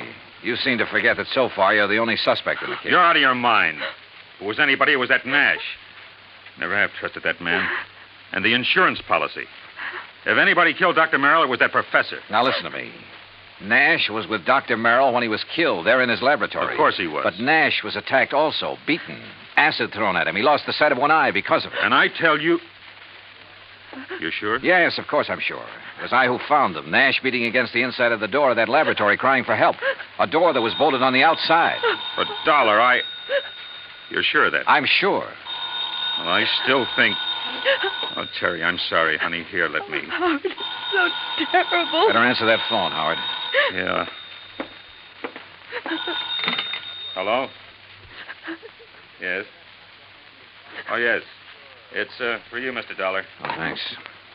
Terry, dear, come on. You've got to pull yourself together. Johnny Dollar. Right. John, this is Harry Branson. I just received a call from Mr. Kemper at the Federal Bureau. Yes. He says he must see you immediately. Call him back, Harry. Tell him I'll be there in 15 minutes. Harding, just to keep things straight, I wouldn't leave this house if I were you. Well, now, wait a minute, Just Dollar. sit tight. I think you're in the clear. More red lights got passed up on my way into the Philadelphia offices of the Bureau. So Ray Kemper felt that whatever he'd found was important. If so, it would back up one of my suspicions. But in view of the circumstances, that bolted door in the laboratory, for instance, how could it? Important is putting it mildly, Johnny. The prints you found on the water glass, Ray. 3 sets. 1, yours. Yeah, well, naturally. 2, Dr. Frederick Foote, who is currently practicing medicine. I know, in the town of Malaga, New Jersey. That's where the glass came from. Oh, but the 3rd set of prints. Yes. I had to go into the international file for them. And Johnny... Nash? Theodore Nash? Nash. Nashevsky. What? Theodore Nashevsky. Chemist from one of our not-so-friendly countries. Huh? Expert on explosives. One time, he was thought to have attempted to enter this country. That was in 1940. Ray, have you got any pictures on him? Plenty. From the time he was a kid. Here. Tell me how you picked up these prints. The beard in this picture. That looks like him, all right. Yeah, this too, with a shaved head. Almost as though he tried to keep changing his appearance. Johnny... Oh, wait a sec. This picture of him as a youngster, this eye patch on his left eye. Our dossier is pretty complete. He was quite an athlete until he injured that eye. But it doesn't show in these other pictures, and he hasn't a glass eye. No, his eye always looked perfectly natural. But now, Johnny, if you have information... Ray, this has done it for me, thanks. Hey, now, just a I'll minute. see you. Hey, Johnny! This is Kemper. Give me a man to tail Johnny Dollar. All the way back to Malaga, New Jersey, I hoped my rental car would hold together. It did, in spite of the fact I pushed it all the way. International intrigue is a bit out of my line, but this time, so help me, I was beginning to feel like an FBI man. I stopped at state police headquarters along the way, and according to them, Nash was off the hook. Not only because of the acid thrown in his face, but even more important, because of my own testimony that I'd found them locked in that laboratory. I stopped again at the lab. Nothing. Then back to Dr. Foote's office. Very well, Mr. Dollar. When they arrive, I'll insist that they wait for you. All right, thanks, Doctor. Well, Professor, you're sitting up. Oh, have they found anything, Mr. Dollar? Have they found the man who attacked us and killed poor Dr. Merrill? Professor, I think I have. Oh? But tell me something. Yes, of course. Your government doesn't pay you very well, does it? Merrill and I were not working for the government, Mr. Dollar. Although, of course, the results of our work... I'm talking about your government, your own real boss. I do not understand. No doubt it's very much interested in anything this country develops in the line of guided missiles, that sort of thing. Mr. Dollar... Now, let me go on. Merrill was doing important work. Stuff that would be of great value to any country in the world. Of course. Your country would have paid you well for the results of his work. But, brother, they'll never get it. I do not know what you are talking Money, about. the loot from Merrill's insurance, sure. Sure, it was enough to get you out of here after you'd gained the knowledge you need of Merrill's work. See here, Dollar. After you'd killed him, before he could give to his country, the United States, what he'd invented. You are a fool. I was beaten, The poor too. old man put up a pretty stiff fight, didn't he? Do you think I would have done this to myself? You gave yourself away earlier when you reached out for a glass of water I handed you right here in this room. A man who'd lost his sight in one eye would have lost his aim until he got used to it. Funny, though, it didn't come to me until You later. are mad. You haven't seen out of that left eye since you were a kid. I tell you are mad. And a little acid burn to make it look like somebody had thrown it at you would be well worth the alibi it gave you. Fyodor. That's right, Fyodor Nashevsky. Listen to me. You were the one who found us locked in, the door bolted from the outside. You found us. Yeah. Also the cord, the string you used to pull the bolt to. That you looped over the bolt and pulled after you got inside. You couldn't have. I dropped it in the vat of acid. Yeah. Thanks. I was bluffing. But I made a lucky guess. What? Oh, what a brain. Nashevsky, I'm sure glad you're not working on our side.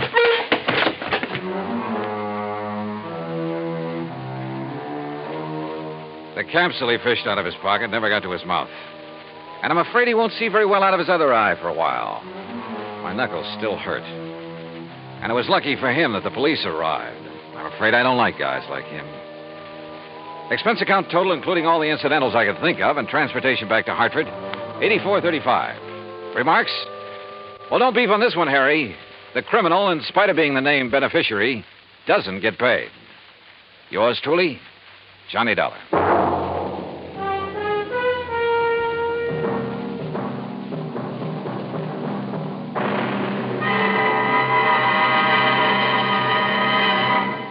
Now, here is our star to tell you about next week's story. Next week, a real close look at a little-known but very dramatic side of Hollywood. Join us, won't you? Yours truly, Johnny Dollar.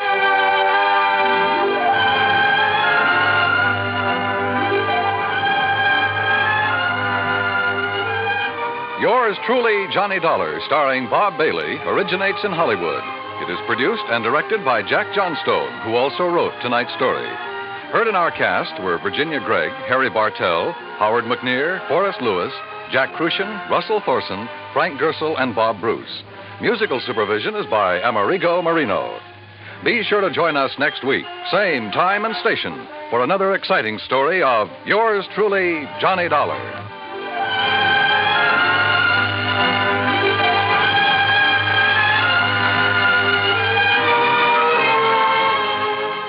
Johnny Dollar has come to you through the worldwide facilities of the United States Armed Forces Radio and Television Service.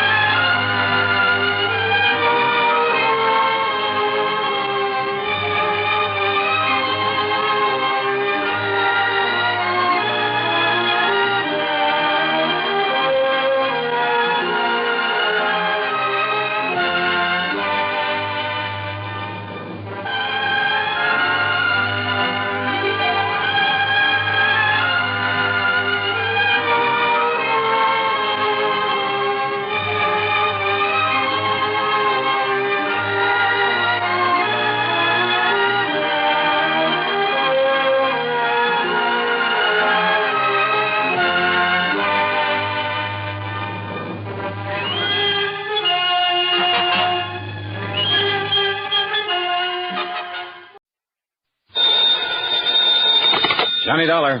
This is Fred Porter, Johnny. Miniatures. Miniatures? You know those tiny paintings, portraits usually done on porcelain? Oh, yeah, I know what you mean. But I don't think I ever heard of any Reimer collection. There are half a dozen of them stolen from the Reimer galleries in Philadelphia. Cost us something over $20,000 insurance. Never found them, huh? Well, here's the thing. I just got a phone call from Wilbert Reimer. He wants to see you just as quickly as possible. About those miniatures. He wouldn't say, Johnny, but I'll bet on it. And he insisted that you and only you be brought in. Huh. Funny, since I had nothing whatsoever to do with the case. Why not, with your reputation? But I thought you usually had a staff man Plus that took the care of... fact that our company investigator at that time was Jerry Pitcher. Jerry Pitcher? Yep. The one who was suspected of complicity in some of the cases he was supposed to be investigating? That's the one. Well, wasn't he suspect in that robbery? Yeah, but neither we nor the police could ever pin anything on him. All we could do was fire him and warn the other insurance companies to look out for him. Fred. Yeah? Any idea where Jerry Pitch is operating now? Not the least. After the Reimer episode, he simply disappeared. There was talk of his having skipped the country, but nobody was sure of it. I wonder if Reimer's suddenly got a lead on him. There's one way to find out. Okay, Freddie, I'll grab the first train.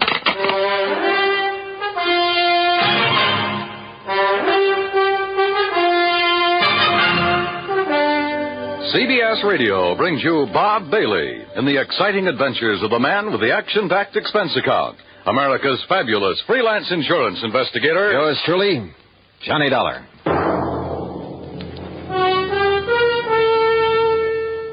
And now, Act One of yours truly, Johnny Dollar.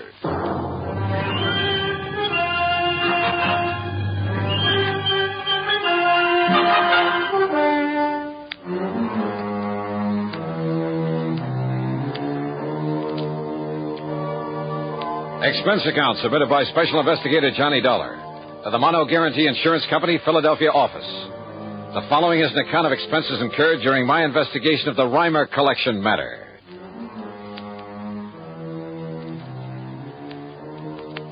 Expense account item 1, 825, train fare and incidentals, Hartford to Philadelphia, PA. Item 2, 70 cents for a taxi to the Reimer Galleries over on Walnut Street. Mr. Reimer turned out to be short, slightly gray, and very British. Let's go into my office, Mr. Dollar, where we can talk undisturbed. Yeah, sure, Mr. Reimer. Well, the art business must be pretty good with a crowd like this in the store. Pardon me, miss. In here, please. Hey, thanks. Well, the gallery is rather well patronized this morning, isn't it? We'll sit down, please. Thank you. I must say, Mr. Dollar, that I many times wished that you had been assigned to the case when these priceless miniatures that I brought to me from Europe were stolen a year ago. Oh, how so? Well, they were so vastly uninsured, sir. A man of your capabilities would have been able to find them for me. Yeah, maybe. You, instead of that Jerry Pitcher. I understand that, although nobody could prove anything, you suspected him of somehow being involved in that loss. Oh, yes. If only because of his failure to investigate it properly. But now look here, son. This check has a direct relationship with the unusual number of people visiting the gallery this morning. Uh-huh. This check was made out by you? Yes.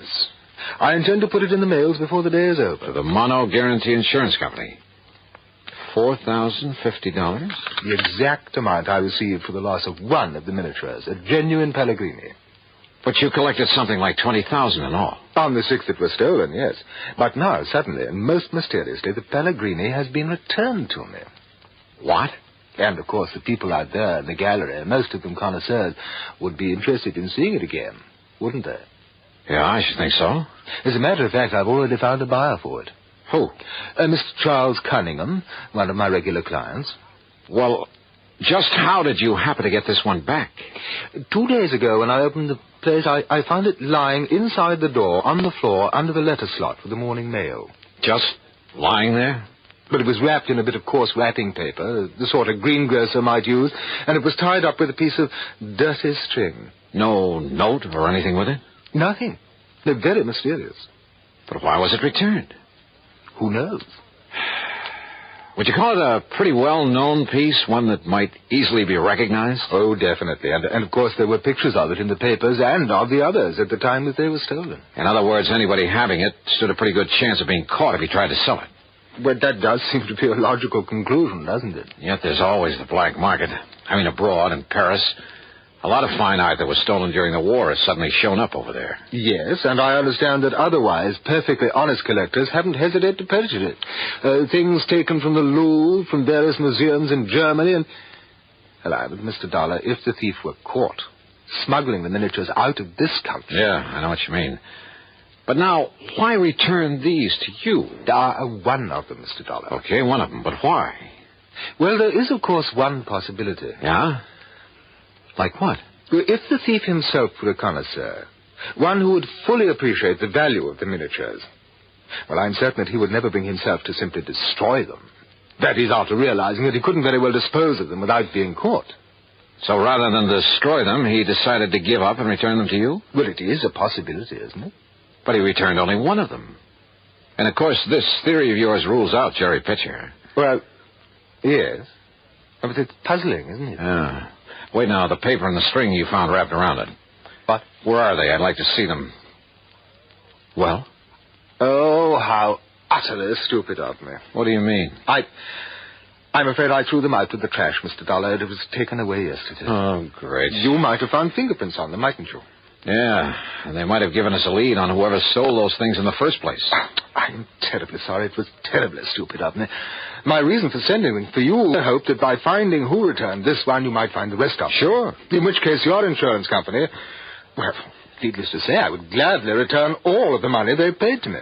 Make them pretty happy, wouldn't it? But now... Yeah, they might even feel like handing me a nice big fat commission. Now I've destroyed one possible clue. Well, there must be others, if I can dig them up. Oh, I hope so, Mr. Dollar. Or, of course, we could just sit here and wait for the other 5 to be returned to you. I presume you're jesting, sir. Yeah, I'm afraid so. Yes. So how will you proceed? Well, I'll tell you something, Mr. Reimer. Yes?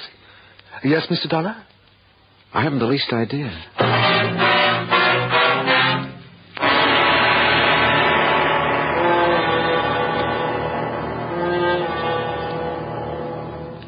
And now, Act 2 of yours truly, Johnny Dollar and the Reimer Collection Matter.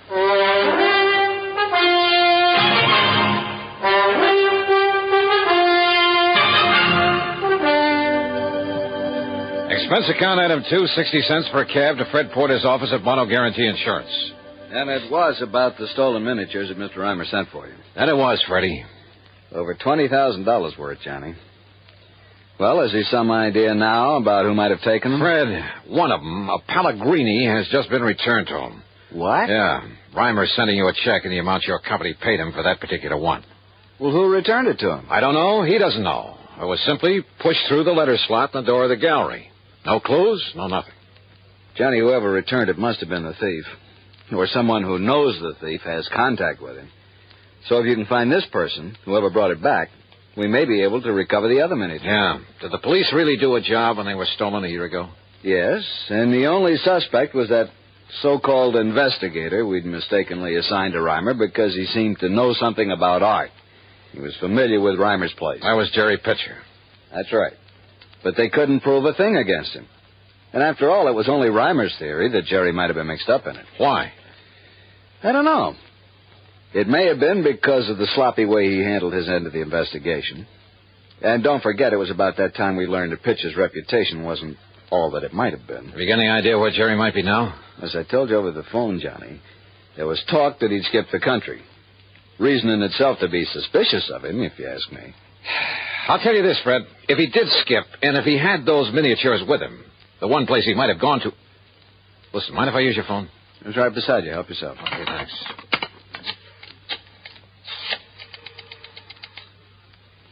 Hello, operator. I want to put through a call to Paris, France.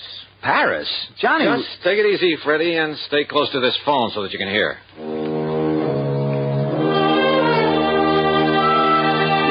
My call was to a strange little character whose name is de Marsac, but who calls himself a Chagris, the gray cat. His knowledge of the Paris underworld and everything that goes on in it is nothing short of fabulous. Yeah, because he himself is very much a part of it, of what goes on there. Not a single important work of art could ever hit the black market without his knowing about it. How oui, Monsieur Darlin. This is your oldest, your dearest friend, Le Chagris. Oldest and dearest friend, huh? But of course. Oh, sure. Now listen to Marsac. I want some information. Maybe you can give it to me. For a small fee, perhaps? Perhaps. See, $1,000 American? $1,000? You're out of your mind. Oh, 500? Maybe a couple of hundred, if it's worth anything. Now, take it easy, Johnny. Let me handle this. Now, listen to Marsac. Well, speak, monsieur. Well, I'm looking for a man named Jerry Pitcher. Ever see or hear of him? Jerry Pitcher? Oh, no, monsieur. You're sure? Yes, I'm sure. Then what about the Reimer collection of miniatures? Oui. Yeah, there's some tiny paintings on porcelain. Yeah, but of course, they were here on the black market. You get that? I sure did. Go on, Johnny. Monsieur? When, de Marsac? When did you see them? Well, it is important. You kidding? Of course it is. Then you will pay me, 400, perhaps? 200. Now, when? Oh, me.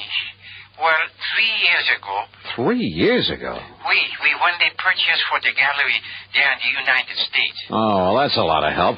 But who brought them for the Reimer Gallery? Who purchased them, do you know? Well? Uh-huh. So that is the question. That's right. Well, then 300 perhaps? Oh, it's worth it, monsieur. Okay, $250. Now tell me who. Well, it was Monsieur Reimer himself. What? Reimer himself bought them there in the black market? Oui, monsieur. Ah, I see.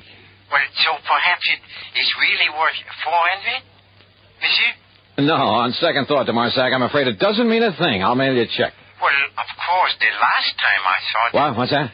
Well? Okay, 400. Bien. It was 6 months ago, June. In June? Oui, June. At the shop of my very dear friend. Oh, that scoundrel, that terrible crook, Francois Dubesson, defense. But not for long. What do you mean? Because he could not sell them. They were what you call too hot. Huh? Because they were known to have been so recently stolen from the gallery there in America. Too hot, huh? So whoever had them brought them back here. You see, monsieur? All right, DeMarsac. Who was that fence, that Dubesson? Who was he trying to sell them for? This man Pitcher? Oh, no, monsieur. I told you I never heard of him. Well, who then? Well, alas, I do not know. And with a clever man like Dubesson, well, perhaps for you, my oldest, my dearest friend, and it might take some time and expense. Then no bother, yet. Well, monsieur... Forget it. I'll send you a check. Only you can send it to him, Fred. Save putting it on my expense account. Oh, wait a minute, Johnny. If he can find out who was trying to peddle the miniatures over there... Oh, you underestimate Le Chagris. What? If he's seen them, he knows what they're worth. So what? By the time he got that information, you'd have to pay him $1,000, maybe $2,000. Well, even so, Johnny, if it leads us to the thief and the other miniatures that were stolen... Leads us to him or merely tells us who he is? What's the difference?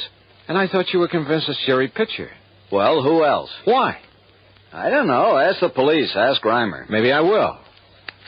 Or maybe I got a better idea. Item 4, $1.50 for a taxi out to the Museum of Art, where I finally ran down one of the curators, a man by the name of Kingman. Well, of course I know the Reimer miniatures, Mr. Dollar. Priceless. And such a shame that they've been lost to the world of art.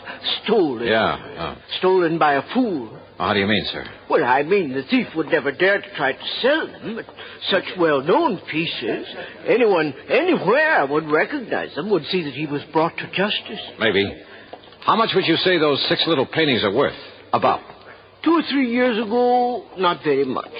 But now that their history is known, well, this often happens with works of art, Mr. Dollar. How much, Mr. Kingman? Well, somewhere, I would say, that is, if they're ever found. Yes? Somewhere in the neighborhood of $200,000. You're serious? Well, among them is a body, for instance, and a genuine Pellegrini, yes. A Pellegrini? Pellegrini the Elder. And one of our wealthy collectors, Mr. Charles Cunningham, would pay almost... Listen, do you know where I can find him? I believe I have his address and phone number in my office. Good. Come on. But why all this interest, Mr. Dollar? I'll tell you about it on the way to your office, Mr. Kingman. Item 5, 10 cents for a phone call, only to learn that Mr. Charles Cunningham was out of town for the day. So item 6, $14 even, is for a dinner, a room, and some breakfast at the Bellevue Stratford. Then early the next morning, item 7, another dime for another phone call. Insurance investigator, did you say? That's right, Mr. Cunningham. Well, what can I do for you, Mr. Dollar? Just answer one question, please. How much are you paying the Reimer galleries for a Pellegrini miniature? You mean the one that was stolen a year ago that has been recently recovered? That's the one I mean. What's the price? Oh, well, now, I'm afraid that's something... How much, sir? It was a private sale, Mr. Dollar, a confidential transaction, and, Well? I don't know whether you realize it or not, but only recently has the value of those miniatures become... Yeah, I know all about that. How much, Mr. Cunningham? Now, look here. Would you rather be hauled in as accessory to a fraud? You mean the Pellegrini isn't genuine? Oh, it probably is. But you said I might be involved in a fraud. How much? I'm giving Reimer $20,500 for it. Maybe you'd better call your bank and have them stop the check. Stop the Thank you, Mr. check? Cunningham. It looks as though my hunch was right. What? Goodbye, sir.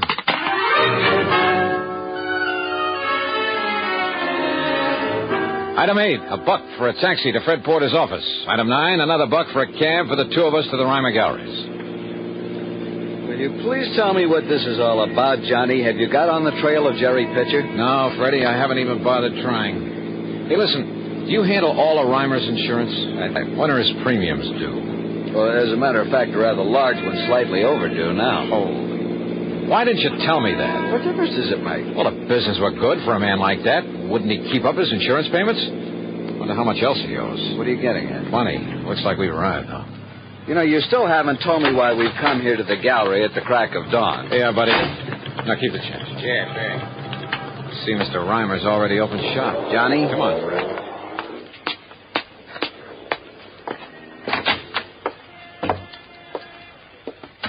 Well, Mr. Reimer. Oh, Mr. Dollar, I am indeed glad to see you. Indeed. Indeed. Good morning, Mr. Porter. Mr. Reimer? Look here, Mr. Dollar, here on this table. What? Another of the miniatures, a Lombardi. What? Yes, lying on the floor under the mail slot, just like the other that was returned. I can't believe it.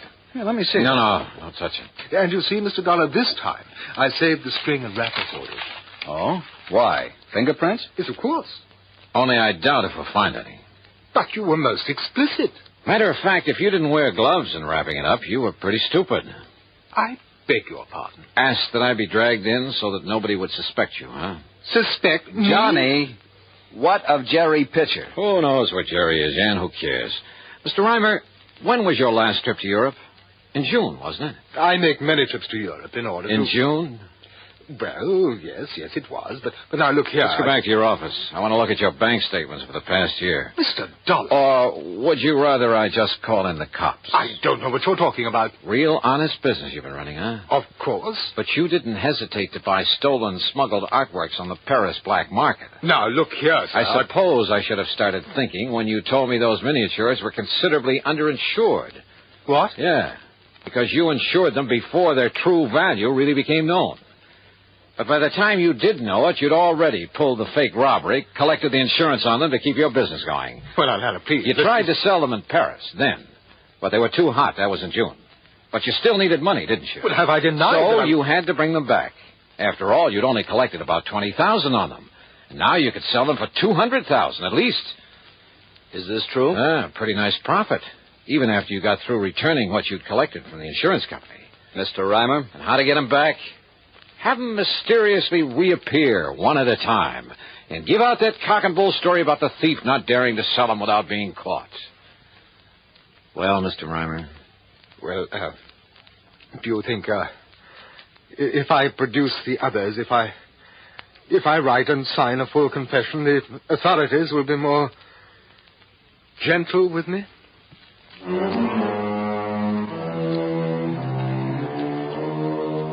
Son of a gun, why do they do it? Won't they ever learn? What's the matter with people, anyhow? Some people, it is. Oh, well, expense account total, including the trip back to Hartford, $35.50. And Freddie, don't forget, a nice fee on this one, as well as a check to La Chagrie over there in Paris. Yours truly, Johnny Dollar.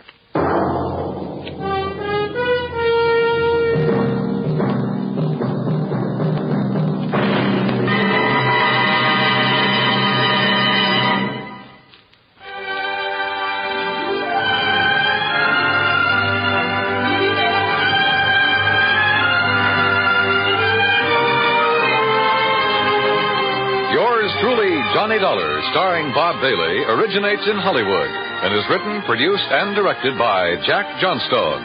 Heard in our cast were Harry Bartell, Ben Wright, Forrest Lewis, Junius Matthews, and Marvin Miller. Be sure to join us next week, same time and station, for another exciting story of yours truly, Johnny Dollar.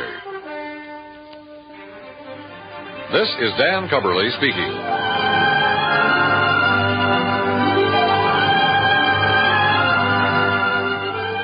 Johnny Dollar has come to you through the worldwide facilities of the United States Armed Forces Radio and Television Service.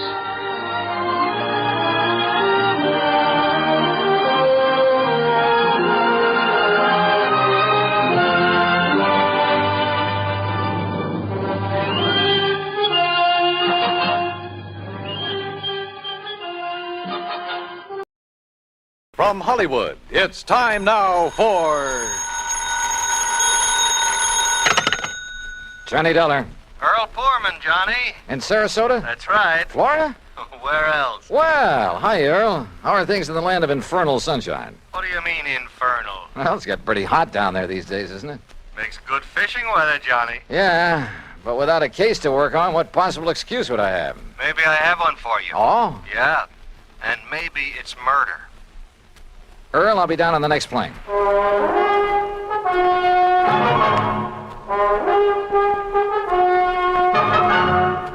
Bob Bailey in the exciting adventures of the man with the action-packed expense account. America's fabulous freelance insurance investigator. Yours truly, Johnny Dollar.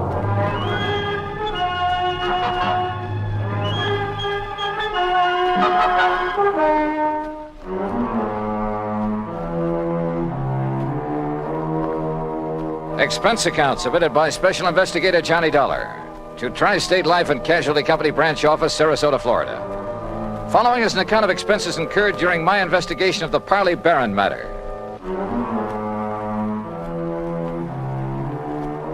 Expense account item 1, $131.50, transportation and incidentals to Sarasota, Florida. Knowing Earl Poorman, I didn't bother checking into a hotel, but instead took a cab to his office in the Conroy building.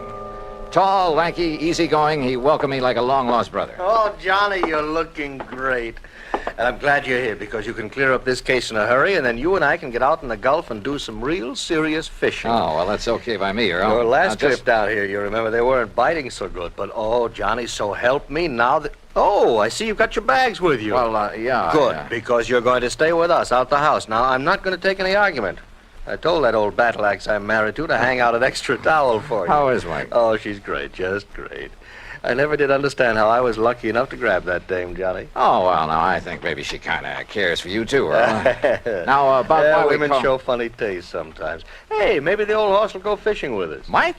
Yeah. Anything over 10 pounds would pull her right out of the boat. But now, what kind of a problem? She's been getting pretty good with a rod and reel. Look, will you? This fishing talk is just making my mouth water. First, we'd better discuss... Yes, I know. Once I get started on fishing... I know. All right, now. Let's get down to cases, huh?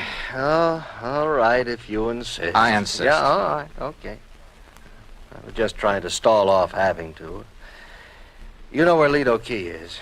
Lido? Yeah, a mile or so offshore, just beyond St. Armand's Key, where we live. Oh, yeah, sure. Well, a client of mine, a man I've known for years. He retired, bought himself a piece of property there, built a nice little home on it. His name is Parley Barron. So?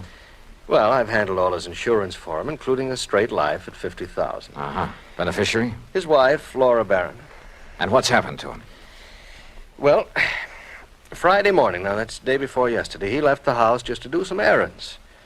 Well, go on. Yeah, well, he hadn't got back home by about 5 p.m., and his wife started calling around, trying to find out where he was, and nobody seemed to know. So finally, she put in a call to the police. Who's your man there? Sergeant Harry Brackett. Oh, I remember him. Sure. Go on. Well, then around 7 p.m., they found Barron's car. Found it parked down by one of the fishing docks. But no sign of him? Not a sign, not then or since. Had he gone out fishing? Police questioned everybody, the boat owners, all the boat livery, everybody. Old Will Bright, who runs the dock where the car was parked, he was closed up. Sign on the door saying he'd gone up to Gainesville. Well, could Barron have had any reason to disappear? Oh, no. Well, not that anyone knows of. What kind of a person is his wife? No, she's very sweet, Johnny. She's a bit of a bore, but... Oh, they doted on each other. All right, how about enemies? Parley Barron? Never. Sweet old guy. I sure hope you can find him. That he's still alive. I'm afraid I doubt it. Well, so far you've given me no reason to believe he's dead. Well, it's just a feeling, I guess, and I don't like it. Well, what else can you tell me, Earl? Nothing, really. Then maybe I'd better talk to Mrs. Barron and to the police. Yeah. Oh, here. You take my car. Oh, thanks. It's the new air-conditioned cad out in back of the building. What did you do? Oh, Michael picked me up. Now, we'll see you at the house for dinner, huh? Well, that may depend on what I find out in the meantime. Whenever you're ready, there's food and there's a bed waiting for you, and I hope you... Well, I just hope you find Parley Barron. Pretty good friend of yours, isn't he? Oh, yeah, Johnny. He was. Earl seemed so sure that Barron was dead. I was pretty down in the mouth about it. But I wondered, did he know something about the old man that he hadn't told me? That didn't seem like Earl. He gave me the Barron's address on Lido Key, and I drove out there. Laura Barron was a fragile, gray-haired little old lady wearing steel-rimmed spectacles and with almost a sanctimonious air about her. She sat primly, properly straight in her chair as we talked, a Bible in her hand. Then Mr. Earl Poorman has told you as much as any of us knows, Mr. Dollar. I see. But even the smallest bit of information may hold the key to finding your husband. Only prayer can help us now, Mr. Dollar, or help him if he's gone to the great beyond. Well, tell me, how was he dressed on Friday morning when you last saw him? As you see him in the picture there on the table, in old gray pants and a rather tattered sport shirt and that old straw hat. That shirt is blue? Yes. He was so happy the day that picture was taken. He just finished making an addition to our dock with his own 2 hands. He was so proud. Now... Yes, I'm sorry. He'd hoped to get his own little boat, too, for fishing. He loved to fish so. Yes, well, tell me, please, do you know of anyone who might have wanted to harm your husband? Oh, dear, no, Mr. Dollar. And you'd had no argument or disagreement with him before he left here that morning? Huh? We had no disagreement even about little things in 41 years of blessed marriage. Not even about his work. I see. What did he do before he retired, Mrs. Barron? I had hoped you wouldn't ask that because I've always felt that the good Lord wouldn't approve. Of his work? I'm a very religious woman, Mr. Dollar, and as I say, in 41 years we never questioned one another's thoughts or actions. But... What was your husband's work? I won't say that it was sinful, because he wasn't a sinful man. Parley was a good man, and many times he made it plain that his work helped to save lives, too. And I accepted it because he felt he was doing right. Yeah, well, you still haven't told me, Mrs. Barron. Always deep in my heart. Mr. Dollar. Yes? Have you thought that perhaps it may have been the intercession of divine providence that has taken Parley from us? No. But you must consider it, mustn't you? Because the workings of the power that guides our destinies, our birth and our death... Mrs. Barron... They are sometimes too mysterious for us mortals fully to comprehend, much less question. Well... And so, if my beloved Parley has been taken from us for some divine purpose or for something he might have done unknowing that was not in accord with the supreme will... Mrs. Barron, I'm sorry, but I would like to know what your husband's work was. I know, and perhaps it was my humble mission on earth, the cross I had to bear to guide him away from it, to chemicals. He was a chemist, Mr. Dollar. Explosives. Explosives? Yes, heaven please forgive me for not having led him into some other Where field. did he work? Tampa, Dufresne Chemical Corporation. Dufresne. Oh, yes, I've heard of it. Explosive things to kill in defiance of the Almighty's purpose, that we love one another. Yeah, but now how long ago was this? He retired in 1951. And since then? Here in Sarasota. And to keep himself occupied? Oh, this lovely home of ours and his fishing. Though he never caught anything. Oh, I see. Never caught anything, Mr. Dollar. Do you suppose that was some retribution for the work he had done so long, for some error in his living or thinking? Well, well, who knows, of course. Yes, who knows? But we should consider it, shouldn't we? Where did he do his fishing? He never told me, but he left here almost every day to try his skill. And always he came home empty-handed. Yeah. Well, thanks, Mrs. Barron. I'm sorry to have had to ask you so many questions. It's all right, Mr. Dollar. My faith will sustain me through this ordeal. I'm sure it will. Thanks again. Here, you must take some of these pamphlets with them. Oh, read them. Any aid to piety of the mind is good for all of us. Yes, well, thanks. The inspired word may help us all. Oh, sure. Thanks. Thanks very much.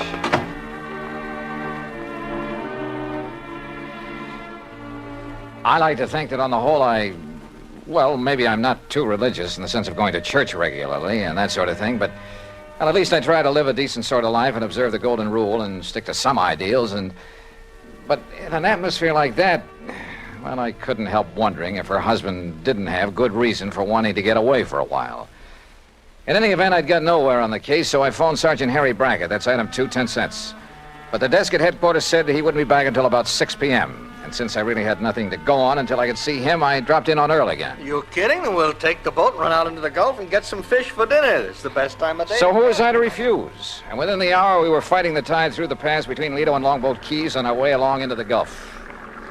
Yeah, Johnny, I find I always have my best luck along about this time of day, just before sundown. I still ought to be back there working. Why? Sergeant Brackett won't be back at headquarters until 6 o'clock. You told me yourself. Now, what can you do until you talk to him and find out what leads he may have? Oh, man, you are a funny one. You call me long distance to get down in a hurry, then insist I go fishing instead of working on the Don't you case. know, fishing's the answer to more problems than anything else in the world. You got worries? Go fishing. You'll forget them. Got a nagging wife? Oh, don't let Mike hear you say that. Well, she's different. You little shrimp. But you know what I mean. A writer, he wants ideas, he goes fishing. A businessman? A detective? Huh? All right, go ahead and say it, an insurance investigator. Sure. I'll bet that more than once when you've been stumped on a case, why, if you had just relaxed your mind by going out somewhere and wetting a line. I wish it were that easy.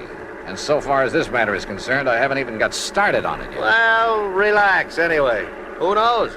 Maybe the answer to what's happened to poor old Parley Barron will just come to you. Oh, yeah, sure. Oh, sure. Instead of you chasing Earl. him. Huh? Yeah? Up ahead, just to the right there. Where? Oh, yeah. Somebody's old beat-up straw hat. Yeah, and a little further. You know something? The tide will carry that skimmer right smack into the Earl, city pier. look. And if the fellow that lost it Look, knows... further over to the right. Huh? What is that, floating there? I don't know. Well, it looks like... Oh, good Lord. Johnny. It's a body, Johnny. We'll drift over to it. It's a body, all right. And that straw hat looks exactly like one I saw in a picture this afternoon. Here. I got it. Can you reach him, Johnny? Yeah. Here we go now. Oh, good boy. All right, now let's see. Oh. Is it? Yeah. Are you sure, Earl? Oh, yeah. Yeah, Johnny, it's poor old Parley Barron.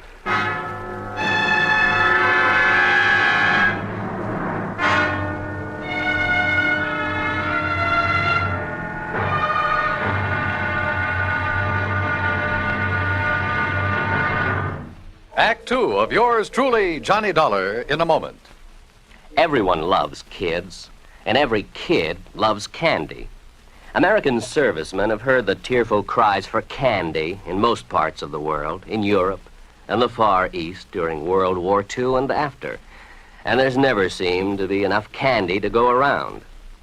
Well, more than a dozen years ago, during the Berlin airlift, an Air Force lieutenant from the United States discovered he had no candy to offer some German children. However, he promised to drop them some candy the next day as he came in for a landing. Improvising a parachute out of his handkerchief, Lieutenant Gale Halverson dropped the candy bars the next day as he had promised. Well, this idea caught on among other Air Force men in the airlift, and that's how Operation Little Vittles began. The idea spread far and wide, and soon military personnel, civilians, business firms began to aid the Goodwill program by supplying candy and handkerchiefs. Time after time, as the sleek cargo planes of the United States Air Force swooped low over the landing field, a shower of little bundles of sweets dotted the sky as their tiny parachutes carried them safely to the ground. And the hungry German children gathered up these bundles of mercy, which the communists try to keep from them. The men of the United States Air Force did a great job satisfying a lot of appetites, but they did more. By a wonderful sense of understanding, they nourished the cause of freedom, the right of all men and children everywhere. And now, Act 2 of yours truly, Johnny Dollar, and the Parley Barron Matter.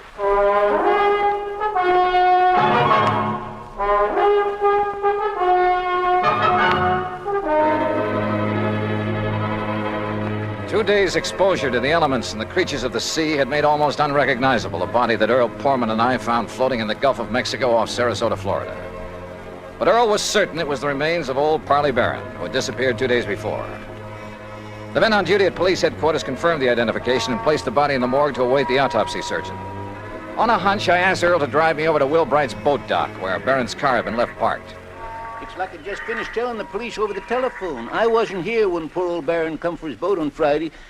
Oh, what a shame, such a nice old man. Where were you, Mr. Bright? I was up to Gainesville picking up some fishing tackle from a wholesaler. Well, then Mr. Barron must have got a boat from someone else that morning. Oh, no, sir. No? Poor man, no, sir. Why not, Mr. Bright? Oh, he never took out a boat from anybody else but me. His own boat. At least it was the one I kept set aside for him. And that's what kind of puzzled me, Mr. Dollar, is it? That's right. Well, you see, when I come back here Saturday night, his boat was right here at the dock. But it weren't tied up in its usual spot where I always tie it up. Somebody had moved it. Must have. And it weren't my helper, Pete. You know, Johnny, that means he may have taken it out, but whoever did him in returned it. Oh, possibly. Mr. Bright, which one is his boat? Oh, right here. I'll show you. I always give him the same one. Never let nobody else use it. That's why he kept his fishing tackle just laying in it, always ready to use. Here. Yeah, I see. I've heard he wasn't a very good fisherman. No, he never brought in a thing. Of course, maybe he was so soft-hearted he put back everything he caught.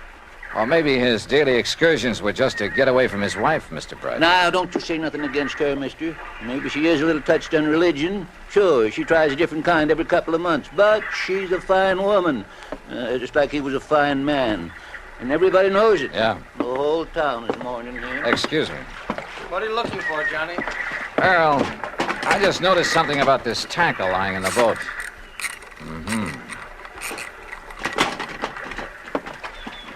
Well? Come on. Thanks a lot, Mr. Bright. Like to tell you what I think might have happened? Yeah, maybe later, thanks. Well, what did you find there, Johnny? Earl, did Parley Barron ever go fishing with you? You were good friends. No, he always wanted to go out alone. Yeah, but not to fish. Huh? That tackle box hasn't been moved in months. The paint is still dark under it. What? And that reel, I could hardly turn it. Well, then what? I don't know what. But Barron was using that boat every day for something besides fishing. Any ideas? You know him pretty well, have you? No. Let's get over to headquarters. Earl felt he ought to go back to his office where his wife Mike had promised to pick him up, so I borrowed his car again and went over to headquarters alone. Sergeant Harry Brackett, who was assigned to the case, had returned. He was on the phone when I walked in on him. The minute he gets back to town, Mrs. Dana, so please have him call me immediately, will you? Yes, ma'am. Thank you. Yes, sir, what Johnny. Yeah, hi, Harry. Yeah, Johnny, I'm sure glad you're here. I got a real mixed-up case on my hands. The Parley Barron Matter, huh? Well, you know about it? That's why I came to Sarasota. Earl Portman called me. Have you found out anything? Nothing much, have you? Well, only what's here, the autopsy report. What's in it, Harry? Doc Snowden says that Parley Barron was dead before he was put into the water out there in the Gulf. Oh? No water in the lungs, you see what I mean? It probably means murder. Have you told anybody this? No, not yet. Why not? Well, I don't know. Maybe because I just can't figure anybody in the world would want to kill Parley Barron. Did you talk with Will Bright down at the boat dock? Just before you came in. You know, it sounds like somebody went with Barron in his skiff that morning, killed him, dumped him over the side, and then brought the boat back alone, doesn't it? Yeah, except for one thing. Pete Marino, a little kid who plays around Bright's dock all the time, he's sort of a self-appointed caretaker when Bright isn't there. What about him? Well, Peter saw Mr. Barron take off in his skiff Friday morning, alone. But he didn't see him come back. Pete went home for lunch. When he got back to the dock, the skiff was in. Uh-huh. Then whoever did it met him out on the water somewhere. Maybe several people, so that one of them could return the skiff. Be taking an awful chance, wouldn't it? How do you mean? Yeah, Doc's in a pretty isolated spot, all right, but the killer showing up in Barron's skiff without the old man along, that's too much of a chance. How else could it be returned? Tied. Tied? Little Pete says that when he got back to the dock, the skiff was there, all right, but not in its usual place. So Will Bright mentioned. Also, it wasn't tied up. It was just sitting there. Oh, then you meant untied. No, I meant T-I-D-E. When the tide's rising, it floats everything from the pass between Lido and Longboat Keys right up to Will's dock. You think the boat just floated back by itself? You got a better idea? Harry. Yeah? Are you sure it was Barron's body we picked up out there? After all, the fish and whatnot disfigured it pretty badly. Honey, I've known him for years, and didn't Earl Pullman recognize him immediately? Yeah. In the clothes he was wearing, his own straw hat? Well, have you checked on his dental work, things like that? I'm waiting now for Dr. Dana. He was his dentist to get back to. You know, that's a funny thing. What? I called Dana the minute that body was brought in. After all, teeth are about as solid identification as you can get. Oh, I thought you were sure anyway. Well, I wanted to be doubly sure. Anyhow, when Dana didn't get here right away, I called him again. I got his wife on the phone, and according to her, he suddenly left for Tampa. Urgent call or something. Where in Tampa? She didn't know. At least she wouldn't say, but it seems kind of fishy to me. Well, it may just be that one of his patients... Dana. That's right. The man who got so much publicity about atomic radiation studies, effects on the teeth, and so on. That's the one. What's the matter, Johnny? Well, when you're stumped on a case, says Earl Poorman, go fishing. We did. We found a body. What are you getting at? Me, when I'm stumped, I play my hunches, no matter how crazy they may seem.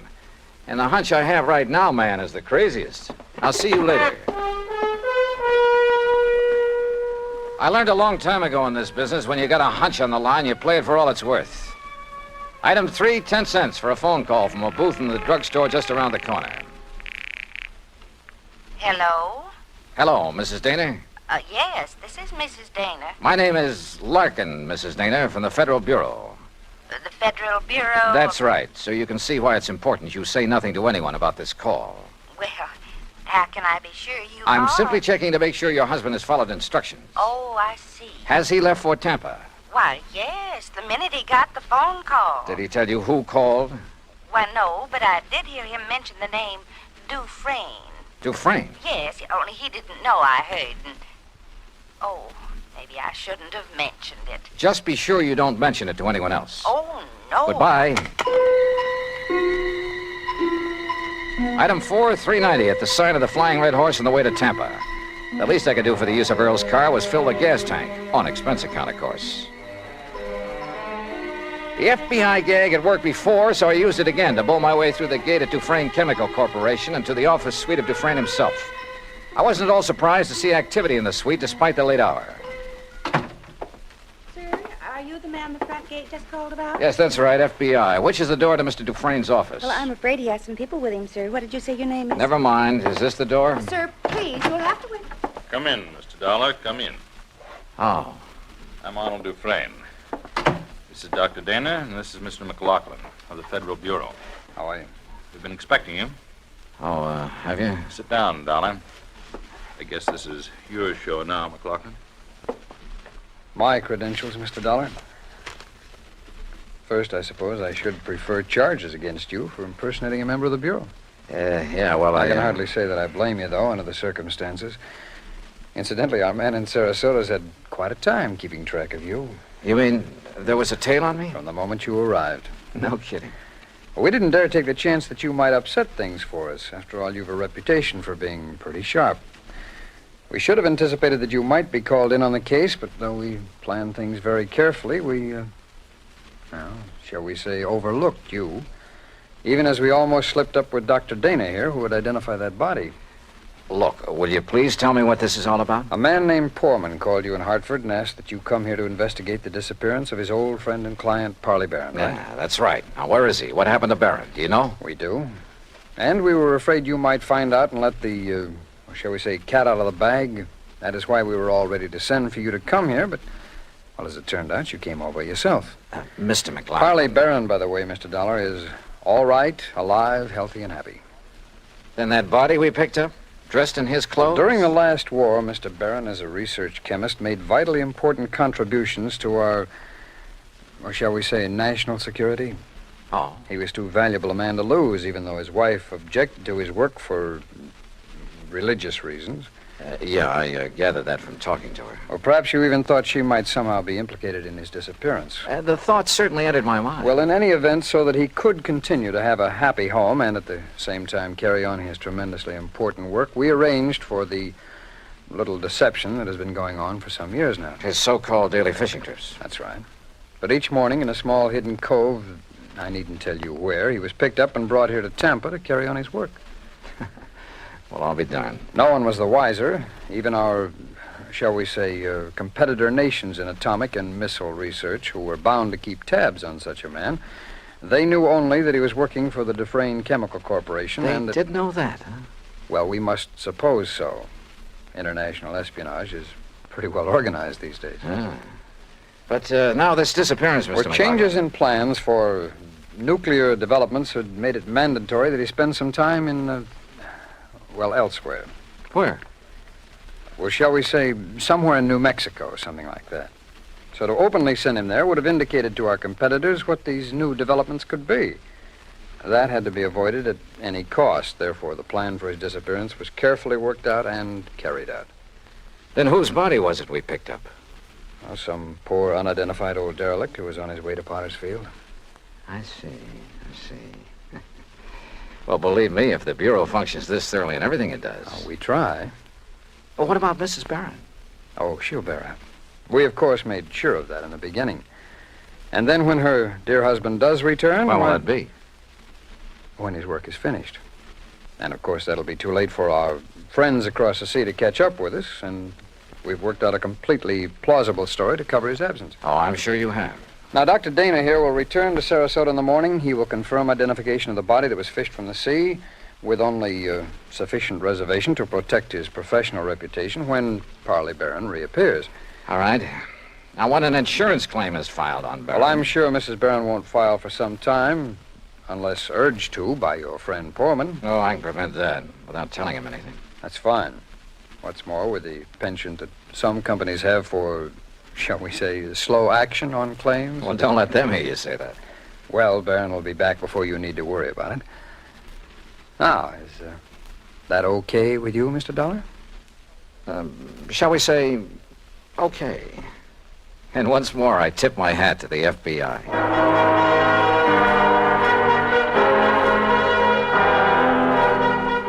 Expense account total, including plane fare and incidentals back to Hartford, $421.50. Remarks? For obvious reasons, I have used fictitious names throughout this report, and of course delayed filing it until obtaining official clearance. Yours truly, Johnny Dollar.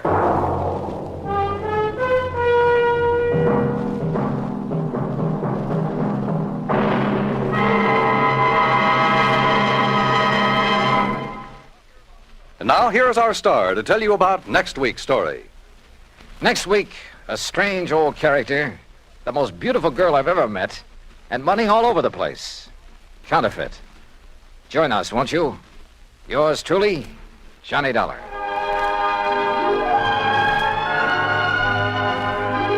Yours truly, Johnny Dollar, starring Bob Bailey, originates in Hollywood. It is produced and directed by Jack Johnstone, who also wrote tonight's story. Heard in our cast were Virginia Gregg, Jeanette Nolan, Will Wright, Barney Phillips, Lawrence Dobkin, Stacey Harris, and Harry Bartell. Musical supervision is by Amerigo Marino. Be sure to join us next week, same time and station, for another exciting story of yours truly, Johnny Dollar. This is Dan Cumberly speaking.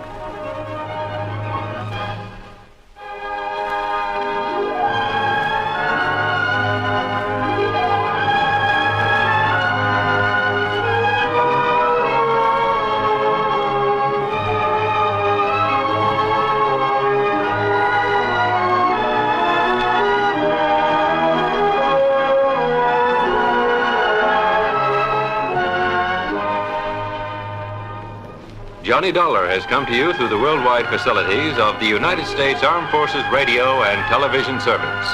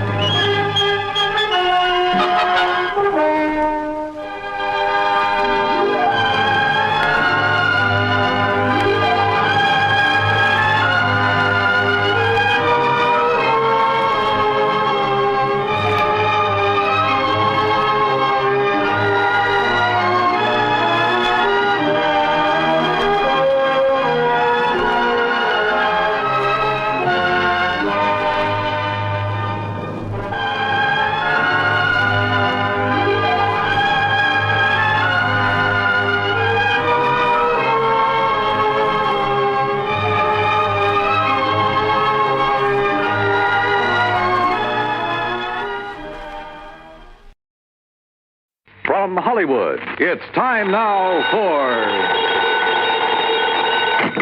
Johnny Dollar. Pat McCracken, Johnny, Universal Adjustment Bureau. Hi, Pat. What's on your mind? Ever heard of A, B, and C? Well, yeah, back in the first grade. Oh, look, I'm not talking about the alphabet. I'm talking about an advertising agency. Oh, well, what about it? Well, the A stands for Appleton. Alfred Appleton, 55 years old, and Eastern Trust has his life insured for $100,000. So?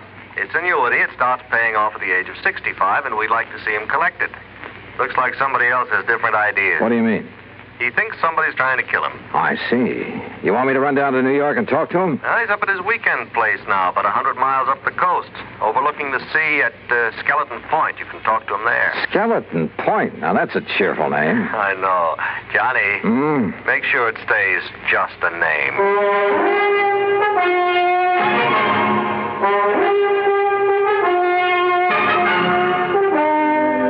Bailey in the exciting adventures of the man with the action-packed expense account, America's fabulous freelance insurance investigator. Yours truly, Johnny Dollar.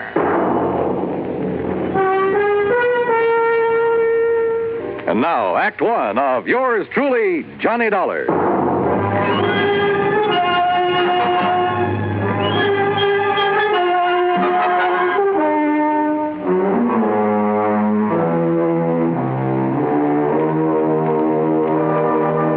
Expense account submitted by Special Investigator Johnny Dollar to the Eastern Trust and Insurance Company, Hartford, Connecticut.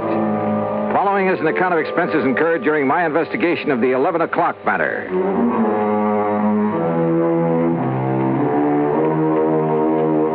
Expense account item 1, $8.40, gas and mileage on my car to Skeleton Point through a drenching rainstorm. The Appleton home, perched high on a cliff at the edge of the sea, was an old weather-beaten affair, but right now it looked mighty good to me.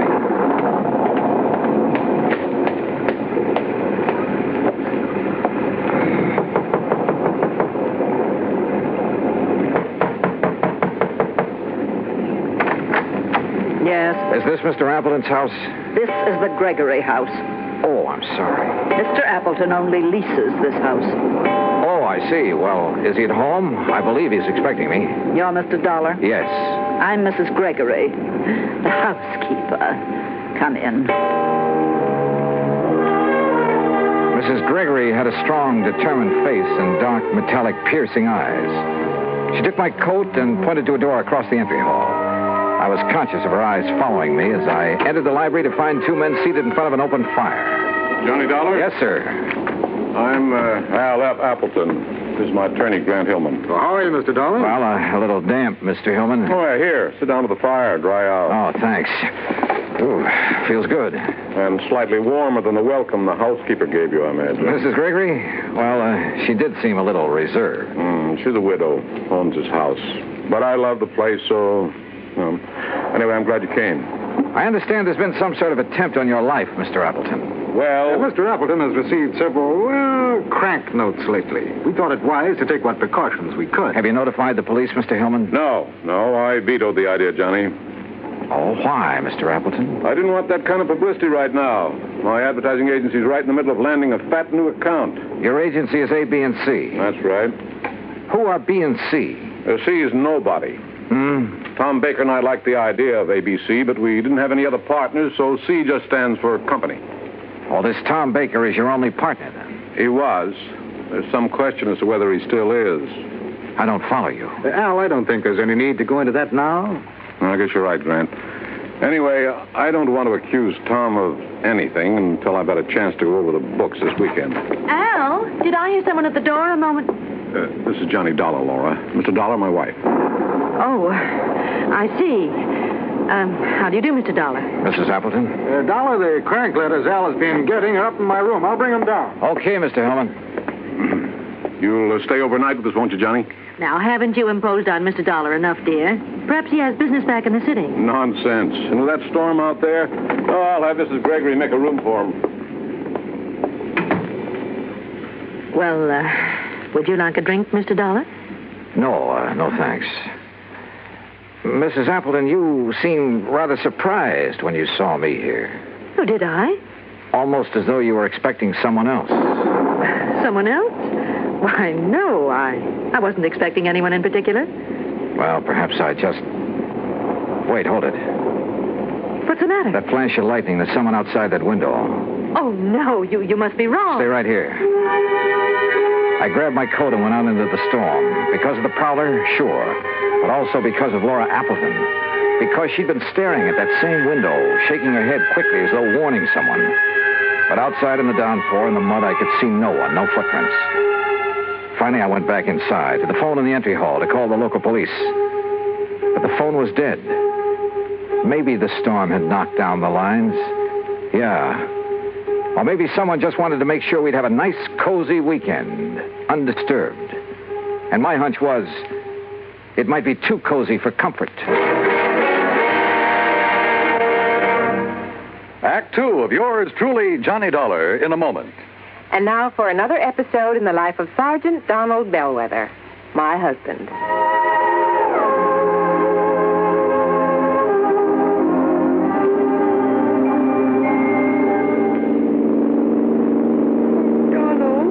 Yes, dear? How much farther is it? About 100 miles. You're not getting sleepy, are you? No. I'm all right. Now, you just close your eyes, honey, and take another nap. We'll be home soon. Okay.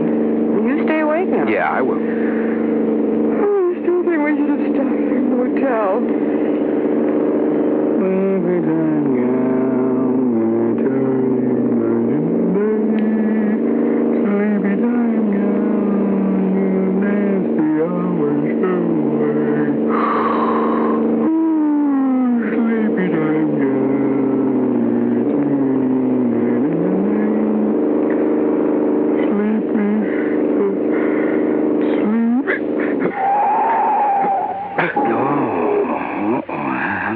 For that. Donald? Huh? Donald, are you awake? What happened? No, nothing, Reba. It's all right. I guess I'm getting a little sleepy, that's all. I'm going to stop a while, take a little nap. That's a good idea. So what if we do get home later than we planned? At least we'll arrive in good health. Yeah, you're so right. About 1,800 American drivers lose their lives each year because they fall asleep at the wheel. Well, I'm just not going to make it 1,801. Are we parked far enough off the highway? Oh, yeah, we're way off the road, honey. I'll just take a nap for about an hour. I'll be refreshed, and we'll be on our way again, huh? All right, dear. Sir, I'm not going to make it 1,801. And you're not going to make it 1,802 either. Oh, that's my Donald. That's my doll.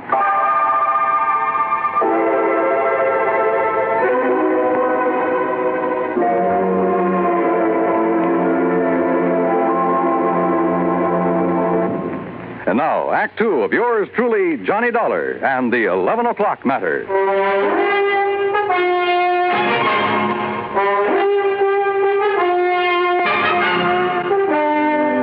Did you see anybody outside, Mr. Dollar? In that rain, Mr. Hillman, I couldn't see 10 feet in front of me. Can you describe the face you saw at the window? Well, it was more of a silhouette. I couldn't even tell if it was a man or a woman. You sure you did see someone, Johnny? Yes, reasonably sure, Mr. Appleton. Come in. Your partner is here, Mr. Appleton. Tom Baker? Hello, Al. I thought I'd surprise you. I tried to call you earlier, but your phone was out. Well, this is a surprise. Well, I'd like you to meet Johnny Dollar. Dollar? Hi. Tom, you're soaking wet. My car hit a big puddle about half a mile down the road and quit on me. I had to walk the rest of the way. Did you just now get here, Mr. Baker? Yes, why? Mr. Dollar thought he saw someone outside the window a few minutes ago. Oh, no, I just now got here. Well, I got some extra clothes up in my room that should fit you, Tom. Let's get you changed before you catch cold. Thank you, Hellman. Oh, look, this rain is getting all of us down. Why don't we live a little? Huh? Al, how about going down to the beach house, building a fire, playing some records, having some drinks, huh? Yeah, it might be a good idea. Where's the beach house? Down near the bottom of the cliff with a beach. It's real nice. But in this weather? Oh, there's a stairway leading down. Yes, why don't we go down there? I'm getting the creeps just sitting around here like this. So we went down to the beach house. The rain had let up a little, but nobody seemed to feel much like a party. We just sat there in front of the fire, not saying much. Once or twice I thought I detected Laura Appleton and Tom Baker exchanging quick glances, but I couldn't be sure.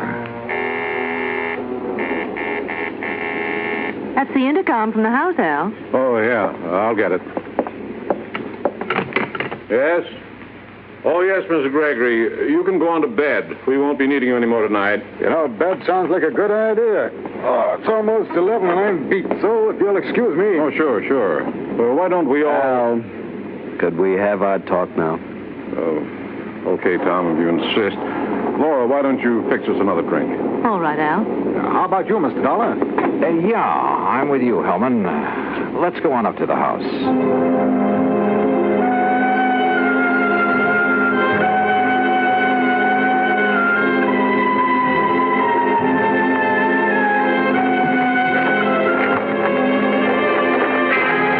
Well, I'm glad the rain has let up. Yeah. Mr. Hillman, I didn't come with you because I was tired. I wanted to talk to you. I thought as much. Earlier this evening, Appleton said something about not wanting to accuse Baker of anything until he'd gone over the books this weekend. What did he mean? Well, I'm not really sure, Mr. Dollar. All I know is that Al seems to think he may have found some irregularities in the books of his advertising agency. Oh? Well, if there is anything wrong, I blame myself partially. How so? Well, I manage most of Al's affairs, but the agency has been running so smoothly, at least so I thought, that, well... I see. That's going to change as of right now. I didn't come up to go to bed either. I'm going to work on those books. Ought to take me about an hour. Just about 11 now. Will you be up by midnight? Yeah. I'd like to know what you find out. Oh, where's that light switch? I never could remember. Dollar. What is it? There's somebody else in here. Look out. What? Oh!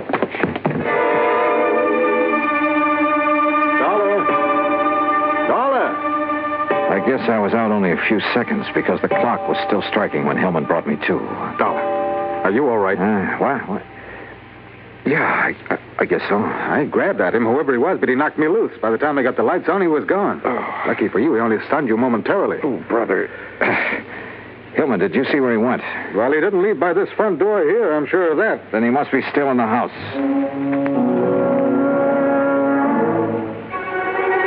We worked our way through the house room by room. Finally, 10 minutes later, we stood by an open window in a back room. Well, there's our answer. He went out this window. Yeah. What is it? What's the matter? What? Oh, Mrs. Gregory. Yeah, Mr. Dollar was attacked by a prowler. A prowler? What?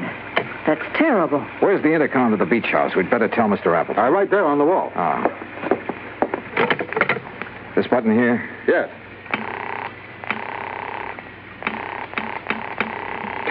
No answer. Come on, Hillman, let's get down there. We pounded out of the house and along the path to the edge of the cliff.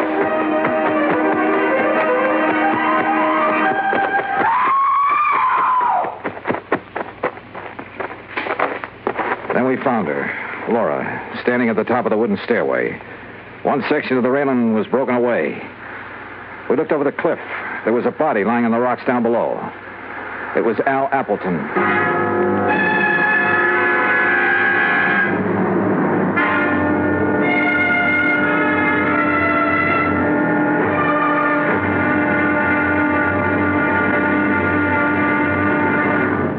Act 3 of yours truly, Johnny Dollar, in a moment.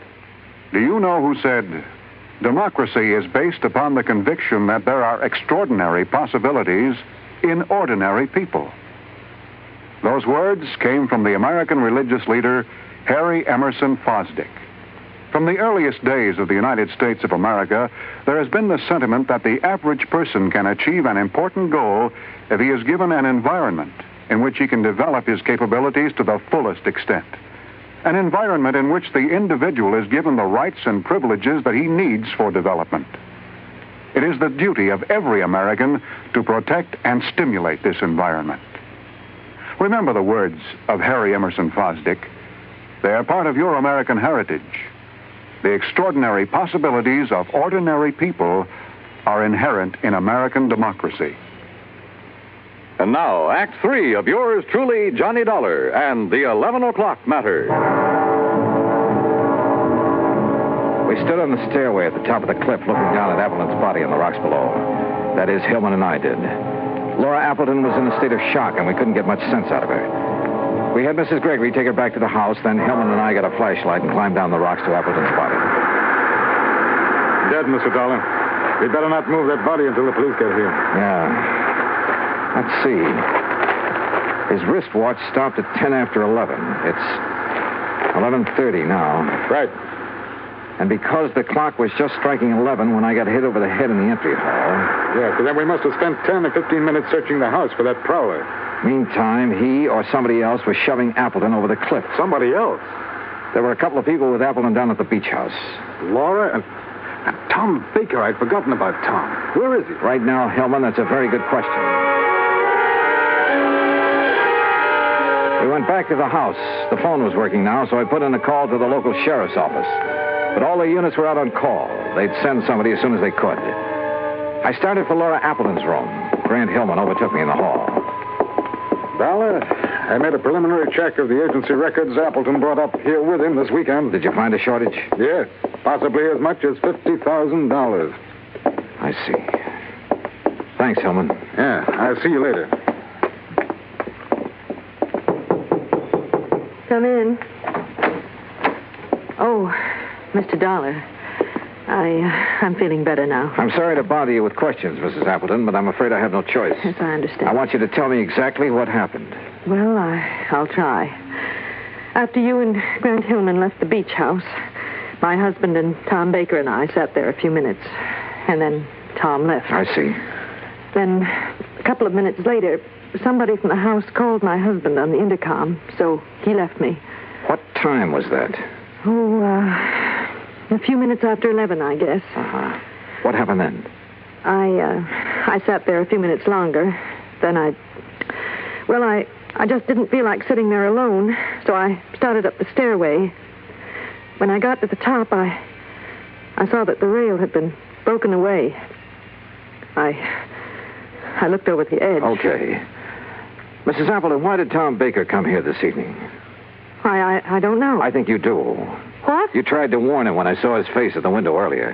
His face? And the two of you kept exchanging glances all evening. I know you're wrong. Listen, Grant Hillman's in a position to know something about your husband's business affairs, isn't he? Well, of course. Why? Your husband suspected a shortage. Hillman confirmed it a few minutes ago after going over the records. Oh, but surely you don't think that Tom Baker Baker was your husband's partner. Maybe he came up here to try to square things with him. Was that it? No. Oh, all right. Tom did come up here to talk to my husband. What about? I was going to ask for a divorce. To marry Tom Baker? Oh, I know it sounds sordid now after what's happened, but it wasn't that way at all. Tom and I wanted everything in the open. We wanted to tell Al. But I didn't realize that you and Grant were going to be here this weekend. That's why I tried to signal Tom not to come in. Go on. Down at the beach house, he wanted to talk to Al, but, well, I guess he couldn't bring himself to it. That's why he went for a walk. And you haven't seen him since? No. Oh, Mr. Dollar, I know my story doesn't sound very convincing, but if you're trying to suggest that either Tom or I killed my husband... Yeah? Dollar, could I see you a minute? Oh, sure. I'll talk with you later, Mrs. Appleton. What is it, Hellman? Tom Baker just walked in. Baker? Yes, I thought you'd want to talk to him. I sure do. Well, look, Mrs. Appleton claims somebody called her husband at the beach house on the intercom a few minutes after 11. If so, that's what lured him up to the top of the stairway. A few minutes after 11. Well, that's when you and I were searching the house. We ended up at the intercom last, though. Somebody could have had time to make that call. Oh, now, wait a minute. Mrs. Gregory was near that room when we got to it. Yeah, I know. Why don't you question her, Hillman, while I see what I can get out of Baker?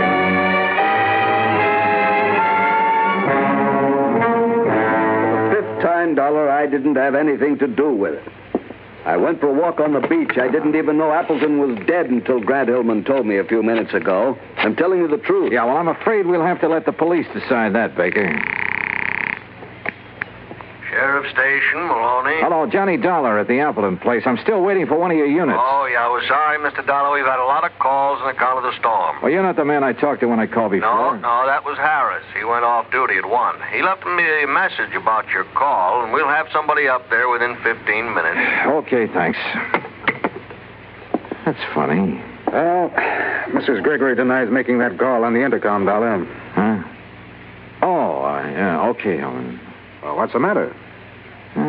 Something that sergeant said over the phone. Hey, wait a minute. What time have you got? Why, 10 minutes of 1? Yeah? That's what my watch says, too.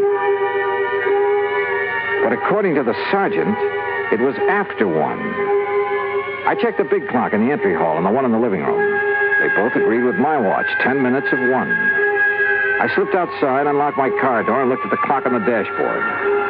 It read 10 after 1. When I felt a gun in my back, I realized I'd come up with the answer a little too late. It's a pity, Dollar. I thought I had a foolproof idea, but I hadn't figured on your locking the car. So it was you hit me over the head when the clock was striking 11.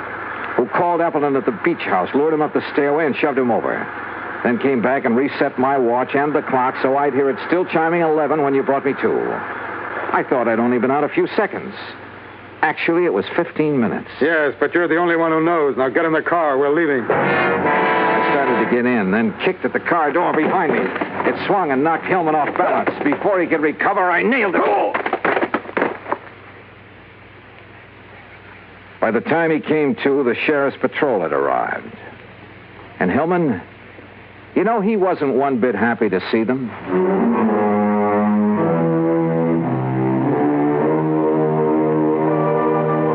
Expense account item 2, $13 even. Transportation back home. Total expenses, $21.40. And a real bargain, if I do say so myself. Remarks? Hillman's motive was money, of course. It was he who'd taken the $50,000 from Appleton's agency. Yours truly, Johnny Dollar.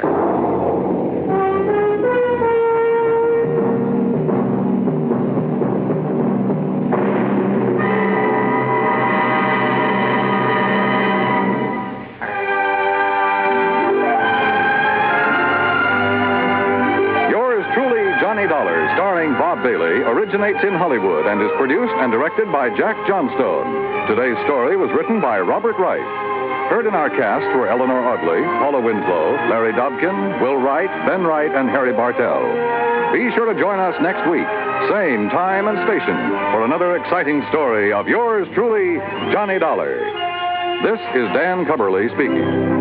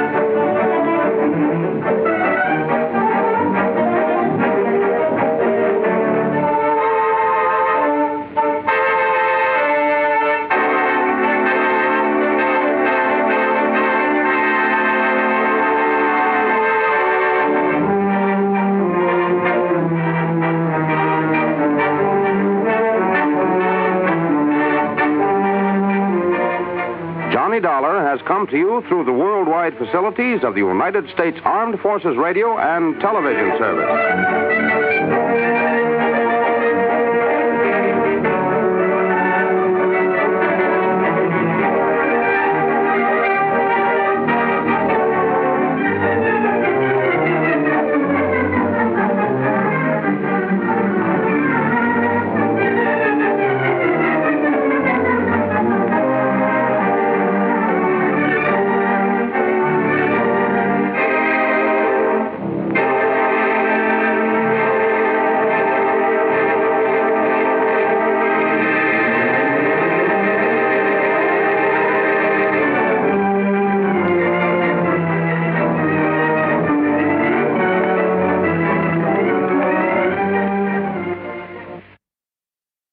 From Hollywood, it's time now for...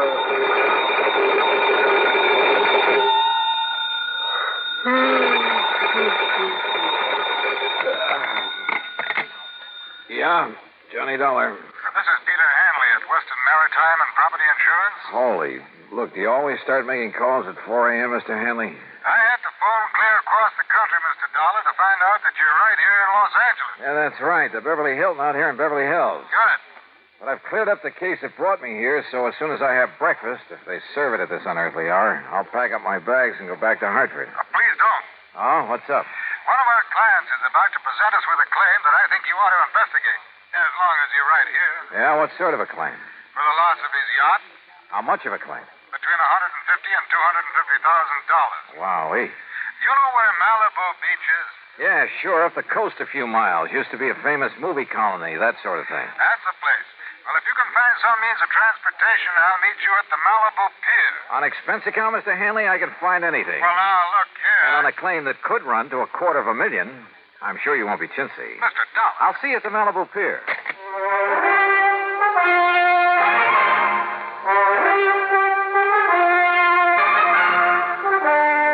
Bob Bailey in the exciting adventures of the man with the action-packed expense account, America's fabulous freelance insurance investigator. Yours truly, Johnny Dollar.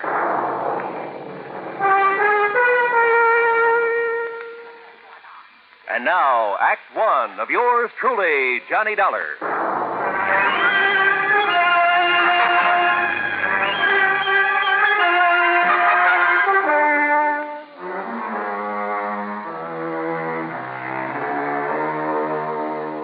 Expense account submitted by Special Investigator Johnny Dollar to the Western Maritime and Property Insurance Company, Los Angeles, California. Following is an account of expenses incurred during my investigation of the Malibu Mystery Matter.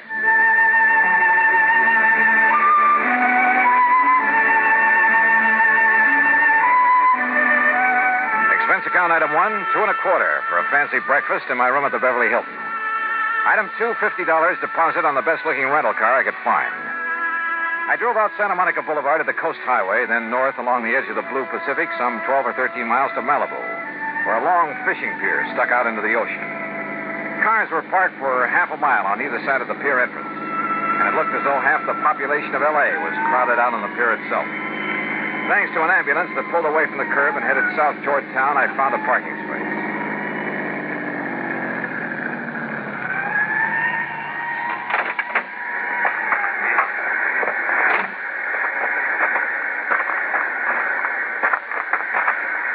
Mr. Dollar?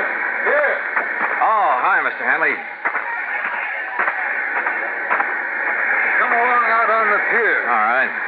What's all this boat you were talking about sink out there? The Tatus, Mr. Dollar, a $150,000 diesel yacht. What happened to her? Apparently, it just blew up. Survivors? Mr. and Mrs. Randolph Merrill and the steward and deckhand managed to get into the launch they used for tender. They were picked up by the Coast Guard. The skipper went down with the yacht. At least no trace of his body has been found as yet. Captain Rawlins. Well, you people just have to get back off the pier. Oh, Mr. Hanley. Now, this is Johnny Dollar, special investigator for my insurance company. Captain Rawlins of the Coast Guard. Mr. Dollar? Hi, Captain. Have you found anything out there, Captain? Not a sign of the Tatus, Mr. Hanley. Yeah, it's mighty deep water. And I'm afraid that, like Mr. Merrill and his wife told us, she just blew herself to smithereens. Yeah. Even from here, I can see some wreckage floating in. Well, they're all working around the oil slick out there, so the grapples ought to be able to find something down below. Some traces of a hull or machinery or something. When did it happen? Oh, 2.5 hours ago. One of our craft got up here from Santa Monica Harbor not more than 40 minutes after she went down. How'd you find out about it? Phone call from somebody living along the beach. Tater stood out there blowing a whistle and foghorn, woke him up. By the time he got out of bed, well, he said it looked like a regular fireworks display. About a half mile offshore, huh? You see where they put a marker buoy? Yeah. Wouldn't the wind and current move that slick and whatever wreckage there is? No wind. That's why there's still some fog out there. And they're allowing for drift. Don't worry, if there's anything left of the Tatus, those boys will find it. Now, excuse me, will you please? I got to keep a check on operations out there. Yeah, sure, Captain. See you later. Hanley, you say Mr. and Mrs. Merrill are okay, huh? Yes. If the Coast Guard in Santa Monica are through with them, they're probably back at their home in Westwood. I think I'd like to talk to them. By all means. Though I don't exactly see any particular reason for investigation. It's company policy, Mr. Dollar, on any claim over $100,000. Yeah, but the claim can't have been made yet. Don't worry, it will be. Wait a minute. $150,000 yacht. But you said the claim could go as high as $250,000. Yes, that's because of Mrs. Merrill's jewelry, which she always took with her. Oh, was that lost, too? I don't know. I haven't yet talked to her. Then let's do it. Well, if it hadn't been for a friend of mine living up on the hill behind the beach who was also wakened and saw the explosion, I wouldn't have known about it even this soon. Yeah. Well, come on, let's talk to the Merrills.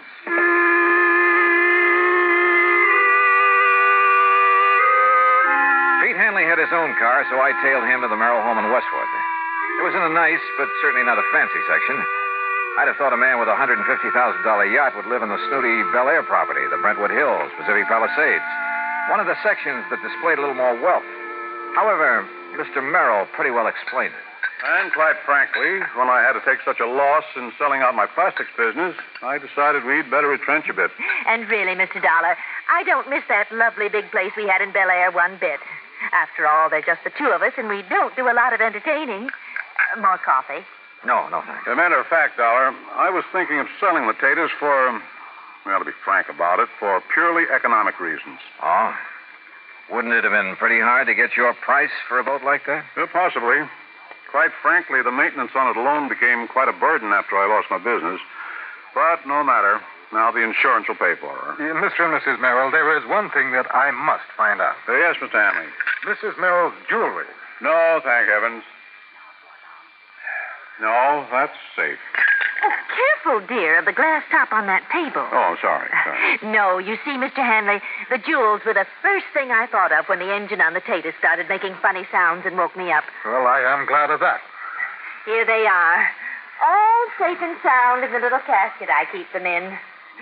Oh, look at them, Mr. Dollar. Aren't they beautiful? Yes, very.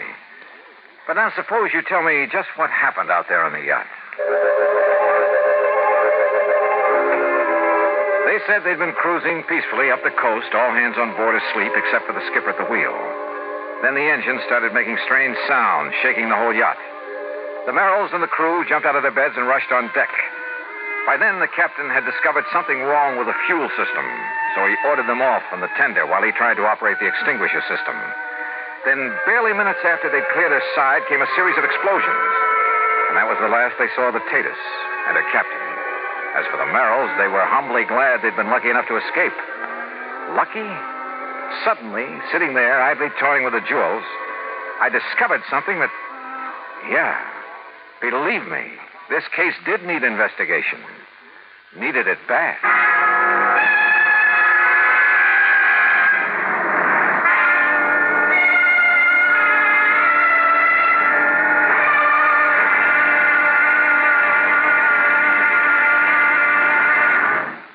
Act 2 of yours truly, Johnny Dollar, in a moment. And now for another episode in the life of Sergeant Donald Bellwether, my husband.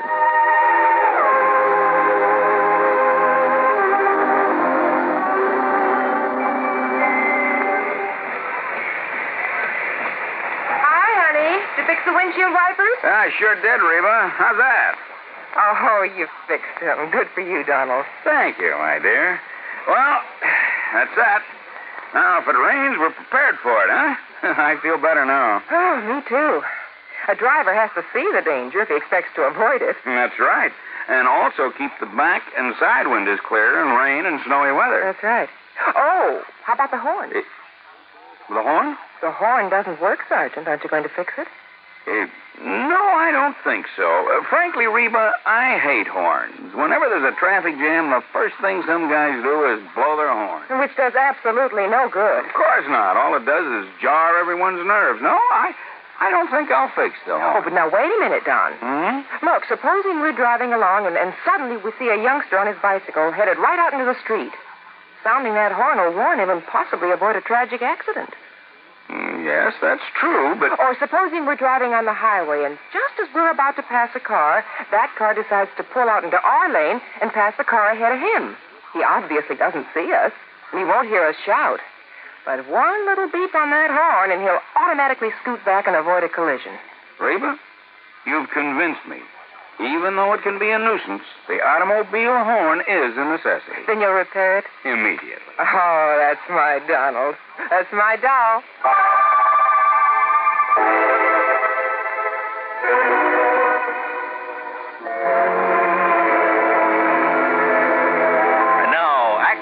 of yours truly, Johnny Dollar, and the Malibu Mystery Matter.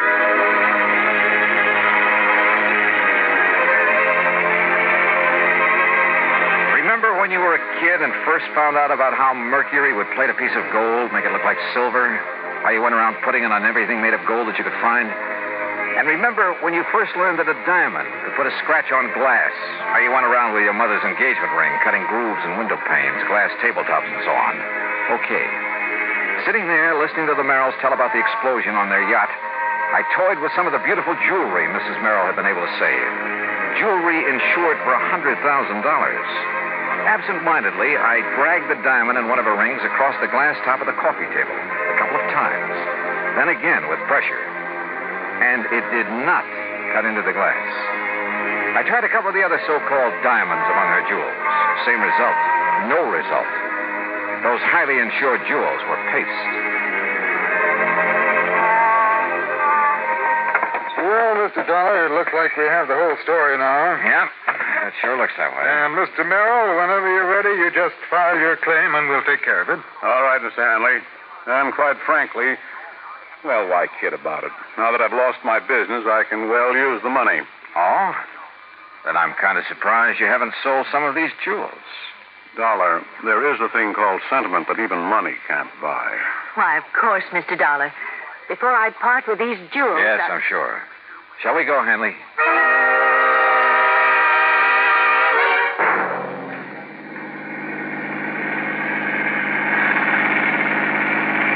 Perfectly satisfied with the Merrill's account of the wreck, why go back to Malibu? Did I say I was perfectly satisfied, Hanley? Look, wouldn't you feel a lot better if that wreck could be located, maybe brought up for examination? Oh, yes, but you're certainly lucky Mrs. Merrill saved that fortune in jewelry. What jewelry? What are you talking about? You saw it yourself. Did I? And it's covered for $100,000. That jewelry that she showed me? Of course. What are you getting at, Dollar? Look, I take it Merrill's business came a cropper, huh? Why, yes, he simply bit off more than he could chew. You know, overestimated his market, overexpanded. Matter of fact, I've been thankful these past couple of years that I didn't fall for his pitch and invest in it. Merrill's quite a promoter, you know. You mean a crook? Well, I didn't say that, no, but his Bel Air estate, where they used to live, his yacht, her jewelry, that sort of thing. They were all to impress the people he got to finance his ventures. A real fast guy was somebody else's buck, huh? Yeah, I guess you could say that about him. So that's why you wanted me to investigate this so-called accident to his yacht? No, not at all, as I told you.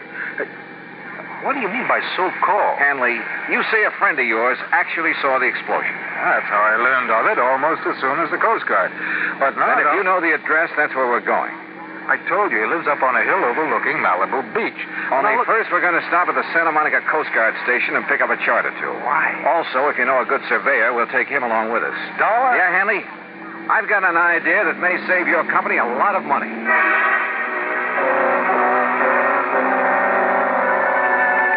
At the Coast Guard station, we picked up a navigation chart and a topographical map of the Malibu area. Then we picked up a surveyor named Barkley, who dragged along one of those tripod surveying instruments. Then on to the house of Hanley's friend up in the Malibu Hills. And from him, we got some information that began to bear out some of my suspicions. Yeah, that's right. That's right. When I heard the yacht's whistle and the foghorn, I hopped out of bed and I stood right here in this doorway to the porch. Uh-huh. Leaning against it the way you are right now, Mr. Duncan? Yeah, that's right, yeah. Well, of course, it was so dark, it was so foggy out there over the ocean. I was about to go back to bed, and then, boom, the boat exploded. Where? Oh, I can tell you exactly where. From here, that is. What do you mean? Well, the flash it made. It was, right square between those two trees. All right, Mr. Barkley. Set up your transit and get a line on that. Yep. Then plot the line on this map. Right. Dollar, look. You look, Hanley. See that marker buoy where the Coast Guard boats are looking for the wreck? Well, the line Mr. Dobkin has given us is nowhere near that. Well, yes. Mr. Dobkin, do you suppose any of your neighbors heard the noise and got up for a look? I certainly would think so. Then we really have something to work on. But, Dollar, I still don't understand. You will, Mr. Hanley. You will. Plenty. Act 3 of yours truly, Johnny Dollar, in a moment. Times have changed, and so has the man. How often do we hear the phrase, those were the good old days? But were they? Let's look at the record. During the War of 1812, the man who discharged a missile of destruction had a pretty simple job. A lighted taper, a fuse, some gunpowder, a metal ball, then an explosion. And the metal ball was propelled toward its target, located a few hundred yards away. Now, go back in time to the year 1327. Again, the operation was simple. The taper, the gunpowder, but this time, an enlarged arrow fitted into a block of metal. A man in mail, a smoky explosion, and the arrow flies a few hundred feet. Now, come up to the present. Seated before a complicated control panel is another man, ready to discharge a missile. He, however, is a far cry from that artilleryman of 1812 or the cannoneer of 1327. This man is a skilled, tutored technician. He knows his job. He pushes a button, and a sleek, slim, pointed missile blasts its way into the heavens. Its trajectory has been predetermined by other men with modern-day technological know-how. The missile lands, not a few hundred feet or yards from its launching site, but 3,000, 4,000, or 5,000 miles away. Quite a difference, isn't it? Yes, times have changed, and so has the man. And now, Act 3 of yours truly, Johnny Dollar, and the Malibu Mystery Matter. Pete Hanley, the insurance man, and Barkley, the surveyor, and I continued our interviews of people living along Malibu Beach who'd seen the yacht explode. Yes, sir. I just rose right up in bed, and I could see straight out my front window. And you saw the actual explosion, Mrs. Gray? I certainly did. Right out through there. Good, thank you. Okay, Mr. Barkley, get a bead on it with your surveying instrument, then plot it on the map. Right you are, Mr. Dollar. That's right, sir. I see the flash right the other side of that big oleander bush out there in the yard. And you were standing right here, Mr. Phillips? Exactly here, yes, sir. Why, it was like it lit up the whole sky. Okay, Mr. Barkley. Right? Why, even through the fog I could see it just as plain as day. I'll say I did. Gee. You see, we was having a little party, and I was just going in the kitchen to make us some scrambled eggs. Yes, well, now, just where... You know how it is, after being up all night and having some drink. Well, where were you standing? When the whistle started and the fog on, we came out here. Right where you're standing now? And all now? of a sudden, Bluey. Gee, me and my friends, we thought it was the 4th of July all over Mr. again. Barkley, And gee, you what take a over. noise. Yes, sir.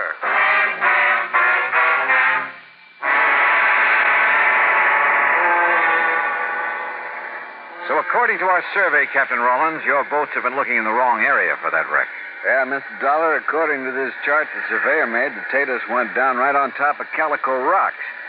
That's a formation only about 30 feet below the surface. That means that our divers will have no trouble at all finding the wreck. Then go to it, Captain. We'll be at the Beverly Hilton. Let me know what you find. Will do, Mr. Dollar.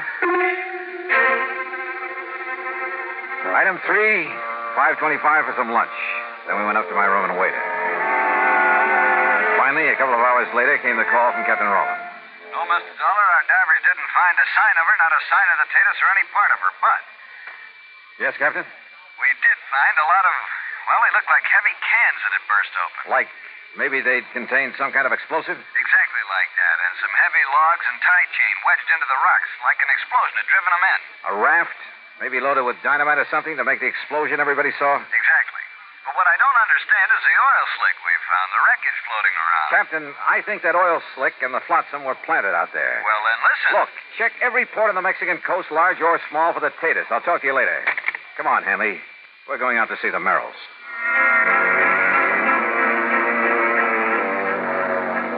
On the way out to Westwood, I wondered. I was satisfied. I was sure. I knew just how Merrill had pulled his little fraud. Little? What's little about a few $100,000?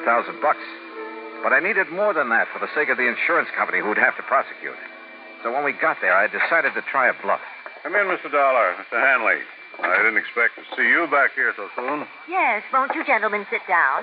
Merrill, I think you ought to know the Coast Guard finally found something out there off Malibu.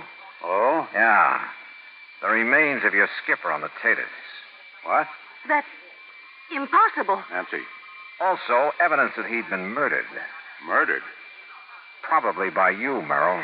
No, he's still alive. What? Wait, Nancy. Can you prove it? Yes. Or would you rather have your husband charged with his murder? No.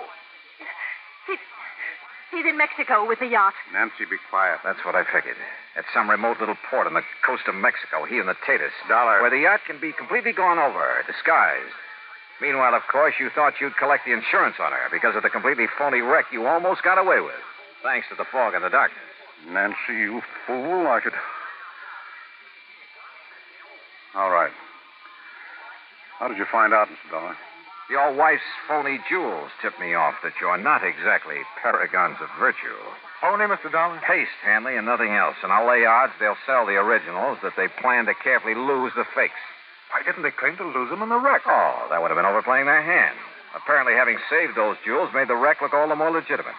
But the really clever stunt was dumping oil on the water and some odd bits of wreckage away from the spot where they blew up the raft. Yeah, it almost kept the Coast Guard from finding the cans of explosives they'd used for the little fireworks display. But, Merrill, the only thing around here that's been sunk is you.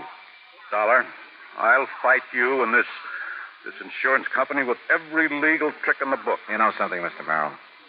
I don't think you'll get to first base.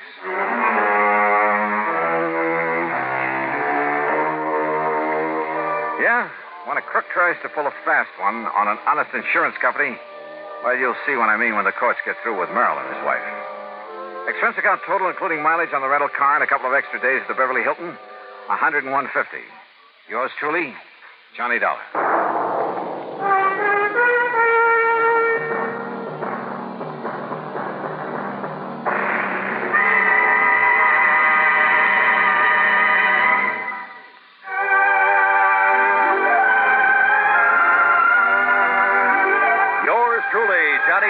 Starring Bob Bailey, originates in Hollywood and is written, produced, and directed by Jack Johnstone. Heard in our cast were Paula Winslow, Eleanor Audley, Gene Tatum, Ben Wright, Harry Bartell, Will Wright, Lawrence Dobkin, and Barney Phillips. Be sure to join us next week, same time and station, for another exciting story of yours truly, Johnny Dollar. This is Roy Rowan speaking.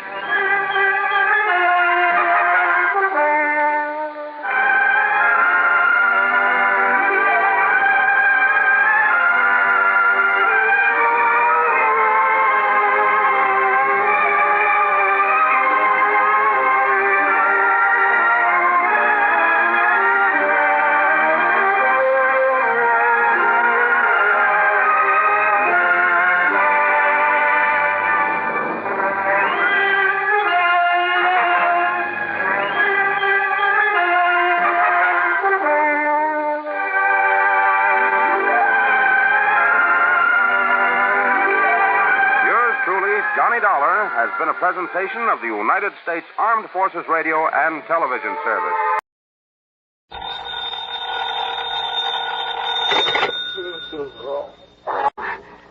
Johnny Dollar. This is Carol Carson, Mr. Dollar. Oh? You don't know me, and I'm sorry to be calling so late. What time is it, anyway? About 1 a.m.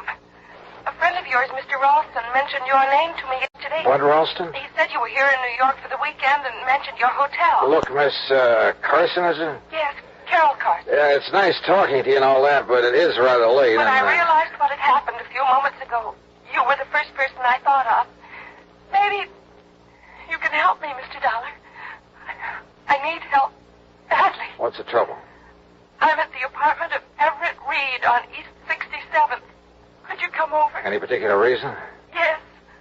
I think I've just killed him, Mr. Dollar. I'll be right over.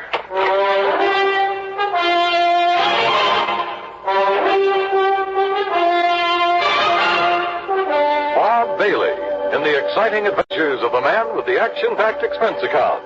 America's fabulous freelance insurance investigator. Yours truly, And now, Act One of yours truly, Johnny Dollar.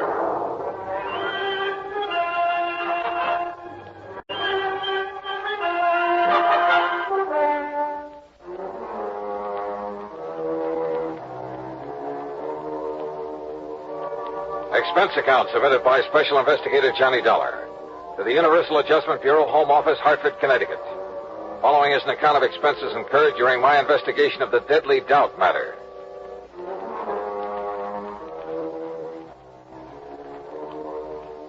Expense account item 1, $1.80, cab from my hotel to the apartment of Everett Reed on East 67th.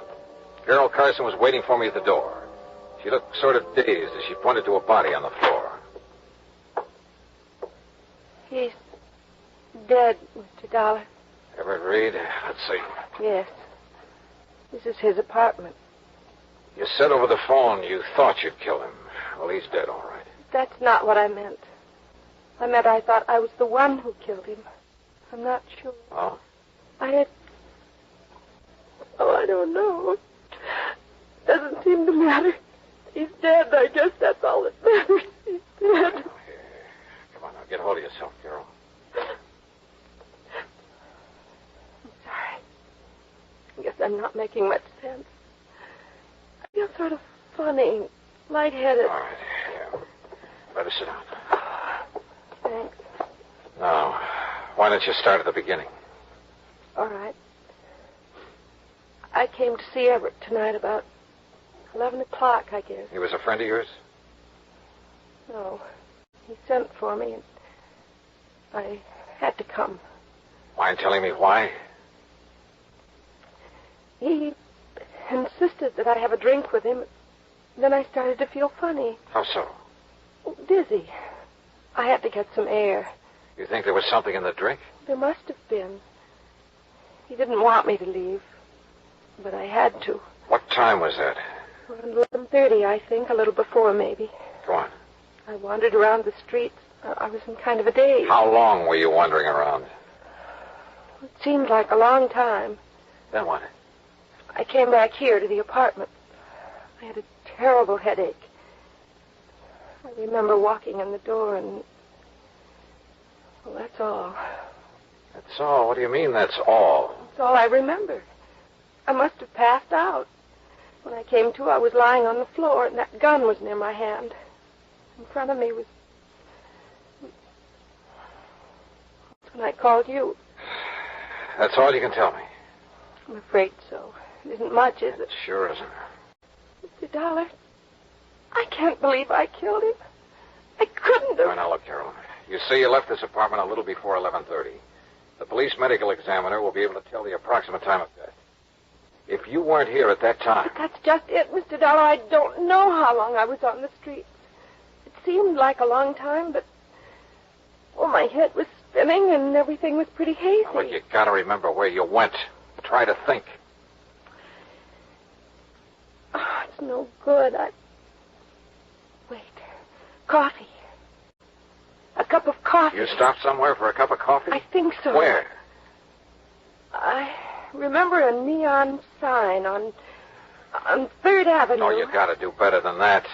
That's all I remember. Did you talk to anyone while you were walking around? I don't... Yes. Yes. Somebody was following me, I think. A man. He was following me for quite a while. He told me his name. Ted? No, Tom. Yes, it was Tom. What did he look like? Curly hair, I remember that. Dark eyes. Oh, look, that description fits thousands of guys in New York. I know, Mr. Dollar.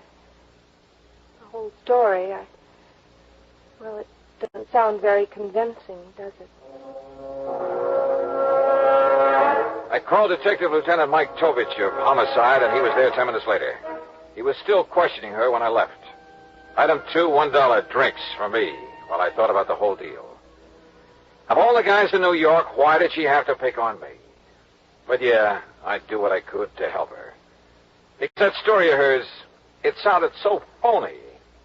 It just might be true. Act 2 of yours truly, Johnny Dollar, in a moment. Yours truly, Johnny Dollar, and the deadly doubt matter.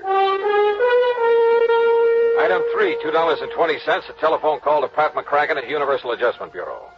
Yeah, Everett Reed had been insured by one of Universal's member companies, so I got myself officially assigned to the case. Then I went to work, checking out Carol Carson's story, what there was of it, and it wasn't much. All she remembered was wandering around the streets, getting a cup of coffee somewhere on 3rd Avenue, and being followed by a guy named Tom.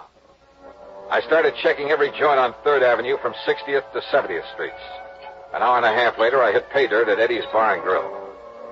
Yeah, I think I remember all right. Carson. Carol Carson. Her name don't mean nothing, but from the description you give me, yeah, sure, I remember now. I remember thinking she looked kind of funny when she walked in, like she was in a daze or something. All right. Now, what time was it when she came in here? I don't know, 2 or 3 hours ago. That's not good enough. Was it 11? 11:30? Midnight? Well, what? Well, make it around midnight, maybe. Was she home? Yeah. You sure about that? Well, as far as I can remember, I kind of remember somebody in the doorway after she come in, but I didn't know if it was somebody with her or not. All right, what happened then? So she asked for a cup of coffee, so I poured it and set it down in front of her, so she left. She what? Yeah, got up and left, still acting sort of funny. I see. How much of her time can you account for then? Huh? I mean, how long was she here in your place? No more than about 1 minute, Mac. Oh, great. Item 4, $1.80, cab fare to police headquarters and Lieutenant Mike Tovich in homicide. Look, Johnny, you're not trying to tell me I should buy an alibi like Carol Carson's, are you? So it is pretty vague, Mike. Vague enough to be true. At least she was telling the truth about going into that joint on 3rd Avenue for a cup of coffee. So she's covered for 1 minute out of 2 hours. 2 hours? She said she went to Reed's apartment about 11 o'clock. Right. The medical examiner says time of Reed's death was between 11:30 and 12:30. She called you at 1 o'clock. But if she can prove she was out of that apartment for that hour... She's only proved she was out of it for a minute plus the time it took to get to 3rd Avenue and back. Say, 5 minutes each way. That'd still give her plenty of time to kill him. But if we could find this guy named Tom she says that was following her around, maybe he could prove she was out of the apartment during the time of the murder. Oh, sure. That was a real helpful description she gave us. Curly hair and dark eyes. Yeah. Look, Johnny, so you're taking a liking to her. That's too bad, but don't let it make a fool out of you. Mike, did Carol tell you why she went to Reed's apartment? No, she wouldn't talk about it. She also wouldn't explain a lump she has on the side of her head. Lump she has? Yeah, we think she got it fighting with Reed. What do you know about him? Bad boy. A big gambler. And the way we heard, he'd been winning pretty big lately. Maybe somebody he won from couldn't pay off, except with a bullet. Yeah, maybe anything, Johnny. Prove it, and I'll listen. Who did Reed run around with, you know? Usual crowd, Johnny. Jack Vissel, that outfit. Vissel? Huh? Now, if Reed won a lot of money from him... Like I say, Johnny, anything you can prove. Yeah. Come in. Lieutenant Tovich? That's right. I'm Larry Bowman. I want to know what's going on with Carol Carson. Oh? What's it to you, Mr. Bowman? Well, she's my fiancée, and you've got her locked up. That's right. Suspicion of murder. Oh, that's ridiculous. She didn't kill anybody, and you know it. Look, Mr. Bowman, if I knew it, she wouldn't be locked up, would she? Now, maybe you can tell us why she went to this Everett Reed's apartment last night. I don't know why she went, and I don't propose to ask her either. I trust the lieutenant. And if she went to see him, she had good reason. But Carol's not the kind who could kill anybody. You must have realized that just talking to her. The main thing that I realize is that my personal opinion is beside the point, Bowman. Look, the thing we need to know is if Carol was away from Reed's apartment for almost an hour and a half, like she seems to think she was, walking around the streets. Why didn't you say that sooner? I can prove she was. How? I was with her. Oh? Funny, she didn't mention it. She was probably confused. You sure you're not the one who was confused? Now, look, I tell you, I was with her. Okay. Where were you? On the street. What street? Well, I don't remember. 68th Street, I think. That's not the street Carol says she was on. As I say, she was probably confused. Where'd you go? To a bar. What'd you have to drink? Oh, Carol, too? Well, sure, why not? Oh, you're fighting a losing battle, Bowen. Carol says she had a cup of coffee on 3rd Avenue and that a guy named Tom was following her. Now, listen, You told us enough, Bowman. I can't blame you too much for trying, I guess, but it won't work. You weren't with Carol, and you know it. I know she didn't kill him. You mean you hope she didn't? When it comes to knowing, right now every bit of evidence we got says she did, and we've got nothing that says she didn't.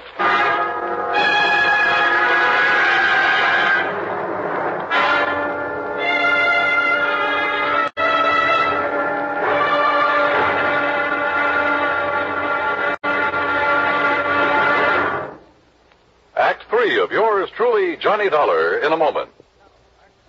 Yours truly, Johnny Dollar, and the Deadly Doubt Matter.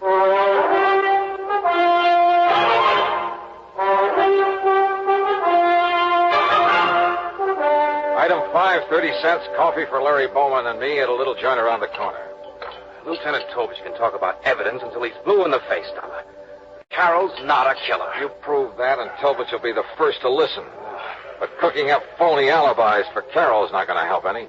Okay, so it was a stupid thing to do. But I can't just stand by and do nothing. Don't you have any other leads you can follow up? One, maybe. Well, what is it? Reed was a gambler. Could be somebody was losing big to him. Carol's my fiancée. I know she doesn't have that kind of money. Anyway, she doesn't gamble. I wasn't thinking about Carol. Who then? Jack Vissel, for instance. We found out Reed's been seen with Vissel several times lately. Well, you gonna question him about it? I may as well. After all, at this point, we got nothing to lose.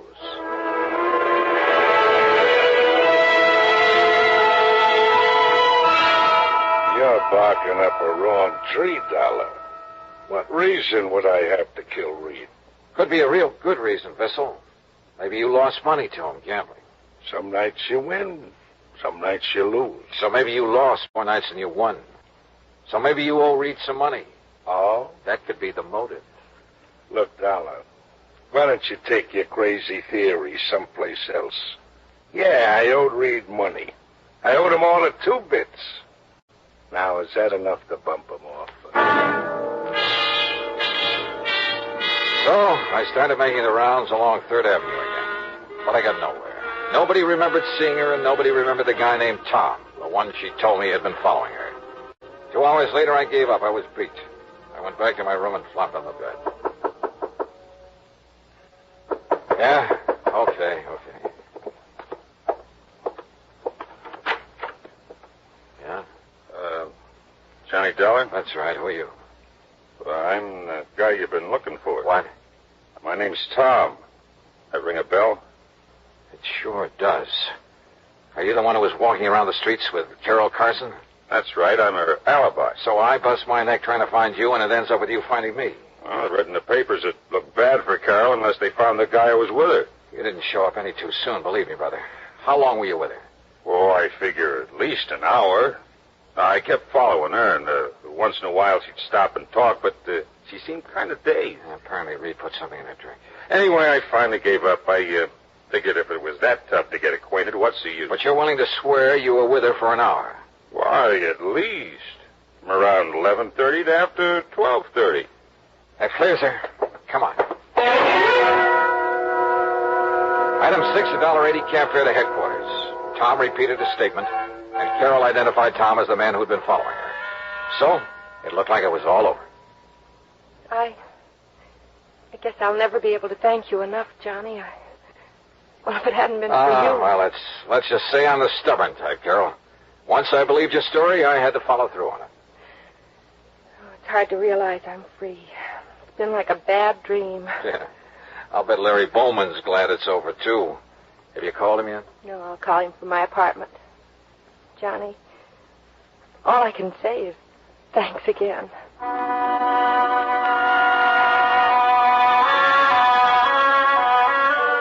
Carol took a cab to her apartment.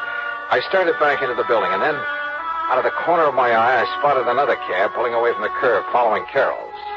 And it was Tom. I figured I'd better join that procession. I tagged along to Carol's apartment. Inside, I could hear voices. The door was unlocked. Carol was in the process of handing over some money to Tom. Johnny! Yeah. Looks like I got here just in time to witness the payoff. So you bought yourself an alibi, Carol. No. Now, look, Dollar. You better stay out of it. Carol, I gotta hand it to you. You really had me fooled. Well, you don't understand, Johnny. Don't be a sucker, Dollar. Cut yourself in on the pie. I'm willing to have a partner. What are you talking about? Well, last night when I followed Carol back to Reed's apartment, just as I was leaving, I spotted somebody coming down the fire escape. I followed him, found who he was and where he lived. Then when the story came out in the papers, I realized I knew who the killer was. So I figured I could make some dough out of it. But not as long as Carol was in jail. Johnny, just now when he wanted money to keep him from telling the police, I didn't know what to do. I thought if I gave him what I had, it would keep him satisfied until I could figure out. Larry! No! No! I spun around, but it was too late. Oh! I kicked through the open door. It struck Larry's arm, deflected his shot. Before he could shoot again, I nailed him. Oh.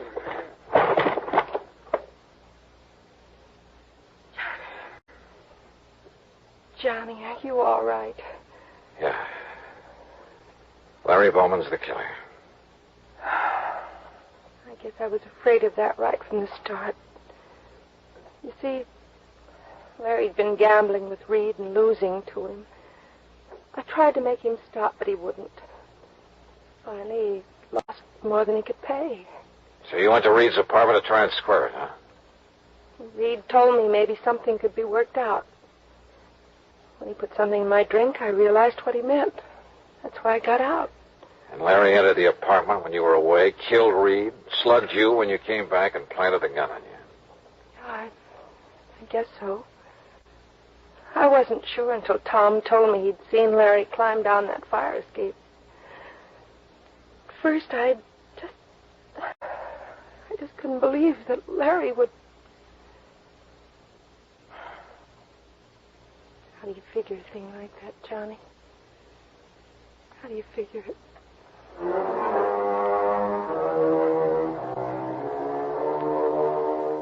I didn't try to answer that one because I didn't have an answer.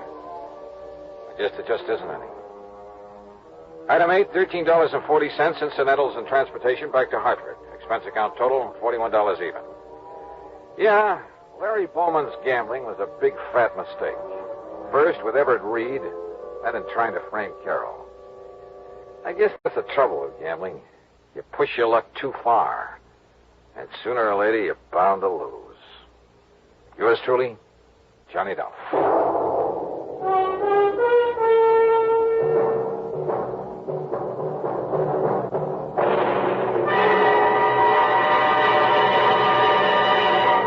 Our star will return in just a moment.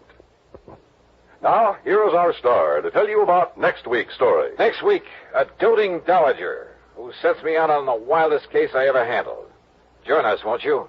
Yours truly, Johnny Dollar.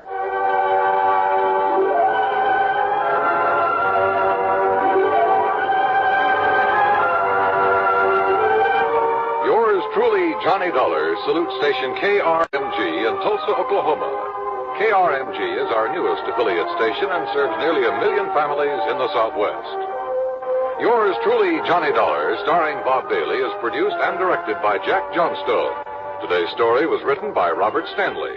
Heard in the cast were Virginia Gregg, Junius Matthews, Paul Duboff, James McCallion, Alan Reed, and Frank Gerstle. Join us next week for another exciting story of yours truly, Johnny Dollar. This is Dan Cumberly speaking.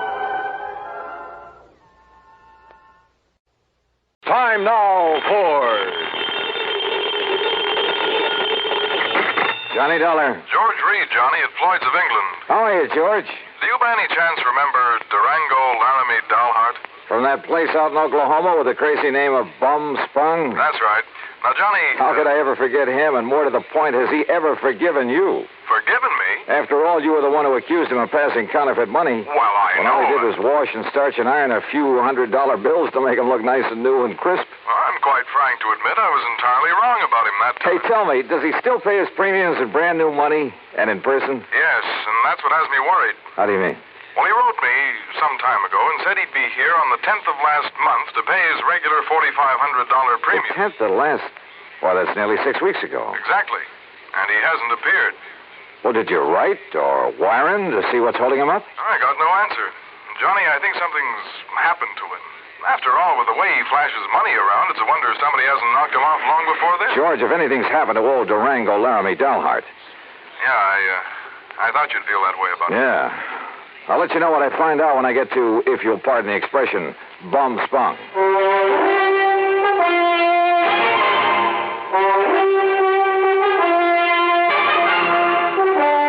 Bailey in the exciting adventures of the man with the action-packed expense account, America's fabulous freelance insurance investigator. Yours truly, Johnny Dollar. And now, Act One of yours truly, Johnny Dollar.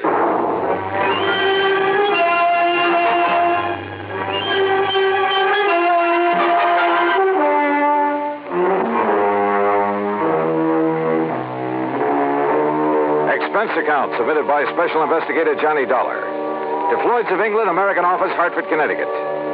Following is an account of expenses incurred during my investigation of the Durango Laramie Matter. George Reed has quite a penchant for handing me really offbeat cases. But for once, this looked like serious business. Expense account item 1, 9420, transportation. I arrived in Enid, Oklahoma shortly after 4 a.m. Item 2, $1.85 for breakfast. Item 3, $50 deposit on a rental car.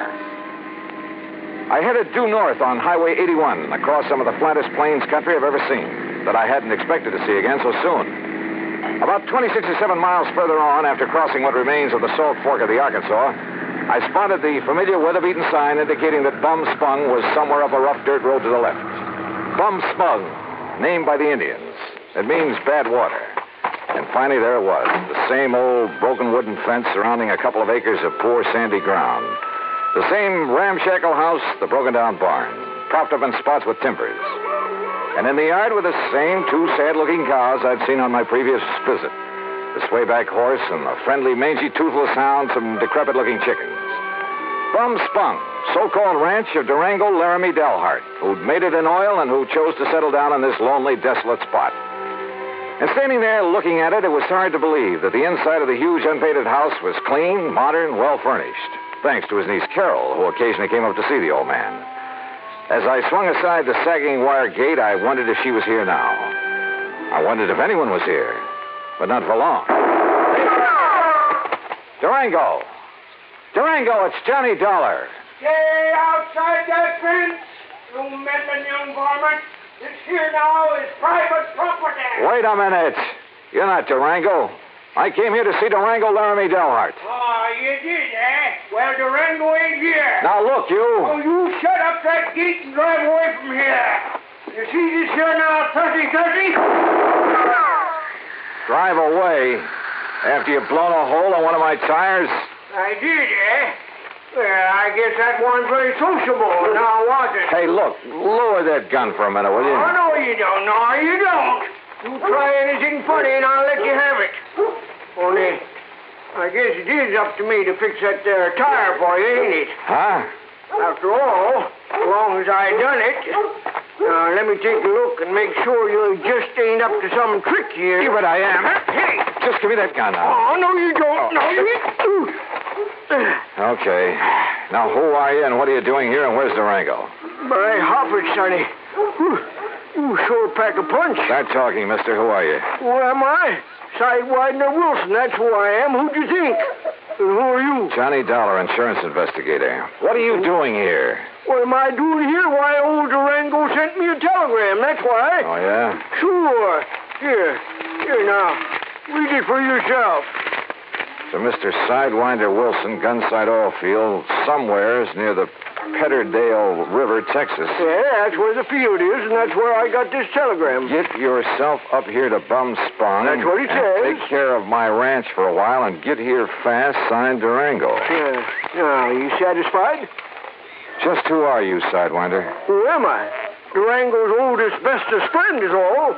Known him since we rigged together in the oil fields before he made his gold strike up in Colorado, that's who. So when he tells me to come up here and take care of things, I come, that's all. What do you expect? But now look here, Johnny, is what you say your name is? Johnny Dollar. Yeah, well, there's something I don't like about Durango's going away this time. What do you mean? What I mean? Well, I mean the way he must have left in a powerful hurry, that's what. You know Durango pretty good? Pretty good. Well, can you see him leaving this nice house of his'n with all the doors and windows unlocked? He wasn't here when you arrived? No, sir. He'd already went away. And can you see him leaving no food around for the cattle and Methuselah and Primrose? Methuselah and Primrose? What is this? The horse and this nice old dog here. And what about the tractor? Just sitting out there in the field, plows down halfway up a furrow. What are you getting at, Sidewinder? What am I getting at? I'm saying he must have left in an awful hurry, that's all. And if you ask me, there's something funny about it, and I don't mean funny, ha-ha. Yeah, I think you got something there. You see, he was due in Hartford, Connecticut over 6 weeks ago. Pay up on his insurance, huh? That's right.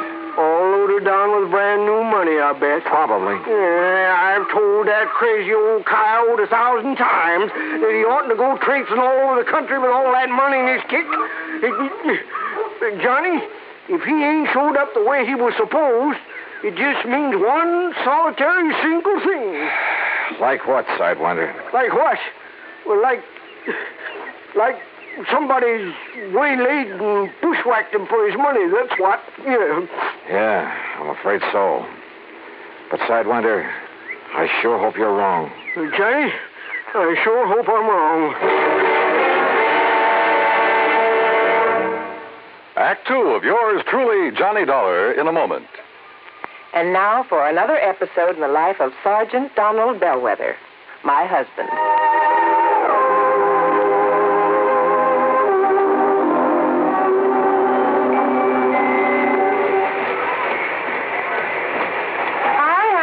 Fix the windshield wipers? I sure did, Reba. How's that?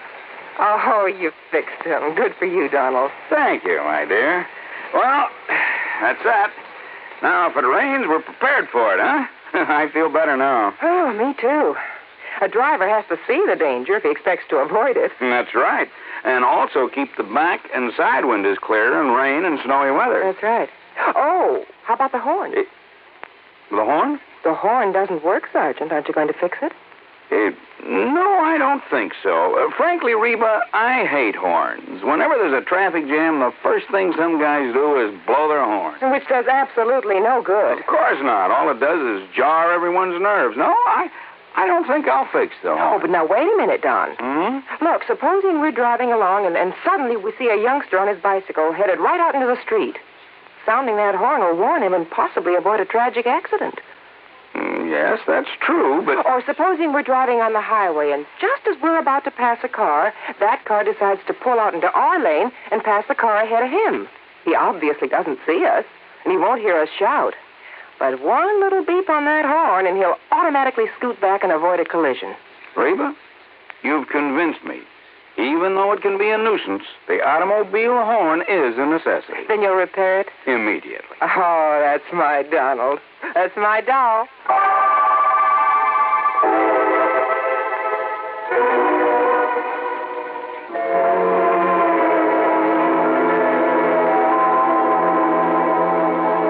And now, Act 2 of yours truly, Johnny Dollar, and the Durango Laramie Matter.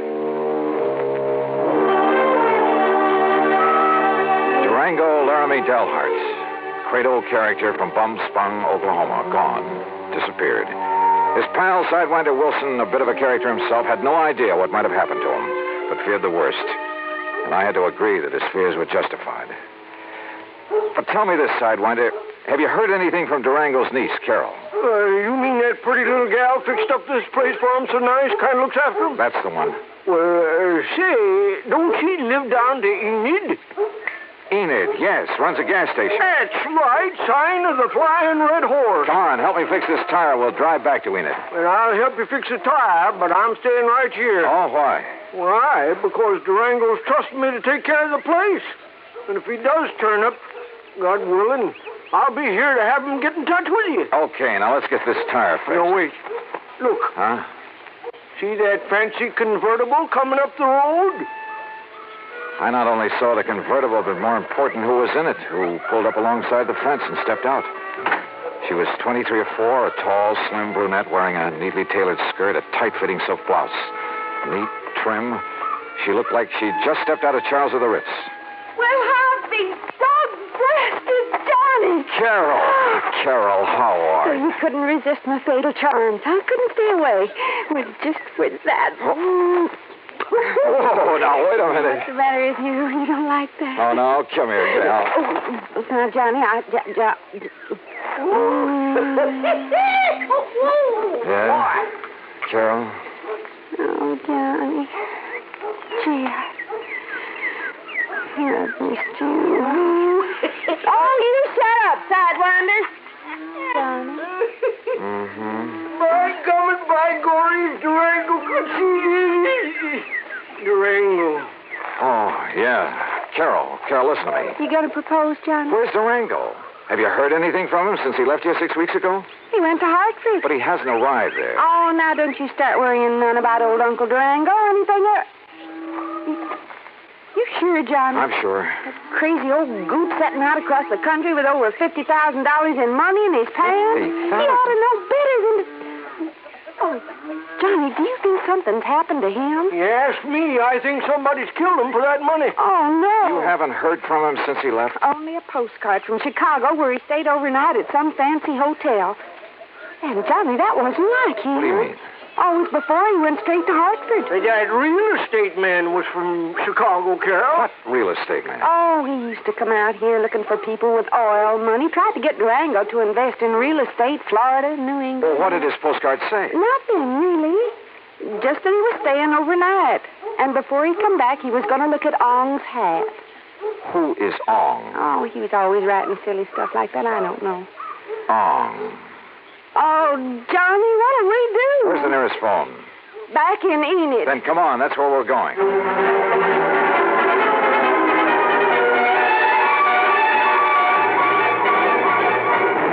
In Enid, I put in a long-distance call to Phil Avery, an old friend at International Press Service, in the hope that if Durango's body had been picked up anywhere in the country, the news files would have some note of it. Durango Laramie Dalhart? That's a man's name? Yeah, Phil. Does it mean anything to you? I'll say this, Johnny. If a name like that had ever come in over the wires, I'd certainly remembered it. But it hasn't. Not to my knowledge. Incidentally, what's this all about? Oh, he left here loaded with cash. Now he's disappeared. No clues? Only that he's planned to see some guy named Ong. Ong? For some crazy reason, he's interested in Ong's hat. Well, that's about as silly as... Ong's hat, did you say? Oh, no. You mean that rings a bell? Are you kidding? Of course it does. Oh, no. Phil. Phil. Phil, listen, will you? This may be a matter of life or death. Phil.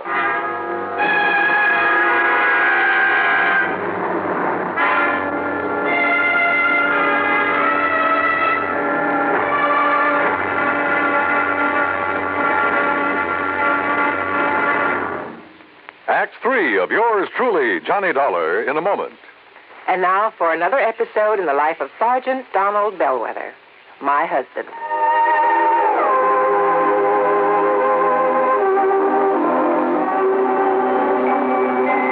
Reba! Reba! What is it, Donald? Confounded Reba, I can't find the fountain pen. I've looked all through this desk. Here it is, dear. Here it is. You must have used it as a marker when you were reading this book. Let's see, this great literary classic, Six-Gun Showdown at Powder River Gulch. All right, never mind about my reading habits. Just look at the coverage we're going to get with this new auto accident policy. Let's see. We have collision. $50 deductible. Fire, theft, public liability, property damage, medical benefits. In other words, we have complete coverage. That's right. Of course, it's going to cost us money. I'm sending the company a check right now. Gee, it's too bad we don't live in Rhode Island. Rhode Island? Why? Oh, because then our rates would be lower. Rhode Island has less accidents per capita than any other state. Oh. Well, which state has the highest? Let me see. Here it is, Nevada. No, by golly, Nevada's second highest. Alaska has the most. Really? I didn't know that. Mm-hmm. You know, it's just too bad we can't eliminate traffic accidents completely. Not only would it save life and limb, but it'd be a lot less strain on the pocketbook. Yeah, that's for sure. These automobile accident policies get more expensive every year just because there's so many costly accidents. Well, I'm glad we've got some good insurance coverage, Donald, but just remember one thing. Oh, what's that, honey? Well, some auto accidents ruin a fender, and some ruin a family. Yeah, that's true. Very true. Well, as far as I'm concerned, I don't want any of your old insurance money. I want you here at home, safe and sound. You'll always drive carefully, won't you? Yes, I will, dear. Oh, that's my Donald. That's my doll.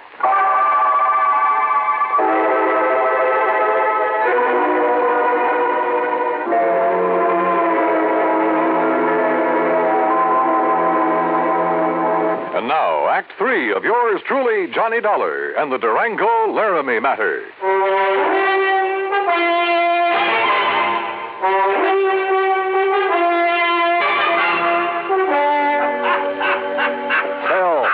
Stop that howling and make some sense. This could be a matter of life or death. Ong! Ong, did you say? That's right. You know who he is. Ong San, oh, no. Do you know him? Oh, no. No, I don't know Leon, but I know what it is. Huh? Ong San, New Jersey. What? Sure. down in the pine and cranberry bog country. Down near Mount Holly, south of Trenton. Are you serious? Of course I'm serious. Johnny. Okay, Phil. Sure, that's where the big Okay, Phil, thanks. Johnny, I found the car to that real estate promoter from Chicago. Good. We'll take the first flight we can get out of Tulsa. Come on, Carol, we're on our way. Expense account item 4, $164.80, plane fare and incidentals. In Chicago, we stopped over long enough to pay a brief, unpleasant visit with one J. Harry Cramlin, real estate promoter, at his office just off the loop. So, what if I did sell this Dale Hard character some land over in New Jersey? What's it to you? You trying to cut in on a good thing? How much did you sell him, Mr. Cramlin? Oh, a little over $35,000 worth. But now if you... What was it, a lot of worthless swampland? He didn't seem to think so, after the glowing report I gave him. But why did he buy it? Because the old fool thinks there's oil on it. Cramlin, if you've taken Durango... Now, ain't that a name? Durango Laramie Dalhart. If he's been chipped in this deal, well, you better duck the next time you see me coming.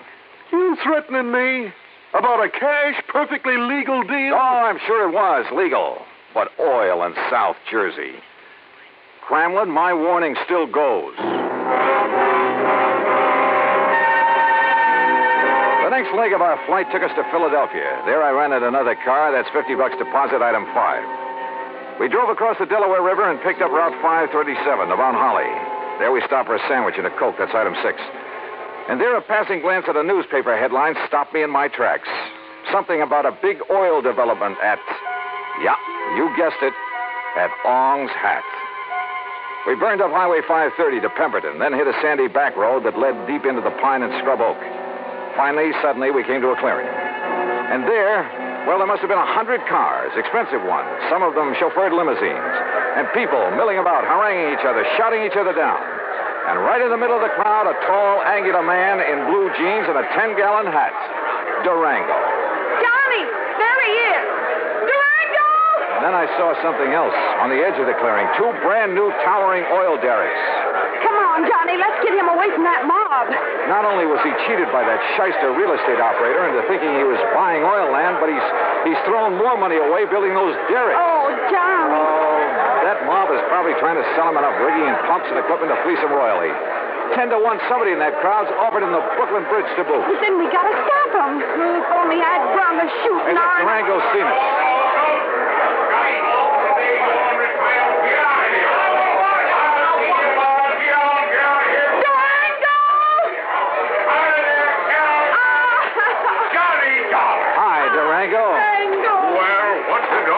Tarnation ever rung you out for this godforsaken country, huh? Oh, Durango, you skunks, you're all okay. Why, sure I am. Come on in this shack here so we can get away from this blasted crowd. Come on. You look here, Johnny. What are you doing with my little Carol, huh? I'll tell you, Durango. You sneak out to Enid behind my back and hitch up with her? All right, get on in there now where we can have some peace.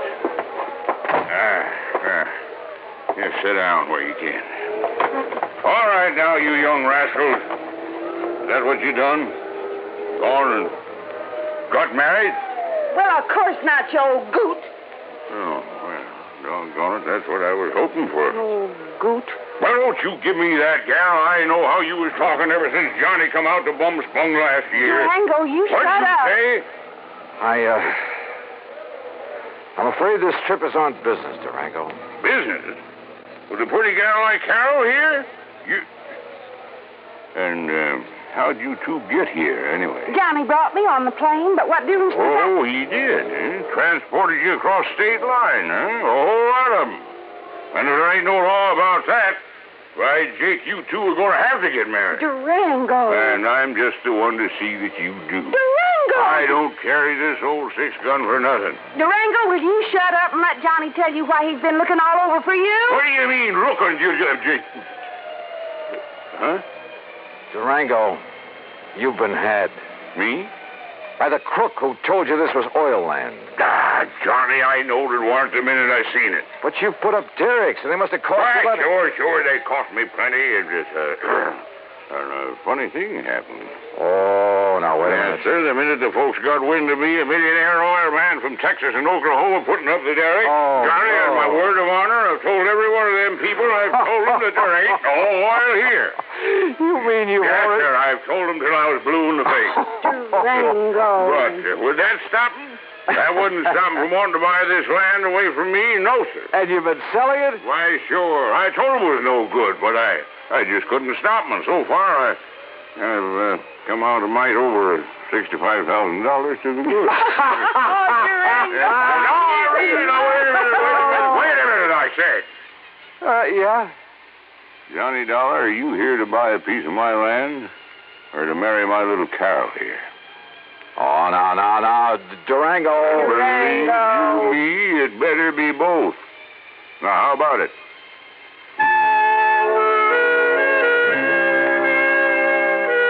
Expense account item 7, $1,000 even. The company now owns a small hunk of land in Ong's Hat, New Jersey. As for Carol, that ever-loving doll, well, maybe someday.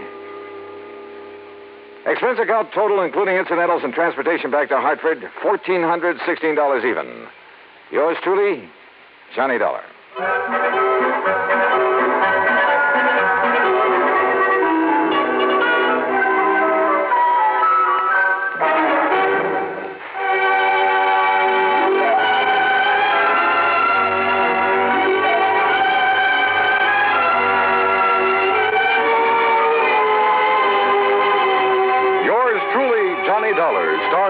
Originates in Hollywood and is produced and directed by Jack Johnstone, who also wrote today's story. Heard in our cast were Virginia Gregg, G. Stanley Jones, Junius Matthews, Alan Reed, Frank Nelson, and John McIntyre. Be sure to join us next week, same time and station, for another exciting story of yours truly, Johnny Dollar. This is Dan Cubberly speaking.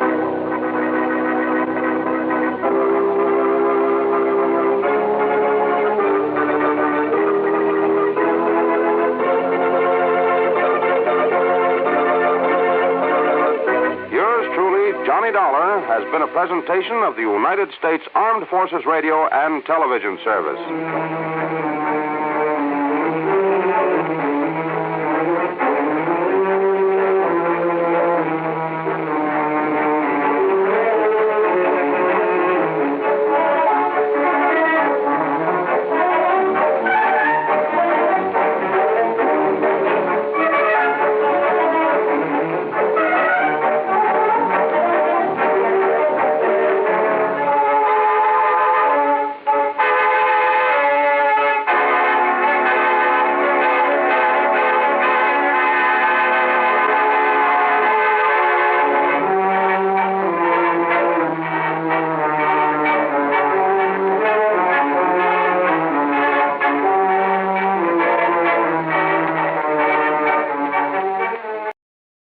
From Hollywood, it's time now for...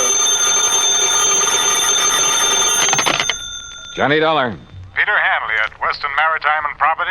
Oh, yeah, Mr. Hanley. I found this message to call you. You're still in town at the Beverly Hilton. Yes, that's right. I thought you'd be back in Hartford by now. When I can enjoy a spot like this on expense account? What? This California weather, the swimming pool here at the hotel? Wait. Wait. You say on expense account? Why, sure. Dollar, you cleared up that matter for us. You proved conclusively that Randolph Merrill did not lose his yacht, that the explosion and the sinking were fake. That's right. And incidentally, as you anticipated, the yacht was found in a small Mexican seaport, all ready to be rebuilt and repainted to thoroughly disguise it. Good. Now, Mr. Hanley. Oh, by the way, in spite of his earlier vindictiveness, Merrill has decided to plead guilty and throw himself on the mercy of the court. Has he signed a confession? Well, no. Then I'll bet he changes his tune by the time he goes to trial. Oh? Sure, that's an old trick to slow things up, gain time. Are you having Mrs. Merrill held as an accessory? The Merrill has made and signed a statement completely clearing her, so to hold her now would only complicate matters. Hanley, Either you haven't yet read my expense account report, or I forgot to tell you what tipped me off that bear was trying to pull something on us. Oh? What was it, Mr. Dollar? Her jewels that you'd insured for $100,000. Oh, no. Oh, yes, Hanley. That jewelry Mrs. Merrill showed us was fake. Paste. Heavens, a dollar? You still think I ought to go back to Hartford? No, not until you found out where the real jewels are.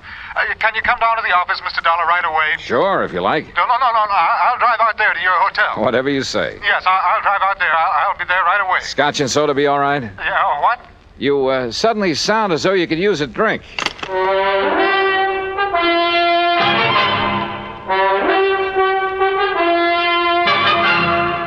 Bob Bailey in the exciting adventures of the man with the action-packed expense account, America's fabulous freelance insurance investigator. Yours truly, Johnny Dollar.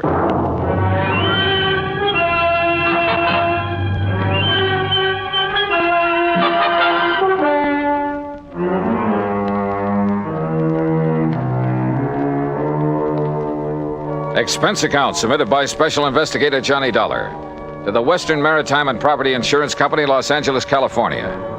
Following is an account of expenses incurred during my investigation of the Wayward Diamonds Matter.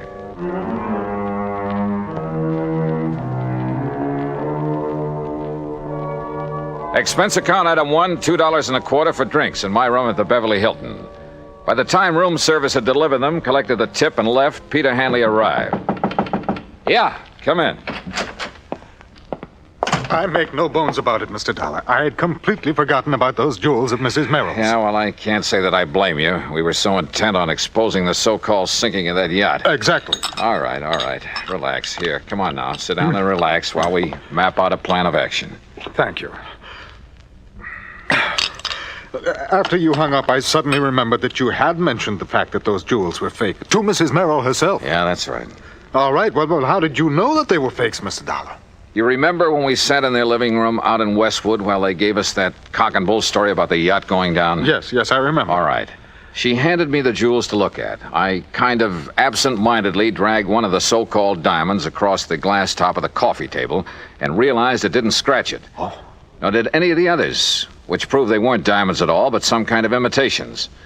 Look, why kid about it, Hanley? Up to that point, they'd had me believing their story about losing that yacht. You weren't alone, Dollar. You weren't alone. But now I suppose we'd better call in the police about that jewelry. Why the police? Well, to see if they can find the originals. Now, look. The Merrills are a clever pair. They proved that when they almost got away with a $150,000 claim against you for a boat that didn't sink after all. Very true, Dollar. Very true. So you can be pretty sure they didn't take the diamonds out of that jewelry and just hand them over to some fence around here. Yes, you're right. Later, I suppose she figured to lose the fakes, have them stolen, and then claim the insurance? Yeah, probably. If we hadn't nabbed the old man for the yacht fraud.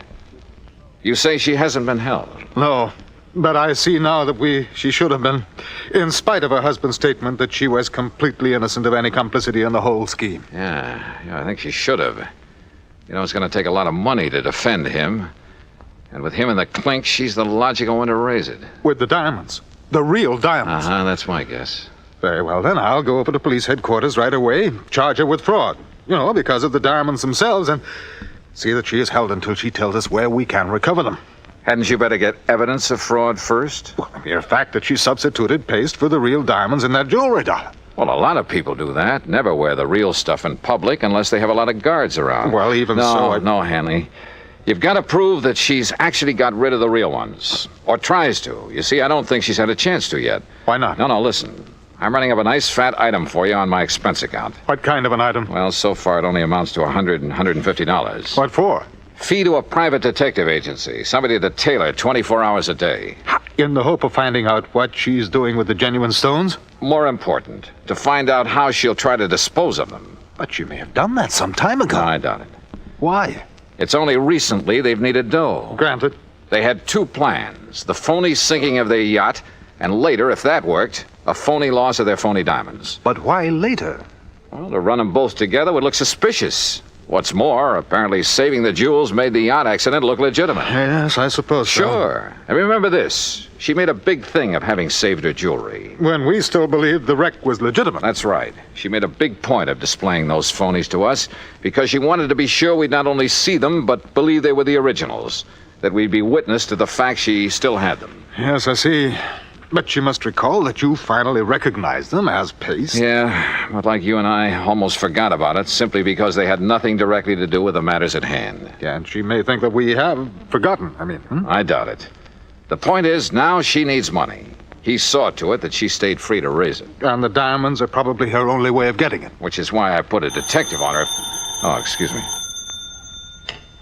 Johnny Dollar. Yeah? What? Well, how did... Yeah. Well, look, I'll be right over. What is it, Dollar? Oh, that detective I was talking about has just lost his job. I don't understand. He just came to. Came to? Yeah, at the home of Mrs. Merrill.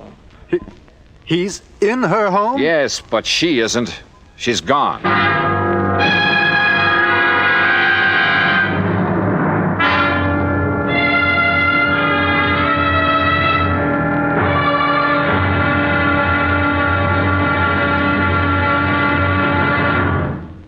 Act 2 of yours truly, Johnny Dollar, in a moment. Although most men by nature don't feel in a combat mood much of the time, there are some who just can't get enough of a good fight, particularly if there's a good, sound reason for it. In July 1900, when American fighting men were protecting the rights and liberty of their fellow countrymen during the Boxer Uprising, the battle was a furiously fought affair. Army Private Robert H. von Schlick, serving with Company C of the 9th United States Infantry Division, was in the thick of the fracas. Although he had been wounded previously while carrying a wounded comrade to a place of safety, he rejoined his command, which partly occupied an exposed position on a dike. Private von Schlick remained there after his company had been withdrawn and, in spite of the hail of bullets around him, single-handedly continued to fire into the enemy ranks. Oblivious to the fact that he was a conspicuous target, he refused to leave the fight until he was literally shot off his position by the enemy. Private Robert von Schlick earned the Medal of Honor for valiant devotion to duty and added heroic background to the code of conduct of American fighting men. And now, Act 2 of yours truly, Johnny Dollar, and the Wayward Diamonds Matter.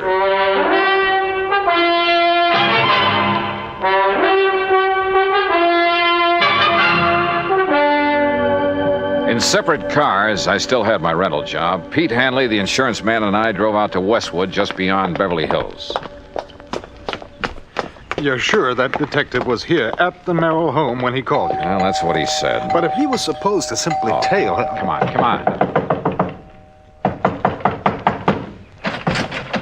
Mr. Dollar? Yeah, that's right. And I take it you're Sam Bench... Holy smoke, what happened to you? Where's Mrs. Merrill? Well, like I told you on the phone, Mr. Dollar, she's gone. Any idea where? Oh, sir. Hey, you mind if I sit down? I don't feel so good. No, go ahead. Go on, sit down. All right, you all set? Yeah. Now, what happened? Well, I was walking up and down the street. Huh? You know, real casual, so it's not there was no suspicion. You've been walking up and down in front of this house all morning? Oh, yeah, all morning. But like I say, real casual, so Where did you ever learn to be a detective? Some correspondence course? Oh, now look, Dollar, you shouldn't talk like that. I resent it. Okay, all right, go ahead and resent it. But prowling up and down in front of the house... Well, my brother runs a very good detective Your agency. brother? Yeah, and if he didn't think I was a good operator, if he wouldn't... all right, what happened? Well, I see her come out the back door. You know, Mrs. Merrill? Wow. And I see her go out and she opens up the garage. And where were you? Well, by good luck, I just happened to be in front of the driveway about then. So, real casual, I lean over and I start tying up my shoelace, you know, so she won't get suspicious of me, you see? Go on. Well, when she gets in the car and she gives me a look, but that's all. So I figures me being so casual and all, she's not wise to what I'm doing around here, you know? I bet she wasn't. But that's where you're wrong, Dollar, because somehow she must have figured it out, even with me being so casual. All right, what happened? Yeah. Well, Dollar, she comes barreling out of that garage so fast, I didn't have hardly time to maybe even... And she casually ran you down. So I was casual about it. By the time I pick myself up and I find out I got any busted bones, she's down the street and around the corner. What kind of a car was she driving? Gee, no. What was the license number? I don't know. You don't know? Well, then how it happened so fast? Hey, look, whoever assigned you to this job ought to have I told you, their... my brother. And don't you say anything about my brother. How did you get into this house? Well, my order said if she made any move, I was to phone you. I figured nearest phone was in here. How did you get in? Well, I looked around to see one of the back windows was open. You have any authority to enter this house? A warrant, maybe? No, but I have my orders to phone you just as soon as I could, and like I said, I figured the nearest phone... You want to see my orders? No, I don't. Well, look, see here? Now, you here. look. You can take those back to your office and shove them in your darling brother's face. Oh, now you're saying things against my just brother. don't forget to tell him you're fired. Oh, now look, Dollar.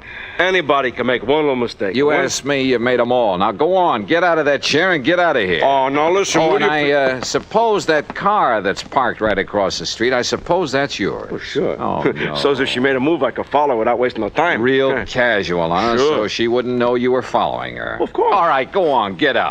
Oh, now look, you wasn't really serious about what you being said fired? You bet I was. And you can tell your brother he and his agency are... Oh, go on. I'll settle with him later. Look, I'm not used to being treated like this. And when I told my brother... Oh, brother. Well, Hanny, it looks like I called in the wrong detective agency. I'm sorry. I'm afraid so. And I suppose you and I have no more right to be in this house than that idiot had, so perhaps we'd better leave. Yeah, sure. But not until you get on the phone and call the Department of Motor Vehicles. Oh? Find out from them the year, make, and model of Mrs. Nancy Merrill's car. Oh, better still, I can call my office. Your office? Yes, we issued the insurance on that car. Well, good. Meantime, rather than just sit here and twiddle my thumbs, I'm going to have a look around. But, Dollar, if our simply being here is illegal... Will you stop worrying about it and get on that phone? In the bedroom, I found the jewel box, all right, but no sign of the jewels. However, in a desk, I did find a receipt. A receipted bill for some work done by a jeweler in Westwood Village. The amount of the bill? Yeah. It was more than enough to cover the substituting phonies for the diamonds in that jewelry. So when Hanley got the description of Nancy Merrill's car, I sent him over to West L.A. Police Headquarters to have my pals over there put out an APB on it. Then I hopped into my own car and headed for the jewelry store in Westwood. And you know something? If I'd had any idea of what was waiting for me there, believe me, I'd never have gone alone. Act 3 of yours truly, Johnny Dollar, in a moment. Our flag now numbers 50 stars, and behind each star there stands yet another flag representing one of the 50 states. Kentucky's state flag is dark blue, with the seal of the Commonwealth encircled by a wreath of goldenrod, the state flower. Within the seal, two friends embrace, their right hands clasped, their left resting on each other's shoulder, their feet on the verge of a precipice, which illustrates the motto beneath them. United we stand, divided we fall. Kentucky's state flag, the flag of the 15th state to enter the Union, was adopted on March 26, 1918. And now, Act 3 of yours truly, Johnny Dollar, and the Wayward Diamonds Matter.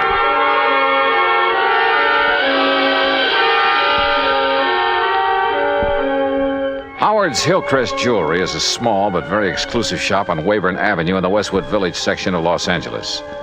There, with the help of a receipt I'd found in Nancy Merrill's desk, I hoped to get on the track of the missing diamonds. I entered the snooty little shop and asked for the owner. I'm sorry, my good man, but Mr. Howard is engaged with one of our important clients. Well, I'm here on rather important business. Well, if you care to leave your name and he wishes to see you, perhaps we shall call you.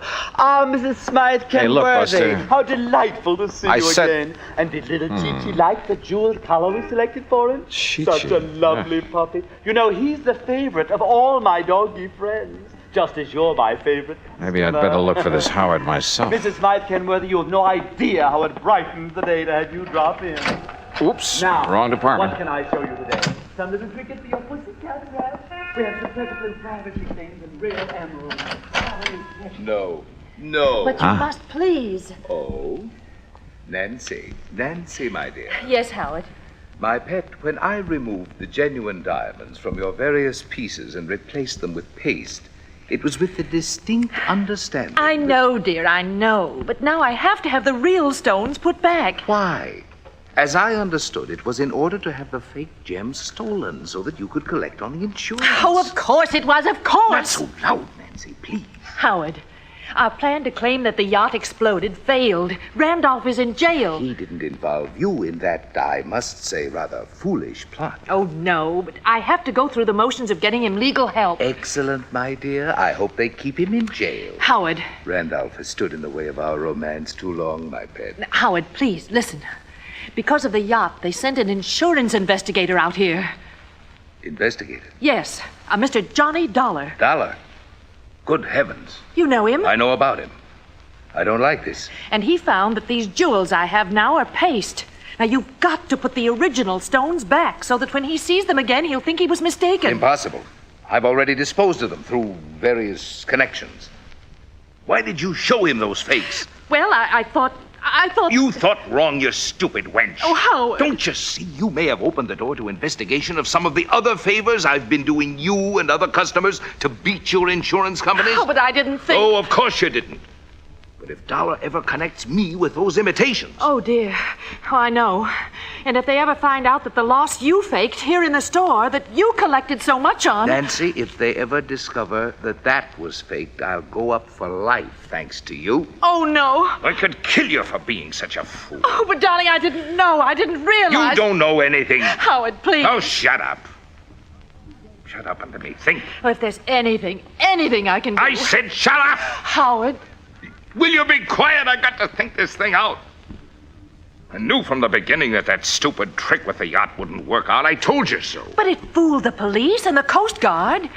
How were we to know the insurance company would send that Johnny Dollar out here? Will you stop talking about him? We've got to figure our way out of this mess.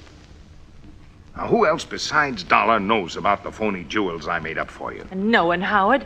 Except my husband, of course. Are you sure? But how could they know? Well, what if your husband talks? Oh, he doesn't dare. Don't you see? He's the one who sent me here to get the stones back. So the Dollar can't prove he saw the imitations. And I tell you, I can't get them back. They're probably scattered all over the country by now. But don't you see? Unless we can show them to him, the real ones, I mean, show them to this Johnny Dollar. No, it's impossible. So, that means only one thing, Nancy. Replacing the fakes with some other genuine stones? No, that would take months. No, Nancy, it means that I have to get rid of this man, Dollar. That gun! That's right. You'd kill him? Yes, Nancy, I'll kill him if I can find him. I'll save you the trouble of looking for me, Howard. What? Dollar! And is that the gun you plan to kill me with? Yes, that's right.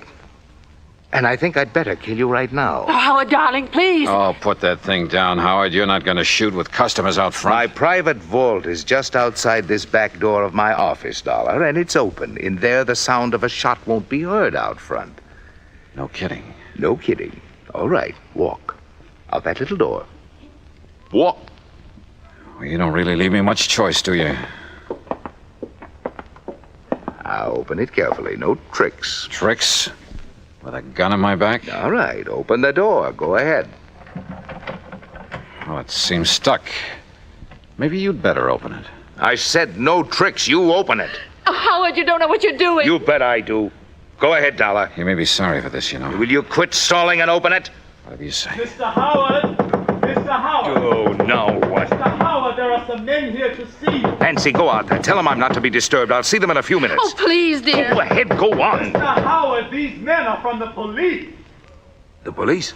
Well, bless Peter Hanley. Oh, no, you... Yes, I do. Dollar, are you all right? Those shots, Johnny. Hiya, Pete. Huh? Oh, thank heavens. Thank heavens. Yeah. Looks like he's okay, Mr. Hanley. But, Dollar, what under the sun did you do to our friend Howard here? Well, we had a little argument, Sergeant. I'll tell you all about it, and then you can haul him off to the clink. Oh?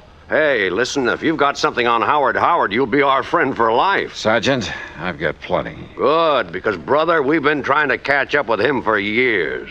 Oh, incidentally, have you got a cell for Mrs. Merrill, too? You bet we have.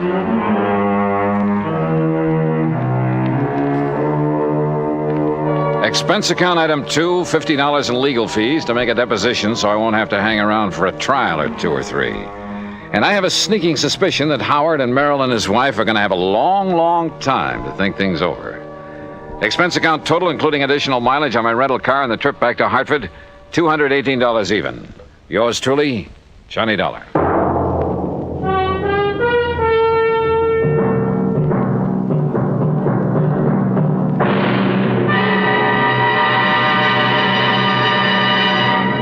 Our star will return in just a moment.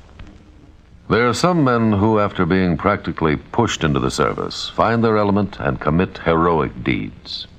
Frank Luke was that sort of young man. Soon after the United States entered World War I, Luke was taunted by his patriotic family into joining up. He was commissioned a second lieutenant after completing his flight training with the Signal Corps Air Service, that small beginning of today's mighty Air Force. Lieutenant Luke found it difficult to accept the discipline so necessary in the military. When he got to France and was assigned to the English Spads, his attitude worried his commanding officer. But Luke's performance in the air didn't. In less than 2 months in aerial combat, he accounted for 7 enemy aircraft and earned himself the nickname of Balloon Buster for knocking down 11 or 12 of those menaces to the ground troops, the observation balloons. For his gallant action in the face of great danger and overwhelming odds, he was awarded 2 Distinguished Service Crosses and the Medal of Honor. Shortly before the end of the war, Lieutenant Frank Luke made his last heroic combat flight. After having just returned from a sizzling air battle, he refueled his Spad and took off on an extra duty mission. Pursued by 8 enemy planes, he shot down 3 balloons. He was wounded, and his plane was so badly damaged in the action that he had to make a forced landing in a German cemetery. Perhaps the irony of it struck him at the time. When called upon to surrender, he preferred to open fire with his automatic and fight to the death, though he was only 21 years of age. Lieutenant Frank Luke may have had trouble adjusting to the military life, but when he did, he was a gallant fighter and a credit to his country. Now, here's our star to tell you about next week's story. Next week, a quiet little fishing pier on the coast of California. Only they call it the Pier of Death. Join us, won't you? Yours truly, Johnny Dollar.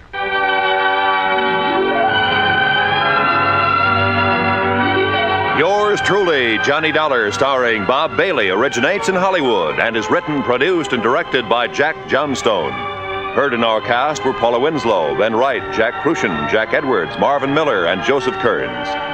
Be sure to join us next week, same time and station, for another exciting story of yours truly, Johnny Dollar. This is Roy Rowan speaking.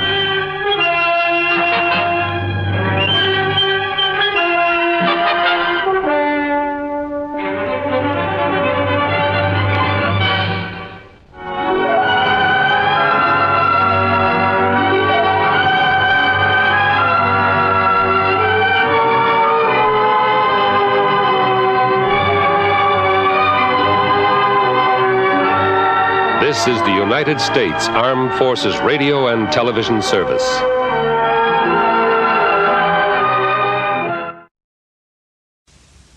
From Hollywood, it's time now for Johnny Dollar. Earl Foreman, Johnny, down in Sarasota. Don't tell me, Earl. Huh? The Florida weather's finally behaving itself. The water in the Gulf is warmed up, so I'll grab my fishing clothes, tackle box, couple of rods and reels. Maybe you better grab your Levi's, boots and saddle, and a couple of 6-guns instead. Huh? What is this, a Western? It may be an Eastern Western before we're through. Listen, Florida is the leading cattle state here in the Deep South. I had heard something to that effect. Okay. The freezing weather a short while back hit some of the ranchers pretty hard. To say nothing of the tourist trade. Right. Ordinarily, the year-round pasturage makes it unnecessary to lay up a lot of hay and feed for the winter. That figures. But this year, thanks to the freeze, the cattle were so weakened by malnutrition and then sloshing around in soggy pasture land that, well, at least a couple of 100,000 of them have died. Well, what's your problem, Earl? Outside of the high cost of steak. A rancher's just hit me with a big fat claim. Oh, how much? $78,750. Says that he lost his entire herd. Well, I knew a lot of them had lost quite a few. But the entire herd? Yeah. You coming? I sure am.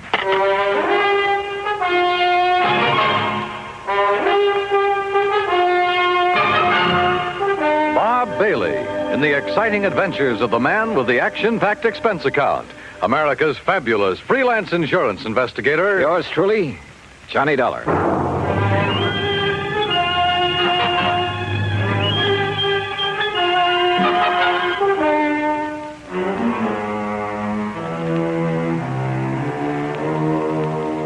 Expense account submitted by Special Investigator Johnny Dollar to the Tri-State Life and Casualty Company, Sarasota, Florida office.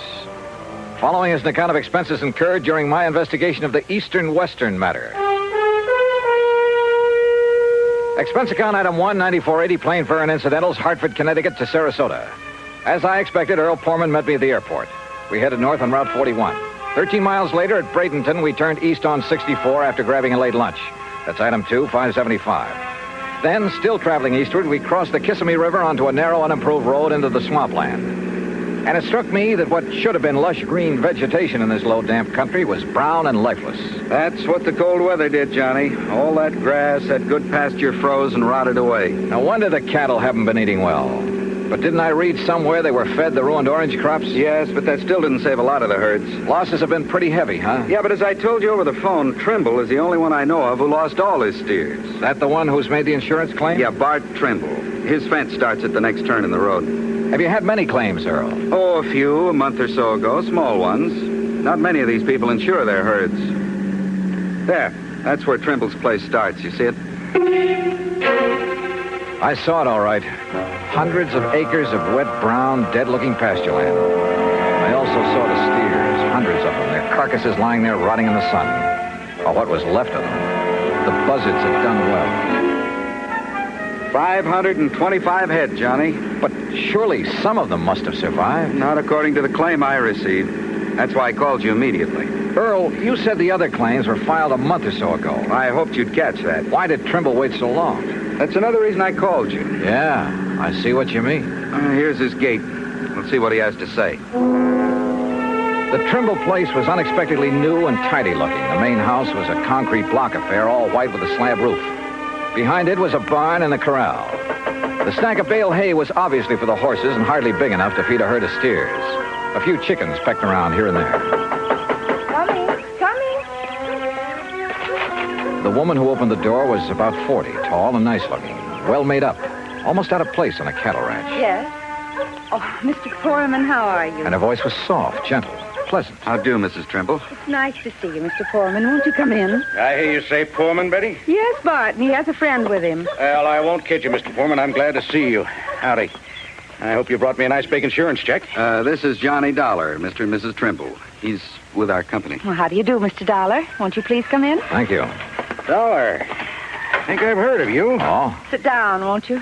Supper will be ready in a little while, and of course you're going to stay, aren't you? Johnny Dollar. Well, now, that depends. Now, of course you'll stay. I really should get back to Sarasota tonight. My wife... Yeah, wait a minute. How I know you're the insurance investigator. That's right. And what's he doing here, Pullman? What's there to investigate? Are you maybe trying to say I killed off the herd myself to collect the insurance money? I said nothing of the sort. Then what's to investigate? I told you. I don't like this, and I'm telling you right to your face. Now, Bart, you shouldn't talk like that. Well, it's the truth. Just what do you think you're going to do around here, Dollar? Bart, please. Well, that depends, Mr. Trimble. Does he have to say it's okay, Pullman, before you can pay my claim? Yes, he does. Well, believe me, if I'd known this was the kind of outfit I was dealing with, paying premiums to... Okay. All right, poke around as much as you want. Stay around as long as you like. We'll bed you down, we'll feed you, we'll show you what kind of people we are. Just don't get in my way. I've got a lot of work to do. And don't tell me I'm a crook. Now, let's be reasonable about this. Me? I'm being reasonable. You're the one that... what do you want, Shorty? Well, you told me to tell you, boss. Tell me what? A truck has come to pick up them hides. And help them load them on the truck. Go ahead. You're selling the hides from those animals? I will. Sure. Why not? Oh, we could salvage, that is. Anything wrong with that? Nothing at all. All right. You want horses to snoop around? Help yourself. Saddles are in the barn, but just stay out of my way. Come on, Shorty. Let's get out where the air's nice and clean. Sure, boss. I'm sorry. But Bart's been so upset over losing all those steers. Well, of course, we can't blame him for that. He's been working so hard, trying to save some of the hides and sell the carcasses for fertilizer. Yes, I know. But with so many ranchers trying to do the same thing. Why did he wait so long before filing his claim, Mrs. Trimble? Well, because he's been so busy and because he hoped he could salvage something from the herd, I guess. Or because this lapse of time has given the bodies a chance to decompose? What? Has given the buzzards and other scavengers a chance to remove any evidence that maybe those steers were deliberately... Oh, no. Oh, surely you don't think for a minute that my husband would... Where can I find the nearest veterinarian? Well, the vet we use is up in Kissimmee. Okay. But Mr. Dollar, you don't... Well, you can't possibly think... I'll let you know what I think. After a good cow doctor has a look at those animals.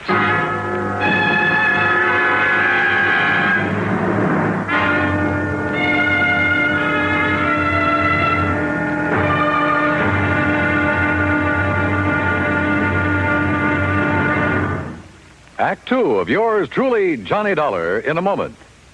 From the halls of Montezuma to the shores of Tripoli is an exciting beginning to a stirring song.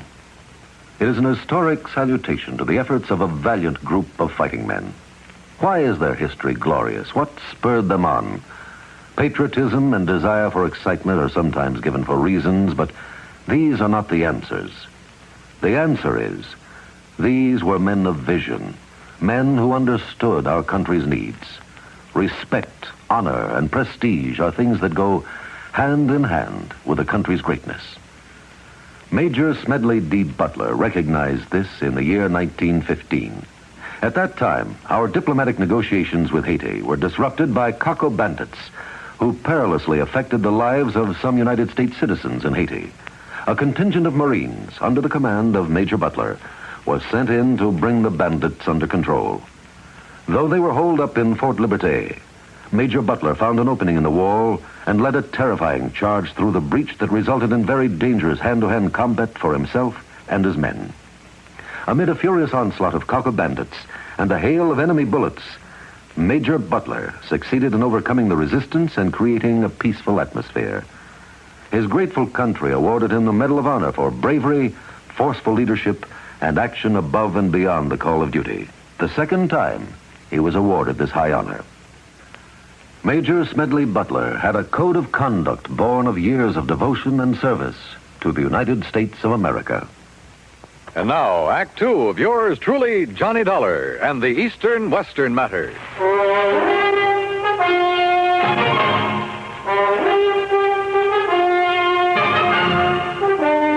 At dinner that night, Bert Trimble had changed his tune, was very apologetic. Almost too much so, and too nice. I didn't mean it, Mr. Dollar, what I said before. At least, not the way I said it. But this whole thing has hit me pretty hard. Losing over 500 steers and a handful of calves. I told you, Bart, when they all went so quickly that night, you should have been suspicious. What night, Mrs. Trimble? Well, it was the last big freeze. Yes, I got back here late. I'd been up to Lake Wales trying to beg some feed. No luck. Then it blew up cold. By the time I got back here, got the hands rounded up. How many, Mr. Trimble? Well, there were 5 of us, including Shorty Skinner. I've seen that Shorty somewhere before. Oh? Well, anyhow, when we got to them, the cattle were all bunched up at the north fence. We thought we'd drive the strong ones back here, where they'd have some shelter, and we could give them the hay we keep for the horses. But they wouldn't move. Most of them couldn't move. And it was dark, and the freezing wind was cutting across the swamp. So all we could do was come back here and pray. Next morning, they were dead. All of them. I've put everything I had into this ranch. Every penny I saved from my factory work up north, Betty's money from nursing, even cashed in my own life insurance policy. And now they're gone. So if I got a little nasty, well, I guess a man can take only so much. It's been awfully hard for Bart these past 3 years. And then just when things were going good. Your hands bunk out in that building beside the barn, huh? Only Shorty skinned out all the steers we could. The other boys left. I still owe Shorty some wages. I'm going to ask a pretty blunt question, and I want an honest answer. Huh? Had you ever thought of giving up, going somewhere else? Sure, lots of times. For Betty's sake, too. Even thought of going out to California. I see. She has relatives out there, all doing fine. They've kept after us to go out there and crop farm with them. Maybe I should have. But we stayed, didn't we, dear? Yes, I wouldn't give up. Even Betty reconciled herself to sticking it out. If only we'd known that this was going to happen. Yeah.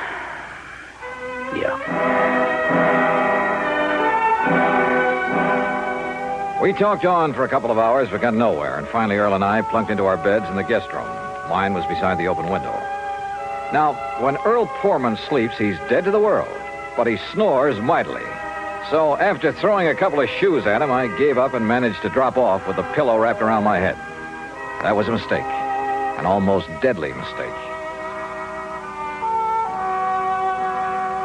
Johnny! Johnny, wake up! Johnny, you hear me? Johnny! What? Wake up! Oh, my head. Stand up. I'll help you. Breathe deeply. Can't you smell it? What are you talking? Deep breath. Come on. What are the... It's chloroform. Yeah, on your pillow. Holy hell. I threw it out the window, your pillow. It was saturated with chloroform. Give me a hand, Earl. I'm dizzy. Oh, somebody came in that window. The pillow was over your head. You see him? No, but Johnny... Oh, let me sit down again. Yeah. By the window. Now breathe deeply. Oh, yeah. I rolled out of bed in my sleep, that narrow bed, or I'd never have wakened. I heard the door slam, then I smelled it. But who? Johnny, I knew I'd seen that Shorty Skinner somewhere. Yeah? It was on a road gang over near Sarasota, a prison gang. You sure? I was driving my brand new Cad. As I passed him and the rest of that glowering bunch, he let fly with a handful of mud. Now, if you ask me, he's the one who came in here and tried to chloroform. But why? That's what I'm going to find out right now. No, wait. I'll be feeling okay in a minute. Let me handle it.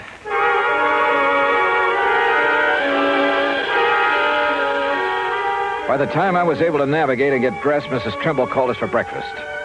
To say the Trimbles were upset over what had happened to me would be an understatement. Breakfast waited while we all went out to the bunkhouse. Shorty was gone. Took what little he owned with him, too. Has either of you any idea why he'd attacked me? Good heavens, no. But I never did really trust that man. He was such a sneaky-looking... like a little rat. Yet he was the only one who stayed when I couldn't keep their wages up to date. Where would he ever get hold of chloroform? That's the part I don't understand. From the locker, dear. Back in the barn. Huh? You know, the stuff we got to put that old sick mare out of the way. Oh, yes, of course. I think why Shorty did this is pretty obvious, Johnny. Yeah? He was afraid you'd find out what and who killed off this herd. Bart, look. Here, Betty. The note on top of this bunk. Here, let me see it. What's it say, Johnny? I'm tired working for no pay. I will leave you know where to send my pay when you collect on that there insurance. Shorty. Shorty Skinner. The crazy fool. Wanted his money. He knew I had none, but I could collect plenty on the insurance if he poisoned my herd. Oh, was it poison, Trimble? What? You didn't seem to think so before, but now that you have somebody to depend it on... No. Now you seem pretty sure of it. $2. No, Johnny, it must have been Shorty. Maybe not. When the vet arrives, if he decides the herd was poisoned, okay, we'll take it from there.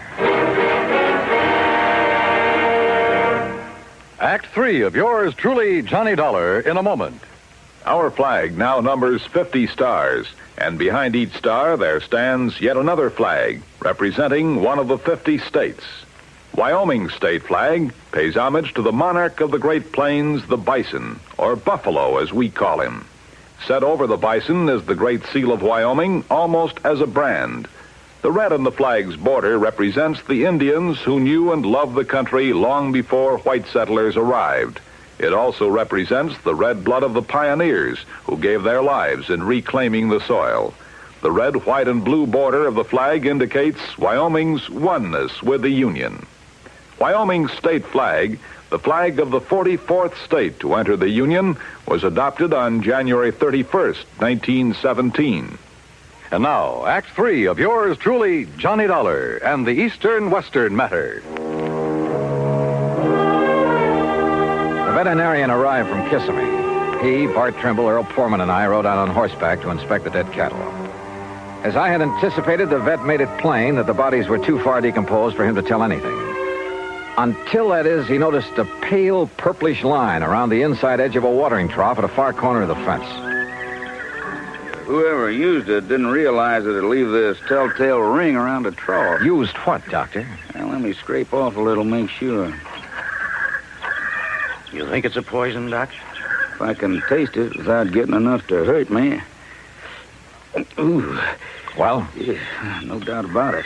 Phenofic acid. That's what killed the herd? Yeah, beyond a shadow of a doubt. That's not a very well-known poison, Doctor. I know. It's used almost entirely in laboratory experimentation. I remember it well from my college days. But out here? Who did this to me? Who did it? You don't know? Shorty. Who else? Mr. Dollar. Look, I'm going back to the ranch house to a telephone. I'll see you when you get back there. I called the state police to get out on all points on Shorty Skinner. Then I started on the police in the neighboring towns. The second call to headquarters at Lake Wales got me unexpected results. Sure, we got him right here in the clink, sir. Oh? Well, what are you holding him on? Just vagrancy, no visible means of support. Found him sleeping on a bench in the park about 9:30 last night, so we hauled him in, let him put his X on a police blotter. His what? His X, you know. I certainly do. Thanks very much. The others hadn't got back from the pasture yet. Mrs. Trimble was in the kitchen making lunch. Quietly as possible, I sneaked into their bedroom. Carefully hidden in a desk, I found a lot of letters from the relatives in California. Letters urging that they give up the ranch, do something, anything, to get the money out of it and move to California. Those letters were addressed to only one of the Trimbles. They were addressed to... And then I saw it, neatly framed on the wall, a diploma. A diploma from the famous Lippenwall School of... Why, Mr. Dollar, what are you doing? Mrs. Trimble, I found out that Shorty Skinner has served time. Shorty? At least to the extent of working on a road gang. What for, I don't know. Then he is a criminal. Then there's no question about who poisoned the herd. Oh? You know about the vet's findings? That they were poisoned? Well, no. No, but I thought it was understood. A lot of things have been understood. Wrong things. Did Shorty give you a home address when he came to work here? Yes. Yes, he did. Do you think he'd go there after what I'd like he's to done? see it, please. Well, it's here in this top drawer. Yes, here. That's not his writing. No, that's mine. You see, Shorty can't write. Oh? So he couldn't have written this note you found in his bunk. But who... But look at it. Doesn't that curlicue on the letter T look like the one here when you wrote his address? And how about this capital I? Good heavens, Mr. Dollar. Friends who wanted you to go to California, and you wanted to go. Of course. But as Bart told us, you reconciled yourself to staying here, apparently. I did. I did stay here, even though I wasn't happy. Then the big freeze gave you a chance to kill off the herd, collect a lot of insurance money, and get away with it. You thought. Mr. Dollar, how dare The method? you? A little-known poison you'd learned about back in the Lippenwall School of Nursing. No. But you hadn't expected me here to investigate, so you had to get rid of me. How? As a nurse, you knew all about chloroform. Look, Mr. Dollar... It was a natural, with me sleeping with my head on the pillow, and you knew that Earl was a sound sleeper. He's been here before. And who'd get blamed? Shorty, because he'd left. Only Shorty had left long before that. What? He was picked up in Lake Wales at 9:30 last night. What? Well, then, no, listen. You killed the herd. You tried to kill me. Is that true, Betty? Bart. Tell me. Is it? Yes. Yes, it's true. You know how I hated this place. This horrible, miserable cattle ranch. This living out in this godforsaken wilderness. Betty. Well, you wouldn't do anything about it, so I did. Oh, good Lord. But I failed. But I failed.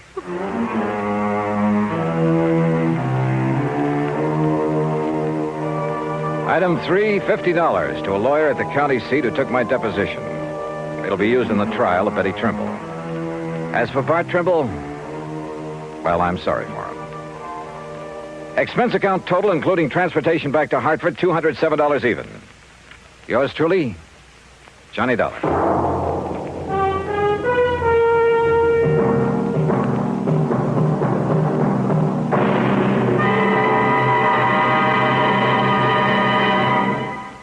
Our star will return in just a moment. It doesn't take a war to make a hero, nor does it take a situation filled with an onslaught of deadly enemy gunfire, bombs, and mortars. It takes a man to make a hero, and a man's qualities of greatness are based on his code of conduct. It serves him in peace as well as war. In August 1916, when the United States was still at peace with the rest of the world, part of our fleet was anchored off Santo Domingo City. The USS Memphis was in danger of total destruction from a hurricane. Only the efficient operation of the engines and boilers could get her out of the critical area. Lieutenant Claude A. Jones was senior engineering officer aboard. In rapid succession, boilers and steam pipes began bursting about him, scalding him with clouds of steam. Thousands of tons of water came down on him. In complete darkness, Lieutenant Jones nobly remained at his post as long as the engines would turn over. His supreme, unselfish heroism inspired the men with him. When the boilers exploded, Jones, with 2 men, rushed into the fire rooms and rescued the men trapped there. In the face of death by drowning, burning, or suffocation from the scalding steam, Lieutenant Claude Jones performed a heroic feat because he felt it was his duty to do what he did.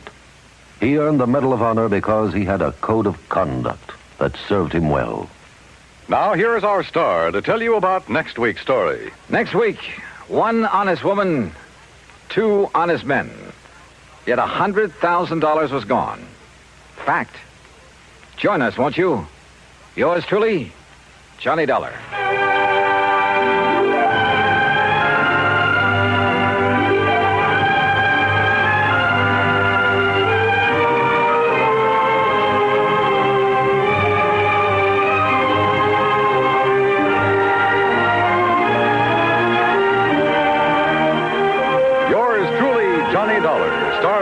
Bailey originates in Hollywood and is produced and directed by Jack Johnstone, who also wrote today's story. Heard in our cast were Virginia Gregg, Vic Perrin, Jack Moyles, Marvin Miller, and Herb Vigran. Be sure to join us next week, same time and station, for another exciting story of yours truly, Johnny Dollar.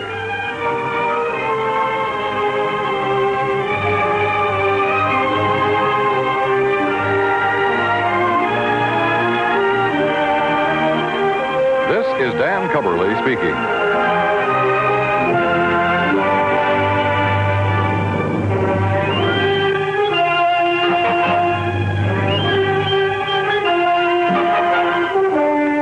This is the United States Armed Forces Radio and Television Service.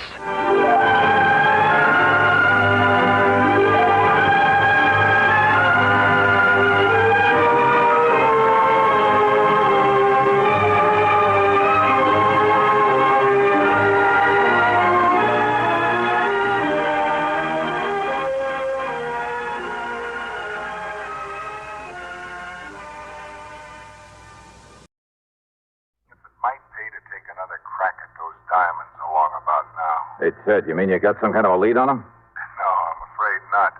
Oh. But I just got hold of some information on Rocky Harris. Yeah? I told you after his probation was over, he disappeared. Yeah, you told me. But now, in view of this new information, plus the fact that you probably know him and his habits better than anyone else, and since Rocky is the only one who knows what he did with those diamonds... Hold everything, Ted. I'm on my way down to see you.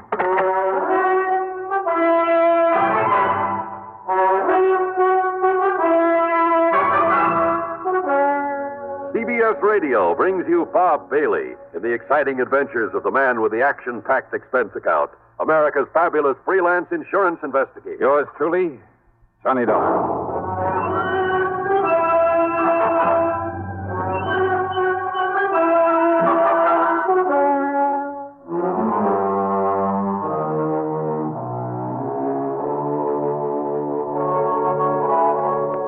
Expense account submitted by Special Investigator Johnny Dollar to Eastern Liability and Trust Company, New York City office.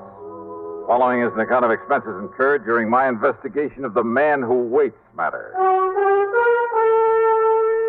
Sure, I and I alone could take the credit for Rocky Harrison's trip to Sing Sing over 7 years ago. But the fact I'd not been able to recover the Olney diamonds really stuck in my craw. So what if I was still fairly new in the business at the time? There was no excuse. Okay, then. Expense account item 1, $395, a taxi to the station, then train fare to New York. I walked over from Grand Central to Ted Bessam's office at 500 Fifth Avenue. You know, I thought the mention of Rocky Harrison would bring you here in a hurry. Sit down, Johnny. Yeah, sure, thanks. Use a little drink? No, thanks. Cigarette? Now, just tell me what you know about Rocky and why you think I might be able to get on the track of those jewels again. Well, during his trial, Rocky played it smart. He knew you'd pinned the robbery on him, so in order to draw a light sentence, he admitted everything. Except what he did with those diamonds. Well, apparently he and his lawyer managed to convince the jury. Oh, that cock and bull story about his having had them stolen from him, that's a lot of hogwash. You know it, and I know it. Rocky was far too smart for anything like that, and too dangerous. And if that servant there in the Olney household who caught him blasting that wall safe If that servant fell down the staircase accidentally, I'll eat my shirt. Rocky killed him, Ted. I'm sure of it. Same as he tried to kill me. The fact remains he wasn't held for murder. The jury believed his tale about losing the diamonds, and he got away with a short term. All right, now let's... During his 2 years probation, he behaved like an angel. He got himself a job, worked hard, lived modestly, saved his money, and he was a big disappointment to the police, who hoped he might lead them to the stone. But, of course, he didn't. Right. And I'm afraid by now even the cops believe his story about what happened to him. Yeah, well, I don't. Anyhow, probation over. He dropped out of sight. Yeah, so you said over the phone. The cops apparently figured he'd moved somewhere else and breathed a sigh of relief. But you figured otherwise, Ted? I guess I think the same way you do, Johnny. Probably because of my work in narcotics before I got into the insurance business. Yeah. Well. And sometimes we'd hunt for years all over the country for some character, only to find he was right underfoot all the time. Couldn't see him for falling over him, as the saying goes. Yeah, I know what you mean. Well, anyhow, I figured that instead of making himself conspicuous in some small town, the best place for a man like that to get lost, the best place in the world, would be the biggest place in the world. Right here in New York. I can't argue with you. So when I got wind that Rocky disappeared, well, you know as well as I do, Johnny, that most of these cases aren't solved by any Sherlock Holmes kind of scientific deduction. No, hardly. No, sir, they're solved on information. One good stool pigeon is worth all the clues in the world, right? Well... So when I found out he disappeared, I got in touch with one of my paid informants from the old days. An old character by the name of Soder. Soder. Soder. Don't think I ever heard of him. Whiskey Soder, they call him. I told him I'd pay him well if he'd locate Rocky Harrison for me. You've heard from Soder? He called me this morning. Told me that he's seen Rocky here in town, just as I thought he would. Where? Well, he wouldn't say over the phone, so I told him I'd send you down to see him. Here, Johnny, I'll scribble this address down for you. Yeah, do that. Cheap rooming house down near the Brooklyn Bridge. There you are. Good. Okay, Tom, I'll go see him. Just a minute, Johnny. Yeah? Soder made one thing clear. I don't know just how or why. I guess the why is obvious enough. Yeah? But apparently, Rocky has somehow changed his appearance so much that even his own mother wouldn't know him. But Soder recognized him. Yeah. And one other thing, Johnny. Yeah, what's that? I'm sure you know Rocky well enough to be careful. Sure. Yeah. Watch your step. All right, so what if there was a little risk involved? Here was my chance to make up for having done only half a job some 7 years ago. Also, I figured I knew enough about Rocky to be well prepared for almost anything he might try. The main thing was to find out what he'd done with the Olney diamonds, and of course get my hands on them. Expense account item 2, $1.70 for a cab to Whiskey Soda's address. It was the kind of place I'm sure the City Planning Commission will be glad to tear down.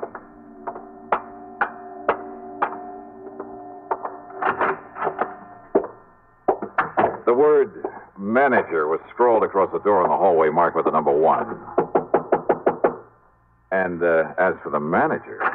Yeah, what do you want? My rooms are all filled up.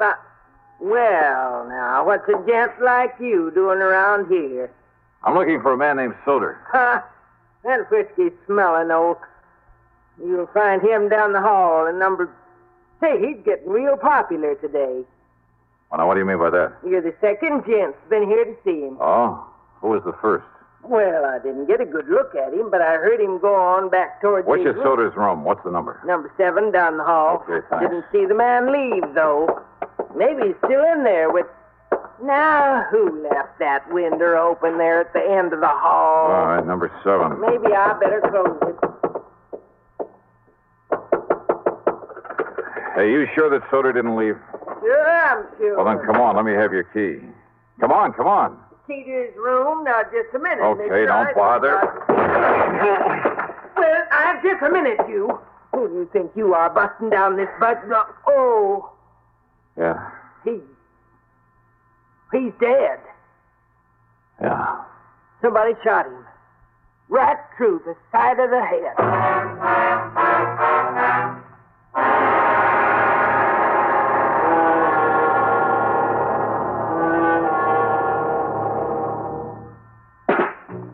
Smoking more now, but enjoying it less.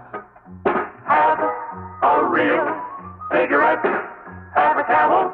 So good. Have a Camel cigarette. So rich. Have a real cigarette. Have a Camel. So mild. Have a Camel cigarette. And here's the reason why. Best tobacco makes the best smoke. Have a Camel cigarette. You can say that again. Best tobacco makes the best smoke. Have a Camel cigarette.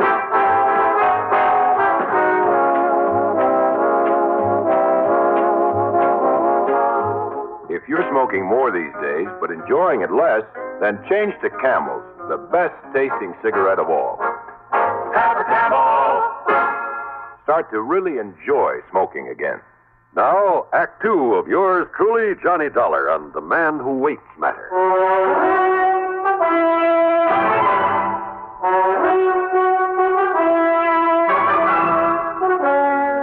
Right through the side of his head, right in front of his left ear. That's right. But I didn't hear any shot. I've been up front in my room all afternoon. Because whoever did it used his pillow to muffle the sound. One of my best pillars, too. Look here. Look what it done to it. The man who was here before, what did he look like? Huh?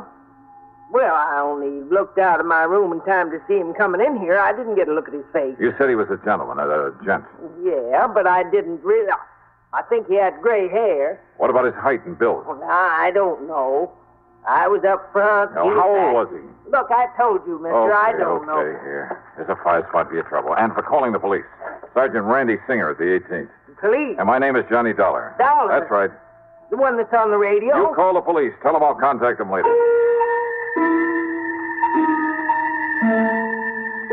Rocky Harrison had changed his appearance once before, 7 years ago. He'd never known how I'd got on his trail. The only one who did was Randy Singer at the 18th Precinct. But I'd found him by using the same corny trick that he had used. Maybe that trick might work again, if he'd return to his old haunts. All right, then, item 3, a bucket of quarters at the nearest drugstore for some goop to plaster down my hair. Item 4, $1 for some black hair dye. Item 5, 78 cents for a jug of peroxide. Getting rid of the tan I usually have took time, was a lot of work, but it gave me a few days to raise a small mustache. I dyed that black also. Item 6, $20 for some clothing, including a couple of aprons. In some of these joints, you have to furnish your own. Then, item 7, $31 for a pair of thick glasses that I could see through all right, but that gave me a headache. But it was the waste of time that got me down. Working there 4 solid nights, hoping nobody gets suspicious of me. Working where and why, and the reason for the silly getup, well, you figure it out. Okay, there you are, Willie. One old-fashioned, one double Gibson. Good, thanks, Joey. And there's the ticket on them. For what? Yeah, right there, right in front of you. Oh, sure. Now, what's the matter with you? Can't you see? Why don't you get them glasses changed? Oh, they're okay, Joey. Oh, yeah, sure they are. Ain't you going to take a drink to the table? Huh? Oh, that's right. Willie, I've been tending bar here at the Purple Hat since the place opened up. But you are the punchiest waiter I ever seen, and that's a fact. Here you are, gents. An old-fashioned and a double Gibson. Well, you took long enough to get them. I'm sorry, mister. The other way around. The double Gibson's mine. Oh, yes, sir. Well, here's to prosperity, Barney. Yeah. Would you just like to order tenant now? No, later. Yes, sir. I'll wait then. Yeah, you do that. All right now, Rocky. Waiter. Yes, sir. Go get yourself a drink. It's on me. Well, I'm afraid the management would exactly like it. Okay, then just for moose. We'll call you when we want another one. Yes, sir. Now, Rocky, Barney, you fool. Don't you ever call me that again. Call me Tilson. Sorry, Mr. Stupid. It's tough, Mr. Tilson. Rocky Harrison. Oh, it was luck, dumb luck. He'd been in there alone 3 nights running, but believe me, I hadn't recognized him, wouldn't have recognized him now if his pal there at the table hadn't slipped up and called him by name. Since probation, he disappeared for only one reason, to change his appearance completely. He'd grown a beard, a full head of hair, and he bleached it almost white. He'd put on 20 or 25 pounds, had his buck teeth fixed, and it made a big difference. What's more, of course, I hadn't seen him since he'd been sent up the river. As for his pal, Rocky had called him Barney. Sure. Bernard Little, one of the cleverest big-time fences the NYPD had ever known about, on whom they'd been able to pin absolutely nothing. Sure, it was a natural. Rocky had the jewels stashed away somewhere. Barney knew it and was willing to recut him and fence them out for him. Maybe if I was real lucky, I could nail them both. During their meal, I stayed close to them as much as possible, but it got me nowhere. Whenever I was in hearing, their conversation was meaningless. That's right, Barney. Just tell him that Edward Tilson said it. Of course, Mr. Tilson. Be glad to use your name. Well, I'm certain they'll do all right by you. What's more, they were both trying to make it oh so plain that Rocky's name was Edward Tilson. And I wondered, had Rocky by any chance seen through this corny disguise of mine? But apparently not. Okay, waiter, here you are. Thank you, sir. I'll have you changed in a minute. It's all right, boy. You can keep the change. Thanks very much, sir. Well, shall we get up? Shall we leave, Mr. Tilson? I'm all ready. I'd like to look up the owner and compliment him on his chef. Why not? Good dinner, wasn't it, Tilson? Excellent. Now, if we can find the owner's office. If they could find the owner's office, they made a beeline for it. And that told me something else. The owner, Pete Monester, had been away when I was hired. Now he was back in town. And he probably knew more about Rocky, more about the jewels than he'd ever admitted to the police. I wished I'd planted a bug in Monester's office. I'd like to hear what went on in there. But I hadn't, so I couldn't. Instead, I cleared off the table, and since my hitch for the night was over, I went back into the locker room, changed into my street clothes. As I was about to leave... Don't bother, buddy. Your name's Willie, ain't it? Yes, sir, Willie Pagano. My name's Pete Monester. I own this joint. I've been away a couple of weeks. Oh, how are you, sir, Mr. Here's Monster? your pay and a few bucks severance. You beat up fired? That's right. I done something wrong, Mr.? No, it's just that we got enough waivers without you. Shouldn't have hired anybody while I was gone anyway. Just go on out by the back way. Well, sure, sir, but if I thought I'd done something wrong, I could... We just don't need you. That door will tie you over until you get another job.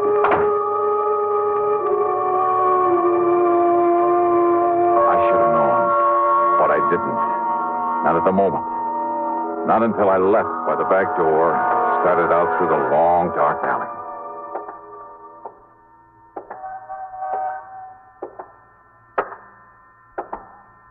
Just a minute. Huh? You're the waiter we had tonight, aren't you? Yeah, that's right. You made a real good waiter. Real good, see? So? So I got something for you, Dollar. Here. No, All right, now, Dollar. You think I'm going to leave you alive? No, Rocky, put that thing away. No, don't bring the cops. It's all right, Barney. I'm just going to use the butt of it like this.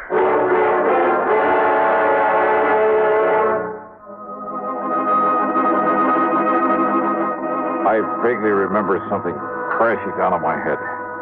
And if you think people don't see stars, you're wrong. Half conscious, I braced myself for another blow, but it never came. Instead of crazy mixture of sounds, noises, a lot of footsteps, a barrage of gunfire, sirens, a lot of cars breaking to a stop. Only it was all like in a dream. I came to the next morning and I found myself in a hospital bed, a doctor leaning over me with a hypo in his hand. Then, sometime later... Well, looks like the doctor was right, doesn't it? Huh? Randy. Yeah, a slug of something to make you sleep for a while really worked. You're going to be okay, except maybe for a big head. Randy Singer. Lieutenant Singer to you, Buster. Son of a gun, Johnny. When are you going to learn to let me know when you're working around this town, huh? Was it you came along? That's right, like the U.S. Marines. Well, how did you know they were going to waylay me there in that alley? I didn't. I hadn't the least idea. Didn't even know it was you they were jumping. You and that crazy getup, that black hair and the mustache and those thick glasses. Then I don't understand, Randy. Johnny, I've had a bunch of the boys on Rocky Harrison for over a week. You have? Sure, ever since that stoolie whiskey soda told me about him being in town. It was you told me where to look for him. I? When? 7 years ago. The first time you found him in the purple hat. So we've been tailing him for days. Well, if I'd have known that. You think you're the only one that thought he might sometime lead us to those jewels? You found him, Randy? No, and now, thanks to you, it looks like we may as well give up. What do you mean, thanks to me? You just stay in bed. When the boys saw what was happening there in the alley, they moved in. Yeah? When Rocky and Barney started throwing lead, well, the boys kind of thought they'd better answer back. So Rocky and Barney are dead. So now, how are we going to find out where those diamonds are stashed away, huh? Do you know where Rocky was living? Sure, we've been all through his place and Barney Little's place. Nothing. Since we don't know of anybody else who might have been in with him. Oh, you don't, huh? What do you mean, Johnny? Well, Randy, I've suddenly got a crazy idea that maybe I can bluff my way into finding those jewels. You what? Come on, help me get into my clothes.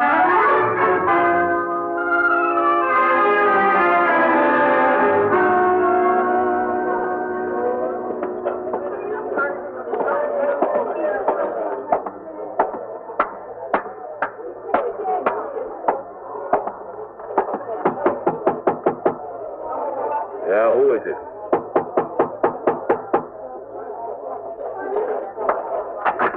Yeah, who are you? Johnny Dollar, Pete, as if you didn't know. Just a minute. Dollar, did you say? That's right. Well, there's something a little familiar about you. Oh, come off it, Pete. Now, waiter. Oh, that stupid waiter I fired last night. Rocky Harrison told you who I was. If you're wondering how I know that, just look at that bug fastened to the underside of your desk. A bug? A microphone? Why, I don't believe it. Hold it, Pete. You try opening one of those drawers, reaching for a gun, I pull this trigger. Okay, Dollar, okay. I also heard them tell you when to let me go out into that dark alley. Oh, look, how was I to know what they wanted you out there for? I also heard enough to know where the only jewels are. Open up that safe, Pete. Oh, yeah? Open it. You crazy? Now, listen, Dollar, put down that gun for a minute. Open it up. Now, look, maybe we can make a deal. 7 years of hunting for him, Pete. So it's become an obsession with me. Maybe it has made me a little crazy. Now, listen, yeah, I was crazy enough to put on that phony disguise to get into this place to find Rocky Harrison. Listen, Dollar, all right. So I'm crazy enough to blast you down and blow that safe if I have to. You understand that? And there's nothing, you or anything else, is going to keep me from getting those jewels. First you go. No. Yes. You mean it? Oh, yeah, Pete, I mean it. Well? Okay, Dollar. I'll get you the rocks.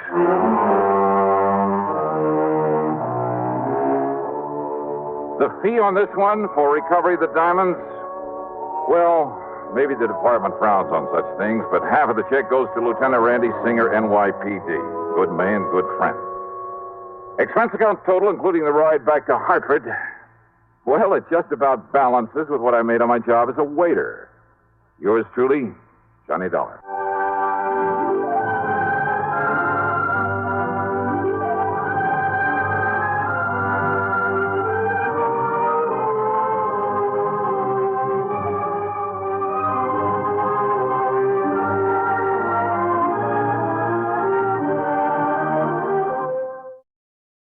From Hollywood, it's time now for Johnny Dollar.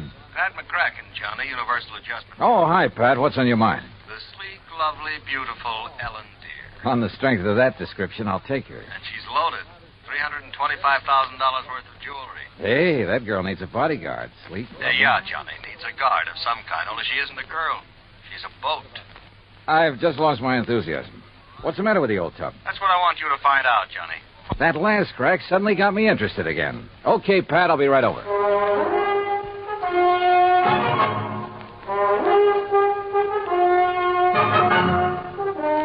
Bob Bailey in the exciting adventures of the man with the action-packed expense account. America's fabulous freelance insurance investigator. Yours truly, Johnny Dollar.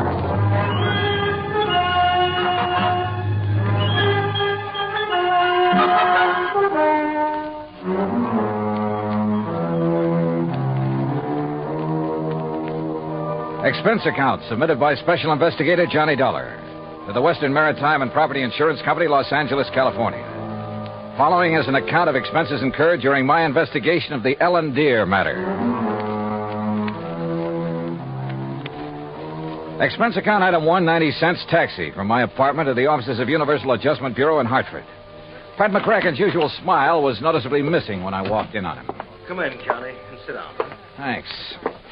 Oh, and you're to bill Western Maritime and Property on this one instead of us. Okay, but how are you involved? We handle all their claims that are of any size. Story. You ever hear of Randolph Berman? I know of a jeweler down in New York. That's the one. And if you know him, Johnny, you've been putting too much gravy in your expense account. I said no of him. Didn't he bring in the Star of Cape Town and the Kamandu Emerald? That's right. Everybody seems to think he's a crook, and yet somehow he manages to handle some of the finest jewels in the world. How could an honest man afford it? Yeah. This time it's the Bettenhaus collection. It's out of Hungary. Oh, yeah, I read about that. Only I thought somebody down in Mexico owned it. Yeah, a fellow named Rigo Mariani down in Guadalajara. He's the one who sold it to Randolph Berman. Okay, now. Is this Ellen Deer you mentioned Berman's wife? No. Former wife. He's on about his fifth. All beautiful, dumb dolls. But more important, it's the name of his 72-foot motor cruiser. And the Bermans have been traveling around in it, down the coast, through the canal, along the coast of Central America, and so on. Anyhow, when he got word that the Bettenhaus collection could be had, he wasted no time in getting to Guadalajara. And that's where Western Maritime and Property comes in. Right. They had already written a policy on the boat for $52,000. Their main office in Los Angeles was close at hand, so he had them write the policy on the jewels. Is that where Berman is now, in Los Angeles? Oh, no. He's still in Mexico. Didn't want to move with those priceless rocks until he was certain of the insurance. And before Western would write it, of course, they wanted the collection appraised. Naturally. But who in Mexico? Jacques Jean-Pierre, the famous gemologist, was right there in Guadalajara, to look over the collection himself. So he made the appraisal. The policy has been issued. $325,000. I still don't see anything wrong with the whole deal, Pat. There isn't anything wrong with it yet. But in spite of Berman's standing in the profession, his reputation, it isn't everything it might be. Yeah, come to think of it, wasn't there a killing or two involved in this acquisition of the Star of Cape Town? There have been several things like that. He's been involved in attempts to smuggle in some valuable pieces. He always managed somehow to come out smelling like a rose. Legally, perfectly clean, you understand? But you still don't trust him? Oh, no.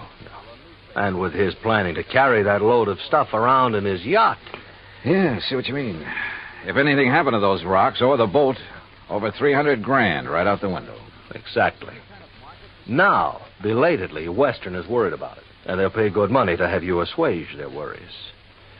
You have a Mexican tourist card? Sure, from my last fishing trip down there. And I think you better go down and guard that collection until Berman gets it safely up into the States. He's considered quite the host. He'll probably be perfectly willing to have you aboard. Now, this is the kind of assignment I like. Yachting in the Blue Pacific. But surely he hasn't got his boat parked in Guadalajara. That's over 100 miles inland. No, it's at Mazatlan. And from what I've been able to learn, it's surrounded by armed guards day and night while he has some engine work done. But as soon as that's finished, he'll head north to the States. So he says. Got a branch office in Los Angeles. He'll probably deliver the collection there. I just want to be sure he gets there, Johnny. Okay, Pat. You can wire the boys at Weston that I'm on my way. Item 2, $191.40, plane fare and incidentals, Hartford to Mazatlan via Los Angeles. The first leg of the flight to L.A. was uneventful, except for a good-looking young blonde from Santa Barbara, whom I promised to look up as soon as this case is... Well, that's not for the expense account. When we arrived at the Los Angeles International Airport, I learned that I'd have a three-quarter-hour wait for my plane to Mazatlan. So I grabbed a magazine, that's item 3, 35 cents, when I heard my name being called on the PA system. Johnny Dollar, report to Pan American Airways desk. With the thought in mind that perhaps my little friend from the plane might have decided to stay over in L.A. Her name was Rita, by the way. I lost no time in getting over to the Pan Am desk. Mr. Dollar? Yeah? Johnny Dollar? That's right. I'm Arthur, Western Maritime and Property Insurance Company. Oh, yeah. How do, Mr. Arthur? Planning to go on down to Mazatlan with me? No. But, meet Monsieur Jacques Jean-Pierre. Monsieur Dollar, I am honored. How are you, Mr. Jean-Pierre? This is the gentleman who appraised the Bettenhouse collection for us. Oh, yes, I am an expert. So they could issue the policy on it to Mr. Berman. Oh, yes. Yes, he's done this sort of thing for us many times. Oh, I do not have I'm many. afraid that he's brought us rather bad news. Something's already happened to the collection? Well, not exactly. Not for the whole collection. No, not the whole... Please. That is, I'm not quite sure. What I mean is... Yeah, just what do you mean, Mr. Arthur? Perhaps I should explain to Monsieur Dollar, eh? Well, I think somebody better. Yes, you go ahead, Jacques. Yeah, very well. And while you're doing it, I'll cancel the rest of Mr. Dollar's reservation to Mazatlan. Yes, I'll do that. Oh, Claire... Oh, no, wait a minute. First, let me find out what this is all about. Oui. Oh, very well. Jacques here was in Guadalajara when the Bettenhouse collection became available for purchase. Yes, Monsieur Dollar. I had gone there in the hope that some of the pieces might be purchased separately. So? Alas, such was not the case. The Mariani firm decided to dispose of the collection only as a whole. I see.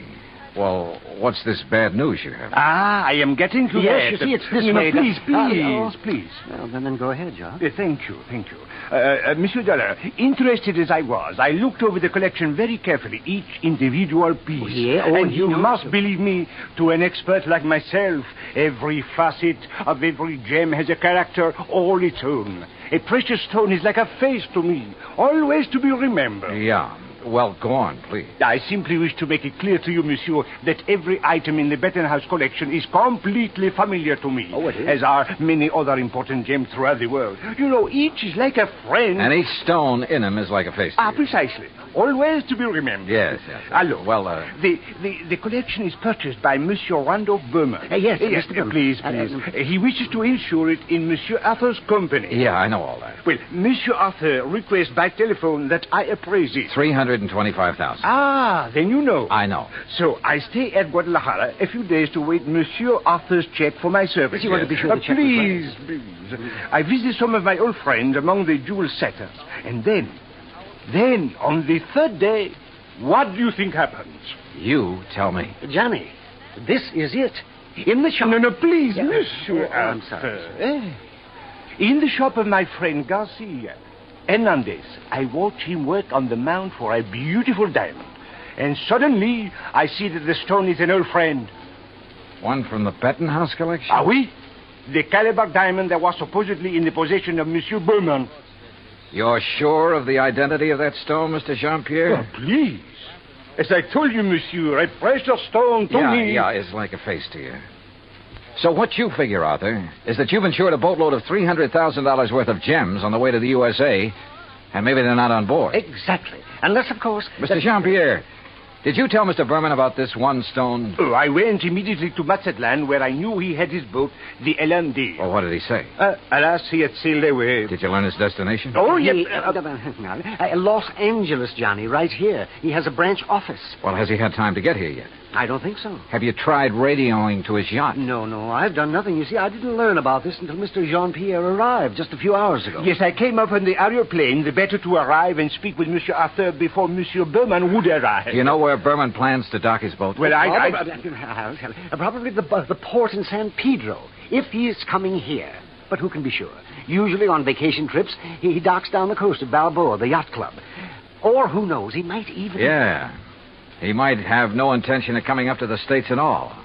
He might not even have the jewels with him. Arthur, do you know where his branch office is? Oh, yes. It's in Los Angeles. Well, actually, it's in Beverly Hills. Got a car? Yeah. Then let's go. Though he couldn't quite put his finger on it, Arthur was convinced that Randolph Berman was up to something and that his insurance company was going to have to take the rap. On the way into Berman's Beverly Hills office, we dropped Jean-Pierre at the Beverly Hilton and told him to sit tight in case we needed him again. Berman's office was in a nice modern building on South Beverly Drive, tastefully furnished with pictures of various famous jewels on the walls, but with nothing of particular value in evidence. However, I did notice that one wall held a built-in vault big enough for a reasonably sized bank. We were approached by a hand-rubbing, obsequious little character dressed in striped pants and cutaway coat and wearing thick glasses. Good morning, gentlemen. Is there any way I may be of service to you? Yeah, I think there is. Are you the... Mr. Arthur, forgive me. I didn't recognize you for a moment. Mr. Corello, this is Mr. Johnny Dollar. Hi. How do you do? Is there something I may show you, Mr. Dollar? Some little bauble, perhaps, for a charming lady? Well, not at the moment, Mr. Corello. Oh, Mr. Arthur, there's no reason to mail this to you. Let me see now. Oh, yes, here it is. Here is a request for slight revision of the policy on the Bettenhouse collection. Oh? What's this? Well, the wire was sent by Mr. Berman just before he embarked for Massabland. I was going to put it into letter form to be more What's proper, it say? but... Well, now here, I'll read this. Please request Arthur revise Bettenhouse policy. Exclude Calabar diamonds. Value $4,000, which I have sold private party in Guadalajara. Oh, well, we kind of guessed wrong, didn't we, Johnny? Mr. Corello. Yes? Has Mr. Berman wired you whether he's coming here? Oh, of course he is, with that collection. When?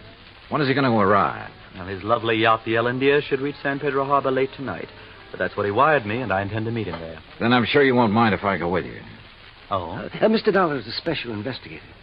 Investigator? Well, actually, I'm here just to help Mr. Berman protect that collection. Oh, excellent. Then you can arrange for the police escort. Yes, and alert the harbor police to guard the Ellendeer, as Mr. Berman requested.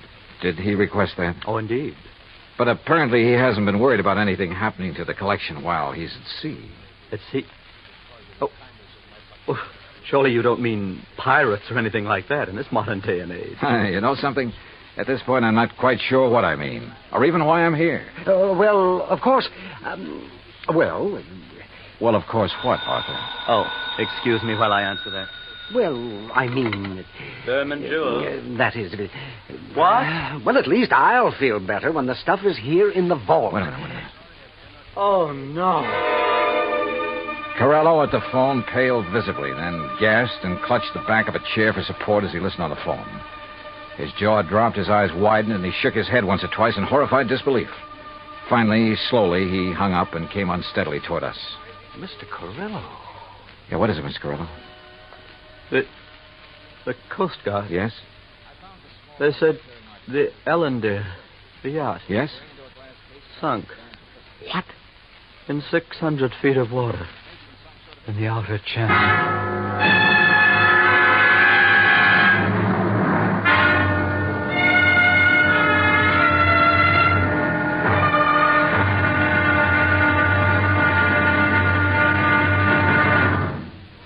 Act Two of yours truly, Johnny Dollar, in just a moment. Democracy. What has it to do with money, the medium of exchange of mankind? A couple of thousand years ago, it was said that money alone sets the world in motion. That's one way of saying that money and economy are virtually one and the same thing. The economy of a nation depends on its commerce. Commerce depends on manufacturing and services. It has been proven that those nations which practice democracy have the greatest economics. That means money, more money for more people, and a greater freedom of opportunity to earn a higher standard of living. That's why democracy provides mankind with its richest legacy of freedom. Now, Act Two of yours truly, Johnny Dollar, and the Ellendeer Matter.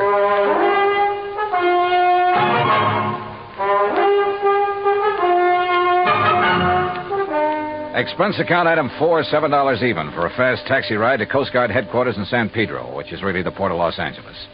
By dint of elbowing my way in, I got directly to Captain Barney Thorson. Afraid you got only half the story, Mr. Dollar.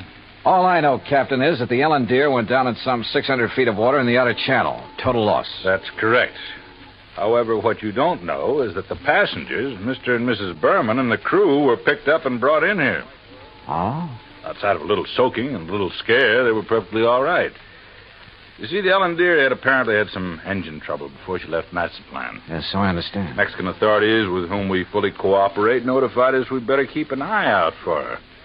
So when she reached the channel, we weren't surprised to get a radio call from her asking us to stand by that Universal joint was kicking up.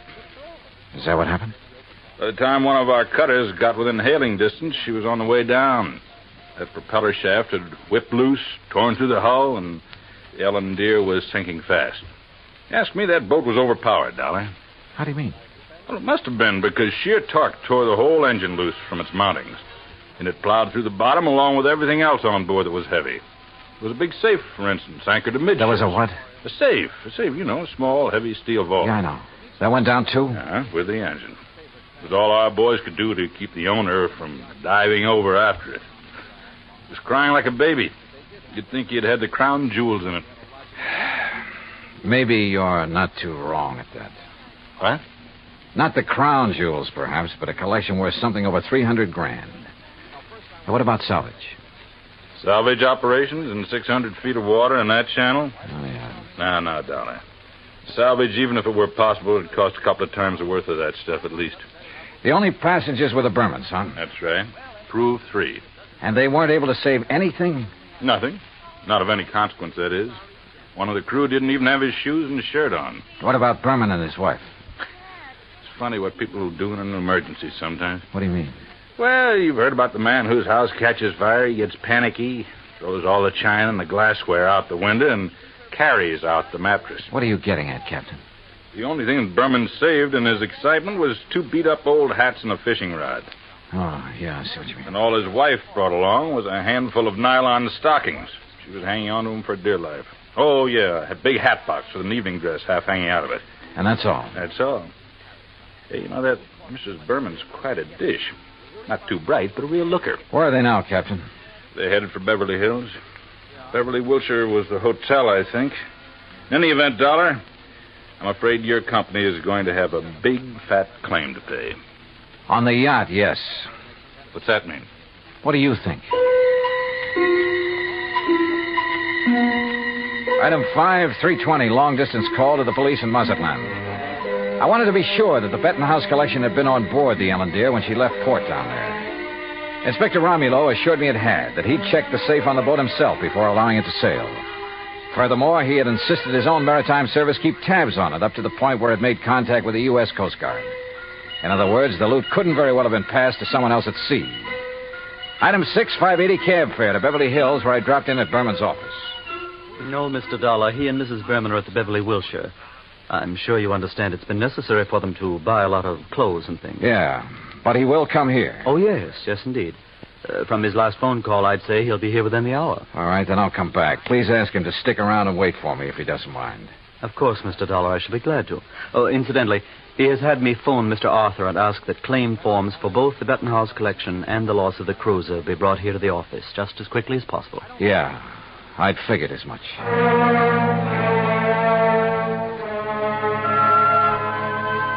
Berman wasn't wasting any time. Oh, I know there still wasn't any concrete evidence that Berman was trying to pull a fast one. Ostensibly, the only reason for my trip out here was to watch over that fabulous jewel collection. A lot of good I'd been. He'd lost the collection and his boat, and the company'd have to pay. Then a wild idea hit me. I suddenly remembered something that had happened months ago. Last July, to be exact, when a big passenger liner, the Andrea Doria, had sunk off the Atlantic coast. According to the papers, when the survivors were brought into the port, the usual customs inspection was waived. And it occurred to me at the time that every one of those people could have easily smuggled in anything he could carry or conceal in his clothing. I'm not saying it did happen. I'm sure it didn't. But it could have. And if such an idea occurred to me, why not to a man like Berman, who was already pretty well known for his tricks to evade customs? Item 6, 20 cents, phone call to the Coast Guard and Captain Thorson. Thorson speaking. Johnny Dollar, Captain. Answer me just one question, will you? Sure, what? When you brought them in, were the Bermans required to pass through customs? Well, no, of course not. There'd hardly be any reason to... Thank you very much.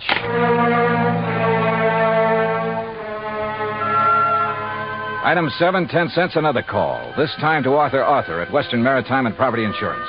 You caught me in the nick of time, Johnny. I was just walking out the door. On your way to Berman's office? Why, yes. With a handful of claims forms? Yes. Now listen, get there as fast as you can. Get there ahead of him. What? So that you can see if he brings anything into the office, like the Bettenhouse collection. What? Though I doubt if he'd be that foolish. Foolish or not, how could he, Johnny? That collection, unfortunately, is at the bottom of the ocean. Listen to me. Keep him there. Maybe on the pretext of having to wait for me. Any reason you can think of. I'm afraid I don't understand. Just hold him until I get there, understand? Very well, Johnny. But what are you going to do? Arthur, I may have to break in and rob a hotel room. I went out and stationed myself across the street from the Beverly Wilshire. 5 minutes later, I saw Randolph Berman walk out the front door and head east on Wilshire Boulevard in the direction of his office on Beverly Drive.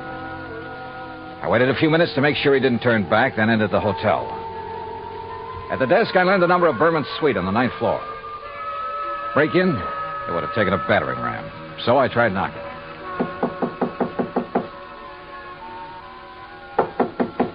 All right. You don't have to bust down the door.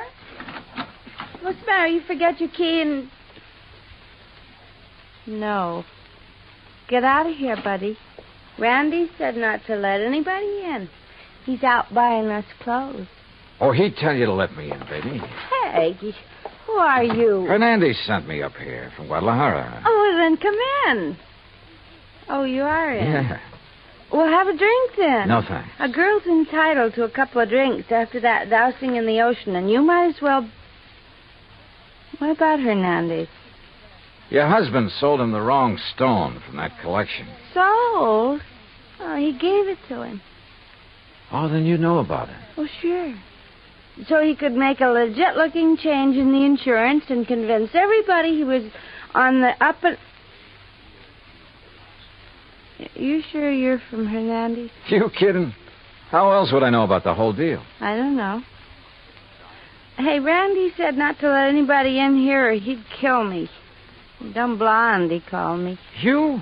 A smart, beautiful girl like you? Oh, hey, you're okay. My name's Vi. Come on, let's have a drink. No, thanks. Listen, Vi. I've got to get the right stone from that collection, the caliber diamond. Then I'll leave this one I've got in my pocket here. Which one you got? Let me see it. Oh, no, only Mr. Berman. And only when he gives me the caliber. Well, which one you got there, huh? Well, never mind. I'll show it to Mr. Berman. I just want to see it. Not until I get the caliber from the collection. So, if he isn't here, if he's taken it to the office, I'll just... You think he's crazy? Let everybody know he... Let me see the one you have, huh? Look, I just told you. Anyway, how do I know I can trust you? I didn't even see you in Guadalajara. Oh, now you sound like Randy. Dumb blonde, he said. Keep the door locked. But I let the bellboy in with the drinks, and I let you in, didn't I? Well, let me see the one you got. Will you, if I get you the other one? From the hat box that didn't have to go through customs? How did you know? Hey, you're a cutie. I bet you read about the Andrew Dorsey, just like Randy did. Come on, now let's have Where's a the look. hat box, Vi? Now, wait a minute. Maybe I am dumb. Who did you say you are? Where's the hat box? No, I won't tell you. You get out of here. Now, without the collection, Vi. No, you can't. Randy would kill me. He'd kill me if he even knew I let you in here. Who are you? Johnny Dollar, insurance investigator. Oh, please, Johnny, get out of here. The stuff in the bedroom? You can't go in there. I mean it. He'd kill me. Sorry, but that's your worry. Oh, no. Stop it or I'll set your eyes out. Now Hey, you get... pull in those claws, baby. No, you... Well, I hate to do this, but... No, help! Oh, yeah, that's right. Get the manager up here. Get the police up here. Police? Oh, no. Oh, yes. Then you'd really be in trouble. You'd be better off if Berman tried to kill you. Now, where's the stuff? It's in the closet, on the floor, in the hat box. Thanks.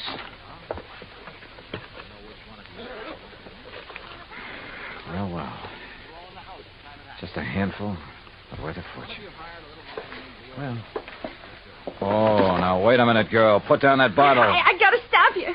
He'd kill me, don't you understand? Just for letting you in here. You don't know him. Look, baby, you're in this thing deep enough as it is. Don't try to make it any worse for yourself. But when he finds out that I... Listen. Yeah, he's come back. And I open up. Get my hands full. What'll I do? Where'll I go? Right here, behind this closet door. Quick. Johnny, Just darling. stay there. Hang on to that bottle and think over what I told you about getting in deep. Hi, where'd you get these drinks? You let somebody in here. Bellboy? Why, you half-witted bird brain, I told you. Who are you? The name is Dollar, Mr. Berman. Insurance dick? I just dropped by to pick up the Bettenhouse collection. Put it down, Dollar. I'm a good shot with this thing. Yeah. And it wouldn't be the first time you killed over a handful of jewelry, would it? That's right. Won't be the last. But you'll never know about it. Now, where's Vi? How should I know? She let you in here? I'll murder that dizzy blonde. That dizzy blonde is a lot smarter than you think. Where is she? What do you mean? By helping me, she has a chance of getting out of this mess you've involved her in, of getting out clean. That dirty two-timing... Dollar, I'm going to kill you. You'd even like to involve her in that, too, wouldn't you? Thanks for the idea. I'll make it look like she killed you. Oh, no,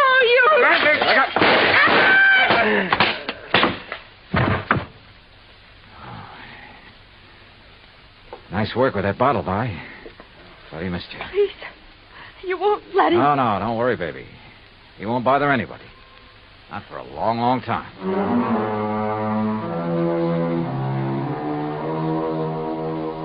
Item 8, $245 even. Incidentals during a couple of days of relaxation under the California sun and transportation back to Hartford.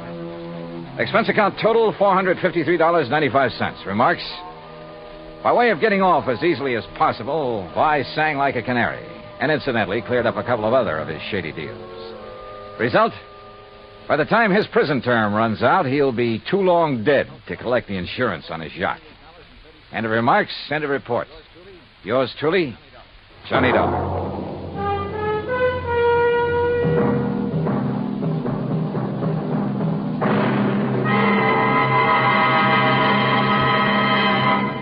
Now, here is our star to tell you about next week's story. Next week, the DeSalle matter. And I promise you a double-barrel thrill in it. Join us, won't you?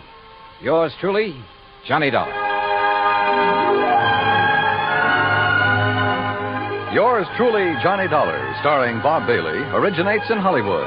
It is produced and directed by Jack Johnstone, who also wrote tonight's story.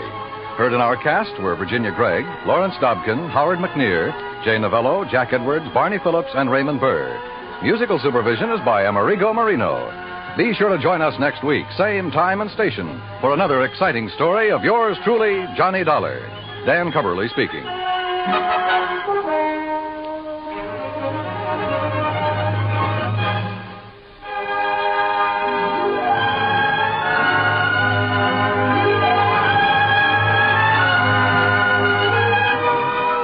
Johnny Dollar has come to you through the worldwide facilities of the United States Armed Forces Radio and Television Service.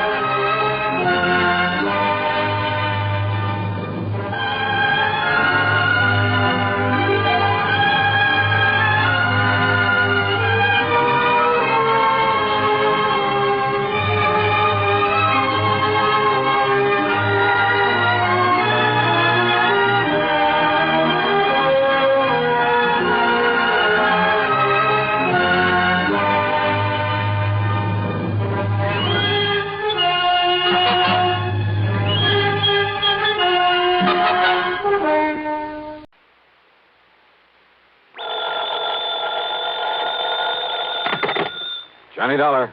This is Al Turner at New Britain Mutual. Hi, Al. What goes with you these days? Johnny, one of our important clients is very anxious to get in touch with you. Says that she's an old friend of yours. Oh, who's that? Her name is Mrs. Virginia Haskell. Virginia Haskell? That's right. Sorry, Al, but I'm afraid I never heard of her. Before she got married, about a year ago, her name was Van Doren. Chinny Van Doren? Yes. Oh, well, now that's something else again. And I mean something. Well, then you do know her. One of the most delectable bits of feminine pulchritude I ever ran up against. Believe me, a young man's fancy didn't have to wait for spring to turn to thoughts of her. Now, what's that mean? Oh, Al, even I had serious ideas about that gal at one time. Oh? Yeah, right after college. Isn't every kid of that age intrigued by the idea of marrying into a fortune? And very beautiful. At least she was when I knew her. Still is, Johnny. So she's married to somebody by the name of Haskell, huh? Gordon Haskell. They live on Birch Brook Road, down in Bronxville, New York. Funny. What? Well, when I knew her, that blonde charmer didn't have eyes for anybody but Paul Snowden. Who's Paul Snowden? Childhood sweetheart, that sort of thing. Poor boy, making good on his own, you know the bit. Ah, yes. Too proud to marry her because of her money. But she swore that she'd never marry anybody else, that he was her one true love. But I guess she changed her mind. What did she want to see me about, Al? She didn't say. She did make it clear, however, that it has to do with some of the family insurance. Well, that's as good an excuse as any. Well, then, do you want to run on down there? For a longing look at the gorgeous Ginny Van Doren? But it'll cost you money, Al. Listen, Johnny, with the premiums we get for all the insurance she carries, life, house, property, and so on, the sky's the limit. Brother, have you stuck your neck out? Well, now, that doesn't mean you have Albert, to... I'll be in touch.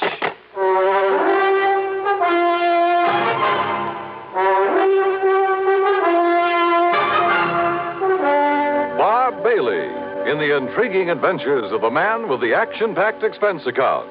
America's fabulous freelance insurance investigator. Yours truly, Johnny Dollar.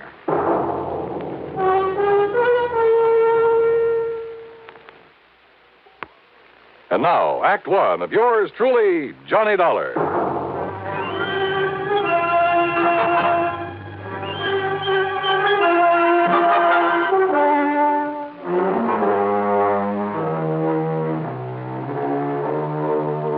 Expense account submitted by Special Investigator Johnny Dollar to the New Britain Mutual Insurance Company Home Office, Hartford, Connecticut.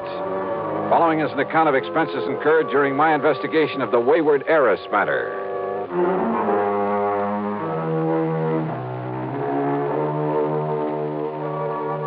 I decided it might be handy to have my own car along for this one, so expense account item 1, $4.25 for a tank full of gas. I picked up the freeway and headed south and west to fashionable Westchester County, New York. To me, Bronxville has always been one of New York's most charming suburbs. Only about 20 miles north of the big city, it's full of beautiful homes with lots of trees and expensive landscape properties. There's a lot of wealth in Bronxville.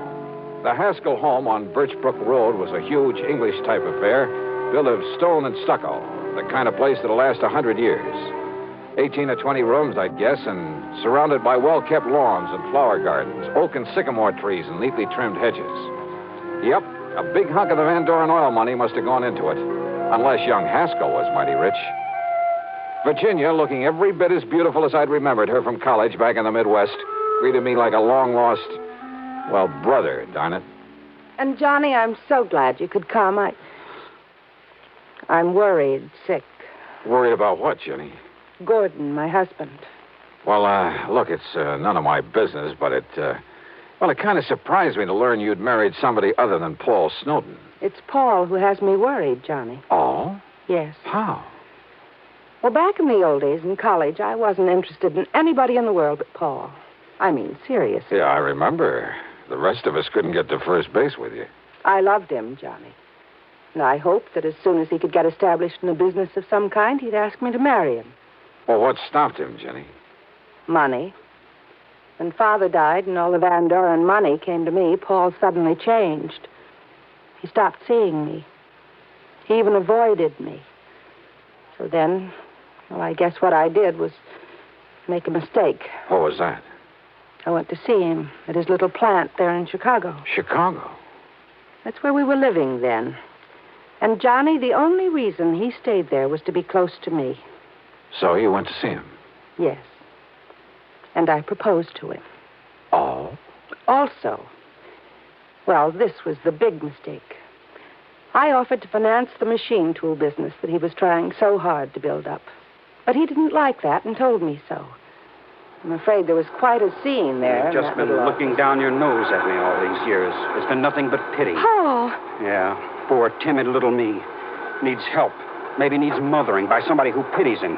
By somebody who can afford to support him. Paul, that isn't true. Then why do you come offering help, offering money? I don't want pity. Somebody holding up my head for me. I've got to work this out alone. It may take me a long time, but I'm not going to...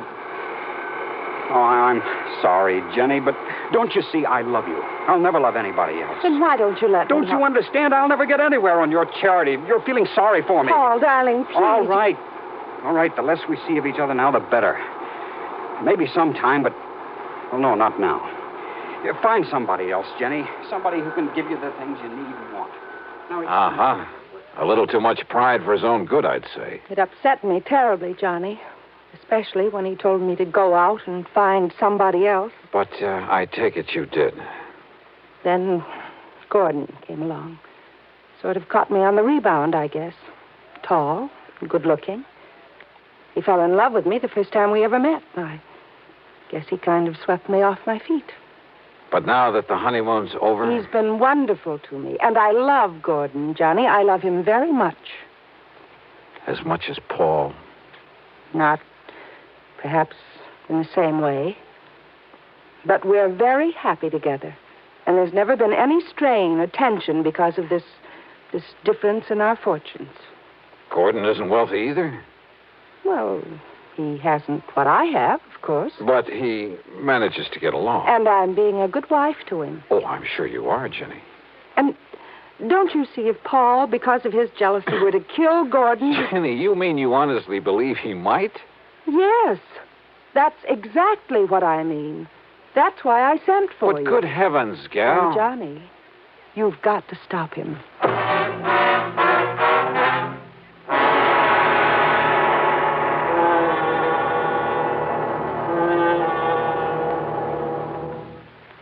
And now, Act Two of yours truly, Johnny Dollar and the Wayward Heiress Matter.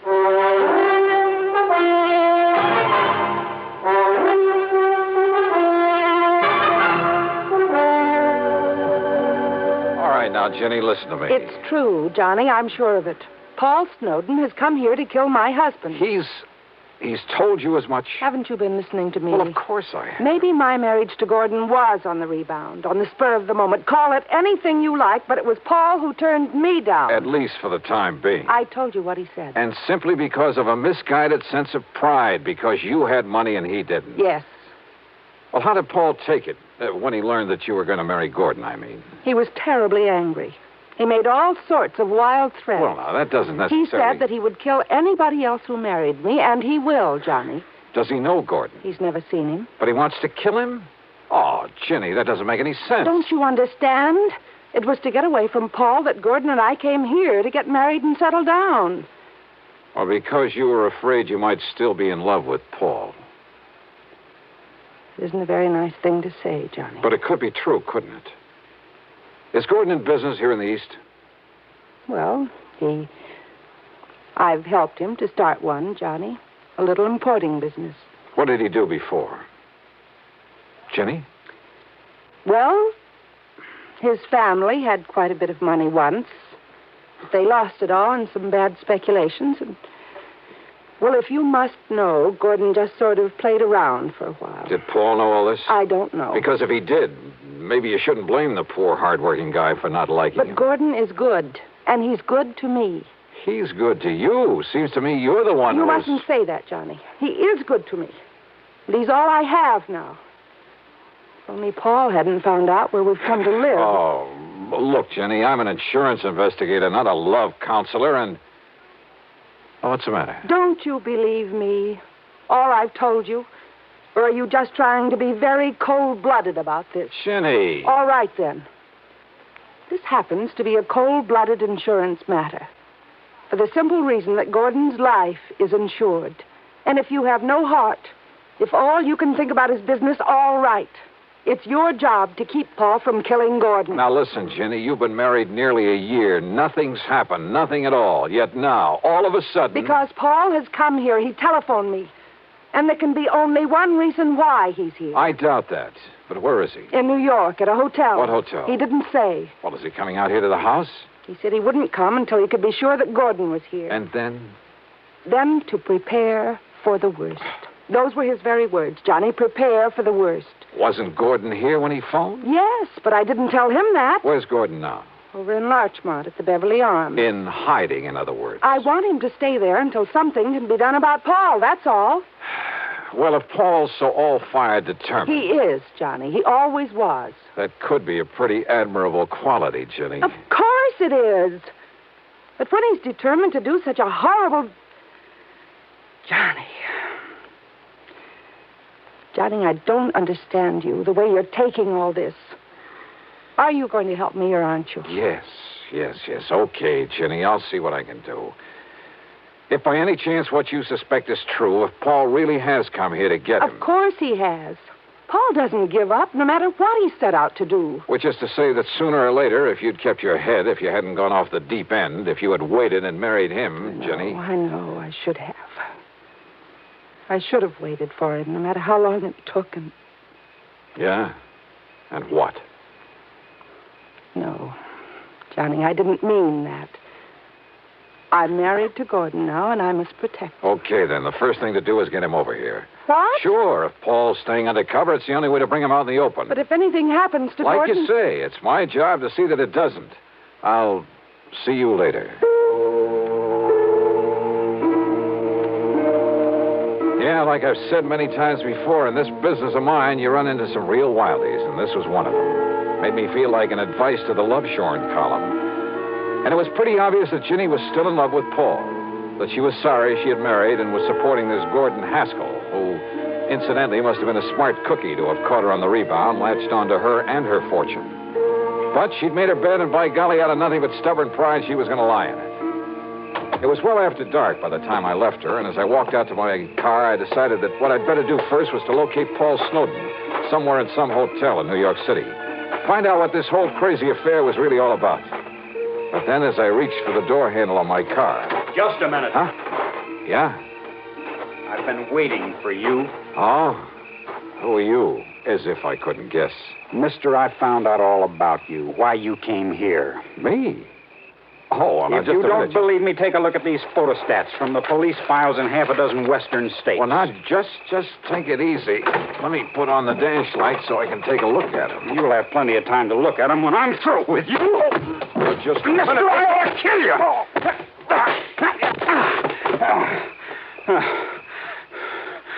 All right, now. You want some more? Johnny, what on earth's going on out there? Huh? Johnny? What? Johnny! Oh, no. Paul! Paul, what have you done to Johnny Dollar? Johnny! Oh, dear, this is terrible. Well, it ain't exactly good. That was Paul. I saw him. Yeah, so I figured. He must have found out that I sent for you. Why, if I hadn't come out of the house to see what the noise was all about, he might... Don't you see, Johnny? Don't you believe me now when I say he's come here to kill Gordon? Jenny, I guess if you didn't convince me, Paul has.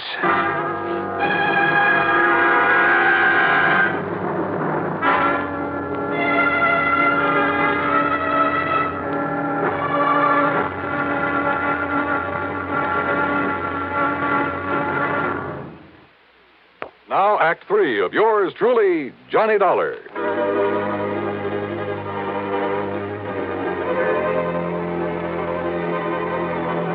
I went back into the house with Ginny's help, and a good stiff drink plus her tender menstruations brought me back to normal. I suppose I could make all sorts of excuses about having been caught off guard, but I won't. Paul Snowden had a good pair of fists, and he knew how to use them. My plan had been to call on the New York City police for help in locating Paul, but now this had suddenly become a personal matter. And yet, wait a minute. Ginny. Yes, Johnny. Are you feeling... Listen, didn't you tell me that Paul and your husband Gordon didn't know each other, had never met? Yes. What about those papers, the photostats? Papers? And we've been thinking that Paul jumped me because he'd found out you'd called me in to protect Gordon. Of course. Well, it just happens we were wrong. Oh, Johnny, I don't understand. Listen, I'll be right back. But, Johnny, he may still be out there somewhere. I wouldn't be at all surprised. Well, but, Johnny, don't you... I found no sign of Paul or the papers he'd shoved at me. But I was certain that he was still in the neighborhood, waiting. But not for me. I jumped into my car, drove away, then circled around the block, parked, and sneaked into the house the back way. Johnny, I thought it was Gordon coming in this back door. I phoned him that Paul had been here. Yeah? What'd he say? Only that until Paul is taken care of, he'd better get out of town. But, Johnny, that's such a... Oh, great. And yet, if he plans on being away for any length of time... Excuse me a minute. Yeah, there was a chance, a bare chance, that this whole thing could come to a head very quickly, with a bit of luck. I opened the front door, then called out into the darkness beyond the porch. Paul?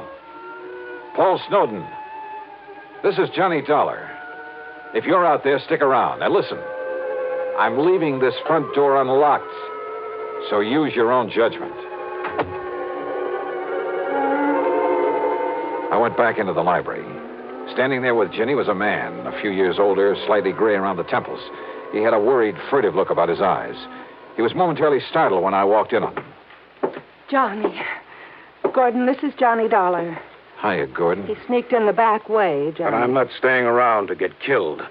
Now listen, Virginia. Gordon, it'll be all right now. No, I don't know who Dollar is or why you've called him in, but I'm not staying around here with Paul Snowden gunning for me. You're afraid of him, Gordon? Wouldn't you be?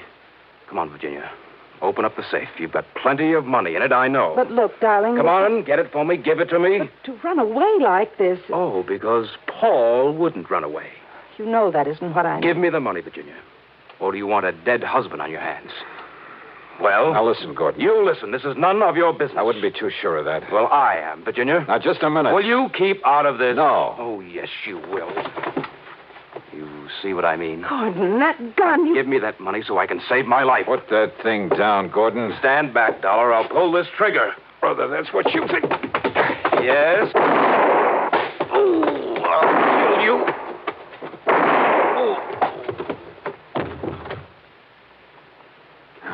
Thanks, Paul. I aimed low, Dollar. I'm afraid he'll live. Yeah, he'll be okay. Should have killed him, I guess. But I'd rather see him face the courts. Oh, what are you talking about? Those photostats you have? Yeah. Police files all over the West. He has a record as long as your arm, under various names. Wealthy women. Married them, took their money. Oh, no. Yes, Jenny. And some of them... Well, he killed them.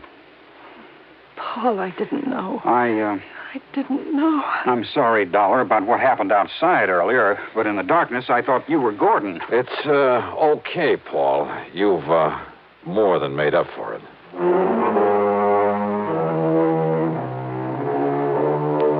Well, maybe Paul and Ginny will finally get together for keeps. I don't know. I don't even know whether I care. I'm just glad I wasn't involved. That is, any more than I was. Expense account total, including mileage of my car back to Hartford, a lousy $10. Yours truly, Johnny Dollar.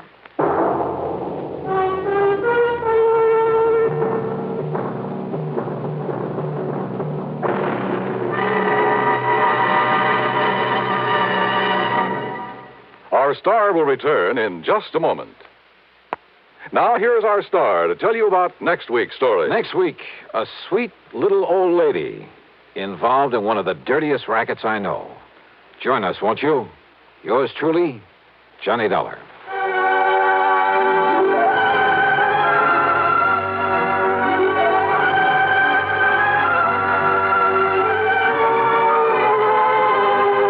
Yours truly, Johnny Dollar, starring Bob Bailey, originates in Hollywood and is written, produced, and directed by Jack Johnstone.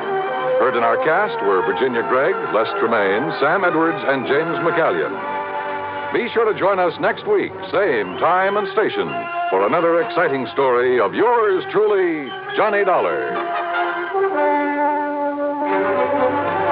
This is Dan Cubberly speaking.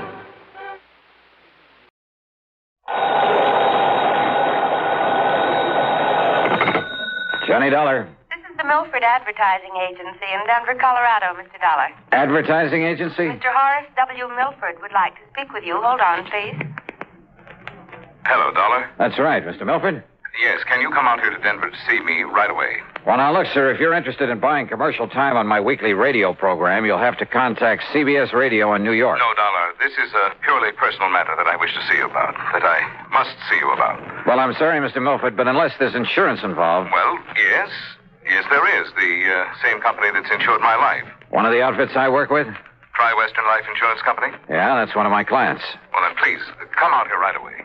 Well, I'd better check first with the company and get their authorization to... What was that? No, by all means, do not contact the insurance company. Not yet. Well, there's a little matter of my expense account. That will be taken care of, most adequately. Okay, whatever you say. Now, what's this all about, Mr. Milford? Mr. Dollar, here on the phone, I can only tell you it's a matter of preventing... Yeah? Yes? Of preventing a murder.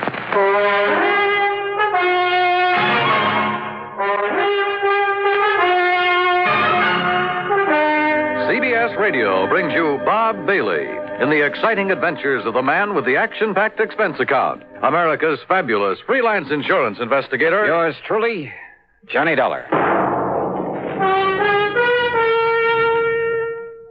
And now, Act One of yours truly, Johnny Dollar.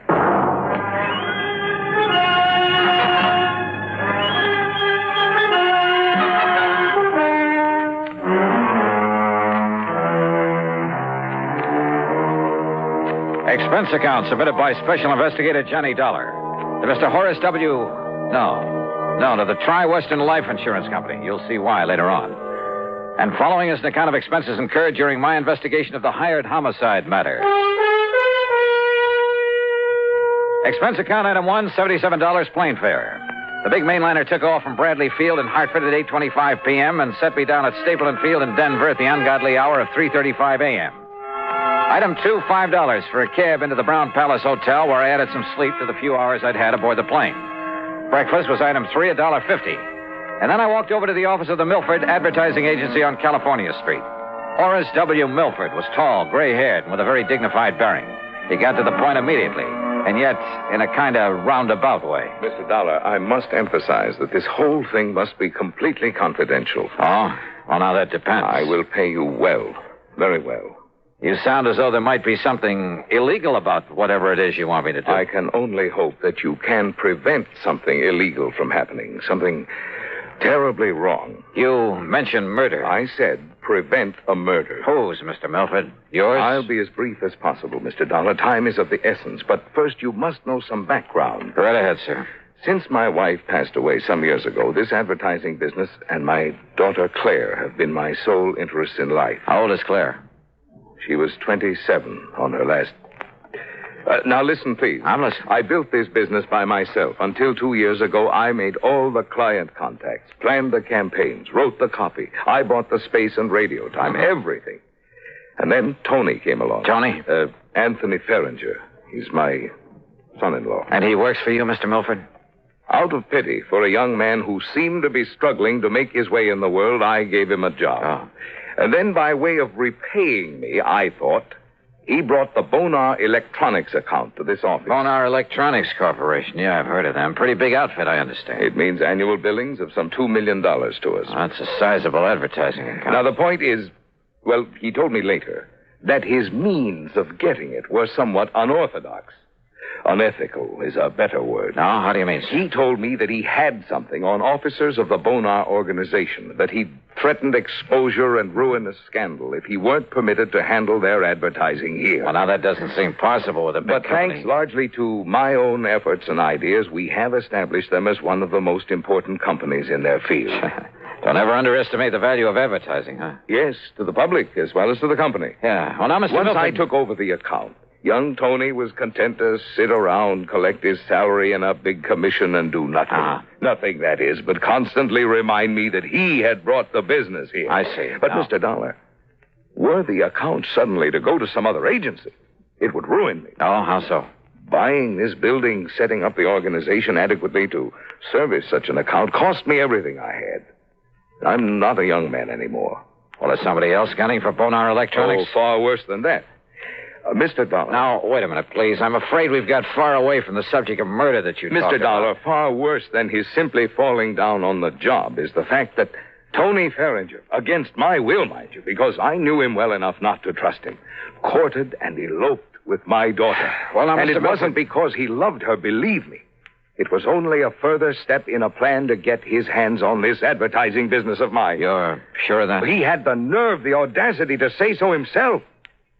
I can see him now, sitting right there where you are, with a smirk on his face, blandly telling me that now that he'd lost her, he'd have to resort to other tactics. Oh, wait a minute. That he'd have to take this important account away from me by opening his own agency, and that I couldn't stop him. Wait a minute, please. You said lost her. What did you mean by that? Because of his duplicity, what he'd done to me, because of the miserable way he treated and tortured her. Claire, my daughter, my only child. Claire took her own life. Oh, I'm sorry. Oh, the shock of it almost killed me, Dollar. Tony Farringer was bringing my whole life crashing and crushing down upon my head. I hated him. With every fiber of my being, I was beside myself. I could see only one thing left for me to do. Milford, please, but if you're leading up to then what my I think clients you at are. Bonar came to me 2 days ago, and they told me they realized what had happened and why. And they assured me there was nothing Tony could do or say that would hurt them, and that they would stand by me. Well, that straightened me out, Mr. Dollar. It made me realize that killing Tony, there was no point, no use in it. Well, I'm glad of that, sir. But then I'm afraid I don't see why you sent for me. Because it was too late. What? Because I had already hired a man, a professional killer. To murder him? Yes. Well, then, good heavens, man, call him off. I can't. Sure, get in touch with him and... What do you mean you can't? There's no possible way for me to reach him, contact him, until after he's murdered Tony Farringer.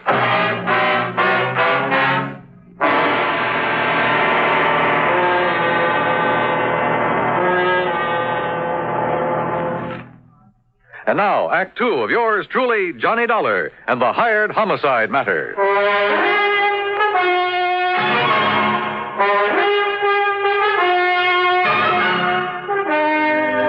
Now, wait a minute, Mr. Milford. You mean there's no way to reach this hired killer to call him off, to tell him not to murder Tony Farringer? No, none whatever. But look here, you can't just Mr. stand... Dollar, when the only thing I wanted in life was to see him dead for all the terrible things he did to me and to my daughter, I went about arranging it very carefully. How?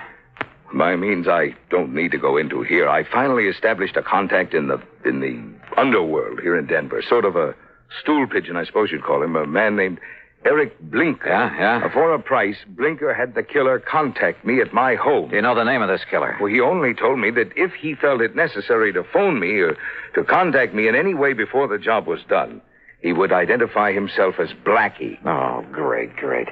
Then the only thing you can do is contact this Eric Blinker again. No. Tell him to call off Blackie. Have Blackie get in touch with you. No, Mr. What do you mean, no?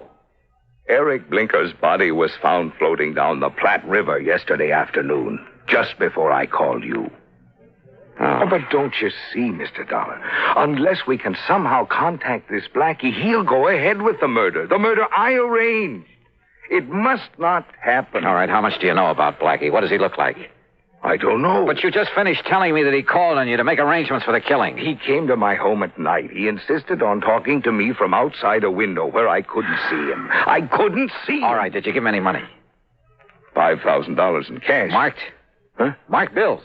No. Oh, fine. Well, he said that if any of the money was marked in any way, that he would know about it and that he wouldn't hesitate to kill me. All right. When was he to do the job? He would only say by the end of the week. And this is Friday. This is Friday. And you can't give me anything to go on to find this man, Blackie? Nothing, unless he calls. Well, if that happens, you don't need me. Mr. Milford. Yes? Have you told Tony Farringer anything of this? Good heavens, Dollar, you don't know the man.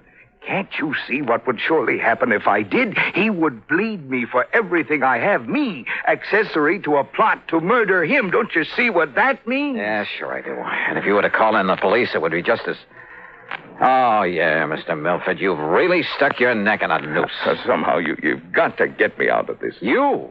What about Tony? Right guy or wrong, he's the one who's going to be killed. Well, I meant stop this thing. I don't want his blood on my hands, not anymore. Somehow you've got to stop this killing. Oh, yeah, sure, great. But how? You got any good ideas?